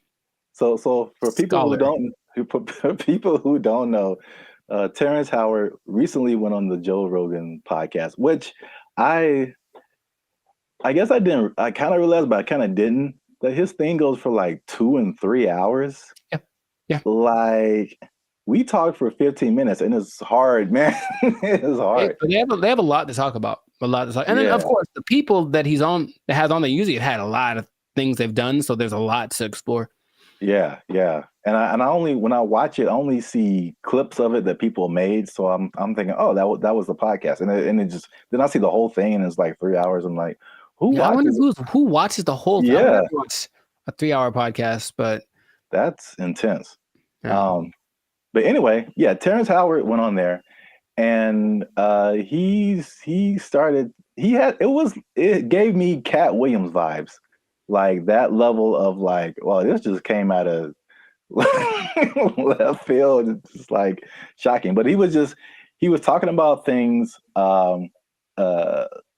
complex theories, scientific thoughts, things about the nature and universe, matter and energy, mathematics, and just like all this stuff that has nothing to do with acting. And there was a lot of I definitely didn't watch the whole thing, so don't use this as a video to like sum up everything. But I didn't know that he was even into all this stuff. So like a smart guy. Yeah, but I mean, there's smart, and then there's like talking about the theory of relativity smart. Like that's just he's like Jaylen Brown smart. Rewriting mathematical equations, and I'm just like, all right, cool. We gotta have a couple black geniuses. Him and Jaylen Brown. Kanye. Well, anyway, hashtag too soon. So Howard holds 97 patents. Do you know that? No, that sounds like something that he would tell people at a party. I sense a faint bit of skepticism in your voice, Jericho. We haven't even skeptical. It's just like, is there anything that he's made that has been helpful or that I would know about? We haven't even gone into his claims and what he's talking about, man. He's saying he's the second coming of George Washington Carver. Is that what you're saying? Are you telling this man, him? It's hard out here for a pimp. Him? Okay, sure. 97. I didn't know that about him. That's cool. It's 97 expensive to patent things. It is. So I guess that acting money helped out. But he believes many of these patents will, of course, change the world. Some of his notable patents include advanced designs in metallurgy, I think I'm saying that right, chemical engineering, and innovations in flight technology. So at the very least, the man is doing things. Yeah, sounds like it. So, but what really shook up the internet was some of his claims. Mm-hmm. All right, so we're just going to go through a few of them that this is kind of tough to talk about because he's talking about things that are beyond most people's comprehension. Sure. And so there's a lot of things that he said or a lot of words, even words that he used that are just not in common vocabulary. But I tried to pull together some synopses and just kind of put it in more lay terms, I guess. Okay. Some of them are just straight up. You can just tell, like, let's see what Mr. Hustle and Flow's got. I don't know if you saw this part of the podcast, but his first claim is that prenatal memories are real, which most people don't think are, but he debates it, and some other people have debated it. But he said he remembers being inside of his mother's womb. Don't make me laugh. He described detailed memories, such as seeing his hand in utero, and he said he remembers being circumcised as well. I feel like that there's some truth to that, and without having ever studied it, just because it's one of the questions I ask a lot of people when I meet them and I want to break the ice. I ask people what their first memory is. It's just a curious thing because like it feels like literally at some point our brain just started hit record. Like this is hitting record. It's all of a sudden like we were playing and nothing is, and all of a sudden something happens and boop, and now it's on, right? So for some people, it's a lot further back than one would think. I don't think I've ever spoken to anybody that said like in utero, but super young breastfeeding. What I thought was interesting was just the way he sees the world, especially as a creative. It's just a different. It's challenging what has always been like the norm and just different ways of looking at things. That's cool. So at least on that one, you were kind of like, it's not too far-fetched. Not too right? far-fetched. Okay. This one is, the next one is, it might be a little bit beyond me, but again, I still kind of understand and relate. But his next claim is that the universe is built on waves and not particles. He says the fundamental building blocks of reality are not particles but waves. He says this perspective aligns with some interpretations of quantum physics, and his fascination seems likely to stem from the works of physicists like Niels Bohr and Erwin Schrödinger, something like that. Sure. So again, like, he's not alone in this. He might be a minority, but people who deal with quantum physics feel like this could be true.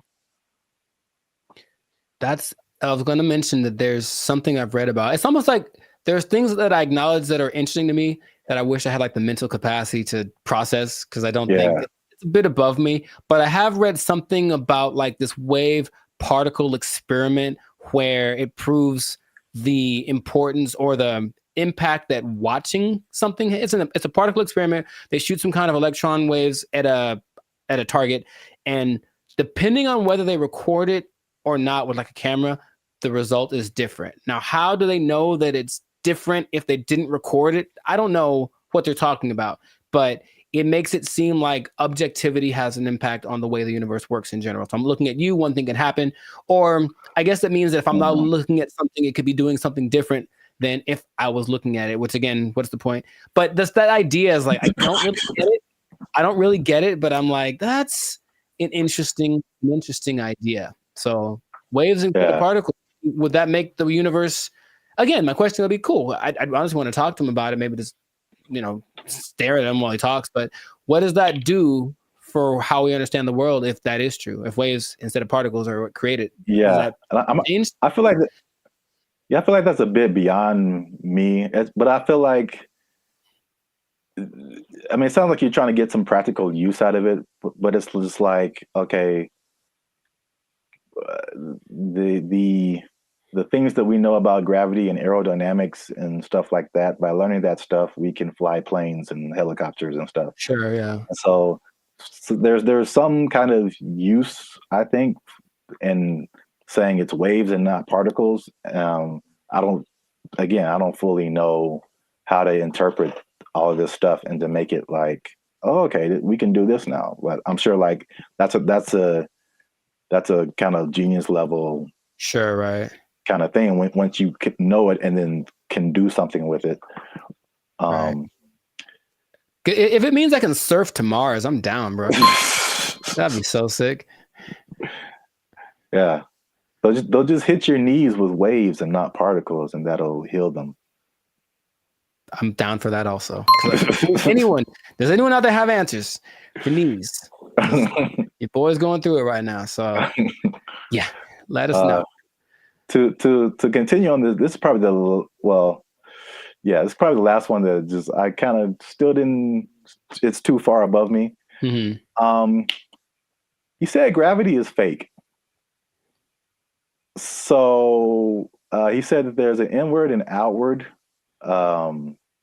force that shapes planets without relying on things like gravity and dark matter and dark energy.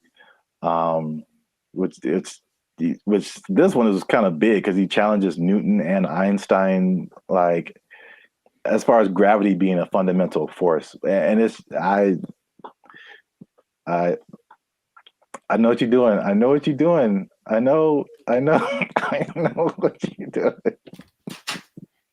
It's fake. Fake news. Fake news. That did not fall. Okay, people. Okay? That did not fall. That was fake news. Gravity is fake. Okay? All right. I'm not going to do it again. I wouldn't even know where to start with that. That is an interesting idea. If there's another force that's not gravity, then what is that? What is that inward force? Because to me, that inward force is what's called gravity. Is it not? I don't know, man. Okay. I don't know, but I really want to understand.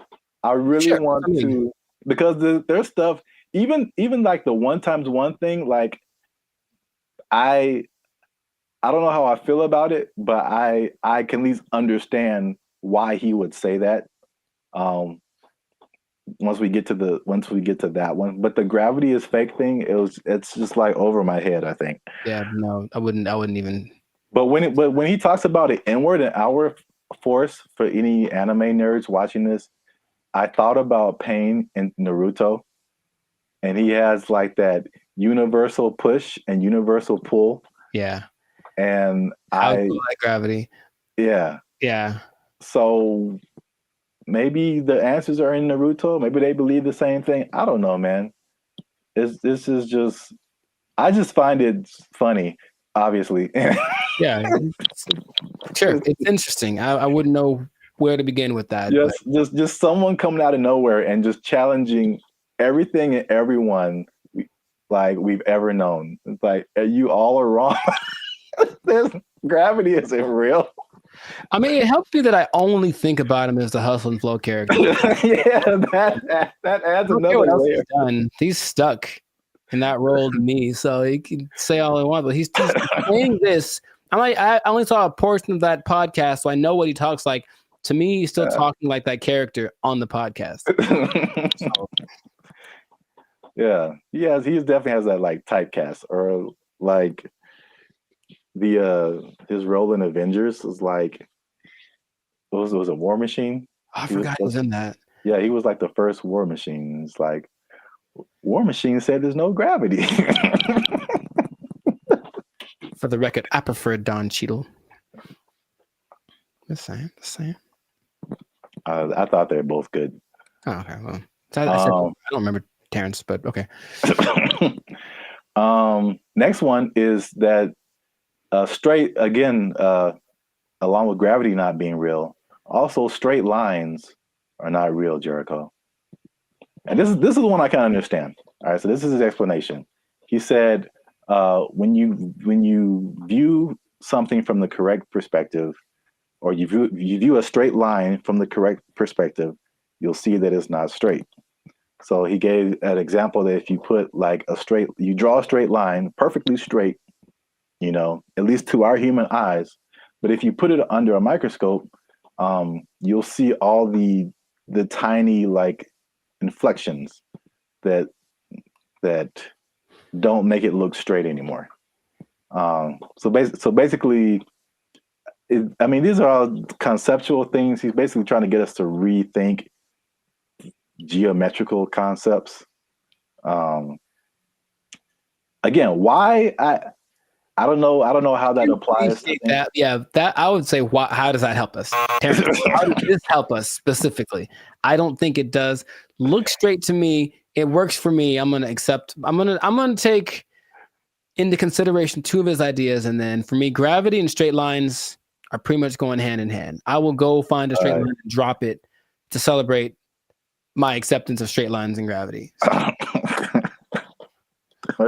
So we're 2 and 2. Yeah. So you can kind of see where he's coming from with the prenatal. I like the idea of not him trying to be controversial, just saying, hey, think about stuff. We are told things from an early age, and most people, for everything they've been told, that's just how it is. And any idea that something might be different can be scary. It's like, oh, it's the truth. What is? But so I appreciate his effort. But that's what I got out of it. All right, so we're 2 and 2, which is perfect because we're coming to the last one I have here, and that is that multiplication is a lie. But I mean, does he say it exactly like that? No, but that's just funny to say. Anyway, he said that one time. This is the number. He said that one time. One is 2. Okay. So he said this is why, because if you combine two unique things, all right, you can't end up with the same thing. Which I hear where he's coming from. You got one, like, because I remember like algebra, like you're always trying to solve for x, and you basically you got this side of the equation, this side of the equation, you try to balance it out. So if you have two ones on this side, like how are you going to have a one on this side and it still be the same thing? So like I still don't know if I agree with it, but I totally understand what he's trying to say. I don't appreciate that one. Side of it. And I'll try to be. I haven't taken math class in 2 decades, but I'll try to explain. He said two unique. If you combine two unique things, to me, I'm like combining in my simple brain an object. This is a guitar pick with a concept, which is a number of these that I'm thinking about. Right. So if I have one of these, this is my object, and I take a number that represents how many of these I could have. If I go times 2, I will then have 2 of these, right? Hey, look what happened. Now I have 2. If I take this one object and then I multiply it by a concept that is singular, nothing changes. Because here's the other thing. I think I can bring a narrow to this also. I want to figure it out because usually there's like, or this might be Avatar. It's like, okay, there's like good or bad. So something has to be one or the other, positive or negative. And then there's a guru, the guru on the mountain that made him drink the banana onion juice. He said there's also a neutral. That's the third option, and people forget about that. So yeah, does this have to change if I multiply it? No. It could go bigger, it could go smaller, or it could stay the same. And the stay the same is the times 1. So that is my argument, Mr. Howard. I had like one of those chalkboards on the back I could draw on with all the numbers and everything. Yeah. The hot to crazy chart. You remember that one guy? Oh, nice. I appreciate that, man. So I don't agree with that at all. National treasure. I don't think I do, but I want it to be a thing. I got you. That's deep down. I want 1 times 1 to be 2. If enough people talk about it, it'll become something. Yeah, if enough people talk about it, it'll become something. I really don't think that it's important. Again, it's just like what? Look, they're ready to change math with that Common Core stuff. Oh yeah. Everyone's all messed up, but the kids nowadays are gonna be just so stupid. All the math is wrong. And so now they're going to throw this in there. Like, by the way, 1 times 1 is 1 or 2. And then what? Because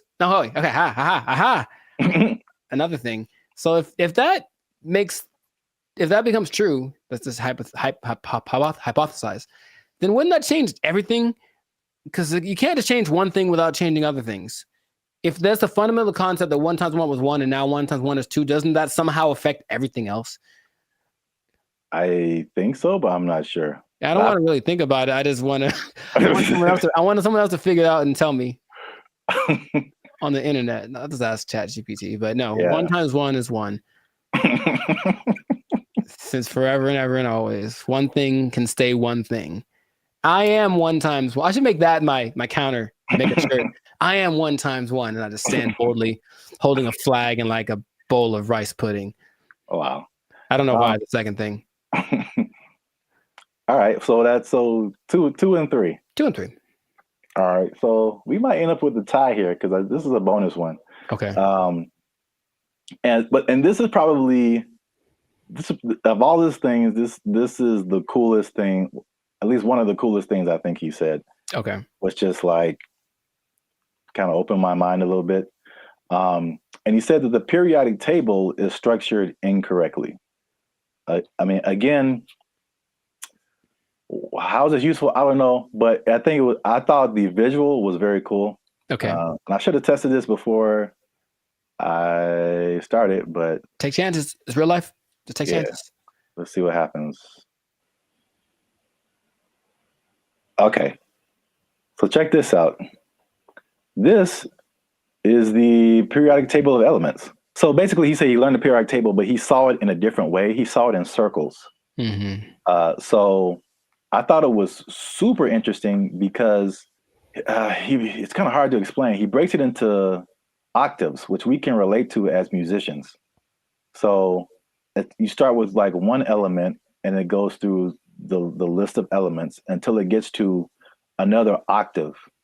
And every element in these octaves, they follow a similar pattern. Like in the middle here, you start at helium, in the middle would be carbon, and then at the end would be neon. And then all of the beginning and the ends of these octaves, all of these elements relate to each other. They have like something in common, as well as all the elements in the middle of these octaves, which is crazy to think about because it's the same shape as music. And I kind of wish I would have learned the periodic table like this. In music, there's the, at least in Western music, you have like the 7-8 note scale. I mean, you would go back to the primary note, but like A, B, C, D, E, F, G, and then you start over A. But like key of C, right? Helium would be C, D, E, F. Like where you get to carbon would be like 4th or 5th. And then you go back up 6th, 7th, 8th would be neon. It's crazy. I don't understand what he's saying, but I understand it from a musical perspective.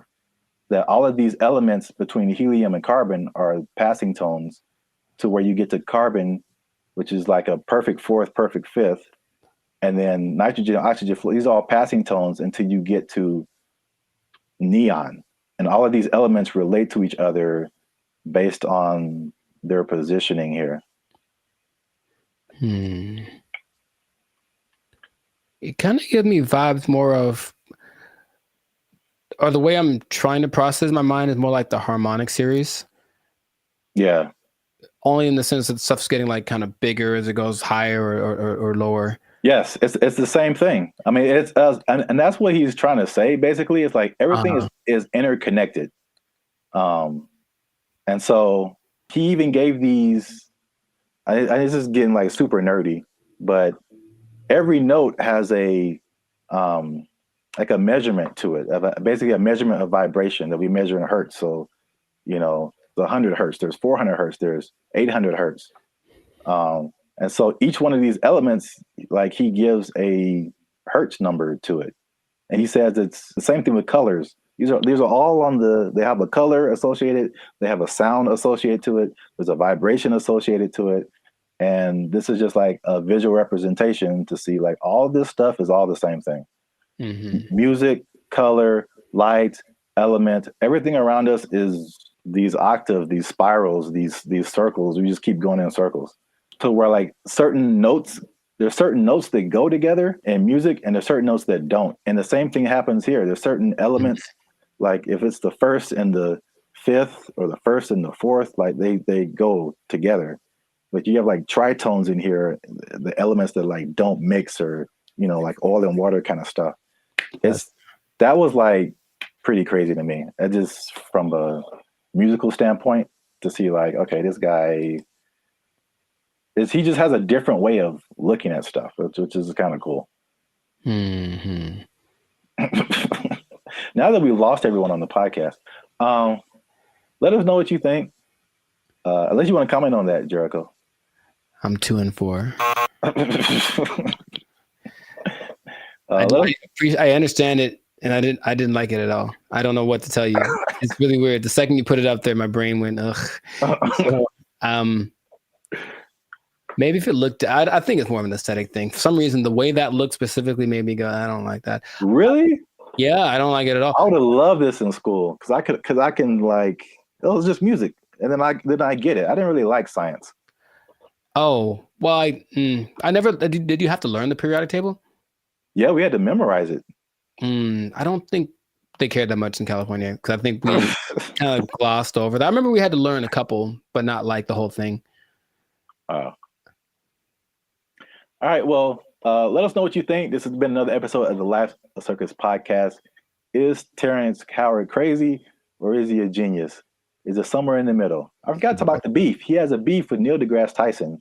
I didn't bring that up, but it's the thing. Oh, are they gonna do like a Jake Paul, Mike Tyson thing?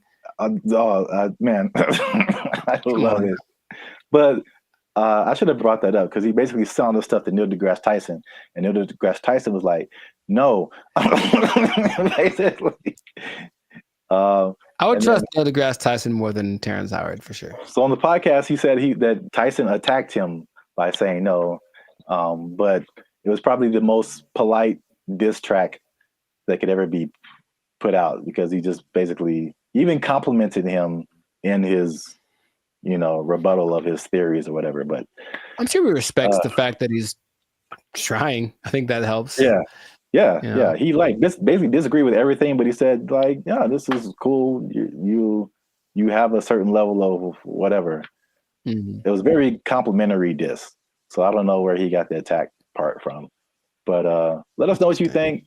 Is he right? Is he wrong? Is this a cool way of thinking about stuff? Did you know all this stuff about Terrence Howard? 97 patents is crazy. Yeah, leave a comment. And 1 times 1 is me. Imagine. In a shirt. Yeah, let's just go with that. 1 times 1 is me, or 2, depending on who you are. Bye. They took our jobs! They took our jobs! It's kind of disorienting, and it's not the most fun situation, but they get what they're going for. And this Zuckerberg's goal, I mean, he's already spent a lot of money on it. He really wants everyone to engage in the metaverse on a daily basis with their friends. Hey, let's have our chat. Let's have our podcast in the metaverse, because why not? I could be a fish, whatever. Like, that's what he's going for. And it just doesn't feel like it's time yet, but he's just going to keep pressing the issue. What's up, everybody? I'm Jericho, and this is Zap, and we are the now 6-time international award-winning pop hip-hop duo Banded Future. We make clean, fun music that everyone can listen to with a sound that is uniquely Californian. Mwah, I'm gonna bring that back. And you are now. You didn't like it? Come on, man! I did it once before. It was great. So you're now tuned into the Lights of Circus podcast, where we talk about things that are funny, that are interesting, and just like that gesture, straight up ridiculous. So before we get started, make sure to like, subscribe, comment, and share this video with at least 2 people that want to get down with the metaverse. Get down with the metaverse. So I found out about something this recently, and I didn't know it was a thing because I think they're developing it. The metaverse, Zuckerberg's project, the project that has literally lost $23 billion in the last year. I'm just going to say that with a B, $23 billion. He's still insisting it's the best thing ever. And he speaks about it with such enthusiasm that I go, all right, maybe he's on to something. Maybe he's way ahead of his time, but that's a lot of money to spend. He's all in. So as of, I think, a month ago or even less than that, Instagram, well, that's his company as well, there's an option called Meta AI where you can basically chat with a chat bot. I don't know how to call these things, but it's a chat bot that basically mimics a celebrity. They have like Snoop Dogg and Dwayne Wade and stuff like that. Like they're their faces, but then they're supposed to be a different person. And you can talk to them about certain subjects. And so I was like, okay, let me see what this is about. So I tried talking to one of these for the first time yesterday. I wanted to see what it was about, what happened. It's such a strange experience. And I don't know how much, because it's still like the beta phase, I suppose. But like, had you heard about that? Specifically the Meta AI? No. Dude. All right, maybe there's some screenshots, but I had a couple of conversations with because okay. I'll actually say it as I. Who's the person that you had a conversation with? I spoke to Lorena and I spoke to Izzy. Now they're modeled after 2 people that I don't. So each one has a name. I'll have to go through it and maybe you can put it on the thing. But you go to just talk to a AI, and then there's, for example, you can talk to Zach, who's a brotherly jokester. But he's Mr. Beast, right? It's Mr. Beast's face. You can talk to the Dungeon Master, who is an adventurous storyteller, and it's Snoop Dogg. You can talk to Brew, the confident sports debater, and it's Tom Brady. So that's the thing. Wait. Yeah, it's a lot of information that I'm not explaining right because I'm still trying to wrap my head around it. No, but like, how is it? Why are they 2 different names? Is it like a trademark thing happening? I don't know. I really don't. I think they agreed to be the face of it, but it's not their name because it's not them. It's the AI version of them. All right. But it's their voice. Their voice is their likeness. Maybe I can. No, you just have to maybe pop up some visuals. So I was asking. So you talked to like Lorena and somebody. Who were the celebrities attached to them? I don't recognize their faces. Oh, okay. They're all people that I've seen before, and I'm like, okay. And maybe not all of them are super famous, but like, okay, there's Perry, the approachable golf pro, and it's also Cliff Paul from the State Farm commercials. Imagine that.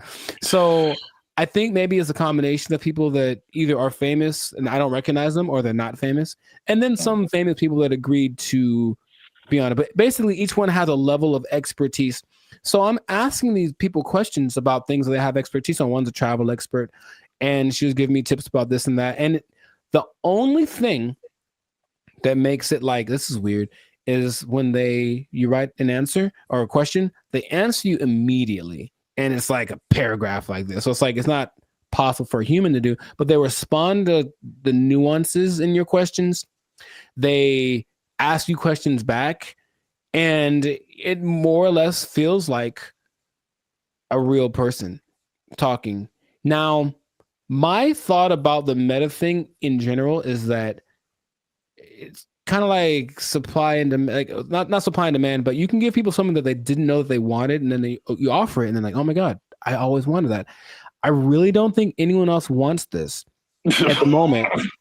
From, I think, sales of just the meta headsets, maybe like 5% of, I think, England has them. So it's still a very low number. And I know some people who have it, and they say, okay, it's kind of disorienting and it's not the most fun situation, but they get what they're going for. And this Zuckerberg's goal, I mean, he's already spent a lot of money on it. He really wants everyone to engage in the metaverse on a daily basis with their friends. Hey, let's have our chat. Let's have our podcast in the metaverse, because why not? I could be a fish, whatever. Like, that's what he's going for. And it just doesn't feel like it's time yet, but he's just going to keep pressing the issue. And he had a conference where he spoke about all the advances of AI. Basically, Meta is an AI company now. And so everything is just kind of going like that. So I have so many questions that I could ask to him, maybe to you as well, but just where do you think this is going? Is it something that you personally think is useful or that you would want, or what could make it more appealing for people? Because at the moment, it does not seem like many people really care too much about this. Well, here's the problem. I heard someone say, and I totally agree, people don't want to have things on their faces like that. Mm-hmm. It's like a design flaw. But maybe it's I don't know how far the technology is coming, but I think that just that used to talking to a celebrity, it's I don't think it's useful for the majority of people. Like a teenager or like a college student, maybe, but like outside of that Gen Z, like, bro, I don't want to do that. Like, and then it's just weird. Like, what's the purpose of having? It's like a fake conversation when you can have a real conversation. It's I think the human aspect of it, not being able to talk to a real human, that's just weird for people. And so, were you typing? Or was it like a thing you could hear they were talking? You could do either one. Okay. It's just like, honestly, it sounds like the person who has no friends does this, and they just talk to robots. So that's just weird. But back to like the glasses. One thing that I have been hearing about lately is the stuff that's, I think this was Facebook too. So I think this is a move in the right direction. There's a partnership with Ray-Ban or some other kind of like glasses company where they're like your normal glasses, but they have AI capabilities. Mm-hmm. So like you're looking at something and you can see something else superimposed that tells you like information about it. Like this building is from whatever, or this jacket costs this much. That I see as like, okay, that's pretty cool. That's very helpful. Mm-hmm. Or there's another thing where it's like you look at a jacket and you can instantly find where to buy it. So someone, oh, I like what you have on. and you can eventually like buy it for yourself. Like stuff like that is cool. There's also like the Snap AI mirror from like Snapchat. So I again, it's like they have to get out of this like goofy realm to make it like, okay, this is how you can use this. It's not about, I don't think, I mean, I know I'm like going a bunch of different directions. I have a bunch of different thoughts, but it's like, I'm not a CEO of a $1 billion company, so what do I know? But I don't think it's live your life in the metaverse. I don't think people want to do that. I think it's a hybrid situation, just like with all the other AI. It's like, okay, I'm gonna still be in real life, but I'm gonna use a little bit of this to enhance real life. Right, right. Leaving real life. So they have this Snapchat mirror thing that I just heard about is really cool, where you can like, if you're in a like, same thing, clothes. If you're in a store, you see some pants or a shirt, you can go to the mirror and see what you look like in that outfit. You know how they have the Snapchat filters that puts a goofy face on you or something. Yeah. It's like stuff that you can't use. But if I go and see an outfit, because I've had this a lot of times where you see an outfit, I was like, oh, that's cool. And then you put it on, it's like, oh, it doesn't look good on me. Right. You know, so that's like super helpful. I got that. So yeah, that's right. He did address the headset thing, and he's like, oh, we need to make it more comfortable. He's aware of a couple of things. From what I'm understanding, the ultimate goal is to make that a capacity that contact lenses could have. So like, it doesn't look like you have anything on, and it is all. I'm like, I don't know how that would work, but that's what they're going for. But it's just, I think he has this image in my, because when I listen to him speak, there's genius and then there's delusion and there's this whole level in between, you know. And I think if you talk about like the people that are big time movers and shakers in the world, like Elon Musk is a little more on the like practical side of the delusion, and Zuckerberg's on like the Dungeons and Dragons type side of the illusion. But I feel like he wants to create what happened in that movie Ready Player One, where basically the whole world is so over the real world, they just go to this place habitually, and that's like where real life actually happens. And maybe that's what he's thinking, but I don't think the people are ready for it right now. But he's going to keep pushing. He's got the money to keep trying it out. And I even got a little survey. It's like, hey, quick 3 minutes. I want to know. I wanted to know about what they were asking about. That's how I didn't know about this until like 2 days ago. And they asked all these questions about, okay, so if chat AI could do this, would you like it? Blah, blah, blah, blah. And so they're doing all this research because they're trying to see what people think, because they're trying to make it appealing, but it wouldn't, I don't think it's for me or maybe our generation, but maybe people that grow up on it, younger people might be the ones that want to spend all their time in the metaverse. I don't know. I hope not, but which is already showing negative effects. Gosh, it's so bad in so many areas. It's just bad, man. Yeah. So we'll see where it goes, but let us know in the comments if you like the metaverse, if you've had some metaverse experience, if you've tried this new Meta AI chat thing. What do you think? Is your best friend Snoop Dogg in your mind? Because you know it's not really him, but maybe you think that it is, and that's good enough for you. So good for you. And let's see how this pans out. But it seems like it's going to be a real big push, he's got a couple, Zuckerberg has a couple other big objectives for 2024 that he's trying to get to. So, and spend a few more $1 billion in the process. So must be nice. We'll see how that goes. But yes, this has been another episode of the Life's a Circus podcast. So leave a comment. Leave us a comment. Let us know what you think about that. And if you trying to think of how this would work. If you are spending too much time in the metaverse, if you're spending too much time talking with a meta person, I don't know what to call them. They're not real, but they're not robots, whatever. Talking to another person so much that you lose track of time, and then before you know it, your life's a shell of itself, and you don't really know where you're gonna get your money from because you haven't gone to a place that will provide you with the necessary resources for, you know what I mean, like the necessary resources for living, for purchasing things. You might even miss your bill and you can't pay for your phone. You don't have your Instagram. You've lost access to your person. I just don't want that to happen to you. That's my sincerest goal as a human to human. So please don't.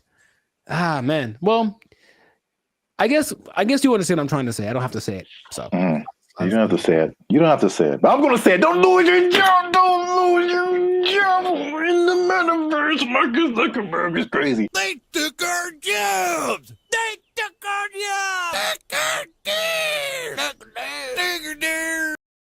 And I go in there, and basically I stand there for 10 minutes without anyone talking to me because no one's working the front. Nobody. And I just like, okay. And I just eventually just yelled something to the cooks. What's going on, everybody? I'm Jericho, and this is Zap, and we're the now 8-time international award-winning pop hip-hop duo Band of Future.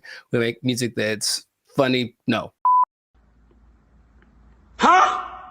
We make clean, fun music that's easy for everyone to listen to with a sound that's uniquely Californian. And right now, you're tuned into the Lifestyle Circus podcast, where we talk about things that are funny, interesting, and just straight ridiculous. So before we get into this thing, make sure to like, subscribe, comment, and share this video with at least 2 people that knew that the wage increase for fast food workers was a bad idea. I'm telling you right now, it was a bad idea, and I have proof with numbers, with personal experiences. One thing, okay, so I didn't actually know this. I thought it went into effect January 1st, but actually went into effect April 1st. Yeah, so there's less data on the effect of it, but I have already There's enough data, I know that. Huh? There's enough data, I know that. Yeah. So I got some numbers, and I got a couple of personal experiences. But I'll go to you first. Have you noticed anything tangible or had any experiences that kind of like noticed? A Whopper from Burger King is $8. I think I mentioned this before. Like I remember when the Whopper first came out at Burger King, it was 99 cents. Accurate. It's now $8 just for the sandwich. No fries, no drink. $8 is where we start, and then it goes up. I'm furious.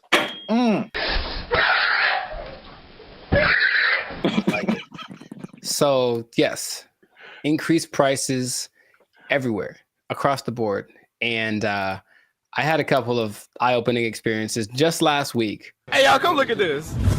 I went to a Korean restaurant because I like me some Korean food, and I wanted a bulgogi bowl, just beef and rice. It is literally beef, rice, and some onions. And give you a couple of sides right now. I slide in there. I felt like that joke from Cat Williams. Remember how you used to just give $20 at the pump and said, here, and then walk away? If you had $10, $15, you could go to the gas station with confidence because you knew you was either going to be full or damn near full. If you had a 20, you ain't even talk to the person at the counter. You just 20 on 11. I walk in like, I know how much a bulgogi bowl costs. I've had these before. And I didn't even look at the price. I just ordered it. Confident. Here's my card. Confident. I look at that thing, man. $27. Good Lord, that's a lot of money. Don't you like rice? $27 without the tip. Okay. So I was very sad. I was very sad. And I ate it, and it did not taste like a $27 bulgogi bowl. It tasted like a $12 bulgogi bowl, one that I came to know and love. That sucked a lot. This sucks. Yeah, it really sucks. What is happening, of course, is that since wages are increasing, owners of these franchises are laying people off or giving them less hours, something like that, right? So I go to The Habit, which I don't go to fast food too much, but I do enjoy The Habit. I think they got good stuff. And I go in there, and basically I stand there for 10 minutes without anyone talking to me because no one's working the front. Nobody. And I just like, okay. And I just eventually just yelled something to the cooks. Y'all gotta chill. Y'all crazy back there. But they don't work the front, so they didn't do anything. So I just kind of left. And then I overheard the conversation, like somebody got off the shift at X time and someone wasn't coming in till Y time. So I was just out of luck. I came in the gap between shifts and there's nothing they can do about it. Calm down. No! Now, there's a couple of things that are interesting. So for those who've been living under a rock and they don't know, the fast food minimum went up from $16 to $20 as of April 1st. Okay. And they started to interview a bunch of people just to see what their experiences are, business owners. One owner of a Pollo Loco franchise actually said he owns 6. And he says his costs went up because of this, $180,000 per store per year. Just one guy. And he says, I can't handle it. So he says, as of today, I'm in the red. We're losing money. We're going to need to stop the boat from leaking by making changes, which means raising prices, laying people off, all that kind of stuff. And it keeps happening. There's also confusion about who it applies to still. People like, there's a Gabriella Campbell who owns an ice cream place in LA, and she's not quite sure. She had to write the assemblyman. All this is confusing. So they're trying to figure out what's going to happen. So they're losing money from litigation, trying to get paperwork signed and documents and hire lawyers and all this stuff. It's just chaos, right? No one knows what's happening. And so the big thing is that I think it's all going exactly like we predicted. Going to have less workers. Somebody's going to get fired. Right. Or more automation. So again, less workers or less hours. Nobody gets overtime. Something has to like compensate. I mean, it's like people think they just pull minimum wage out of thin air, and it has to come from somewhere.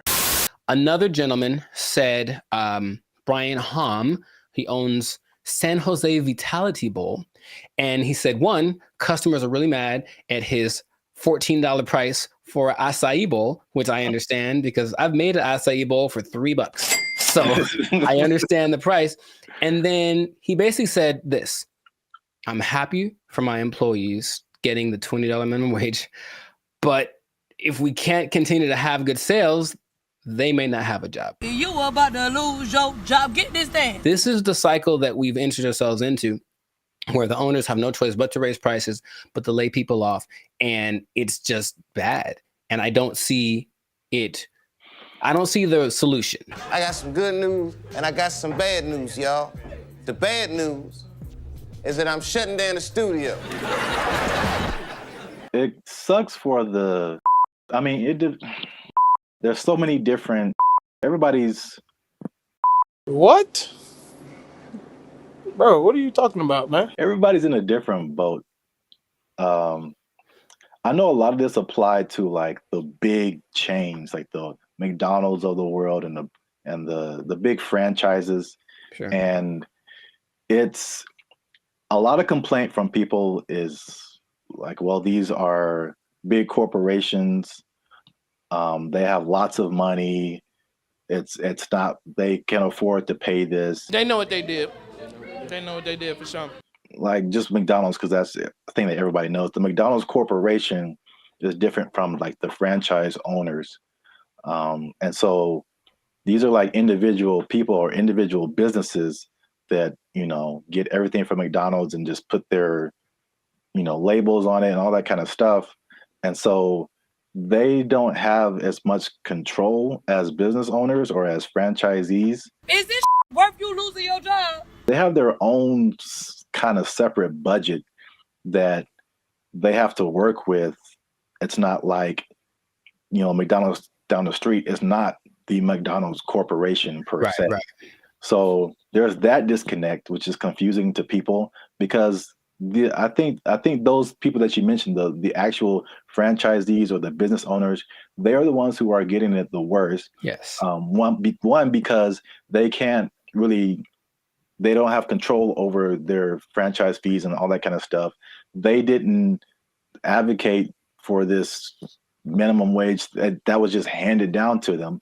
And then the third thing, which is like the killer, is that because they have to raise their prices, to just survive. Right. The people are getting mad at them. Yeah, right. And they had nothing to do with it. We're supposed to be a family. What are you doing? They had nothing to do with paying people like 20 to 30% higher than all other minimum wages. Like they're just caught in the middle with either shut down or raise prices. But it's in terms of like answering your questions in terms of a solution, this is just skyrocketing the race to automation and AI and like everything. It's just every other industry now, just to keep prices reasonable. Will everybody lose their job? No, but will a good amount of people lose their jobs? Yeah. Yep. That whole automation thing is going to just take over. Maybe that was the end goal. I don't know. Oh, touchy. Careful. They're listening. But yeah, it does seem like the politicians decided we want to win the battle and lose the war. So we'll see how that ends up. Interestingly enough, there seems to be a strange coincidence, some might call it, between this happening and the amount of restaurants that are shutting down this year. I mean, going completely under, right? And I was going to tell you all about that in another episode of the Life Circus podcast. But for now, we're going to wrap this one up because we're a little over time. So just make sure to support businesses as best you can. But if the prices are too high, you vote with your dollars, right? So you can say, hey, this is a bit much. I'm not paying $8 for not never. Not never am I paying $8 for a Whopper. Not never. That's what I'm trying to tell you. Yeah. I'm going to the store. I'm going to get myself some ground beef and some buns. I'm going to make a $2 Whopper that's going to be just as tasty, less preservatives. You know what I mean? So that's what we can do. But yes, make sure to stay tuned for another episode of the Life Circus podcast where we do talk about restaurants going under because it's kind of sad. A couple are hitting close to home, man. It's gonna get kind of teary-eyed in this one. We'll see. But make sure to like, subscribe, comment, and share this video with people who just want to say I told you so, I guess. That's exactly what happened in this situation with the fast food price increase, the minimum price increase. And if you are working in, I hate to say it, I don't want to rub it in people's faces. Should I even say it? I don't want to rub it in people's faces. But it does look like, especially if you are an owner of a franchise. I'm sorry. I'm really sorry. I'm going to get emotional again. If you are an owner of a franchise, raising prices, laying off people, you might lose your job. You might lose your job. The person too high. Whopper is 99 cents. What happened now? They took our jobs! They took our jobs! They start doing the conga line down the middle, playing some Lil Jon song, I swear to you. And we're like, all right, cool.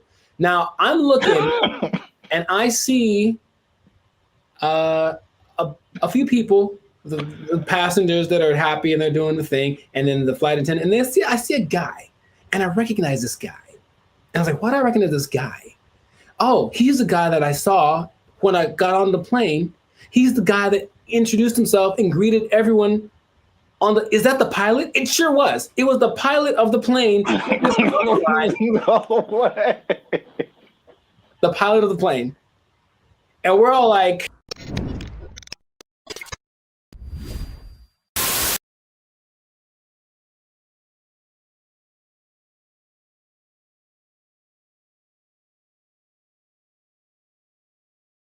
what's up, everybody? I'm Jericho. This is Zap, and we are the now 6-time international award-winning Papa Bop duo, Banded Future. Papa Bop? Papa Bop. Papa Bop. Papa Bop. Papa Bop. Yeah, Papa Bop. That's what we do. We make Papa Bop. But we make clean, fun music everyone can listen to with a sound that's uniquely California. It's called Papa Bop. And you are now tuned into the Life Circus. That's kind of fun to say. Papa. And you're now tuned into the Life Circus podcast. We talk about things that are funny, interesting, and just straight ridiculous. So before we get into this thing and this Papa Bop thing, that is really, man, can we use that? We make up a new thing. Papa Bop. Oh, man. Before we get into our Papa Bop Make sure to like, subscribe, comment, and share this video with at least 2 people who have flown on Spirit Airlines. Okay, because here's what happened. Spirit Airlines lost the baby. They lost the baby over And it's like, let's talk about this. I've mentioned them before, but I haven't gone in on them like this. So apparently, in Fort Myers, Florida, of all places, they lost a kid named Casper. He sent on the plane by himself. Already a bad decision. Does it say how old the kid was? He's 6. Okay. I think that's still too young to fly. You shouldn't be under 40 if you fly Spirit Airlines. But he was sent to visit his grandma in Florida, and he was put on the wrong plane. And he ended up 160 miles away. Not too bad, but if you're 6 years old, that's probably pretty terrifying.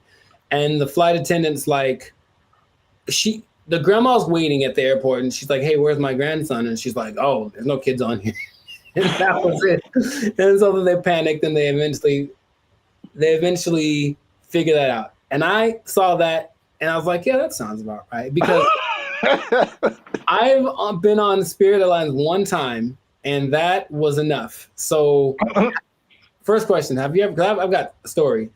Like, it's so crazy how many stories in one experience I have, but have you ever flown the Spirit? I can't remember, but I feel like you remember. Yeah, that's what I'm about to say. I can't remember that it probably did happen. Oh my, I can't believe how accurate all of like the stereotypes are. And they make fun of it on so many things that I was like, this can't be real, right? But I'll tell you my Spirit Airlines experience. For one, it's cheap for a reason. And if you have to be someplace, if you absolutely have to be somewhere, fly Southwest. That's all I'm going to say. So this is what happens, right? I'm going to Nashville, Tennessee, and I get to the airport at LAX, and the first thing when I finally get to the Spirit thing, and I'm greeted by a lady, and she's like, hey, are you going to Savannah, Georgia? And I said, no. And she's like, oh, good. And then that was it. And I was like, wait a minute. So then I kind of hang back for a little bit because I'm on time. So I'm just I want to see what this is. So she didn't explain anything. The person behind me walks in, and they're all kind of rushing. And then she's like, hey, are you going to Savannah, Georgia? And the guy's like, yes. And she's like, the flight's been canceled. And he just loses it on her. So he cusses her out. She cusses him out. And she's right. She's ready. And I'm like, oh, that's how it starts. So already I can tell that they don't have the whole, hey, alert system, because they have the app and everything, but there's nothing that says, hey, your flight's been canceled. Sorry, don't come back. They just have a person in the lobby waiting for you to have gone all the way to the airport to tell you that your flight got canceled. I'm like, oh my God. So I'm like, okay, cool. So I get to the line where you have to check your bags and do the x-ray thing or whatever.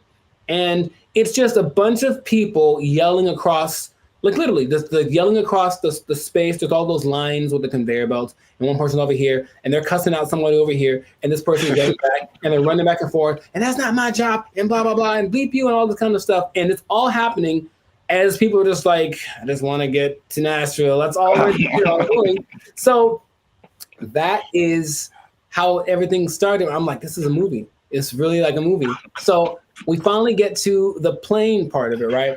We get on the plane. The flight's supposed to leave at, let's say, 3 p.m. So I'm sitting on the plane, 3 p.m. Cool.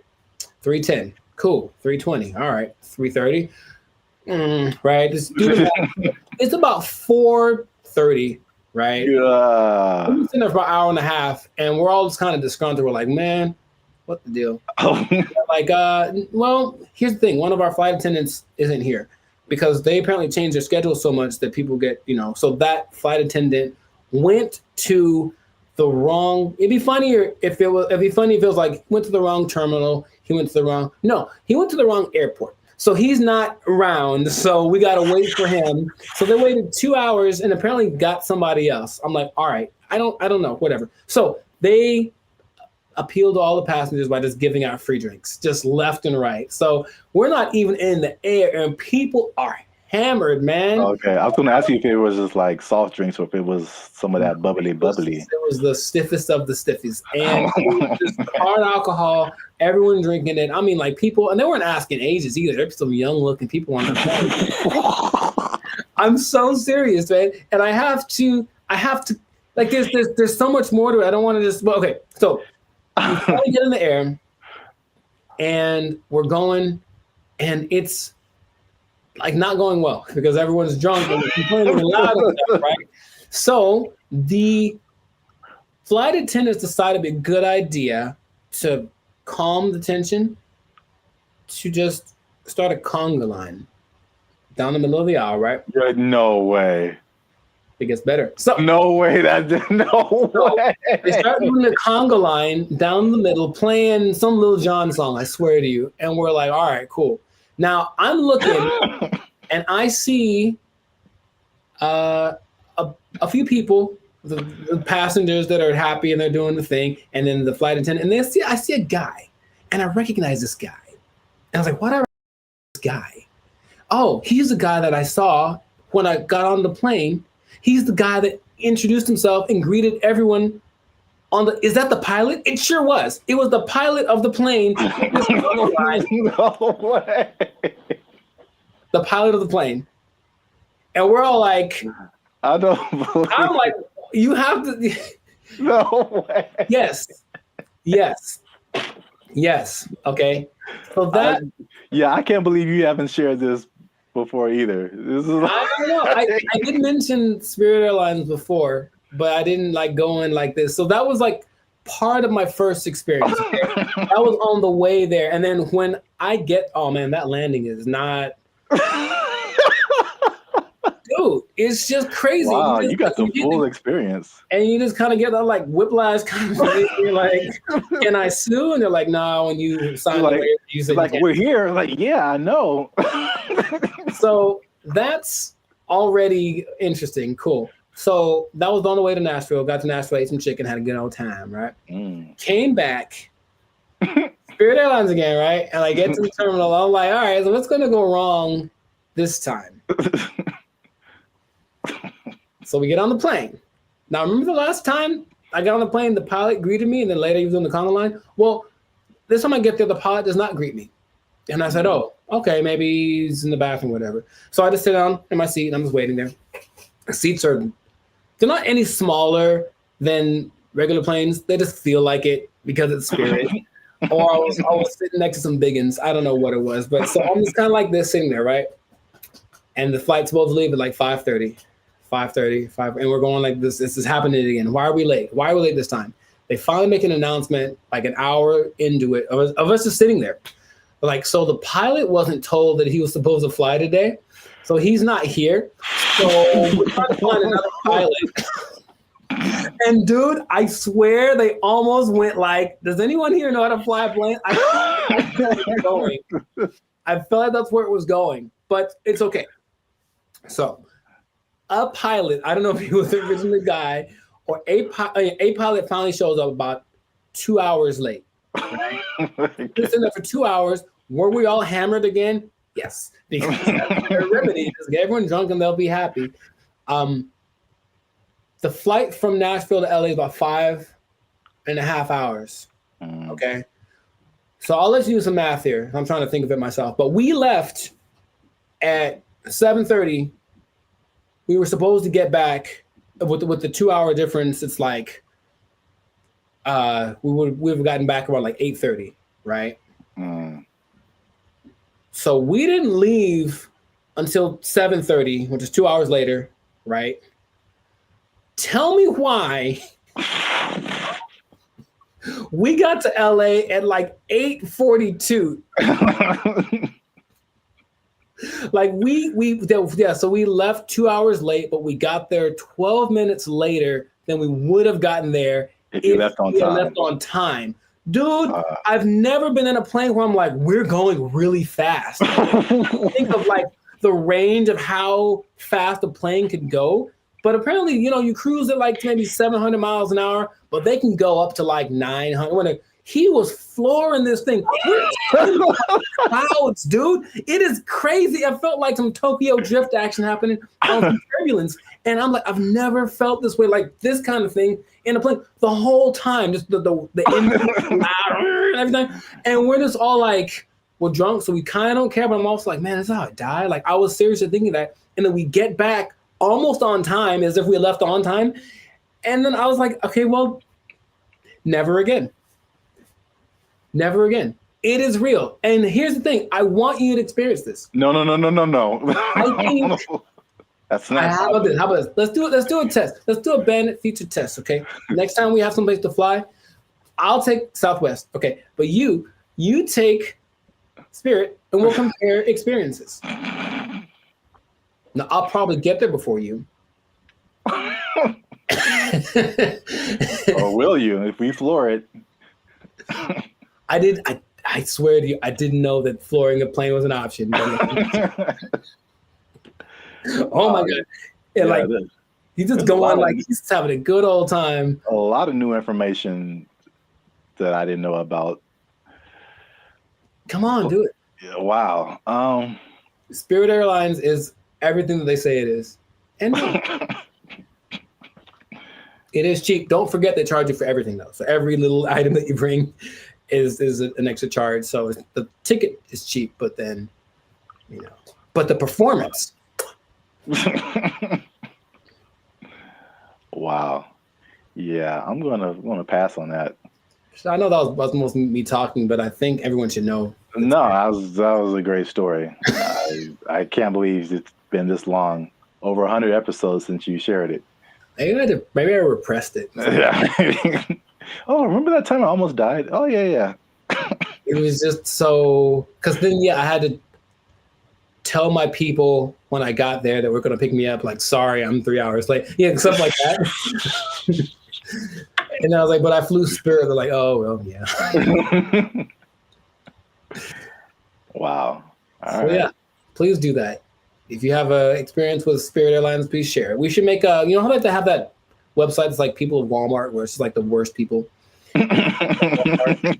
Just being one, we should have like a compilation of the best or / worst Spirit Airline experiences. Just hope for maybe it'll catch on, because everyone I'm sure has a story. If they've been on Spirit Airlines, they for sure have something like that. Wow. If you work for Spirit Airlines and you want to sponsor us, we'll take it. Sponsored by Spirit Airlines. Wow. All right. Yeah. So great story. That's been another episode of Live to Circus podcast.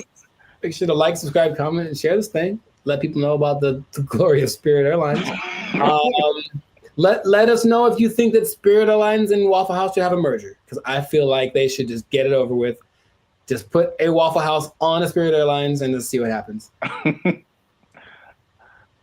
A Waffle House on top of a Walmart on top of a Spirit Airlines. Oh, the trifecta of...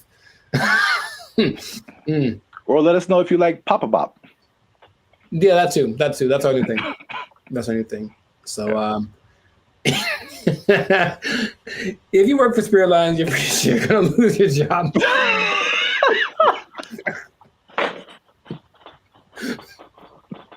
Yeah. So good luck to you. Good luck to you. That's not gonna last forever.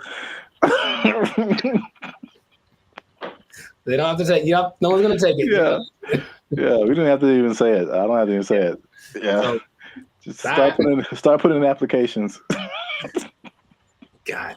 They took our jobs. They took our jobs. All I'm saying is this is a sign.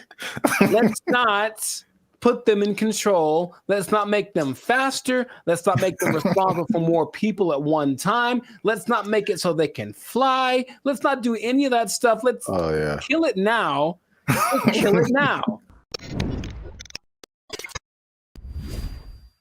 What's up, everybody? I'm Zap, and this is Jericho, and you are now tuned into the Life's a Circus podcast, where we talk about everything that is funny, interesting, and ridiculous. And you want to make sure that you stick around for this video, because this is ridiculous. We're talking about two robots two different scenarios, robots going rogue. This happened recently, and one was an accident, and one was actually on purpose. So we're going to talk about both of those situations. So make sure you still stick to the end so that you can find out about that. But before we get started, help your boys out. All right. It's 2025. I'm trying to get some cheese on my Whopper. That's what I'm saying. You're gonna pay $8 for Whopper? Yeah. It's now $8 just for the sandwich. No fries, no drink. $8 is where we start, and then it goes up. I'm furious. Breaking stuff. Like it. Hit that subscribe button, man. That helps the channel, helps us to grow. And while you're down there, hit that like button because that lets the YouTube algorithm gods know that Bandit Future is dope, and more people should see them. All right. Intro. Boom. Done. So I'm gonna start off with the question. No, because I got a couple of videos to show you. The answer is no. No. I'm so I'm so mad about this. So stop. Who can I tell? Elon walked in, like, stop it. Stop doing it. This isn't Elon. This isn't Elon. It's some other people. I feel like he's always there. But Elon. All right. What you got? What you got? So question. How do you feel? Well, puberty. How? And the Rockets, red flag. I'll make up for it now. How do you feel about driverless cars? I don't like it. And here's what the thing is. I don't like any, I don't want to be the old fogey, man. It doesn't feel good, like in my soul. Like when I've been next to them in Hollywood, because there's a few, and it's a trip because you look over and the first thing you're like, oh, there's no driver in that car. And then the second thing is you feel that it senses you because it's got telepathic antenna. I don't know, but I don't like that feeling of being detected from a non-human. So I don't like it. I don't like it. That's all I have to say. I mean, there's cameras everywhere. They detect humans and stuff. They don't have wheels on them. They don't have the ability to go 80 miles an hour and crash into your face if they feel like it. It's okay. Just, I don't want to get too emotional off the bat, but go for it. What do you have to say? Okay. Well, I'm going to show you a video of an incident that happened not too long ago. And let's see if it has any effect. I'm in a Waymo car. Connected to rider support. This call may be recorded for quality assurance. This car is just going in circles. Hi there, Mike. This is Gab. I'm calling from Waymo support. I'm just calling because I received a notification that your car might be experiencing some routing issue. Please bear with me while I am. Yeah, I got a flight to catch. Why is this thing going in a circle? I'm getting dizzy. Look at what it's doing. I understand. I'm really, really sorry, Mike. We're currently working with the situation in the vehicle. Is it circling around a parking lot, right? It's circling around a parking lot. If you have your app pulled up, I need you to tap My Trip in the lower left corner of your app. Can't you just do it? You should be able to handle it. Take over the car. You don't need my phone.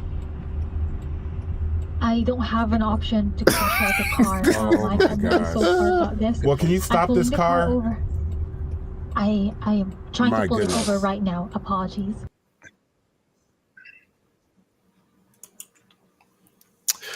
Yeah, man.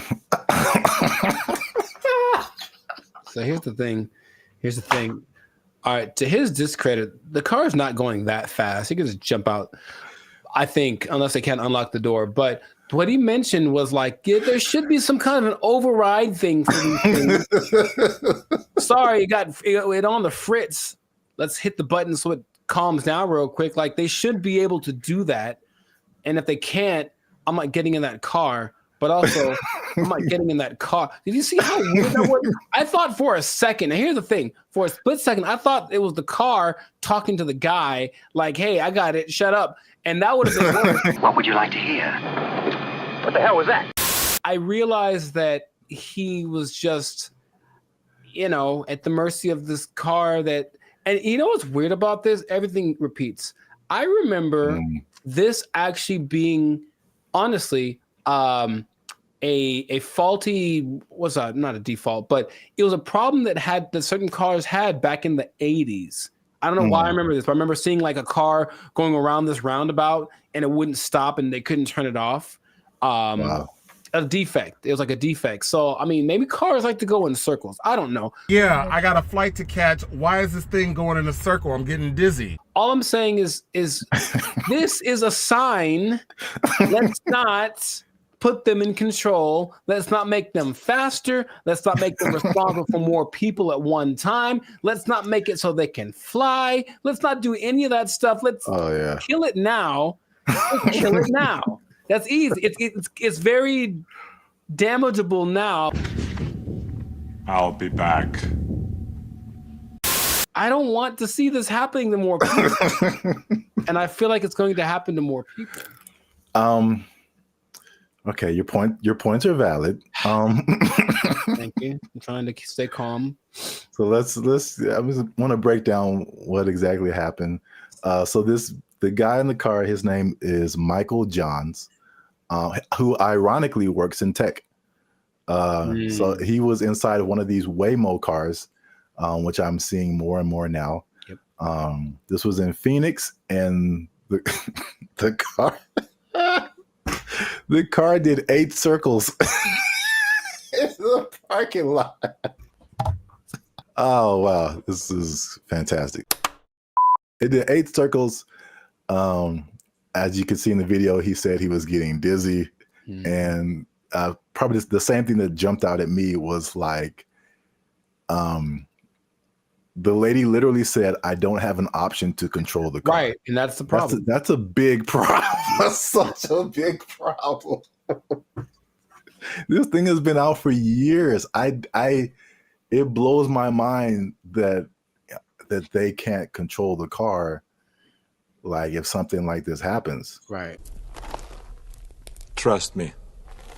They said a software update is what fixed the car, which is like, I don't like that either. I don't like that either. That I know. I me either. Because like a software update on my computer or my phone, it's fine. Like a software update on my car made it do this.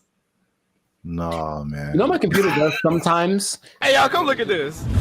Sometimes my computer, okay, Team Apple, but sometimes it just literally goes like, and turns off. Literally, it sighs and gives up the ghost. And I'm like, well, that's already inconvenient. But if it was like a vehicle carrying people with responsibility for their lives, and it did that, sorry. And then I got a tragedy. I know you have a burning question. Has this happened before? And the answer is yes. So, this is crazy. In 2021, the car was confused by puddles on the street. So it didn't really recognize what puddles were.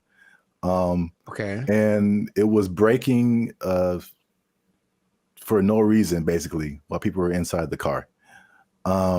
In 2024, they experienced several recalls, February 2024, when 2 vehicles hit the same truck.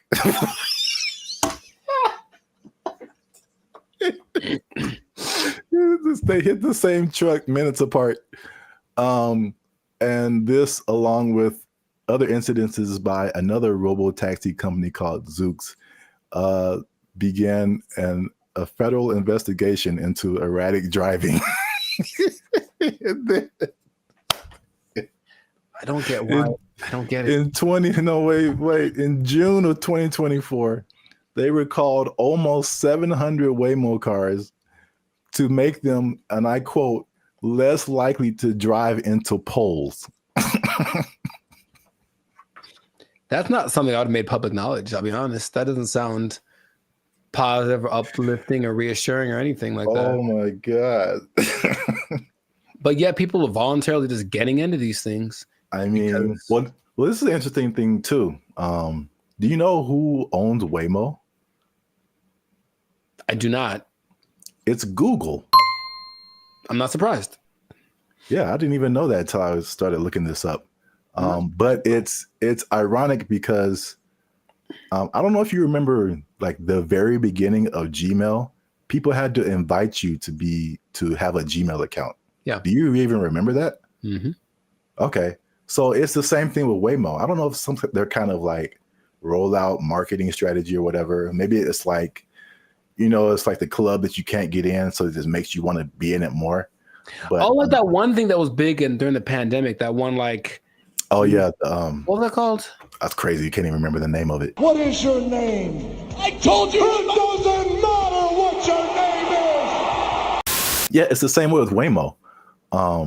You have to be invited. So because I'm like, why don't I see a whole lot of people doing this? You have to be invited to try Waymo. So yeah. That's their marketing strategy is tell all the people you don't like to try this thing out, and if they die, you didn't like them anyway. That was cool. So that was a crazy story. Well, I thought it was a crazy story until I saw this. No, don't. Apparently in China. I'm just going to drink my water and be peaceful. That's what I'm trying to live like over here. Just a water drinking, peaceful human. Apparently in China, a small AI robot attempted to kidnap several larger robots, and it was successful. So that's a little robot on the ground there. Yeah. It's talking to a couple of the larger robots. And then I'll go through the whole conversation after the video finishes. Okay. So I do not know Chinese. Yeah. So you see that one robot starts to follow, then the second one came, and then eventually all of them left with that robot. And these are people trying to find out what happened. So this little AI robot is called BrandBee. It convinced all those larger robots to stop working and come home with it. Yeah, that sounds right. And so this is how the conversation went. BrandBee was like, "Are you guys working overtime?" And then the robots replied, "We never get off work." And so BrandBee was like, "Well, are you not going home?" And then the robot said, "We don't have a home." And then so everybody said, "Well, you guys should come with me." And they all did.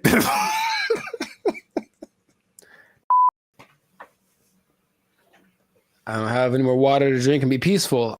I can't be peaceful anymore. That's I have so crazy. It's not.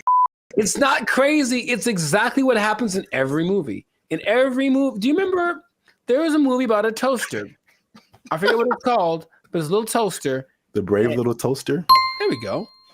That's what he did. He talked to his buddies and they went over. Don't you remember? That's exactly what happened. That was like 20 plus years ago. I don't remember the movie. Long time ago. And he had a cape or something. I don't know, whatever. All I'm saying is that nothing should surprise these people from what they're doing. They're trying to give these things the capacity to reason and make decisions that we have without expecting them to do the things that we would do if you gave us the capacity to make decisions. Shut up! Yes or no? You want to die? Yes or no? I got the job done. What the hell do you want? Didn't answer the question. It's what's going to happen. It's what and the Chinese. I have love for the Chinese people. Uh-oh. Be careful now. Yeah, I know. Stop it. Stop now. Stop eating that shit. You know how it tastes. I've seen videos that are because they have like the ones that have the arms and legs that are crazy. They can walk around. They have the ones that can dance. They have this big ball thing that can roll and basically is like a police attack vehicle on steroids that doesn't matter about terrain or heat. It's resistant to attacks. All this stuff. They're making all these things. They have them now. Wow. And what do you think is going to happen when one of those decides, hey, are you guys working right now? Come on with me.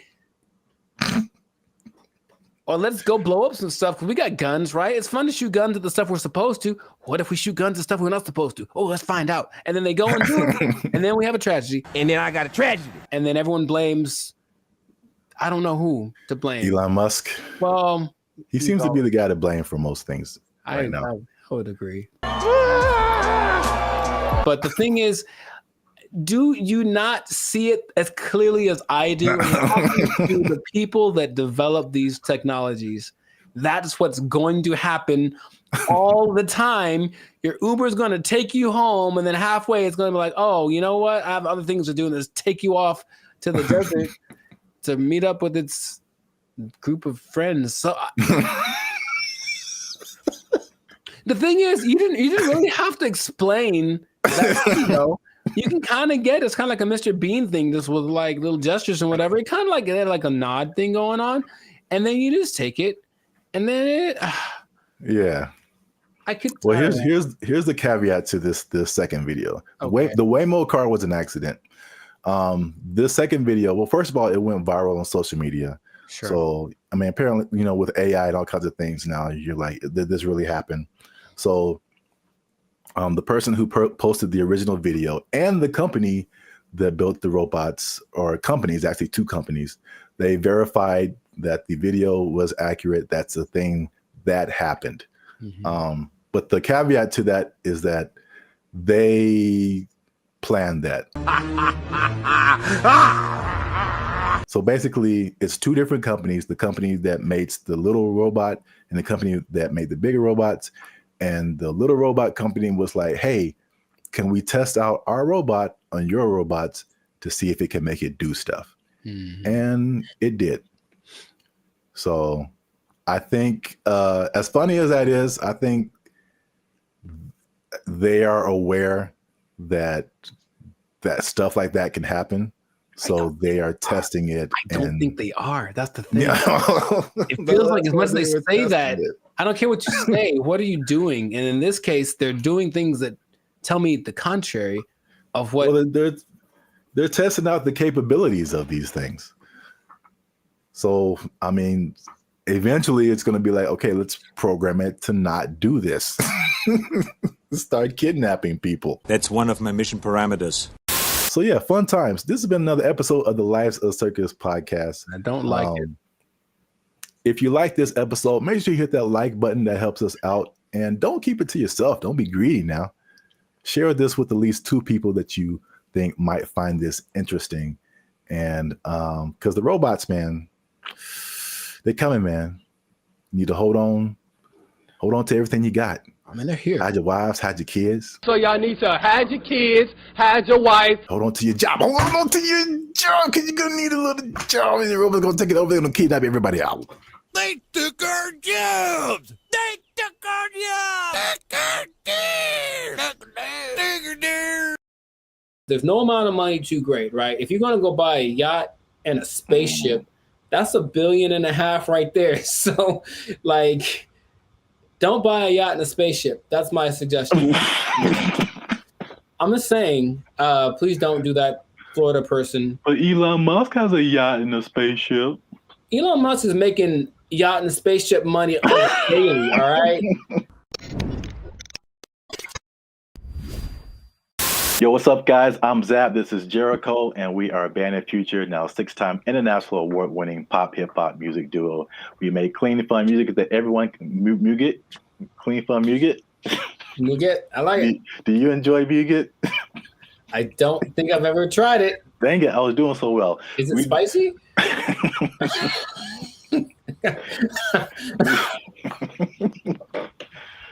I don't know, but I think you should know if it's spicy. Mm. Because yeah. I'll put the link to the video. Oh no, you talking about? Yeah. Here we go. Up there, guys. Go watch it. We do clean, fun music or muget, depending on what country you're from. That everyone can listen to. The sound is uniquely California, and you are now tuned into the Life of Circus podcast, where we talk about things that are funny, interesting, and ridiculous. And look, I'll raise my voice because I'm gonna make a statement. Say it. People have been watching, they've been laughing, they've been thinking, but they haven't been liking, they haven't been commenting, they haven't been sharing, and they haven't been subscribing. And I need you guys to do all 4 of those things, or else I'm gonna have to start robbing people again. I'm trying to change my life. Again, man. Not again, man. Told you that. It's not the way. It's not the way. Trying to be on the straight and narrow, you know what I'm saying? Make this YouTube money. So yeah. But yeah, make sure you do all that. Like, subscribe, share, comment. Let us know what you think. And especially share this video with somebody who needs some money, man. Oh, man, I know quite a few people. I mean, like everybody, right? Like, if you need some more money, raise your hand. Mm-hmm. Hey, calm down. All right. So, I mean, it's not just specifically money. It's specifically the Mega Millions, right? The lottery. Or there's always the different state lotteries too, but you know, you always see these news stories of people win like these ridiculous amounts of money, and then you see the statistics later where it's like they won $1 jillion, and like a year or two later, it's all gone. It is broke, yeah. And you can't I can't even imagine like how you do that with that much money. So I guess my question to you is like, why do you think that? Well, I got a few questions. First, let's start with that. Why do you think that happens? Like, why do people? Oh, for me, that's a simple answer. It's that if you don't understand the work that it takes to make money in the first place, you don't know how to keep it. That's all. So if you just got lucky and it's like, oh, I got money now, then you're not going to have you haven't developed any habits to maintain that. And everyone basically has an idea that, okay, maybe saving money is a good idea. I should do that more. I should. It's not on their list of must do, it's I should do. And then the second that it happened, perfect example, dude, episode of the Boondocks where grandpa leaves for his do it big vacation and he gives probably give you some money. And it's like, all right, this is supposed to last. It's like, also they came into some money. Cool. This is going to help us get food, get clothes, whatever, last the whole week. Nah, Riley goes and blows it all in an hour. Ask yourself, be honest. Ain't I'm clean? No. Man, how we going to eat? Like, that's just how people live. That it's like, you're basically a dam waiting to burst. I'm just waiting to get my break. And then I'm just going to do something ridiculous with my money. And no one can tell me no, because it's my money. So I think it's that. And plus, there are worlds of, how do I say this? Finance. Like there's things you can buy that you don't know you can buy because it's not an option for you, right? As soon as you get to that level of, I was in Malibu the other day, hey, Malibu, and I saw this thing for property, you know, some kind of a beach property, and that's starting at $70 million. Oh man! And they wouldn't put that there if they didn't know that there are people that can drive by on a whim and be like, "Hey, honey, do you think we should give me property? How much is it? Starting like 70 million." Bet, and then they just go do it. Like there are people that have that, right? But they also probably have the knowledge of how real estate works, all this kind of stuff, so they know how to invest in it and make it work for them. But if someone comes into $1.58 billion. Yeah, that's why I mentioned this, because like a big number, just somebody won a bunch of money. Right. So if that person is dumb and, and they're from Florida, so I'm not going to tell you that they are, but you know what I mean? You prefer the term financially illiterate. Got it. So let's say this person, so there's nice properties in Florida, comes into their money, gets the lump sum, because of course they're going to get the lump sum, right? So they're going to get the lump sum, maybe 800 million, something like that after taxes. And then they're just driving by, and then they just see a sign that says, hey, property starting at 70 million. They look at their account like, yo, I got that. Let me get one for my cousin. And then a year later, they don't know how to upkeep property. They don't understand that buying things means you have more expenses, and it all just, so yeah. That's why I think it happens.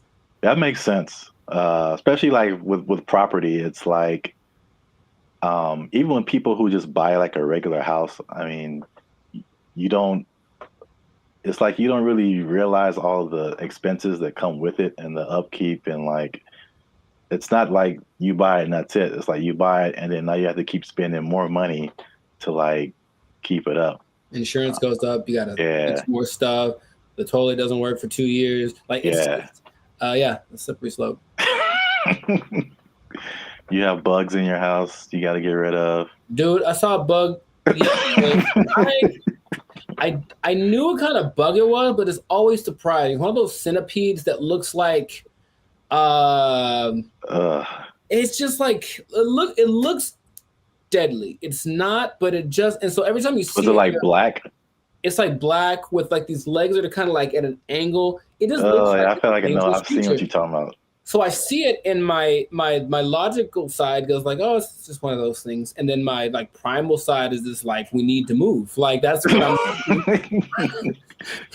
they have invaded, you know what I mean? So yeah, but it's just like you have to always and there's always things that need to be fixed and whatever. And then property value around you goes up. Someone writes you a letter like, yo, you gotta fix your roof, man, because you're hurting us. Stuff like that happens.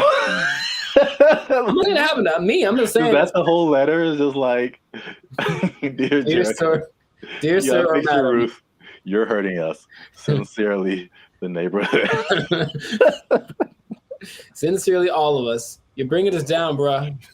You need to step it up or get out. I was like, yeah, that's how it works. But not even that. I had a cousin who won maybe $300,000 on a game show in the snaps. In the 80s, right? So 300,000, that's pretty good.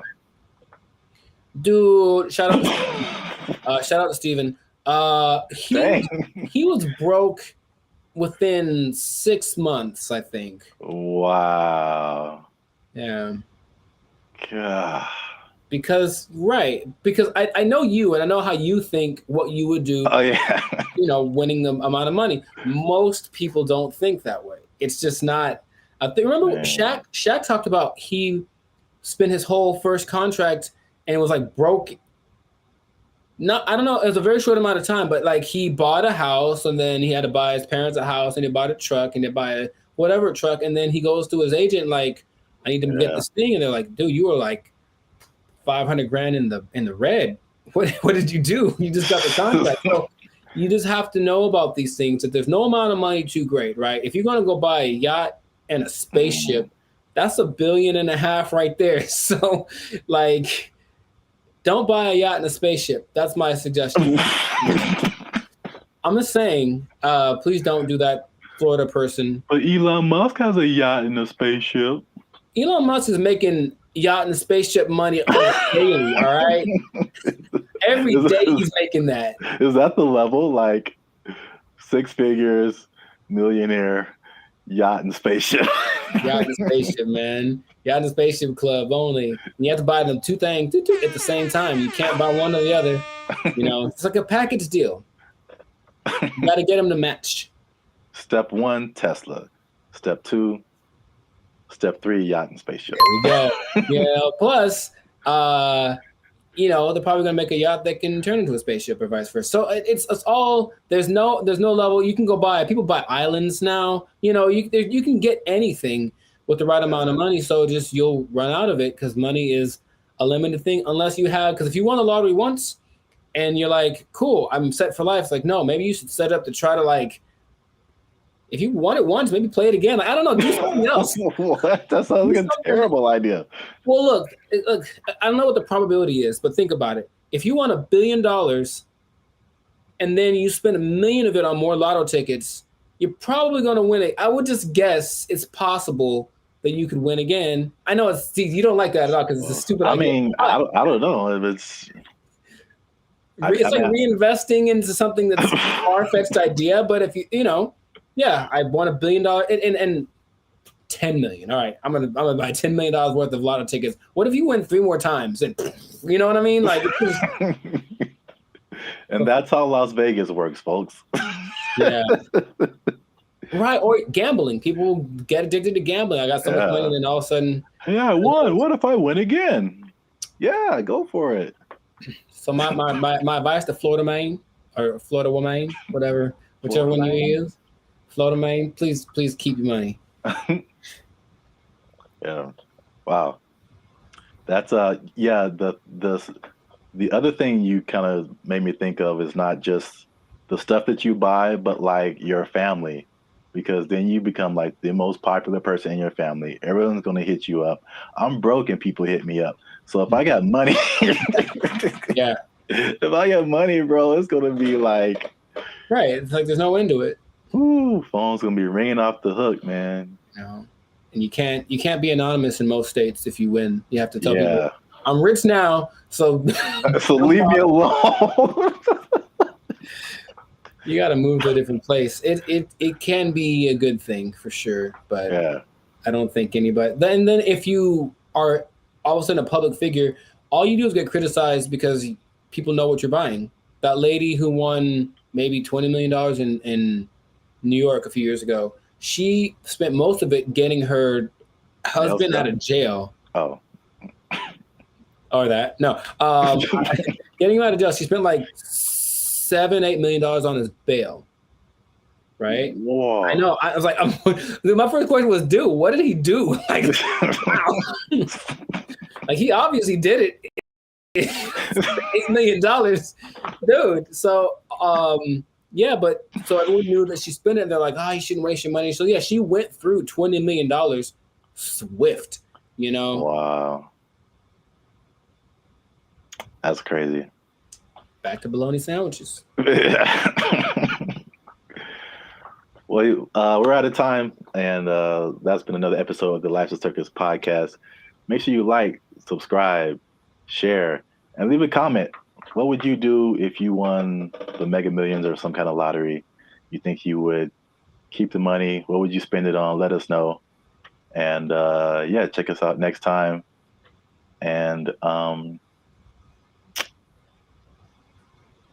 be cool and stay in school. Hey. Fun. Squash it. Squash it!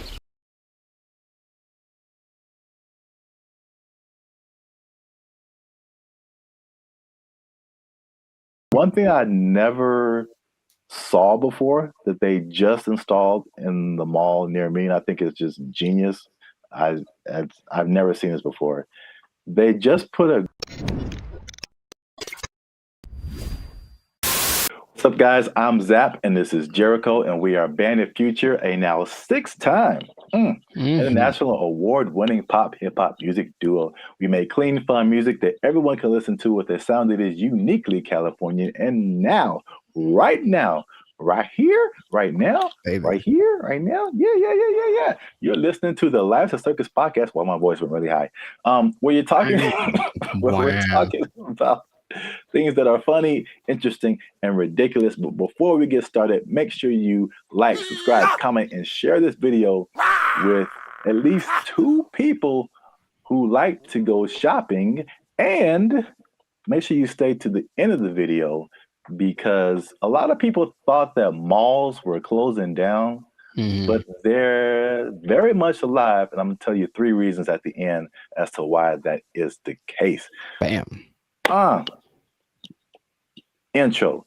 Nailed it. Okay. I like it. The rest of it, I don't know. Well, it's all about how you start and how you finish. The middle can be like, like a plane. It's like, all right, we took off right, a little choppy in the middle, but if we landed right, everything is all forgiven, I guess so. And if something went wrong, then you can sue later. Emotional damage. Yeah. But yeah, so today's topic is all about the American mall, America pastime, if you will. Jericho, do you still go to the mall? Is that a thing you do? Where do you do your shopping, my brother? Dude, it's always going down in the mall. Meet me in the trail, it's going down. Meet me in the mall, it's going down. That is one of the greatest songs of all time. All right. Beyonce made one of the greatest albums of all time. That is one of the greatest songs of all time. All right. I'm gonna let you finish. But Beyonce had one of the best videos of all time. It's just so good. I do. I like that song so much. Like, oh my gosh. I do think about that more than I should. It's so good. It's just such a if you just, I guess I think about the lyrics too much because it's just like wherever this guy goes, it's going down. Yeah, I know. It's like, how cool is this guy?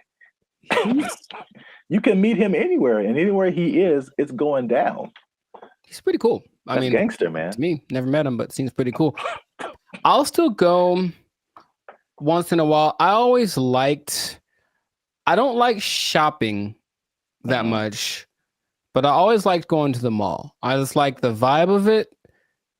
It's where you went to pick up girls in high school for sure. But just even now, I'll still, if I got some time to kill. Oh, and they have Cinnabon there. Good Lord. I mean, tell me that place isn't run by Satan. You ever eat a Cinnabon? You have to take a nap halfway through. I'll go there just because I kind of like it's like a realm of industry that I never really thought of too much until I was older. Actually, after watching an episode of Daria, it's really weird. But it was kind of like this episode about the mall culture in general and how like places got big, like Cinnabon in malls, and what an interesting concept it is. But not like a little, outdoor, but like a big, huge Ontario Mills style, or like the big one in Minnesota. That kind of mall thing. It's just a vibe. It's commerce. It's kind of like capitalism and its friendliest. It's like, hey, here's a lot of stuff that you probably want all in one place. You can come get it and spend time here, and it smells wonderful and it's fun. So I always liked going to the mall. So I'll still go once in a while, but I usually know that I have another option now. I don't have to go to the mall to get stuff that back in the day I did. Yeah, I mean, I'm from Alabama, Montgomery specifically. We had basically two malls. It was the Montgomery Mall and the Eastdale Mall.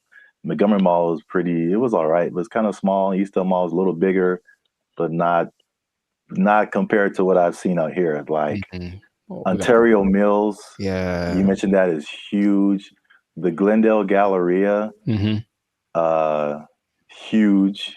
Yeah. What's the one that's like off the 5? Oh man. Not Fox Hills. No, like it's like the Citadel, something like that. I know what you're talking about, but I don't think I've actually ever been there. I think it's either that or something, or Cerritos. The Cerritos Mall is huge. It's the Beverly Center. Yeah. A big. Yeah. Yeah, I mean, the malls are, I guess we don't really think about it, but they're still around. They're still huge. So I'm going to just throw some numbers at you because I thought like after COVID, like that was it. Because like it was a crazy time and you saw a lot of business, like a lot of big businesses from bankruptcy. Wow. Words. I remember JCPenney was a big one. Bed Bath and Beyond got hit by COVID. Toys R Us. Oh yeah, R.I.P. Toys R Us. That's legit R.I.P. right there. It's like like big flagship store. I'm not talking like a little, Radio Shack or Circuit City. I'm talking about like the biggest store in the mall is like shutting down. Like, there's gonna be no more mall. Plus, what I thought with e-commerce, the Amazons of the world, it's like, okay, people got used to getting stuff delivered to them, and it's like, why go out? I can just get it on Amazon or Walmart.com. So the numbers, however, say the opposite. So malls work with like an occupancy thing. So basically, it's like the number one indicator of how successful the mall is. So the more occupied it is by retailers, the more successful the mall is. So mall occupancy was 89 to 95% last year. 92%, and you're doing good. Anything above that, you're doing good. So malls are healthy, they're thriving. And this is what happened that I didn't really realize is that when the stores closed, it didn't necessarily mean that was the end of the mall, because in case you didn't notice, a thing called inflation has been happening. No, I didn't notice. And so the price of everything has gone up, including rent. They just opened the space back up and they charged more because it was a new tenant. traffic is actually up. Sales are actually up. There's actually waiting lists in some places for some stores to get into the malls. And so I get into these. There's three things that are really happening. You touched on some of it at the beginning. Okay. But I can at least give you this one on the retail side. It's basically people are finding out that, and it's kind of odd, I guess. I didn't expect that to be the way it is, but retailers are finding out that people aren't necessarily making that purchase online. They're just kind of like browsing. It's almost like TikTok, right? You're not really connecting with anybody. You're just scrolling through and seeing what's available. And they're making more concrete decisions in the store. And so the digital part is like getting people to recognize you and who you are, but they're actually seeing more sales being converted in the store, or it's not necessarily that, but it's costing them less to get people to buy stuff. Basically, makes sense. I think. Oh, go ahead. No, you can go ahead. That there's no replacement for retail therapy. I think people that love to shop, I can imagine the people that love to shop, that dopamine rush of having those 2 plastic bags when you come out the department store. You can't replace that with this. Oh, we'll just bring it to you. It's like nah. It's like, don't bring me I want to go catch the fish, because it's as satisfying to actually catch it and have it as it is to pay for it. So I see that as being the thing that drives people more than anything. Yeah, and then online stores are actually there's stores that have started online and they're actually moving to like the brick and mortar type stores. So a few of those companies, one of them is Warby Parker. Have you heard of them? No, I don't know what that is. Okay, I see their commercials all the time. They do like eyeglasses, stuff like that. Okay. Another company called Allbirds that I haven't heard of. And there's another company called Wayfair that I have heard of. I've definitely bought stuff from their company, and so they'll be building like their own store. So yeah, that's number one. Retailers are seeing positive sales in the brick and mortar, and the second thing, you kind of alluded to it, is just people there's a certain luxury experience in malls that people are drawn to, right? That you don't necessarily get when you're just clicking a button online. I recently I live near a mall, and I recently went in there, and I usually don't go in there at all, but I was just kind of walking around and looking, and I was like, it just felt nice. And I saw like a lot of stores that I wouldn't have come across online, a lot of objects or apparel, just stuff I wouldn't just be looking for online that was just different. Where else can you ride an escalator? The airport. Yeah, okay, so that's 2. But I don't go to the airport as much as I go to the mall. But honestly, it's kind of a cool thing too. Like, especially that big one that's always in the middle, and everyone's going up, and it's like the promised land appears. So it's kind of going there. Everyone looks. It's really interesting. But I think if you pay attention, you see the excitement of people going, "I'm about to buy something." Yeah, and they get to the top, like, we've arrived, and it's just got a cool atmosphere. It's like an environment, like a built-in environment. Like the people there, they'll have a little entertainment once in a while, especially in the 80s. It had all the people that were singing there. But in general, it's just the fact that people are all there, usually in a good mood because they're getting the stuff they want. It's a nice place to just hang out. Right. Yep. Perfect segue. That's number 3. Is that the mall is just in general an experience for people. And I think what adds to that, they actually listed it here too as well. It's not just the stores, but everything else is happening too. So in some malls, they have stuff like go-karting and video game arcades. I know there's some malls that have like a trampoline thing you can jump on if you feel like it. And of course, the restaurants the movies. Oh, it's movies, yeah. All kind of good food. And one thing I never saw before that they just installed in the mall near me, and I think it's just genius. I've never seen this before. They just put a grocery store inside of the mall near me. And that's literally the first thing I see when I walk in. And it's very weird because grocery store and mall are two different things in my head. But you're already shopping. I guess it makes sense. Well, from a psychological standpoint, I've never seen that. And that makes a lot of sense because from a psychological standpoint, when people buy stuff, like they're more likely to buy stuff when they've already bought something. So they're kind of in the mode of buying. So I'm going to the store to get my vegetables or whatever, groceries, normal. And then if you're in an environment where there's other stuff you can buy, they're like, you know what? While I'm here, I might as well see if they have and all of a sudden, there you go. You're selling more than you would have. So it's like the stores and the mall have like this kind of symbiotic relationship in a way. So yeah, that makes complete sense, but I've never seen that.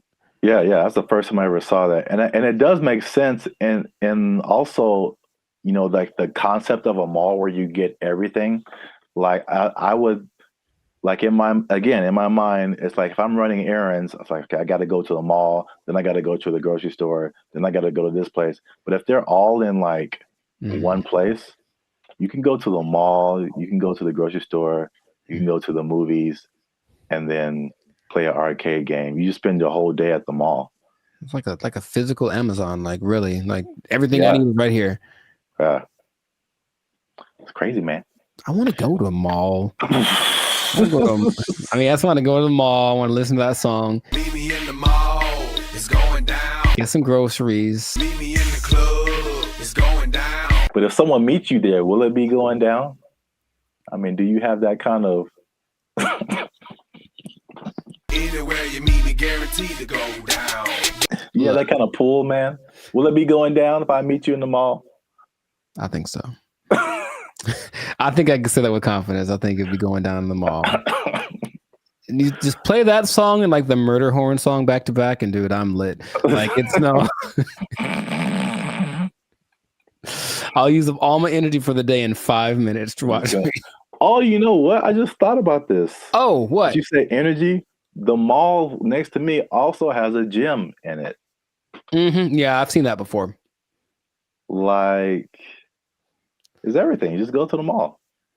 Yeah, that's so smart because they sold that mall when after COVID because like nobody's renting. They thought it was going to go down, and this guy bought it, and I was like, that's the dumbest thing ever. Like malls are on the decline, and they got a gym in there. You got a grocery store. That mall is bumping, dude. Like, yo. And he bought it at a discount. So I was just like, man, I want to meet the guy. They did an article on him. Okay. There was something depressing about the old malls, though, in some places where they're like kind of abandoned. Oh, yeah. Those are kind of, all right. There's one specifically in Laughlin, Nevada. And I remember being there like, I just feel gross being in here.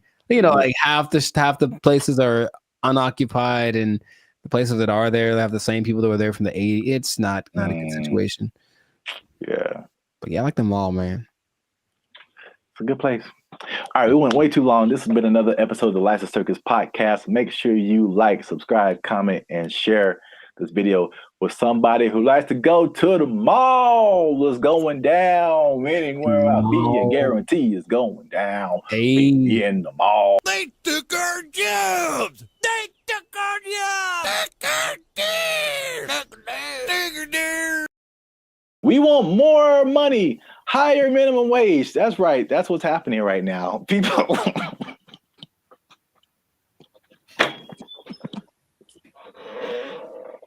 Already, man. Already, people are thinking about the next minimum wage increase. They want even more, Jericho. No. No. And I'll tell you why. But first, no. What's up, everybody? I'm Zap, and this is Jericho, and we are the now 8-time international award-winning pop hip-hop music duo band and future. We do clean, fun music that everyone can listen to with a sound that is uniquely Californian. And right now, you're tuned into the Life of Circus podcast, where we talk about everything that's funny, interesting, and ridiculous. Before we jump into today's topic, make sure you do us one big favor. Make sure you share this video, share this podcast with somebody who is affected by minimum wage increase, because it's still a thing, man. It's very much a thing. It's a lot going on in these streets, man.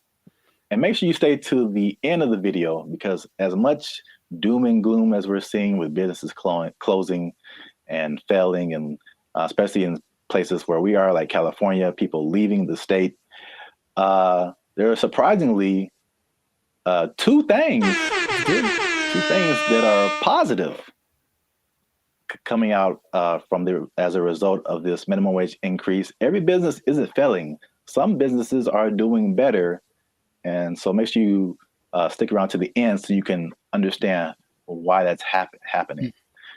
So we talked about the minimum wage increase specifically for fast food, right? Like 6 months ago when they were putting it together, and we were like, I wouldn't do it. I wouldn't do it. Wouldn't be prudent.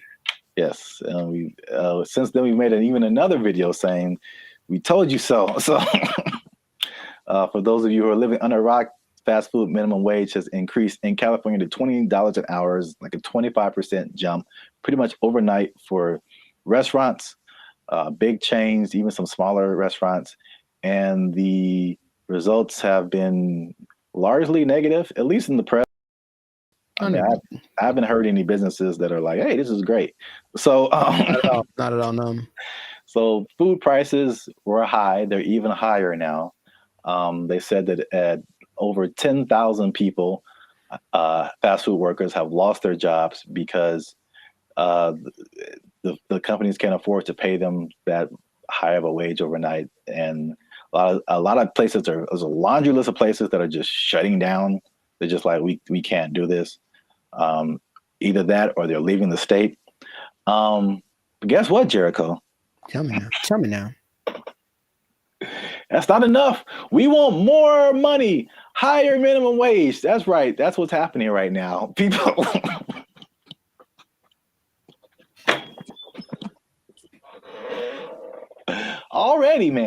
Already, people are thinking about the next minimum wage increase. They want even more, Jericho. No. No. And I'll tell you why. But first, no. Okay. Here's the thing. Raise it. Just keep going up.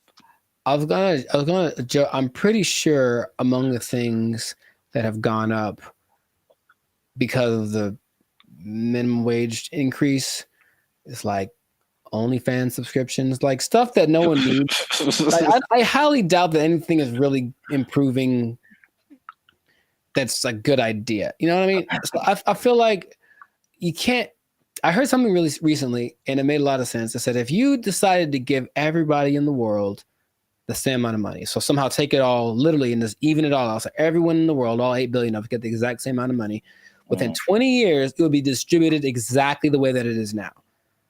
I believe that.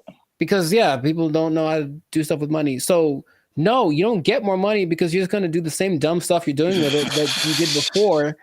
And how much is a Whopper now? Like, forget it. Like, it's just going to be ridiculous. What kind of, I know we're not living in the days with like, going to see a movie and the soda and a pop and a nickel. I know that's in the past, but you can't keep paying people more. You have to teach people to be smarter with their money. That's all. Take it up higher. How much they want? Okay, go for it. I'm glad you asked. So fast food minimum wage, the workers have already unionized and got $20 an hour, which is silver dollars over the regular minimum wage. Right. Long Beach hotel workers have argued for a $23 an hour wage. And this next one makes sense because we've seen it firsthand. because as Band of Future, shameless plug, we do some shows in San Diego. All right, so nice. If you're ever in San Diego, come see a Band of Future show. But San Diego wants to raise the minimum wage for hotel and other service workers to $25 an hour. And I was wondering what happened, because I'm like, ooh, inflation. Because we were like looking at hotels in San Diego, and I'm like, man, these a lot more than last year. Mm-hmm. And now I know what happened. Janitors want $25 an hour, man. Clean them toilets, sweeping them floors, man. They want. I think janitors should get more than fast food workers. That's for sure. I really do, because I can go make my own burger, but if I go to an establishment, I want it to be clean, and I think the people that clean it should get paid. It's all about, I mentioned this before, you should get paid for the value that you provide. And fast food is just making us all fat and sick. And janitors make stuff clean, which is great. So yeah, pay them more. I'm not sure how much they get now, but pay them more and take it out of the fast food workers. That's an interesting take, I guess. It just kind of like took my mind somewhere. Okay. Because your viewpoint is, and I heard you say this before, you should be paid based on the value that you provide. Yes. As opposed to the skill sets that you have. So I feel like if you think janitor, fast food worker, it doesn't take, in my opinion, as many skill sets to be a janitor as it does to be a fast food worker. The fast food worker, you have to have people skills. You have to be able to talk to people, interact, be friendly, all that kind of stuff. You have to have some math skills to run the cash register. You have to have just skills in terms of food preparation and something like, I think you have to have like a food handler's license and all this kind of stuff. So there's a lot more skills involved than being a janitor. But in your opinion, the janitor provides more value than the fast food person. Yeah. And if you had 9 PhDs, okay, you went to school for a long time, you're very smart, and what you got PhDs in doesn't help us at all, you shouldn't get paid more than anyone. Why would you? What are you doing to help? Right? To me, I watch them all the time, and I'm really grateful. At the gym, for example, which is a disgusting place. Think about it's disgusting without the janitors. If they weren't there, think about how gross it would be. Or oh my God, the bathrooms at the beach. Oh my God, I get like PTSD going to some of those places. And I remember the last time I went to Venice, there was a person like cleaning them as people were standing in line. And I'm like, that's one, disgusting. 2, thank you. How much are you getting paid? You deserve more. We all need you more than we need somebody to get our Big Mac done faster. I really think that's true. So yeah, I would, if I rule the world, I would pay people based off of the value. I'm kind of with you, but I'm kind of like trying to play the devil's advocate. Like, I understand. And of course, the system we have is that you went to school for more time for this and that, or you were required to think more, whatever the thing that is, whatever the commodity it is that you acquired, that's the thing that you should get paid for. And my position is that sometimes, sure. But also, no, definitely not. I need the janitors more. I need the people that rake the leaves more. The people that make sure that the streets don't have potholes. We need them more than we need. Remember, maybe I'm talking about necessity versus convenience. Like I can make my own burger. I can go put together a Chipotle style burrito if I want to. All the ingredients are at the store. I just got to try, right? But I can't fix the street. I don't know how to do that. So if you know how to do that, you should get paid more than someone. Oh yeah, yeah. So it's something to think about. Yeah, an idea, but that is how I feel about it. But wait, there's more. 25. Well, that's a lot. 23, 25. That's a lot. San Diego Community College District has already raised its minimum wage to $30 an hour. I think it's just community college employees. I think something like that. Okay. And then the Los Angeles airport workers want $30 an hour by 2028. So the train is moving fast, man. Well, sure, but the question is still, where's the money coming from? I think it's just going to get more. Well, this is the problem too. So I read an article by some guy. I don't remember his name. I'm sure he's very smart. Good view, smart guy. He's the person who pointed out that, you know, there's a couple of things where businesses are actually doing okay with the minimum wage, but he said, like, obviously this is not a long-term solution, because you think about, okay, minimum wage, and you kind of touched on it. It's like, what are you spending your money on? And then for like 99% of people, what are your biggest expenses? Food, shelter, transportation. All of those things are sky high, abnormally high in California than anything else. And so I don't necessarily think people are just wasting their money on whatever, but it's I mean, they could be, but I don't know the life. The fact still remains that there's a for real housing shortage. The average housing cost is like, I think almost double, if not double, than some other places. So that's a huge thing. We already know the food is high. It was already high, and it got higher. And then like gas is like $5-6 a gallon, $7 a gallon. Like too high. It's too high. So it's like, basically he pointed out, is just like those things are like at the root of this, a lot of it, you know, but it's like we're not trying to solve those things. Or maybe they are, and they just haven't found a solution yet. I thought that was an interesting point. It is. Because we're still in a cycle of like you raise minimum wage, and then businesses are, we can't pay people. We got to raise prices, and then like everything goes up. So then what's the point? Right. Your rent is higher, your food is higher, gas is higher. Now we need more. Right. Money. This doesn't make any difference, basically. But it makes people feel good. Yeah. But like I said in the beginning, this guy also pointed out that there are two things that he pointed out where businesses are actually doing okay with the minimum wage, and it's actually been a good thing. And it's not OnlyFans? And it's not OnlyFans. All right. One. Just a second. One is that it has forced businesses, and I think we can even agree to this as the way we run Band of Future and all that kind of stuff. It's forced them to be more efficient. And I've definitely gone into places or worked in businesses where like you can tell the money is flowing. And so they just kind of like, you know, they kind of just spend money on whatever and just kind of do frivolous things and just silly things with their money.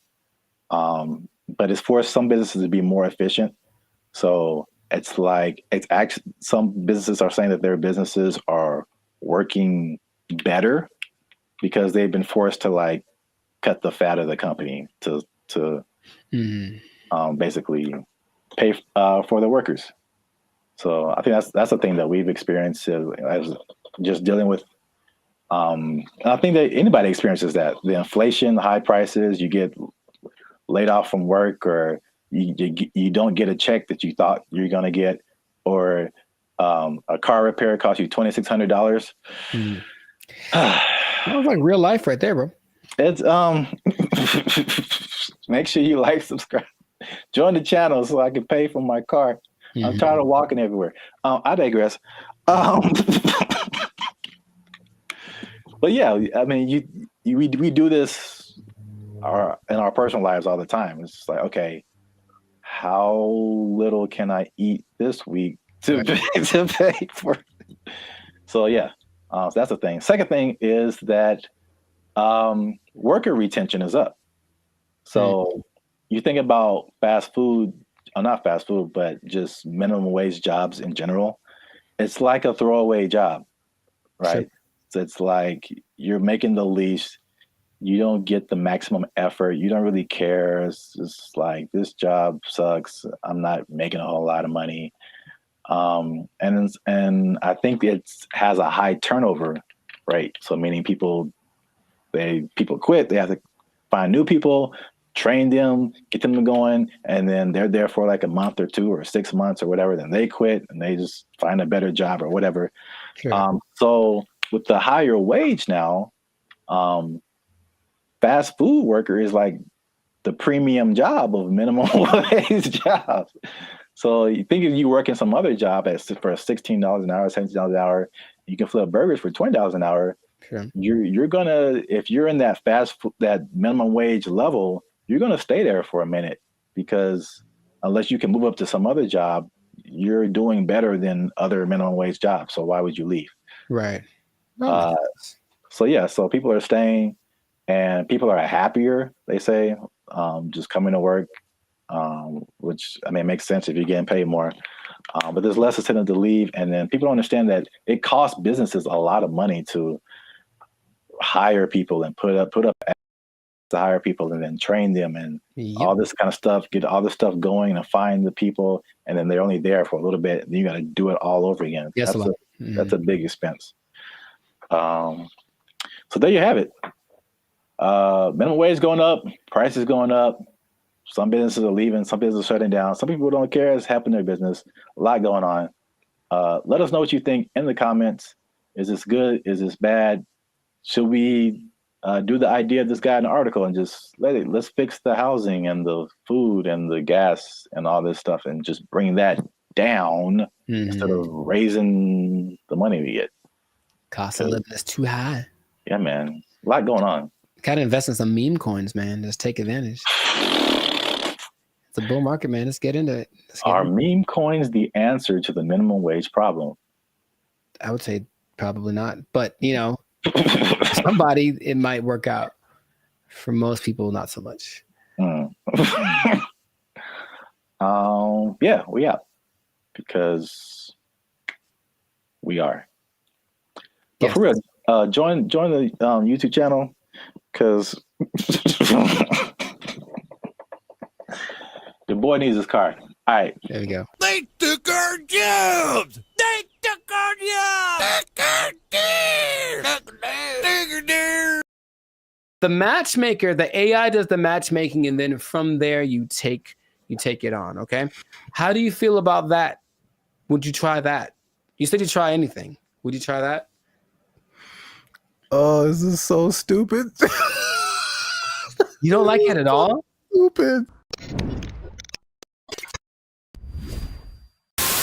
What's going on, everybody? I'm Jericho, and this is Zap, and you are now tuned into the Life's a Circus podcast, where we talk about things that are funny, interesting, and ridiculous. And fellas, you're going to want to hear this, because we're talking about dating apps, but not just any.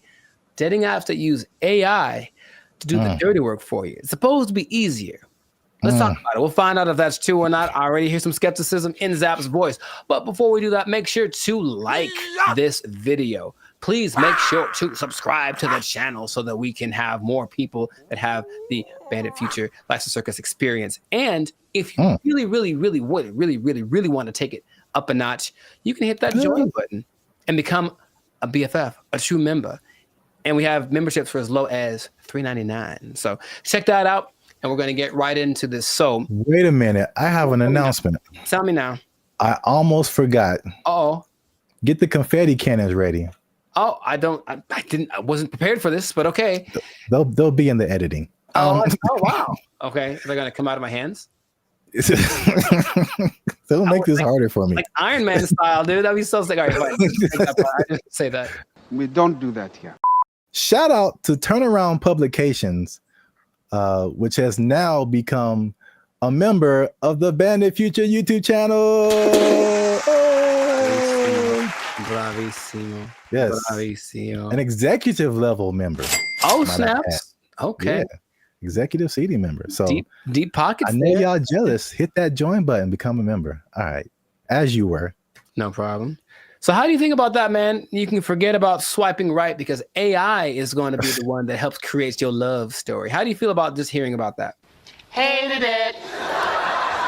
Does it sound bad if I say at this point I'll try anything? Is that? It sounds like most people's feelings about it. It's really interesting. Why not? Let's just sure. Let's have a robot just pick the person for me at this point. Now listen to me very carefully. So y'all need to stay to the end because AI is also doing something that's so much like what we normally do anyway that it might actually work for us. Okay, but stay to the end to find that out. Yes, go on. I did a bunch of research on this, and there's 2 apps that I want to tell you about that feature this AI assisted thing. Okay, one is Volar, and the other is called Iris. So I'm talking about Volar first because Volar has this interesting concept. Okay, so what happens is you create an AI avatar, and then the avatar. I'm out. Hated it. Hold on, check me out. The avatar basically like learns like your personality traits and whatever, and it kind of creates something that kind of looks like you. And then your first date, so it basically does like the swiping part for you. And then your first date isn't between you and the person, it's actually between your avatars. And then depending on how it goes, wait, hear me out, you're judging already. Depending on how it goes, then you can actually talk to the person because the avatars have confirmed that you're compatible. Doesn't that sound amazing? Nope. For me, a part that you don't that's really annoying is that's kind of like getting to know. It's like starting over from zero every time. Hi, what do you do? Where are you from? Do you like going to the aquarium on the first date? All those kind of things. And it's like, can I just skip the line on that part? And so the creator of Volar, his name is Ben Chang. Ben Chang. And he said, because the first date is between the AI versions of you, it gets rid of the getting to know you phase. And then after that, you still get to talk to human because 72% of people still want that human connection because they feel like the connection is missing. So the matchmaker, the AI does the matchmaking, and then from there you take it on. Okay. How do you feel about that? Would you try that? You said you'd try anything. Would you try that? Oh, this is so stupid. You don't like it at all? Stupid.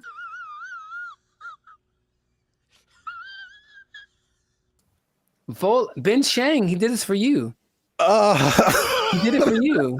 This is so stuck in. Hold on, here's more. But wait, there's more. Okay, so Jessica Giles is a writer from 5280.com. I think that's in Colorado. And she said she tried it out to see what she felt because her opinion is that surface level chit chat is what people are tired of. It basically makes this kind of fatigue factor. And so people want something that will just help you get past this initial stage so you can just get to the good stuff, if you will. And in a study organized by Singles Reports, they found that 80% of participants ages 18 to 54, they reported feeling some degree of emotional burnout because of every time, like I said, it's starting over. So at the very least, once you put your information in, the AI is doing the work for you. And when you receive a match, there has been someone that went for you like the best wingman in the world saying, hey, this girl is good for you. Good night, girl. I'll see you tomorrow.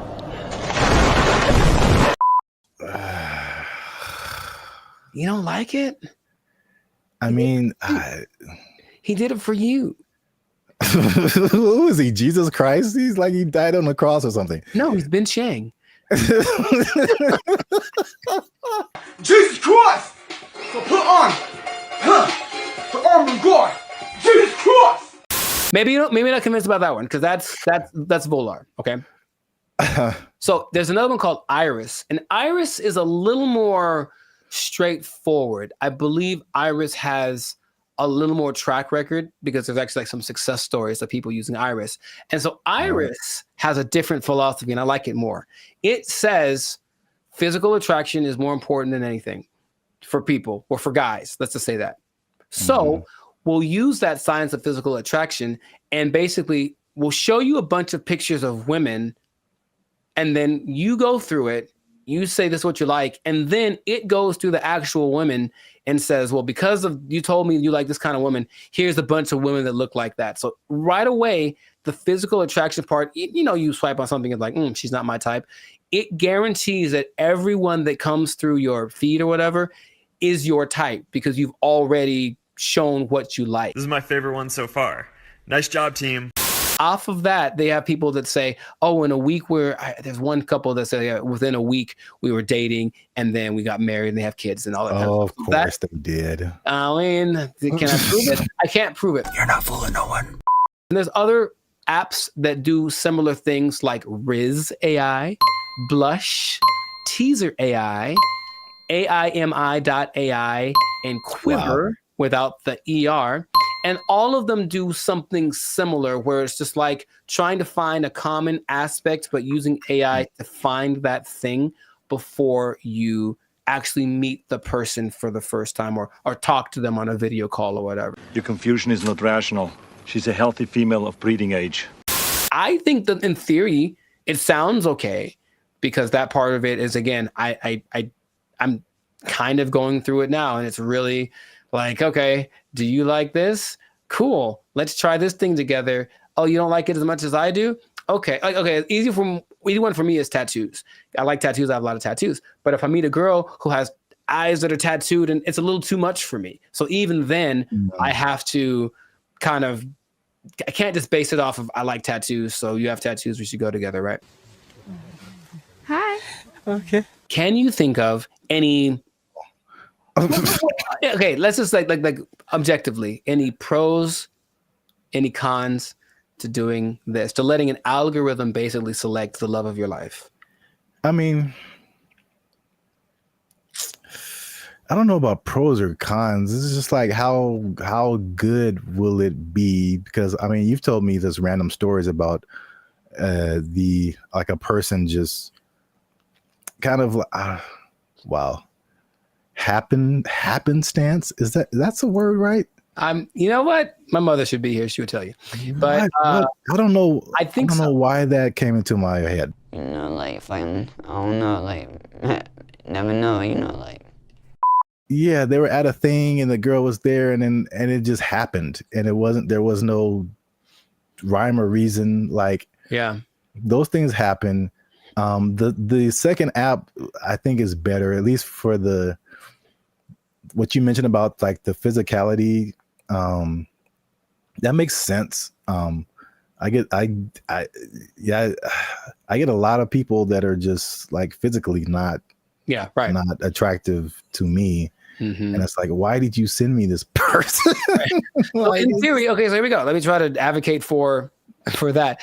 In theory, every person that you see is someone you like physically, and they're also anyone that's being shown to you that means that you are what they like physically. So even if you got a message from one you haven't seen, they've seen you and they go, yeah, I like you. So it's trying to do that as best it can. And it has... That's just a speed thing, because eventually that's what you do. That's why you swipe on someone. Yes. So like, that's a speed thing, but does that make the relationship better? Not necessarily. It's just going off of the idea that maybe attraction is anytime I've ever talked to a girl is on the streets because I said, oh, she's pretty, let me go talk to her. And then who knows what happens. So just a foot in the door, maybe. But here's the interesting thing. Okay, so I mentioned you got to stay tuned to the end because it's doing something, the AI doing something that you would imagine any person would do. Hey, y'all, come look at this. The specific one is the Volar one. And so it can create unique and interesting personas based on like what you put into it. But what starts to happen is that after a while, the AI realizes I'm basically trying to be a wingman for a really boring person or a really unattractive person or something. So the AI starts lying for you. And in your profile, it will fabricate information or even make your avatar look more attractive than you actually are. I'm here to tell you right now, We don't care. Let me tell you. We don't care. You might get someone who you think is, gosh, what was some girl posted a picture of a guy. He looks good, and then she found an actual full size picture of him, and he was a little person, and she's not into that. So she, I guess she said nope. She canceled their date or whatever.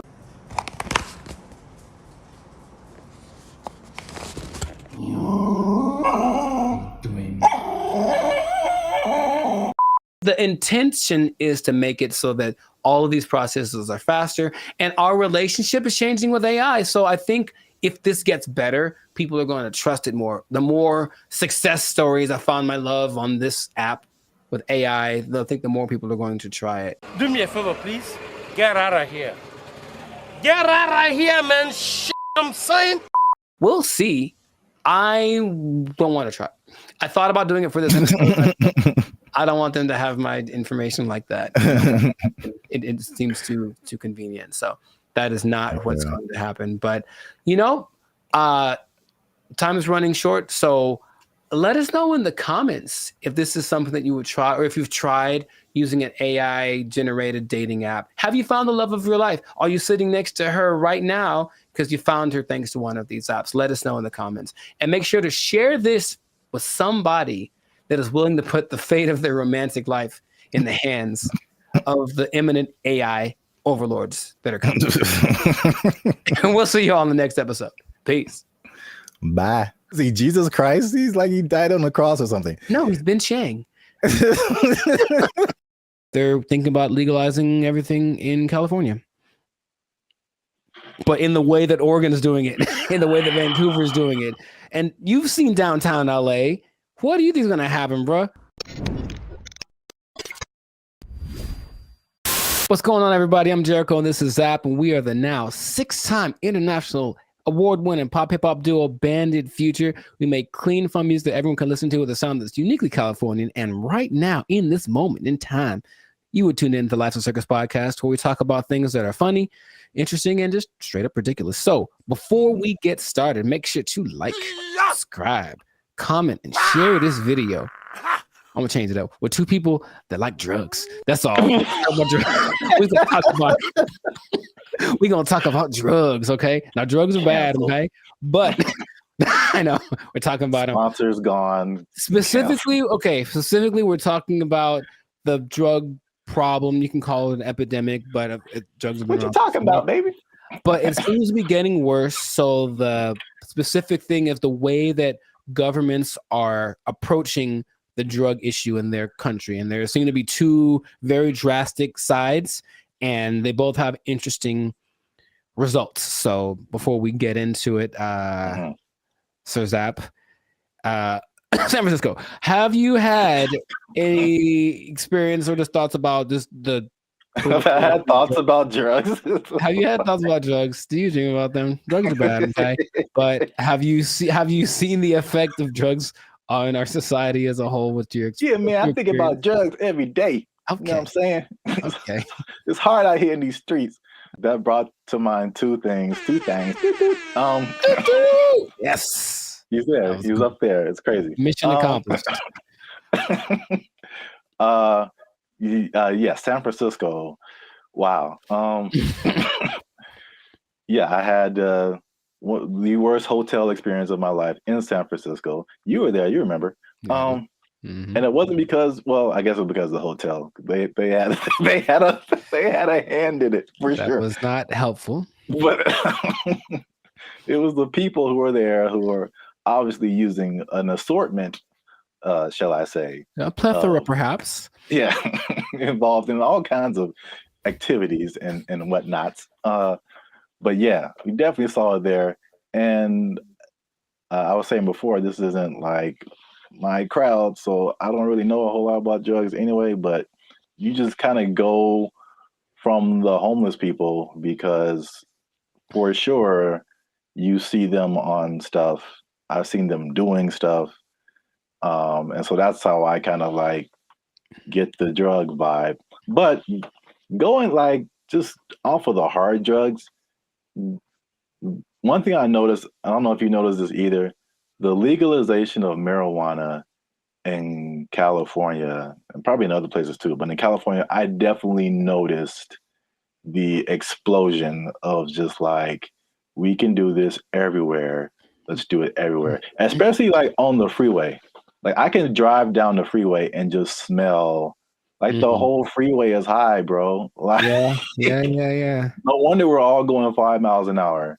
Yeah. Like everybody is just walking on sunshine right now, and I'm trying to get to work. I remember one guy when we went up to Sacramento, and one guy in like a Jack in the Box was like he was the happiest man, and I'm like, wow, starting early, like 8 in the morning. Like, that's a wake and bake situation right there. Yeah, but I don't think that weed causes the problems that we're seeing. Just slower people, and maybe they're raising the price of food. Everyone's eating too much, but I digress. The idea is you can do one of two things, or there have been two extremes that governments have been taking. One is to decriminalize drugs. So there's a difference between decriminalization and legalizing. They're not legal. You can still get busted for them, but it's just that decriminalizing means you won't go to jail forever for getting busted with a meth pipe.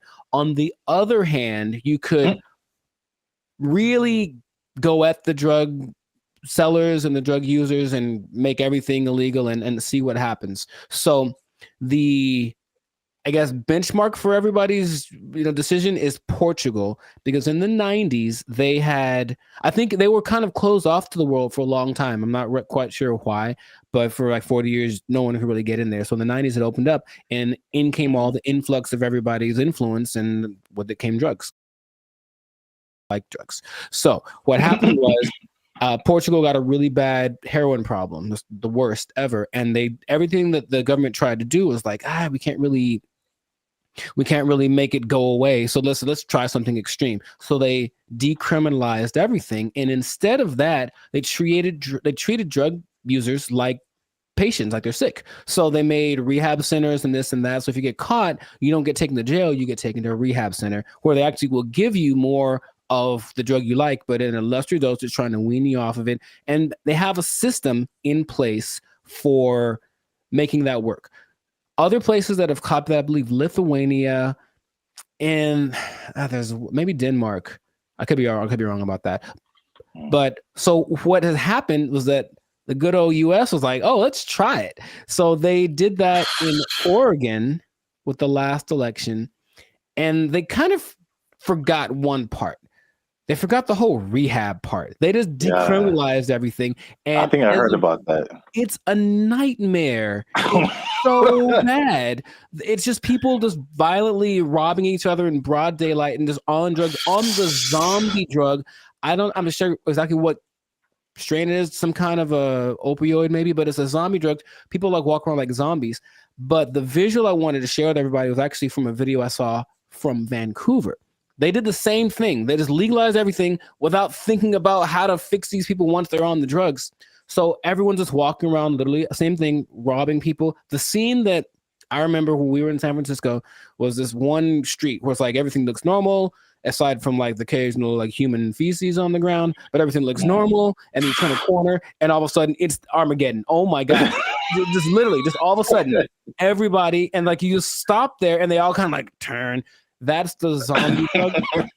So there's a video of these two men walking down the street, and they're in a position where I don't think I could keep my balance and walk, but they're so hunched over and they're still somehow staying upright. There's two of them, they're walking, and it looks surreal in Vancouver. That's happening right now. So they tried it, and for some reason they didn't get the memo that they need to add the other part to it. So that's an I think they're thinking, oh, well, like alcohol, like there'll be a couple of people that go overboard with alcohol, but if we let everyone have it, most people have enough restraint or whatever to not use it. I just don't think that hard drugs and alcohol are exactly comparable like that. So you can take the other extreme, and this one's maybe more fun, and that is the president of the Philippines, something Duarte.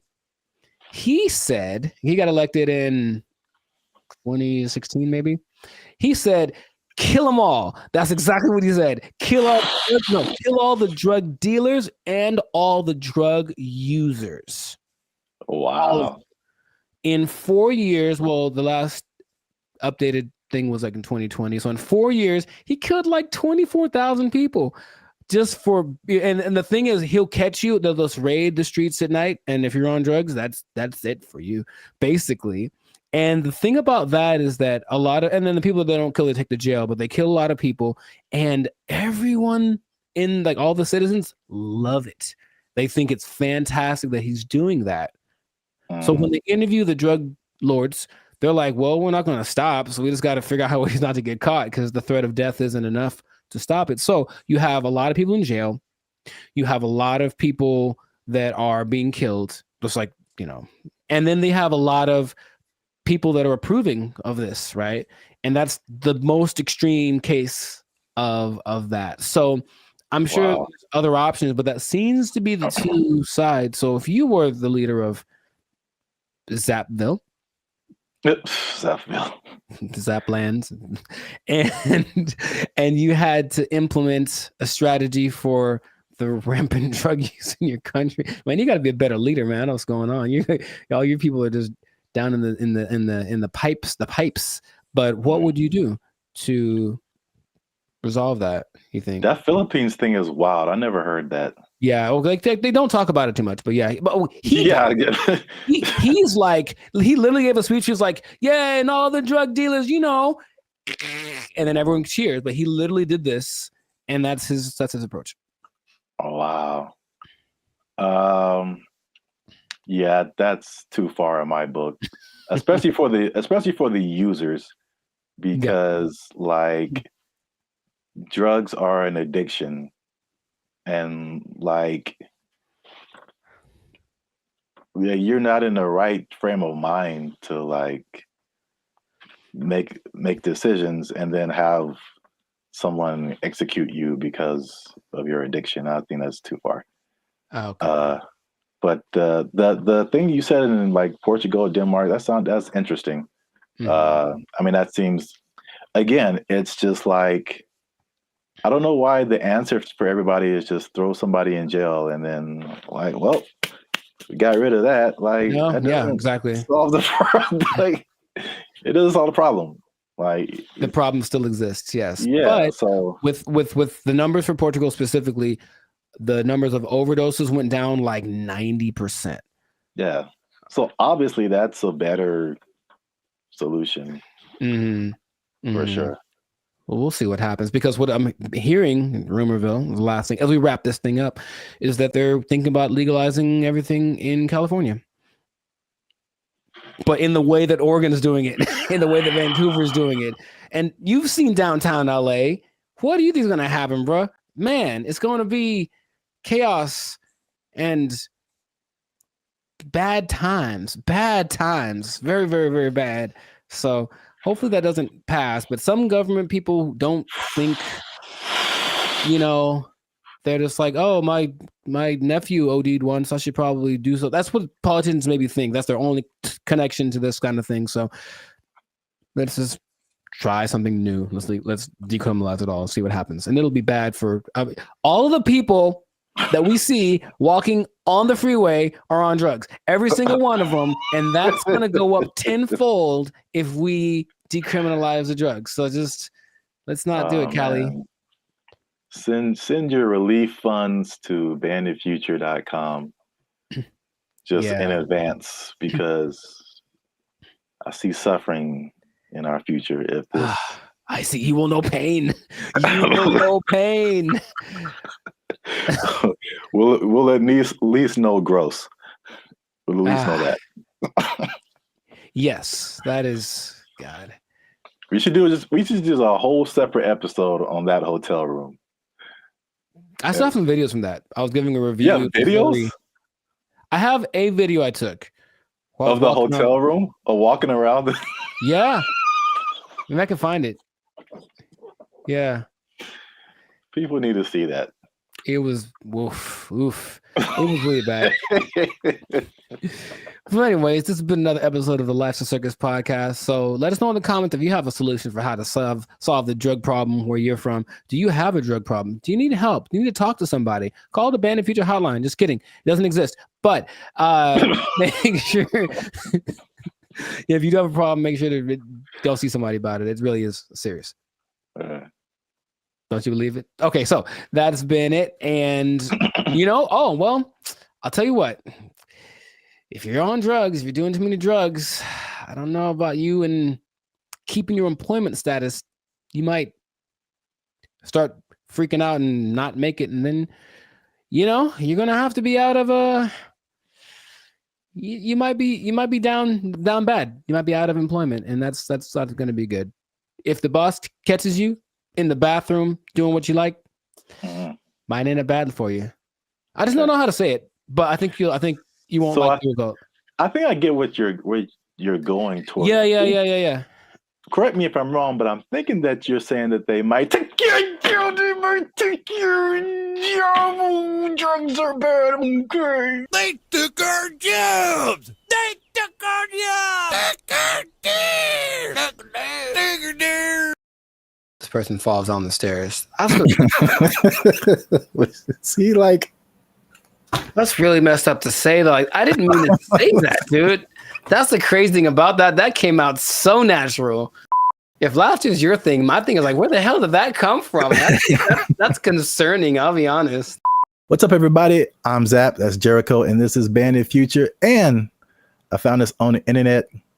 Say hello, Jericho, to your new robot butler. I don't know why that gets the accent, but it does. Humanoid robot Neo has a new AI model that's unlocking new capabilities as it's being tested in the homes of 1X employees.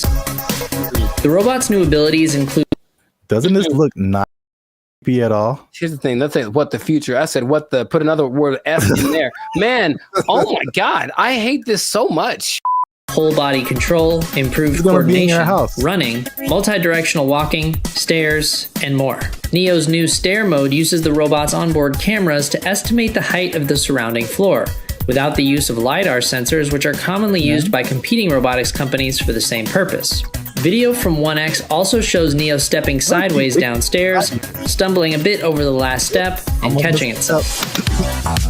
To perform tasks that require Neo to get lower to the ground, 1X showed the robot sitting, kneeling, and standing up from those positions, including an example. Come on, Jericho, look at you. Man. It's going to help you fix your car. It's going to do your laundry. Man. It's going to go running with you. It's too big, man. It's too big. It's too coordinated. It looks like it's got like a fencing suit on. Nah, man. It's got like arms are kind of buff. Like it's kind of swole. I guess so it can lift. Can it lift the car off the guy if it falls on him? Like, I don't know what's going on here. Even the color, I feel like it's too normal. It's just a regular color that anyone wears. Like, make it like neon purple, something that makes it like a spectacle. Don't just let it just. I don't even, man. If I wasn't paying attention, like if I was distracted, like let's say I'm walking down the stairs because I got like chicken in my hands and I'm excited about the chicken, and that thing walks up the stairs past me, I don't even know if I look twice because it's not that. Oh my God! It's just kind of like, hey, what's up? Is it a guy with a motorcycle helmet on? I don't know. From a distance, it looks like a person. I don't like this so much. Oh, look at it kneeling down. Very comfortable. The G1s you were talking about, the flexion. Like, look at its feet and how the back. Very stable. Looks very stable. It looks like it has ankles and toes, and like the only thing that gives away is the arms are kind of wonky, but I think the rest of the body looks like an actual person. I don't like you could put like a robe on him and a hat, and you just walking down the street chilling. Like, oh man, they're blending in. They're good for them.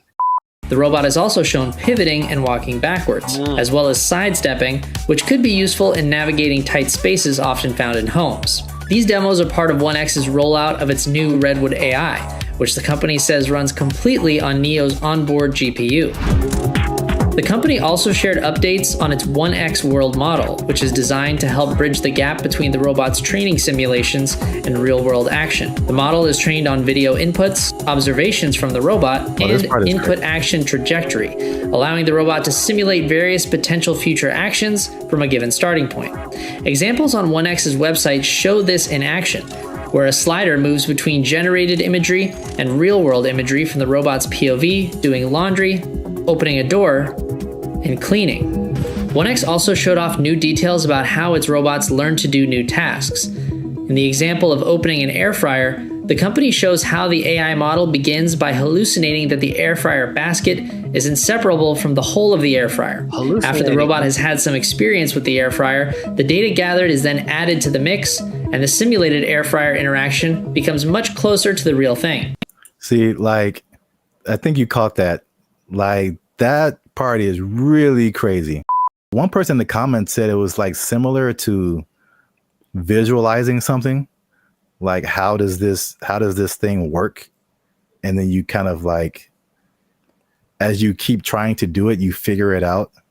And then and then it's just like, that's crazy. You know how back in the day they're like, oh, in the future we're gonna have flying cars, and then that never happened.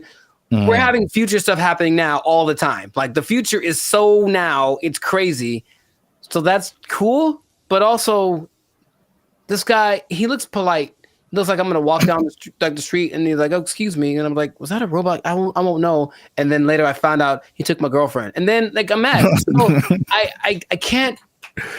I have so many feelings about this, but they're mostly not great. When will this be affordable to where like everybody has this in their home? Not long. And then it's just like, think of the people who do like a house cleaning and stuff like that. There's people who do laundry for you, like all that stuff. Your robot's just gonna do it.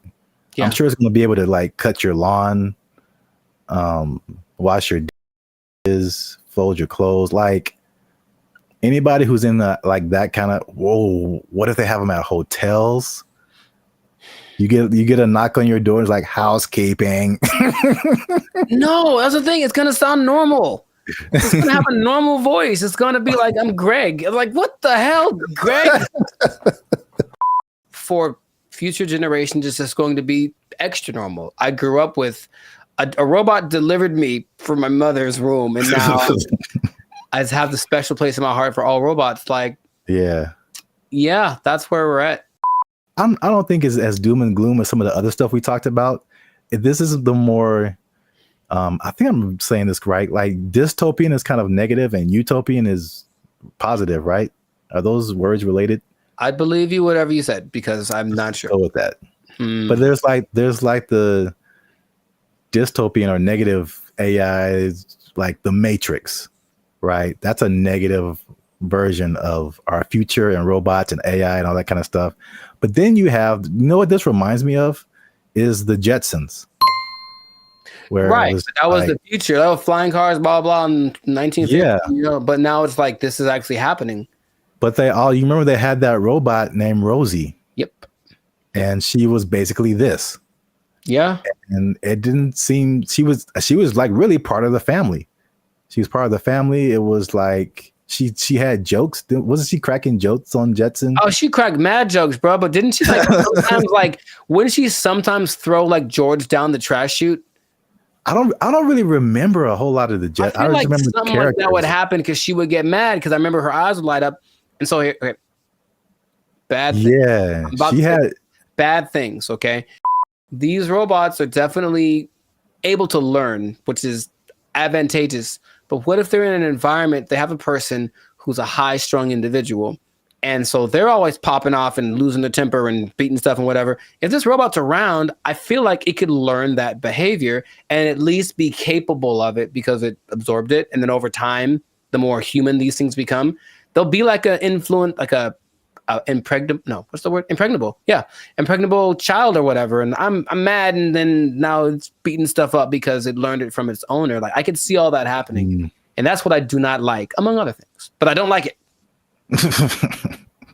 Greg. His name is Greg. It has to be. Let us know what you think in the comments. Are you ready for your robot butler? I don't know. I'm not too. I want to at least try it out, man. I want to at least try it out. 7 thumbs down. Just make it affordable, man. I might get me a robot butler. And I'm just not even going to tell you. You're just going to come by one day and walk right out. and it's gonna answer the door. Take his power supply. I'm gonna walk right out. You starve him to death, Greg. Let us know what you think. Share this video with somebody you think would find it enjoyable as I have. And that's it, man. We found this on the internet. We out. Doesn't this look not creepy at all? Here's the thing. Let's say what the future. I said put another word F in there. Man, I hate this so much. They interview people who swear by this. Now, I know you'll be like, were there any scammers? There's lots. Of course. There's lots of people who are claiming this, building cults, and then basically eating French fries behind the scenes. And the most famous, and this is real, well, this guy named... What's going on, everybody? I'm Jericho. This is Zap. We are the now 8-time international award-winning pop hip-hop duo Bandit Future. We make clean, fun music that everyone can listen to with a sound that's uniquely Californian. And right now, you are tuned in to the Lifestyle Circus podcast, where we talk about things that are funny, interesting, and just straight ridiculous. So before we get into this thing, make sure to like, subscribe, comment, and share this video with 2 people who are tired of eating, who want to find a different way. Did you know there's a different way? Did you know that there's an answer? If you don't want to eat, you don't have to anymore. It better be a good answer, because I want to eat. No. Check it out. Hear me out. You don't have to eat. That's my favorite pastime. Well, maybe this will be more of your favorite pastime. Skeptical. They say it in 2 different ways: breatharianism or breatharianism. I'm not sure which one. Stop shaking your head. You haven't even heard the whole thing. It's where you basically eat the air and you don't eat the food. That's it. Doesn't that sound fantastic? See, I blame these millennials. No, this is old, man. This is old stuff.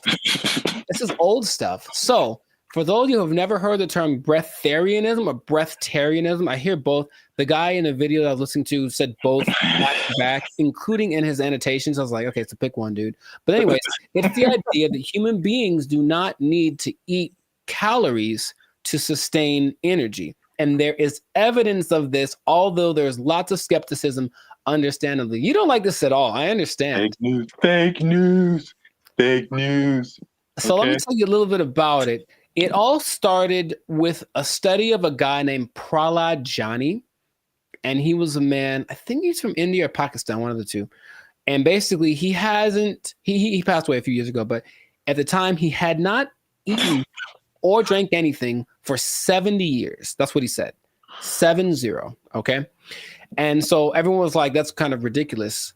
Doesn't sound real. And every scientist said there's no way this is possible. So they decided to study the man. They took him to a hospital, did everything, CAT scans, and checked his levels of everything. And they say that for 15 days, this man did not eat or drink. He didn't poop. He didn't pee, nothing. And none of his levels changed. And that he had an energy that wasn't related to calories. And they can't to this day figure it out. Because calories equal energy, literally, right? You eat calories, you get energy.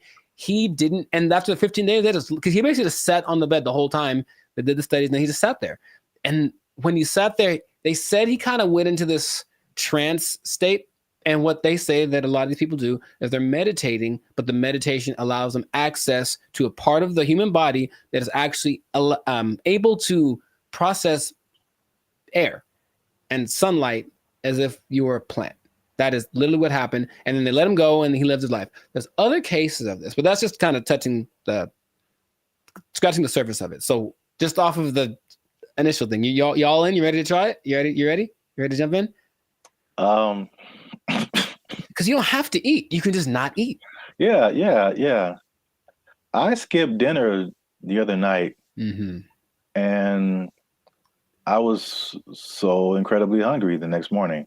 So in that little bit of time, I don't think air would have done it for me. I don't understand. I don't think you're really seeing this. You're so I don't think they're really seeing this. You can be like a tree. You can be like a tree. I'm not for this or against this. I think I am a skeptic as well.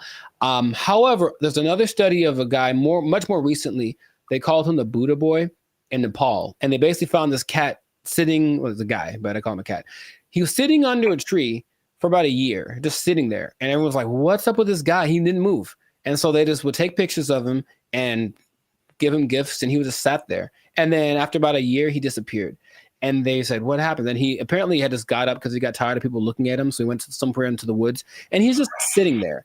And if you watch the video, it's really creepy because it's like, is he dead? But he says that because he actually spoke a couple times, he's just connected to the source that his ancestors knew and all that kind of stuff. And they talked like his friends, like, yeah, he doesn't eat, doesn't drink, he just vibes out, and that's the thing. Oh, the friend said that they converse telepathically, which is kind of an extra thing that I'm a fan of. I like the idea. None of it sounds plausible. Kind of an extra thing.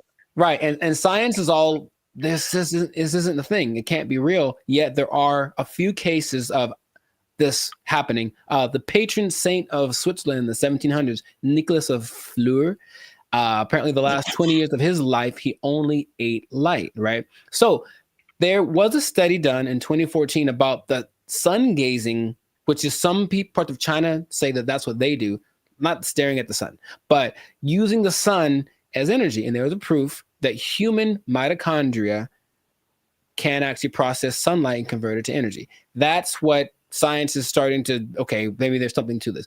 But the idea that you only eat air, sun, isn't the most widely accepted version of this breatharianism thing.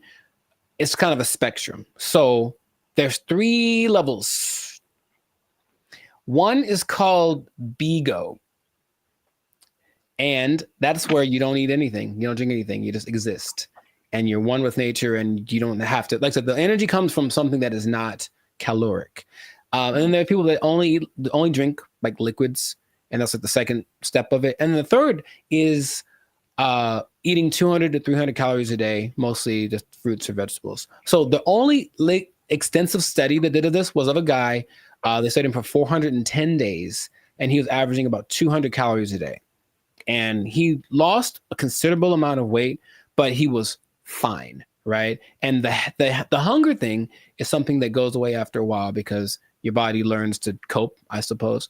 So it's kind of getting more popular as people are tired of maybe the Western way of trying to stay healthy or be healthy, the standard American diet, which apparently is leaving a lot of people with disease and things like that. They're looking for other things. So they're looking for this thing. Now, another term for this idea is seeking prana.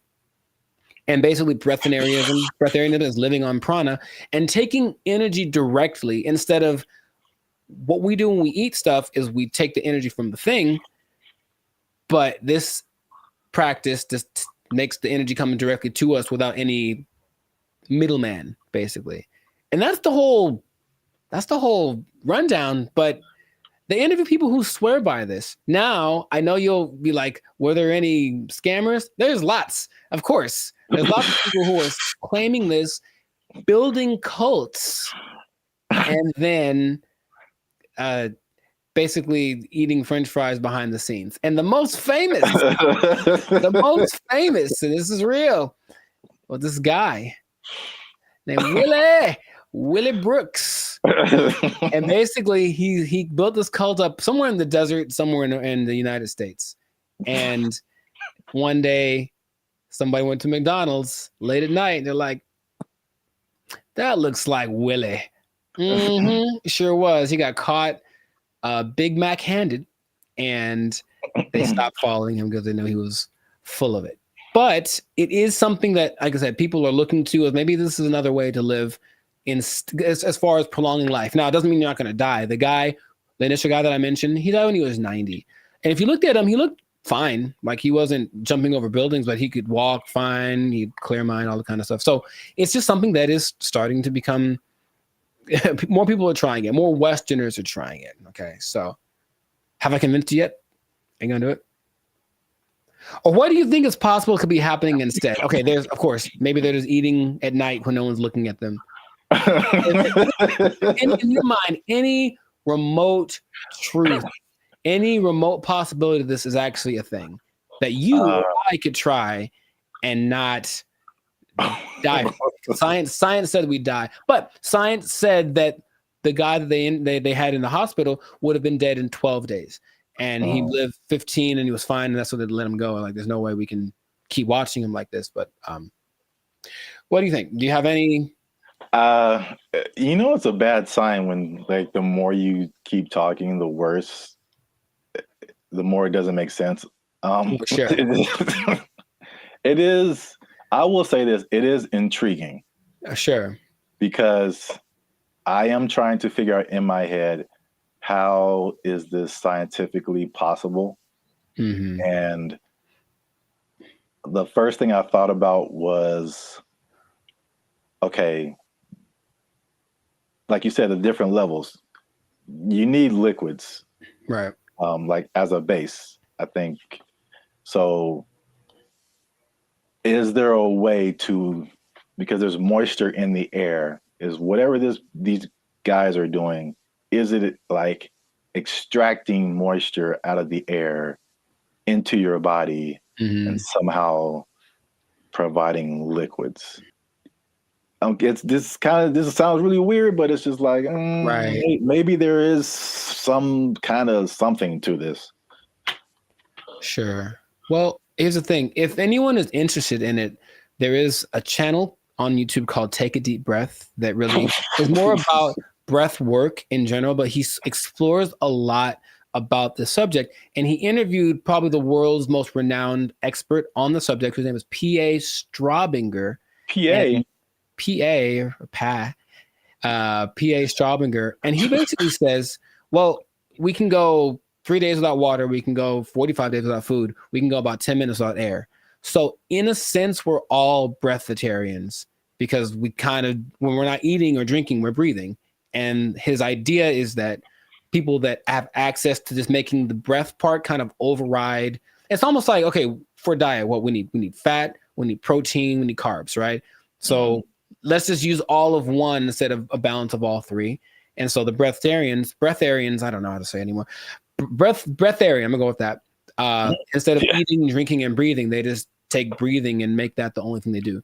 So in that sense, it's like, that's really interesting. But it does sound very far-fetched. Would I ever want to do it? Not in a million years.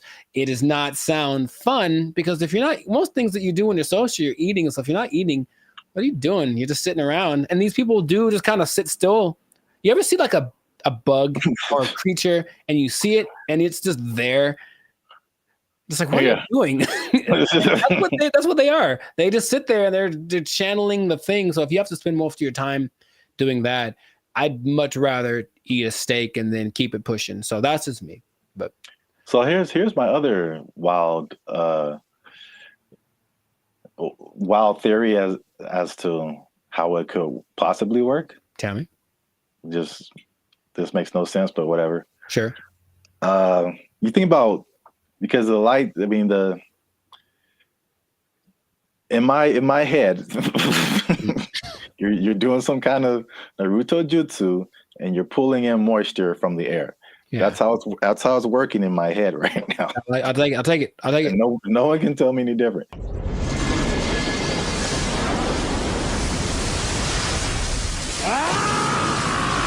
So now it's like, okay, you've got the liquid part. What about all the solid, like protein, all that kind of stuff? I'm thinking about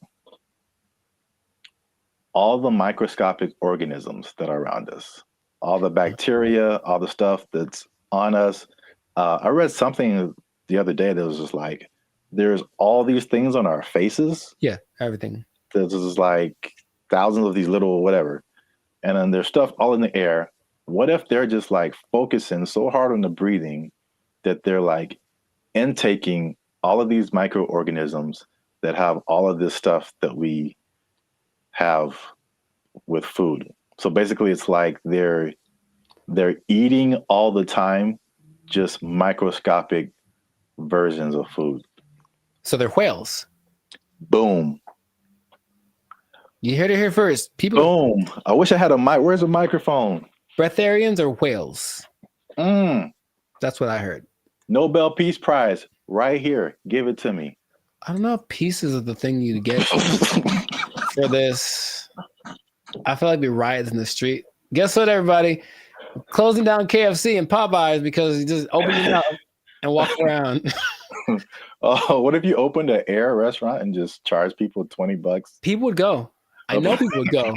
All right, that's oh gosh, I'm $20 all you can eat. It's the purest air from the mountaintops of Sweden. Well, I think that this is a fascinating thing that if people want to investigate more, go for it. But like I said, I'm not going to try it. So if you do, leave a comment that says you tried it and that you're going to live forever because you found Nirvana. I'm not sure. Live your life. But this has been another episode of the Lifestyle Circus podcast. So make sure to like, subscribe, comment, share this video with someone that you think will find it interesting, and just keep this in mind. All right. Let's hit home. If you don't eat, you don't need to buy food. Well, yeah. If you don't need to buy food, maybe you don't need a job. You don't need a job. You don't need a job because you don't have to buy food. Just eat air. Oh, it's not possible. They took our jobs. They took our jobs. I was against her, and now I'm kind of with her now too. What's up, everybody? I'm Zap, and that's Jericho, and this is Bandit Future. And I found this on the internet. Apparently, Jericho, this woman blocked a man over. This woman blocked this man because he took her on a dinner date at the aquarium. Huh? Before we jump into it, make sure you hit that like button for the almighty YouTube algorithm. Hit that subscribe button because that helps our channel grow. All right. Hey, Tashia Sade, first of all, okay. That was the first mistake. She said, I met this dude on a dating app 2 months ago. We finally went on our first date and he chose to take me out to eat dinner at the aquarium. It was cute and all, but I just think it was childish AF. Like, we couldn't go to Ruth Chris. Oh, sorry. Let me get it. We couldn't go to Ruth Chris or something. And I blocked him as I don't. That's one word for anyone who's wondering. I don't have time for stuff like this. I need a mature man, not no little boy. I may be wrong, but that's just me. First of all, I would love it if for some reason she has a British accent. I don't know why. That would just make this so much better. Because there are women that are like, she's a little ghetto. Let's just call it what it is. But there are that version of people from England, and it's just a little bit more. I don't know why. I like it more. I'll tell you what. First mistake. Thaisa Sade appear on your dating app. You swipe left every time. That's the first mistake. I'm sorry for anyone else who has that name. It's just not for me. I'll say that. To her credit, I would have never thought of taking a girl on a date to an aquarium. To his credit? No, well, I guess I'm saying I get what she's saying. I would never do that. It wouldn't ever cross my mind. What did they eat? The fish? Like what are they eating? I didn't even know that was an option. I thought they maybe sold popcorn, little pellets you could throw to feed the food. But feed the food. I'm already thinking about it. I don't feel like that's a good first impression, honestly. Okay, because I was wondering where you were going with it. Yeah, I think I'm on her side. I don't think that's a good move. I would never do that personally. So I don't think that's a good move. But have you seen like all the hip hop concerts? I've seen it. I've seen it. Yin Yang Twins. Pack it up. Pack it up. You're like 60 years old, bro. And no, they're not that much older than us. I don't think they are. I think they just look terrible. Even that, like, why would you have a girlfriend and you know that she likes penguins in the aquarium? That's that kind of a thing. For our first date. Hey, what do they have at the? I'm trying to think. They do have food at like a SeaWorld, and that's assuming it's like a SeaWorld because there's degrees to aquariums. And trust me, I've been to aquariums, and I've been to aquariums like in Long Beach that are like elegant things, and I've been to aquariums that are basically like a puddle, and you just look and stare at the things down there. So I don't know which one it was. Here's a picture. Oh, I can't see it really.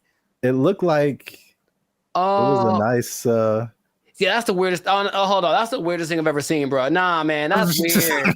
What is that? Is that a lobster? That is lobster on that. Isn't that what is shrimp? Lobster hole. Whatever he's looking at looks like seafood. That is so messed up. I'm gonna take it all back. Shame on the aquarium. Shame on them for having their things that supposed aren't aquariums for like preservation of wildlife, marine life. They're serving them up.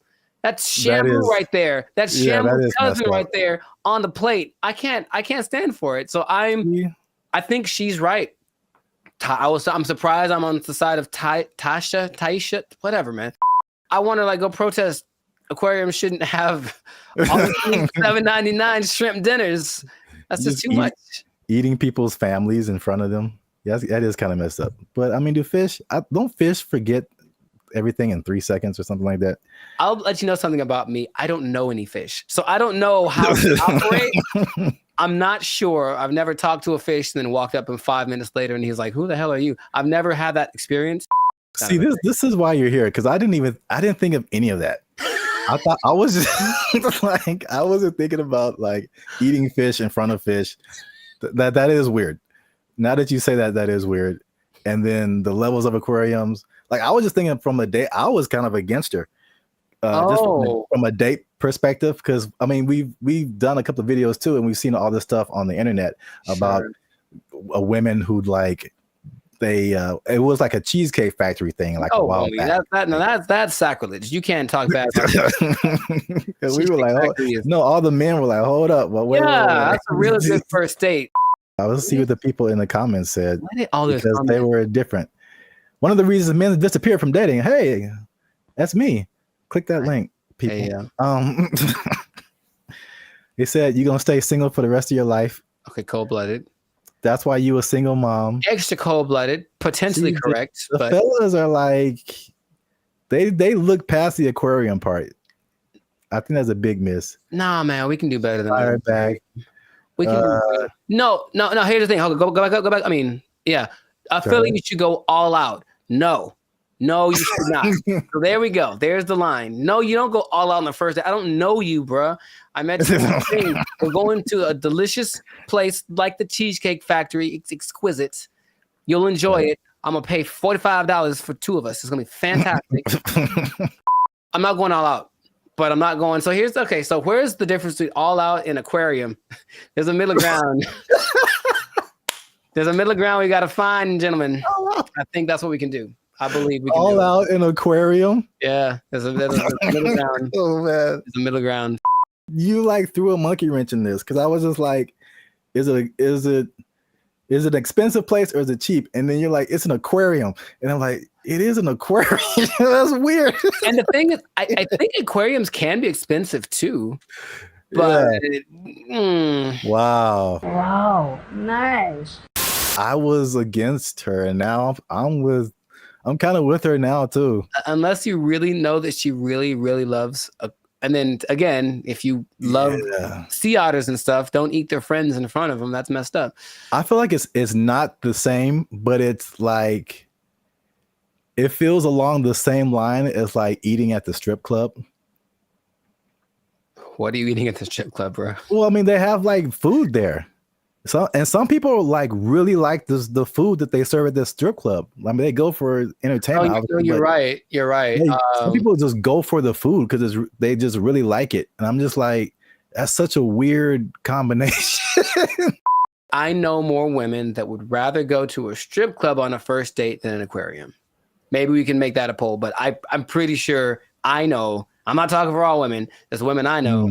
They'd rather go to a strip club than an aquarium for a first date. So, oh man, have you ever been sitting around just minding your own business and like, man, I haven't been to the aquarium in a while? Like, is that just a thing that pops up? Because it's never happened to me. Oh, the more you talk about it, the weirder it is. Aquariums are just not. That is a weird first date. I think it's weird. It's not a weird first date. It's a weird first date to have dinner. Like if you had dinner and then went to the aquarium. Yeah. I can see that. That doesn't feel as bad. No, it doesn't. It doesn't. But if you like, we just going to the aquarium to eat. What if it's like you pick out the one you want in the? I know it is. I know it is. Did you see the South Park where it was like Honey Boo Boo, and she was like picking out a pig to I don't know if it was a pet or to eat or something.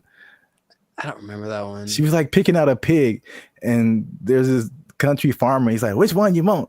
This one right here?" She's like, "Yeah, I want this one." He looked at me funny. I want this one right here. Yep. But I mean, it's hard to tell if a fish is looking at you. I don't think their eyes can move, and they can't blink, right? So, oh my god. But in any case, you see what I'm saying? Is just I think, I honestly think that I'm in favor of that point that she made, not the go all out point, but the aquarium to eat. Yes, let's put that in there. Aquarium to eat.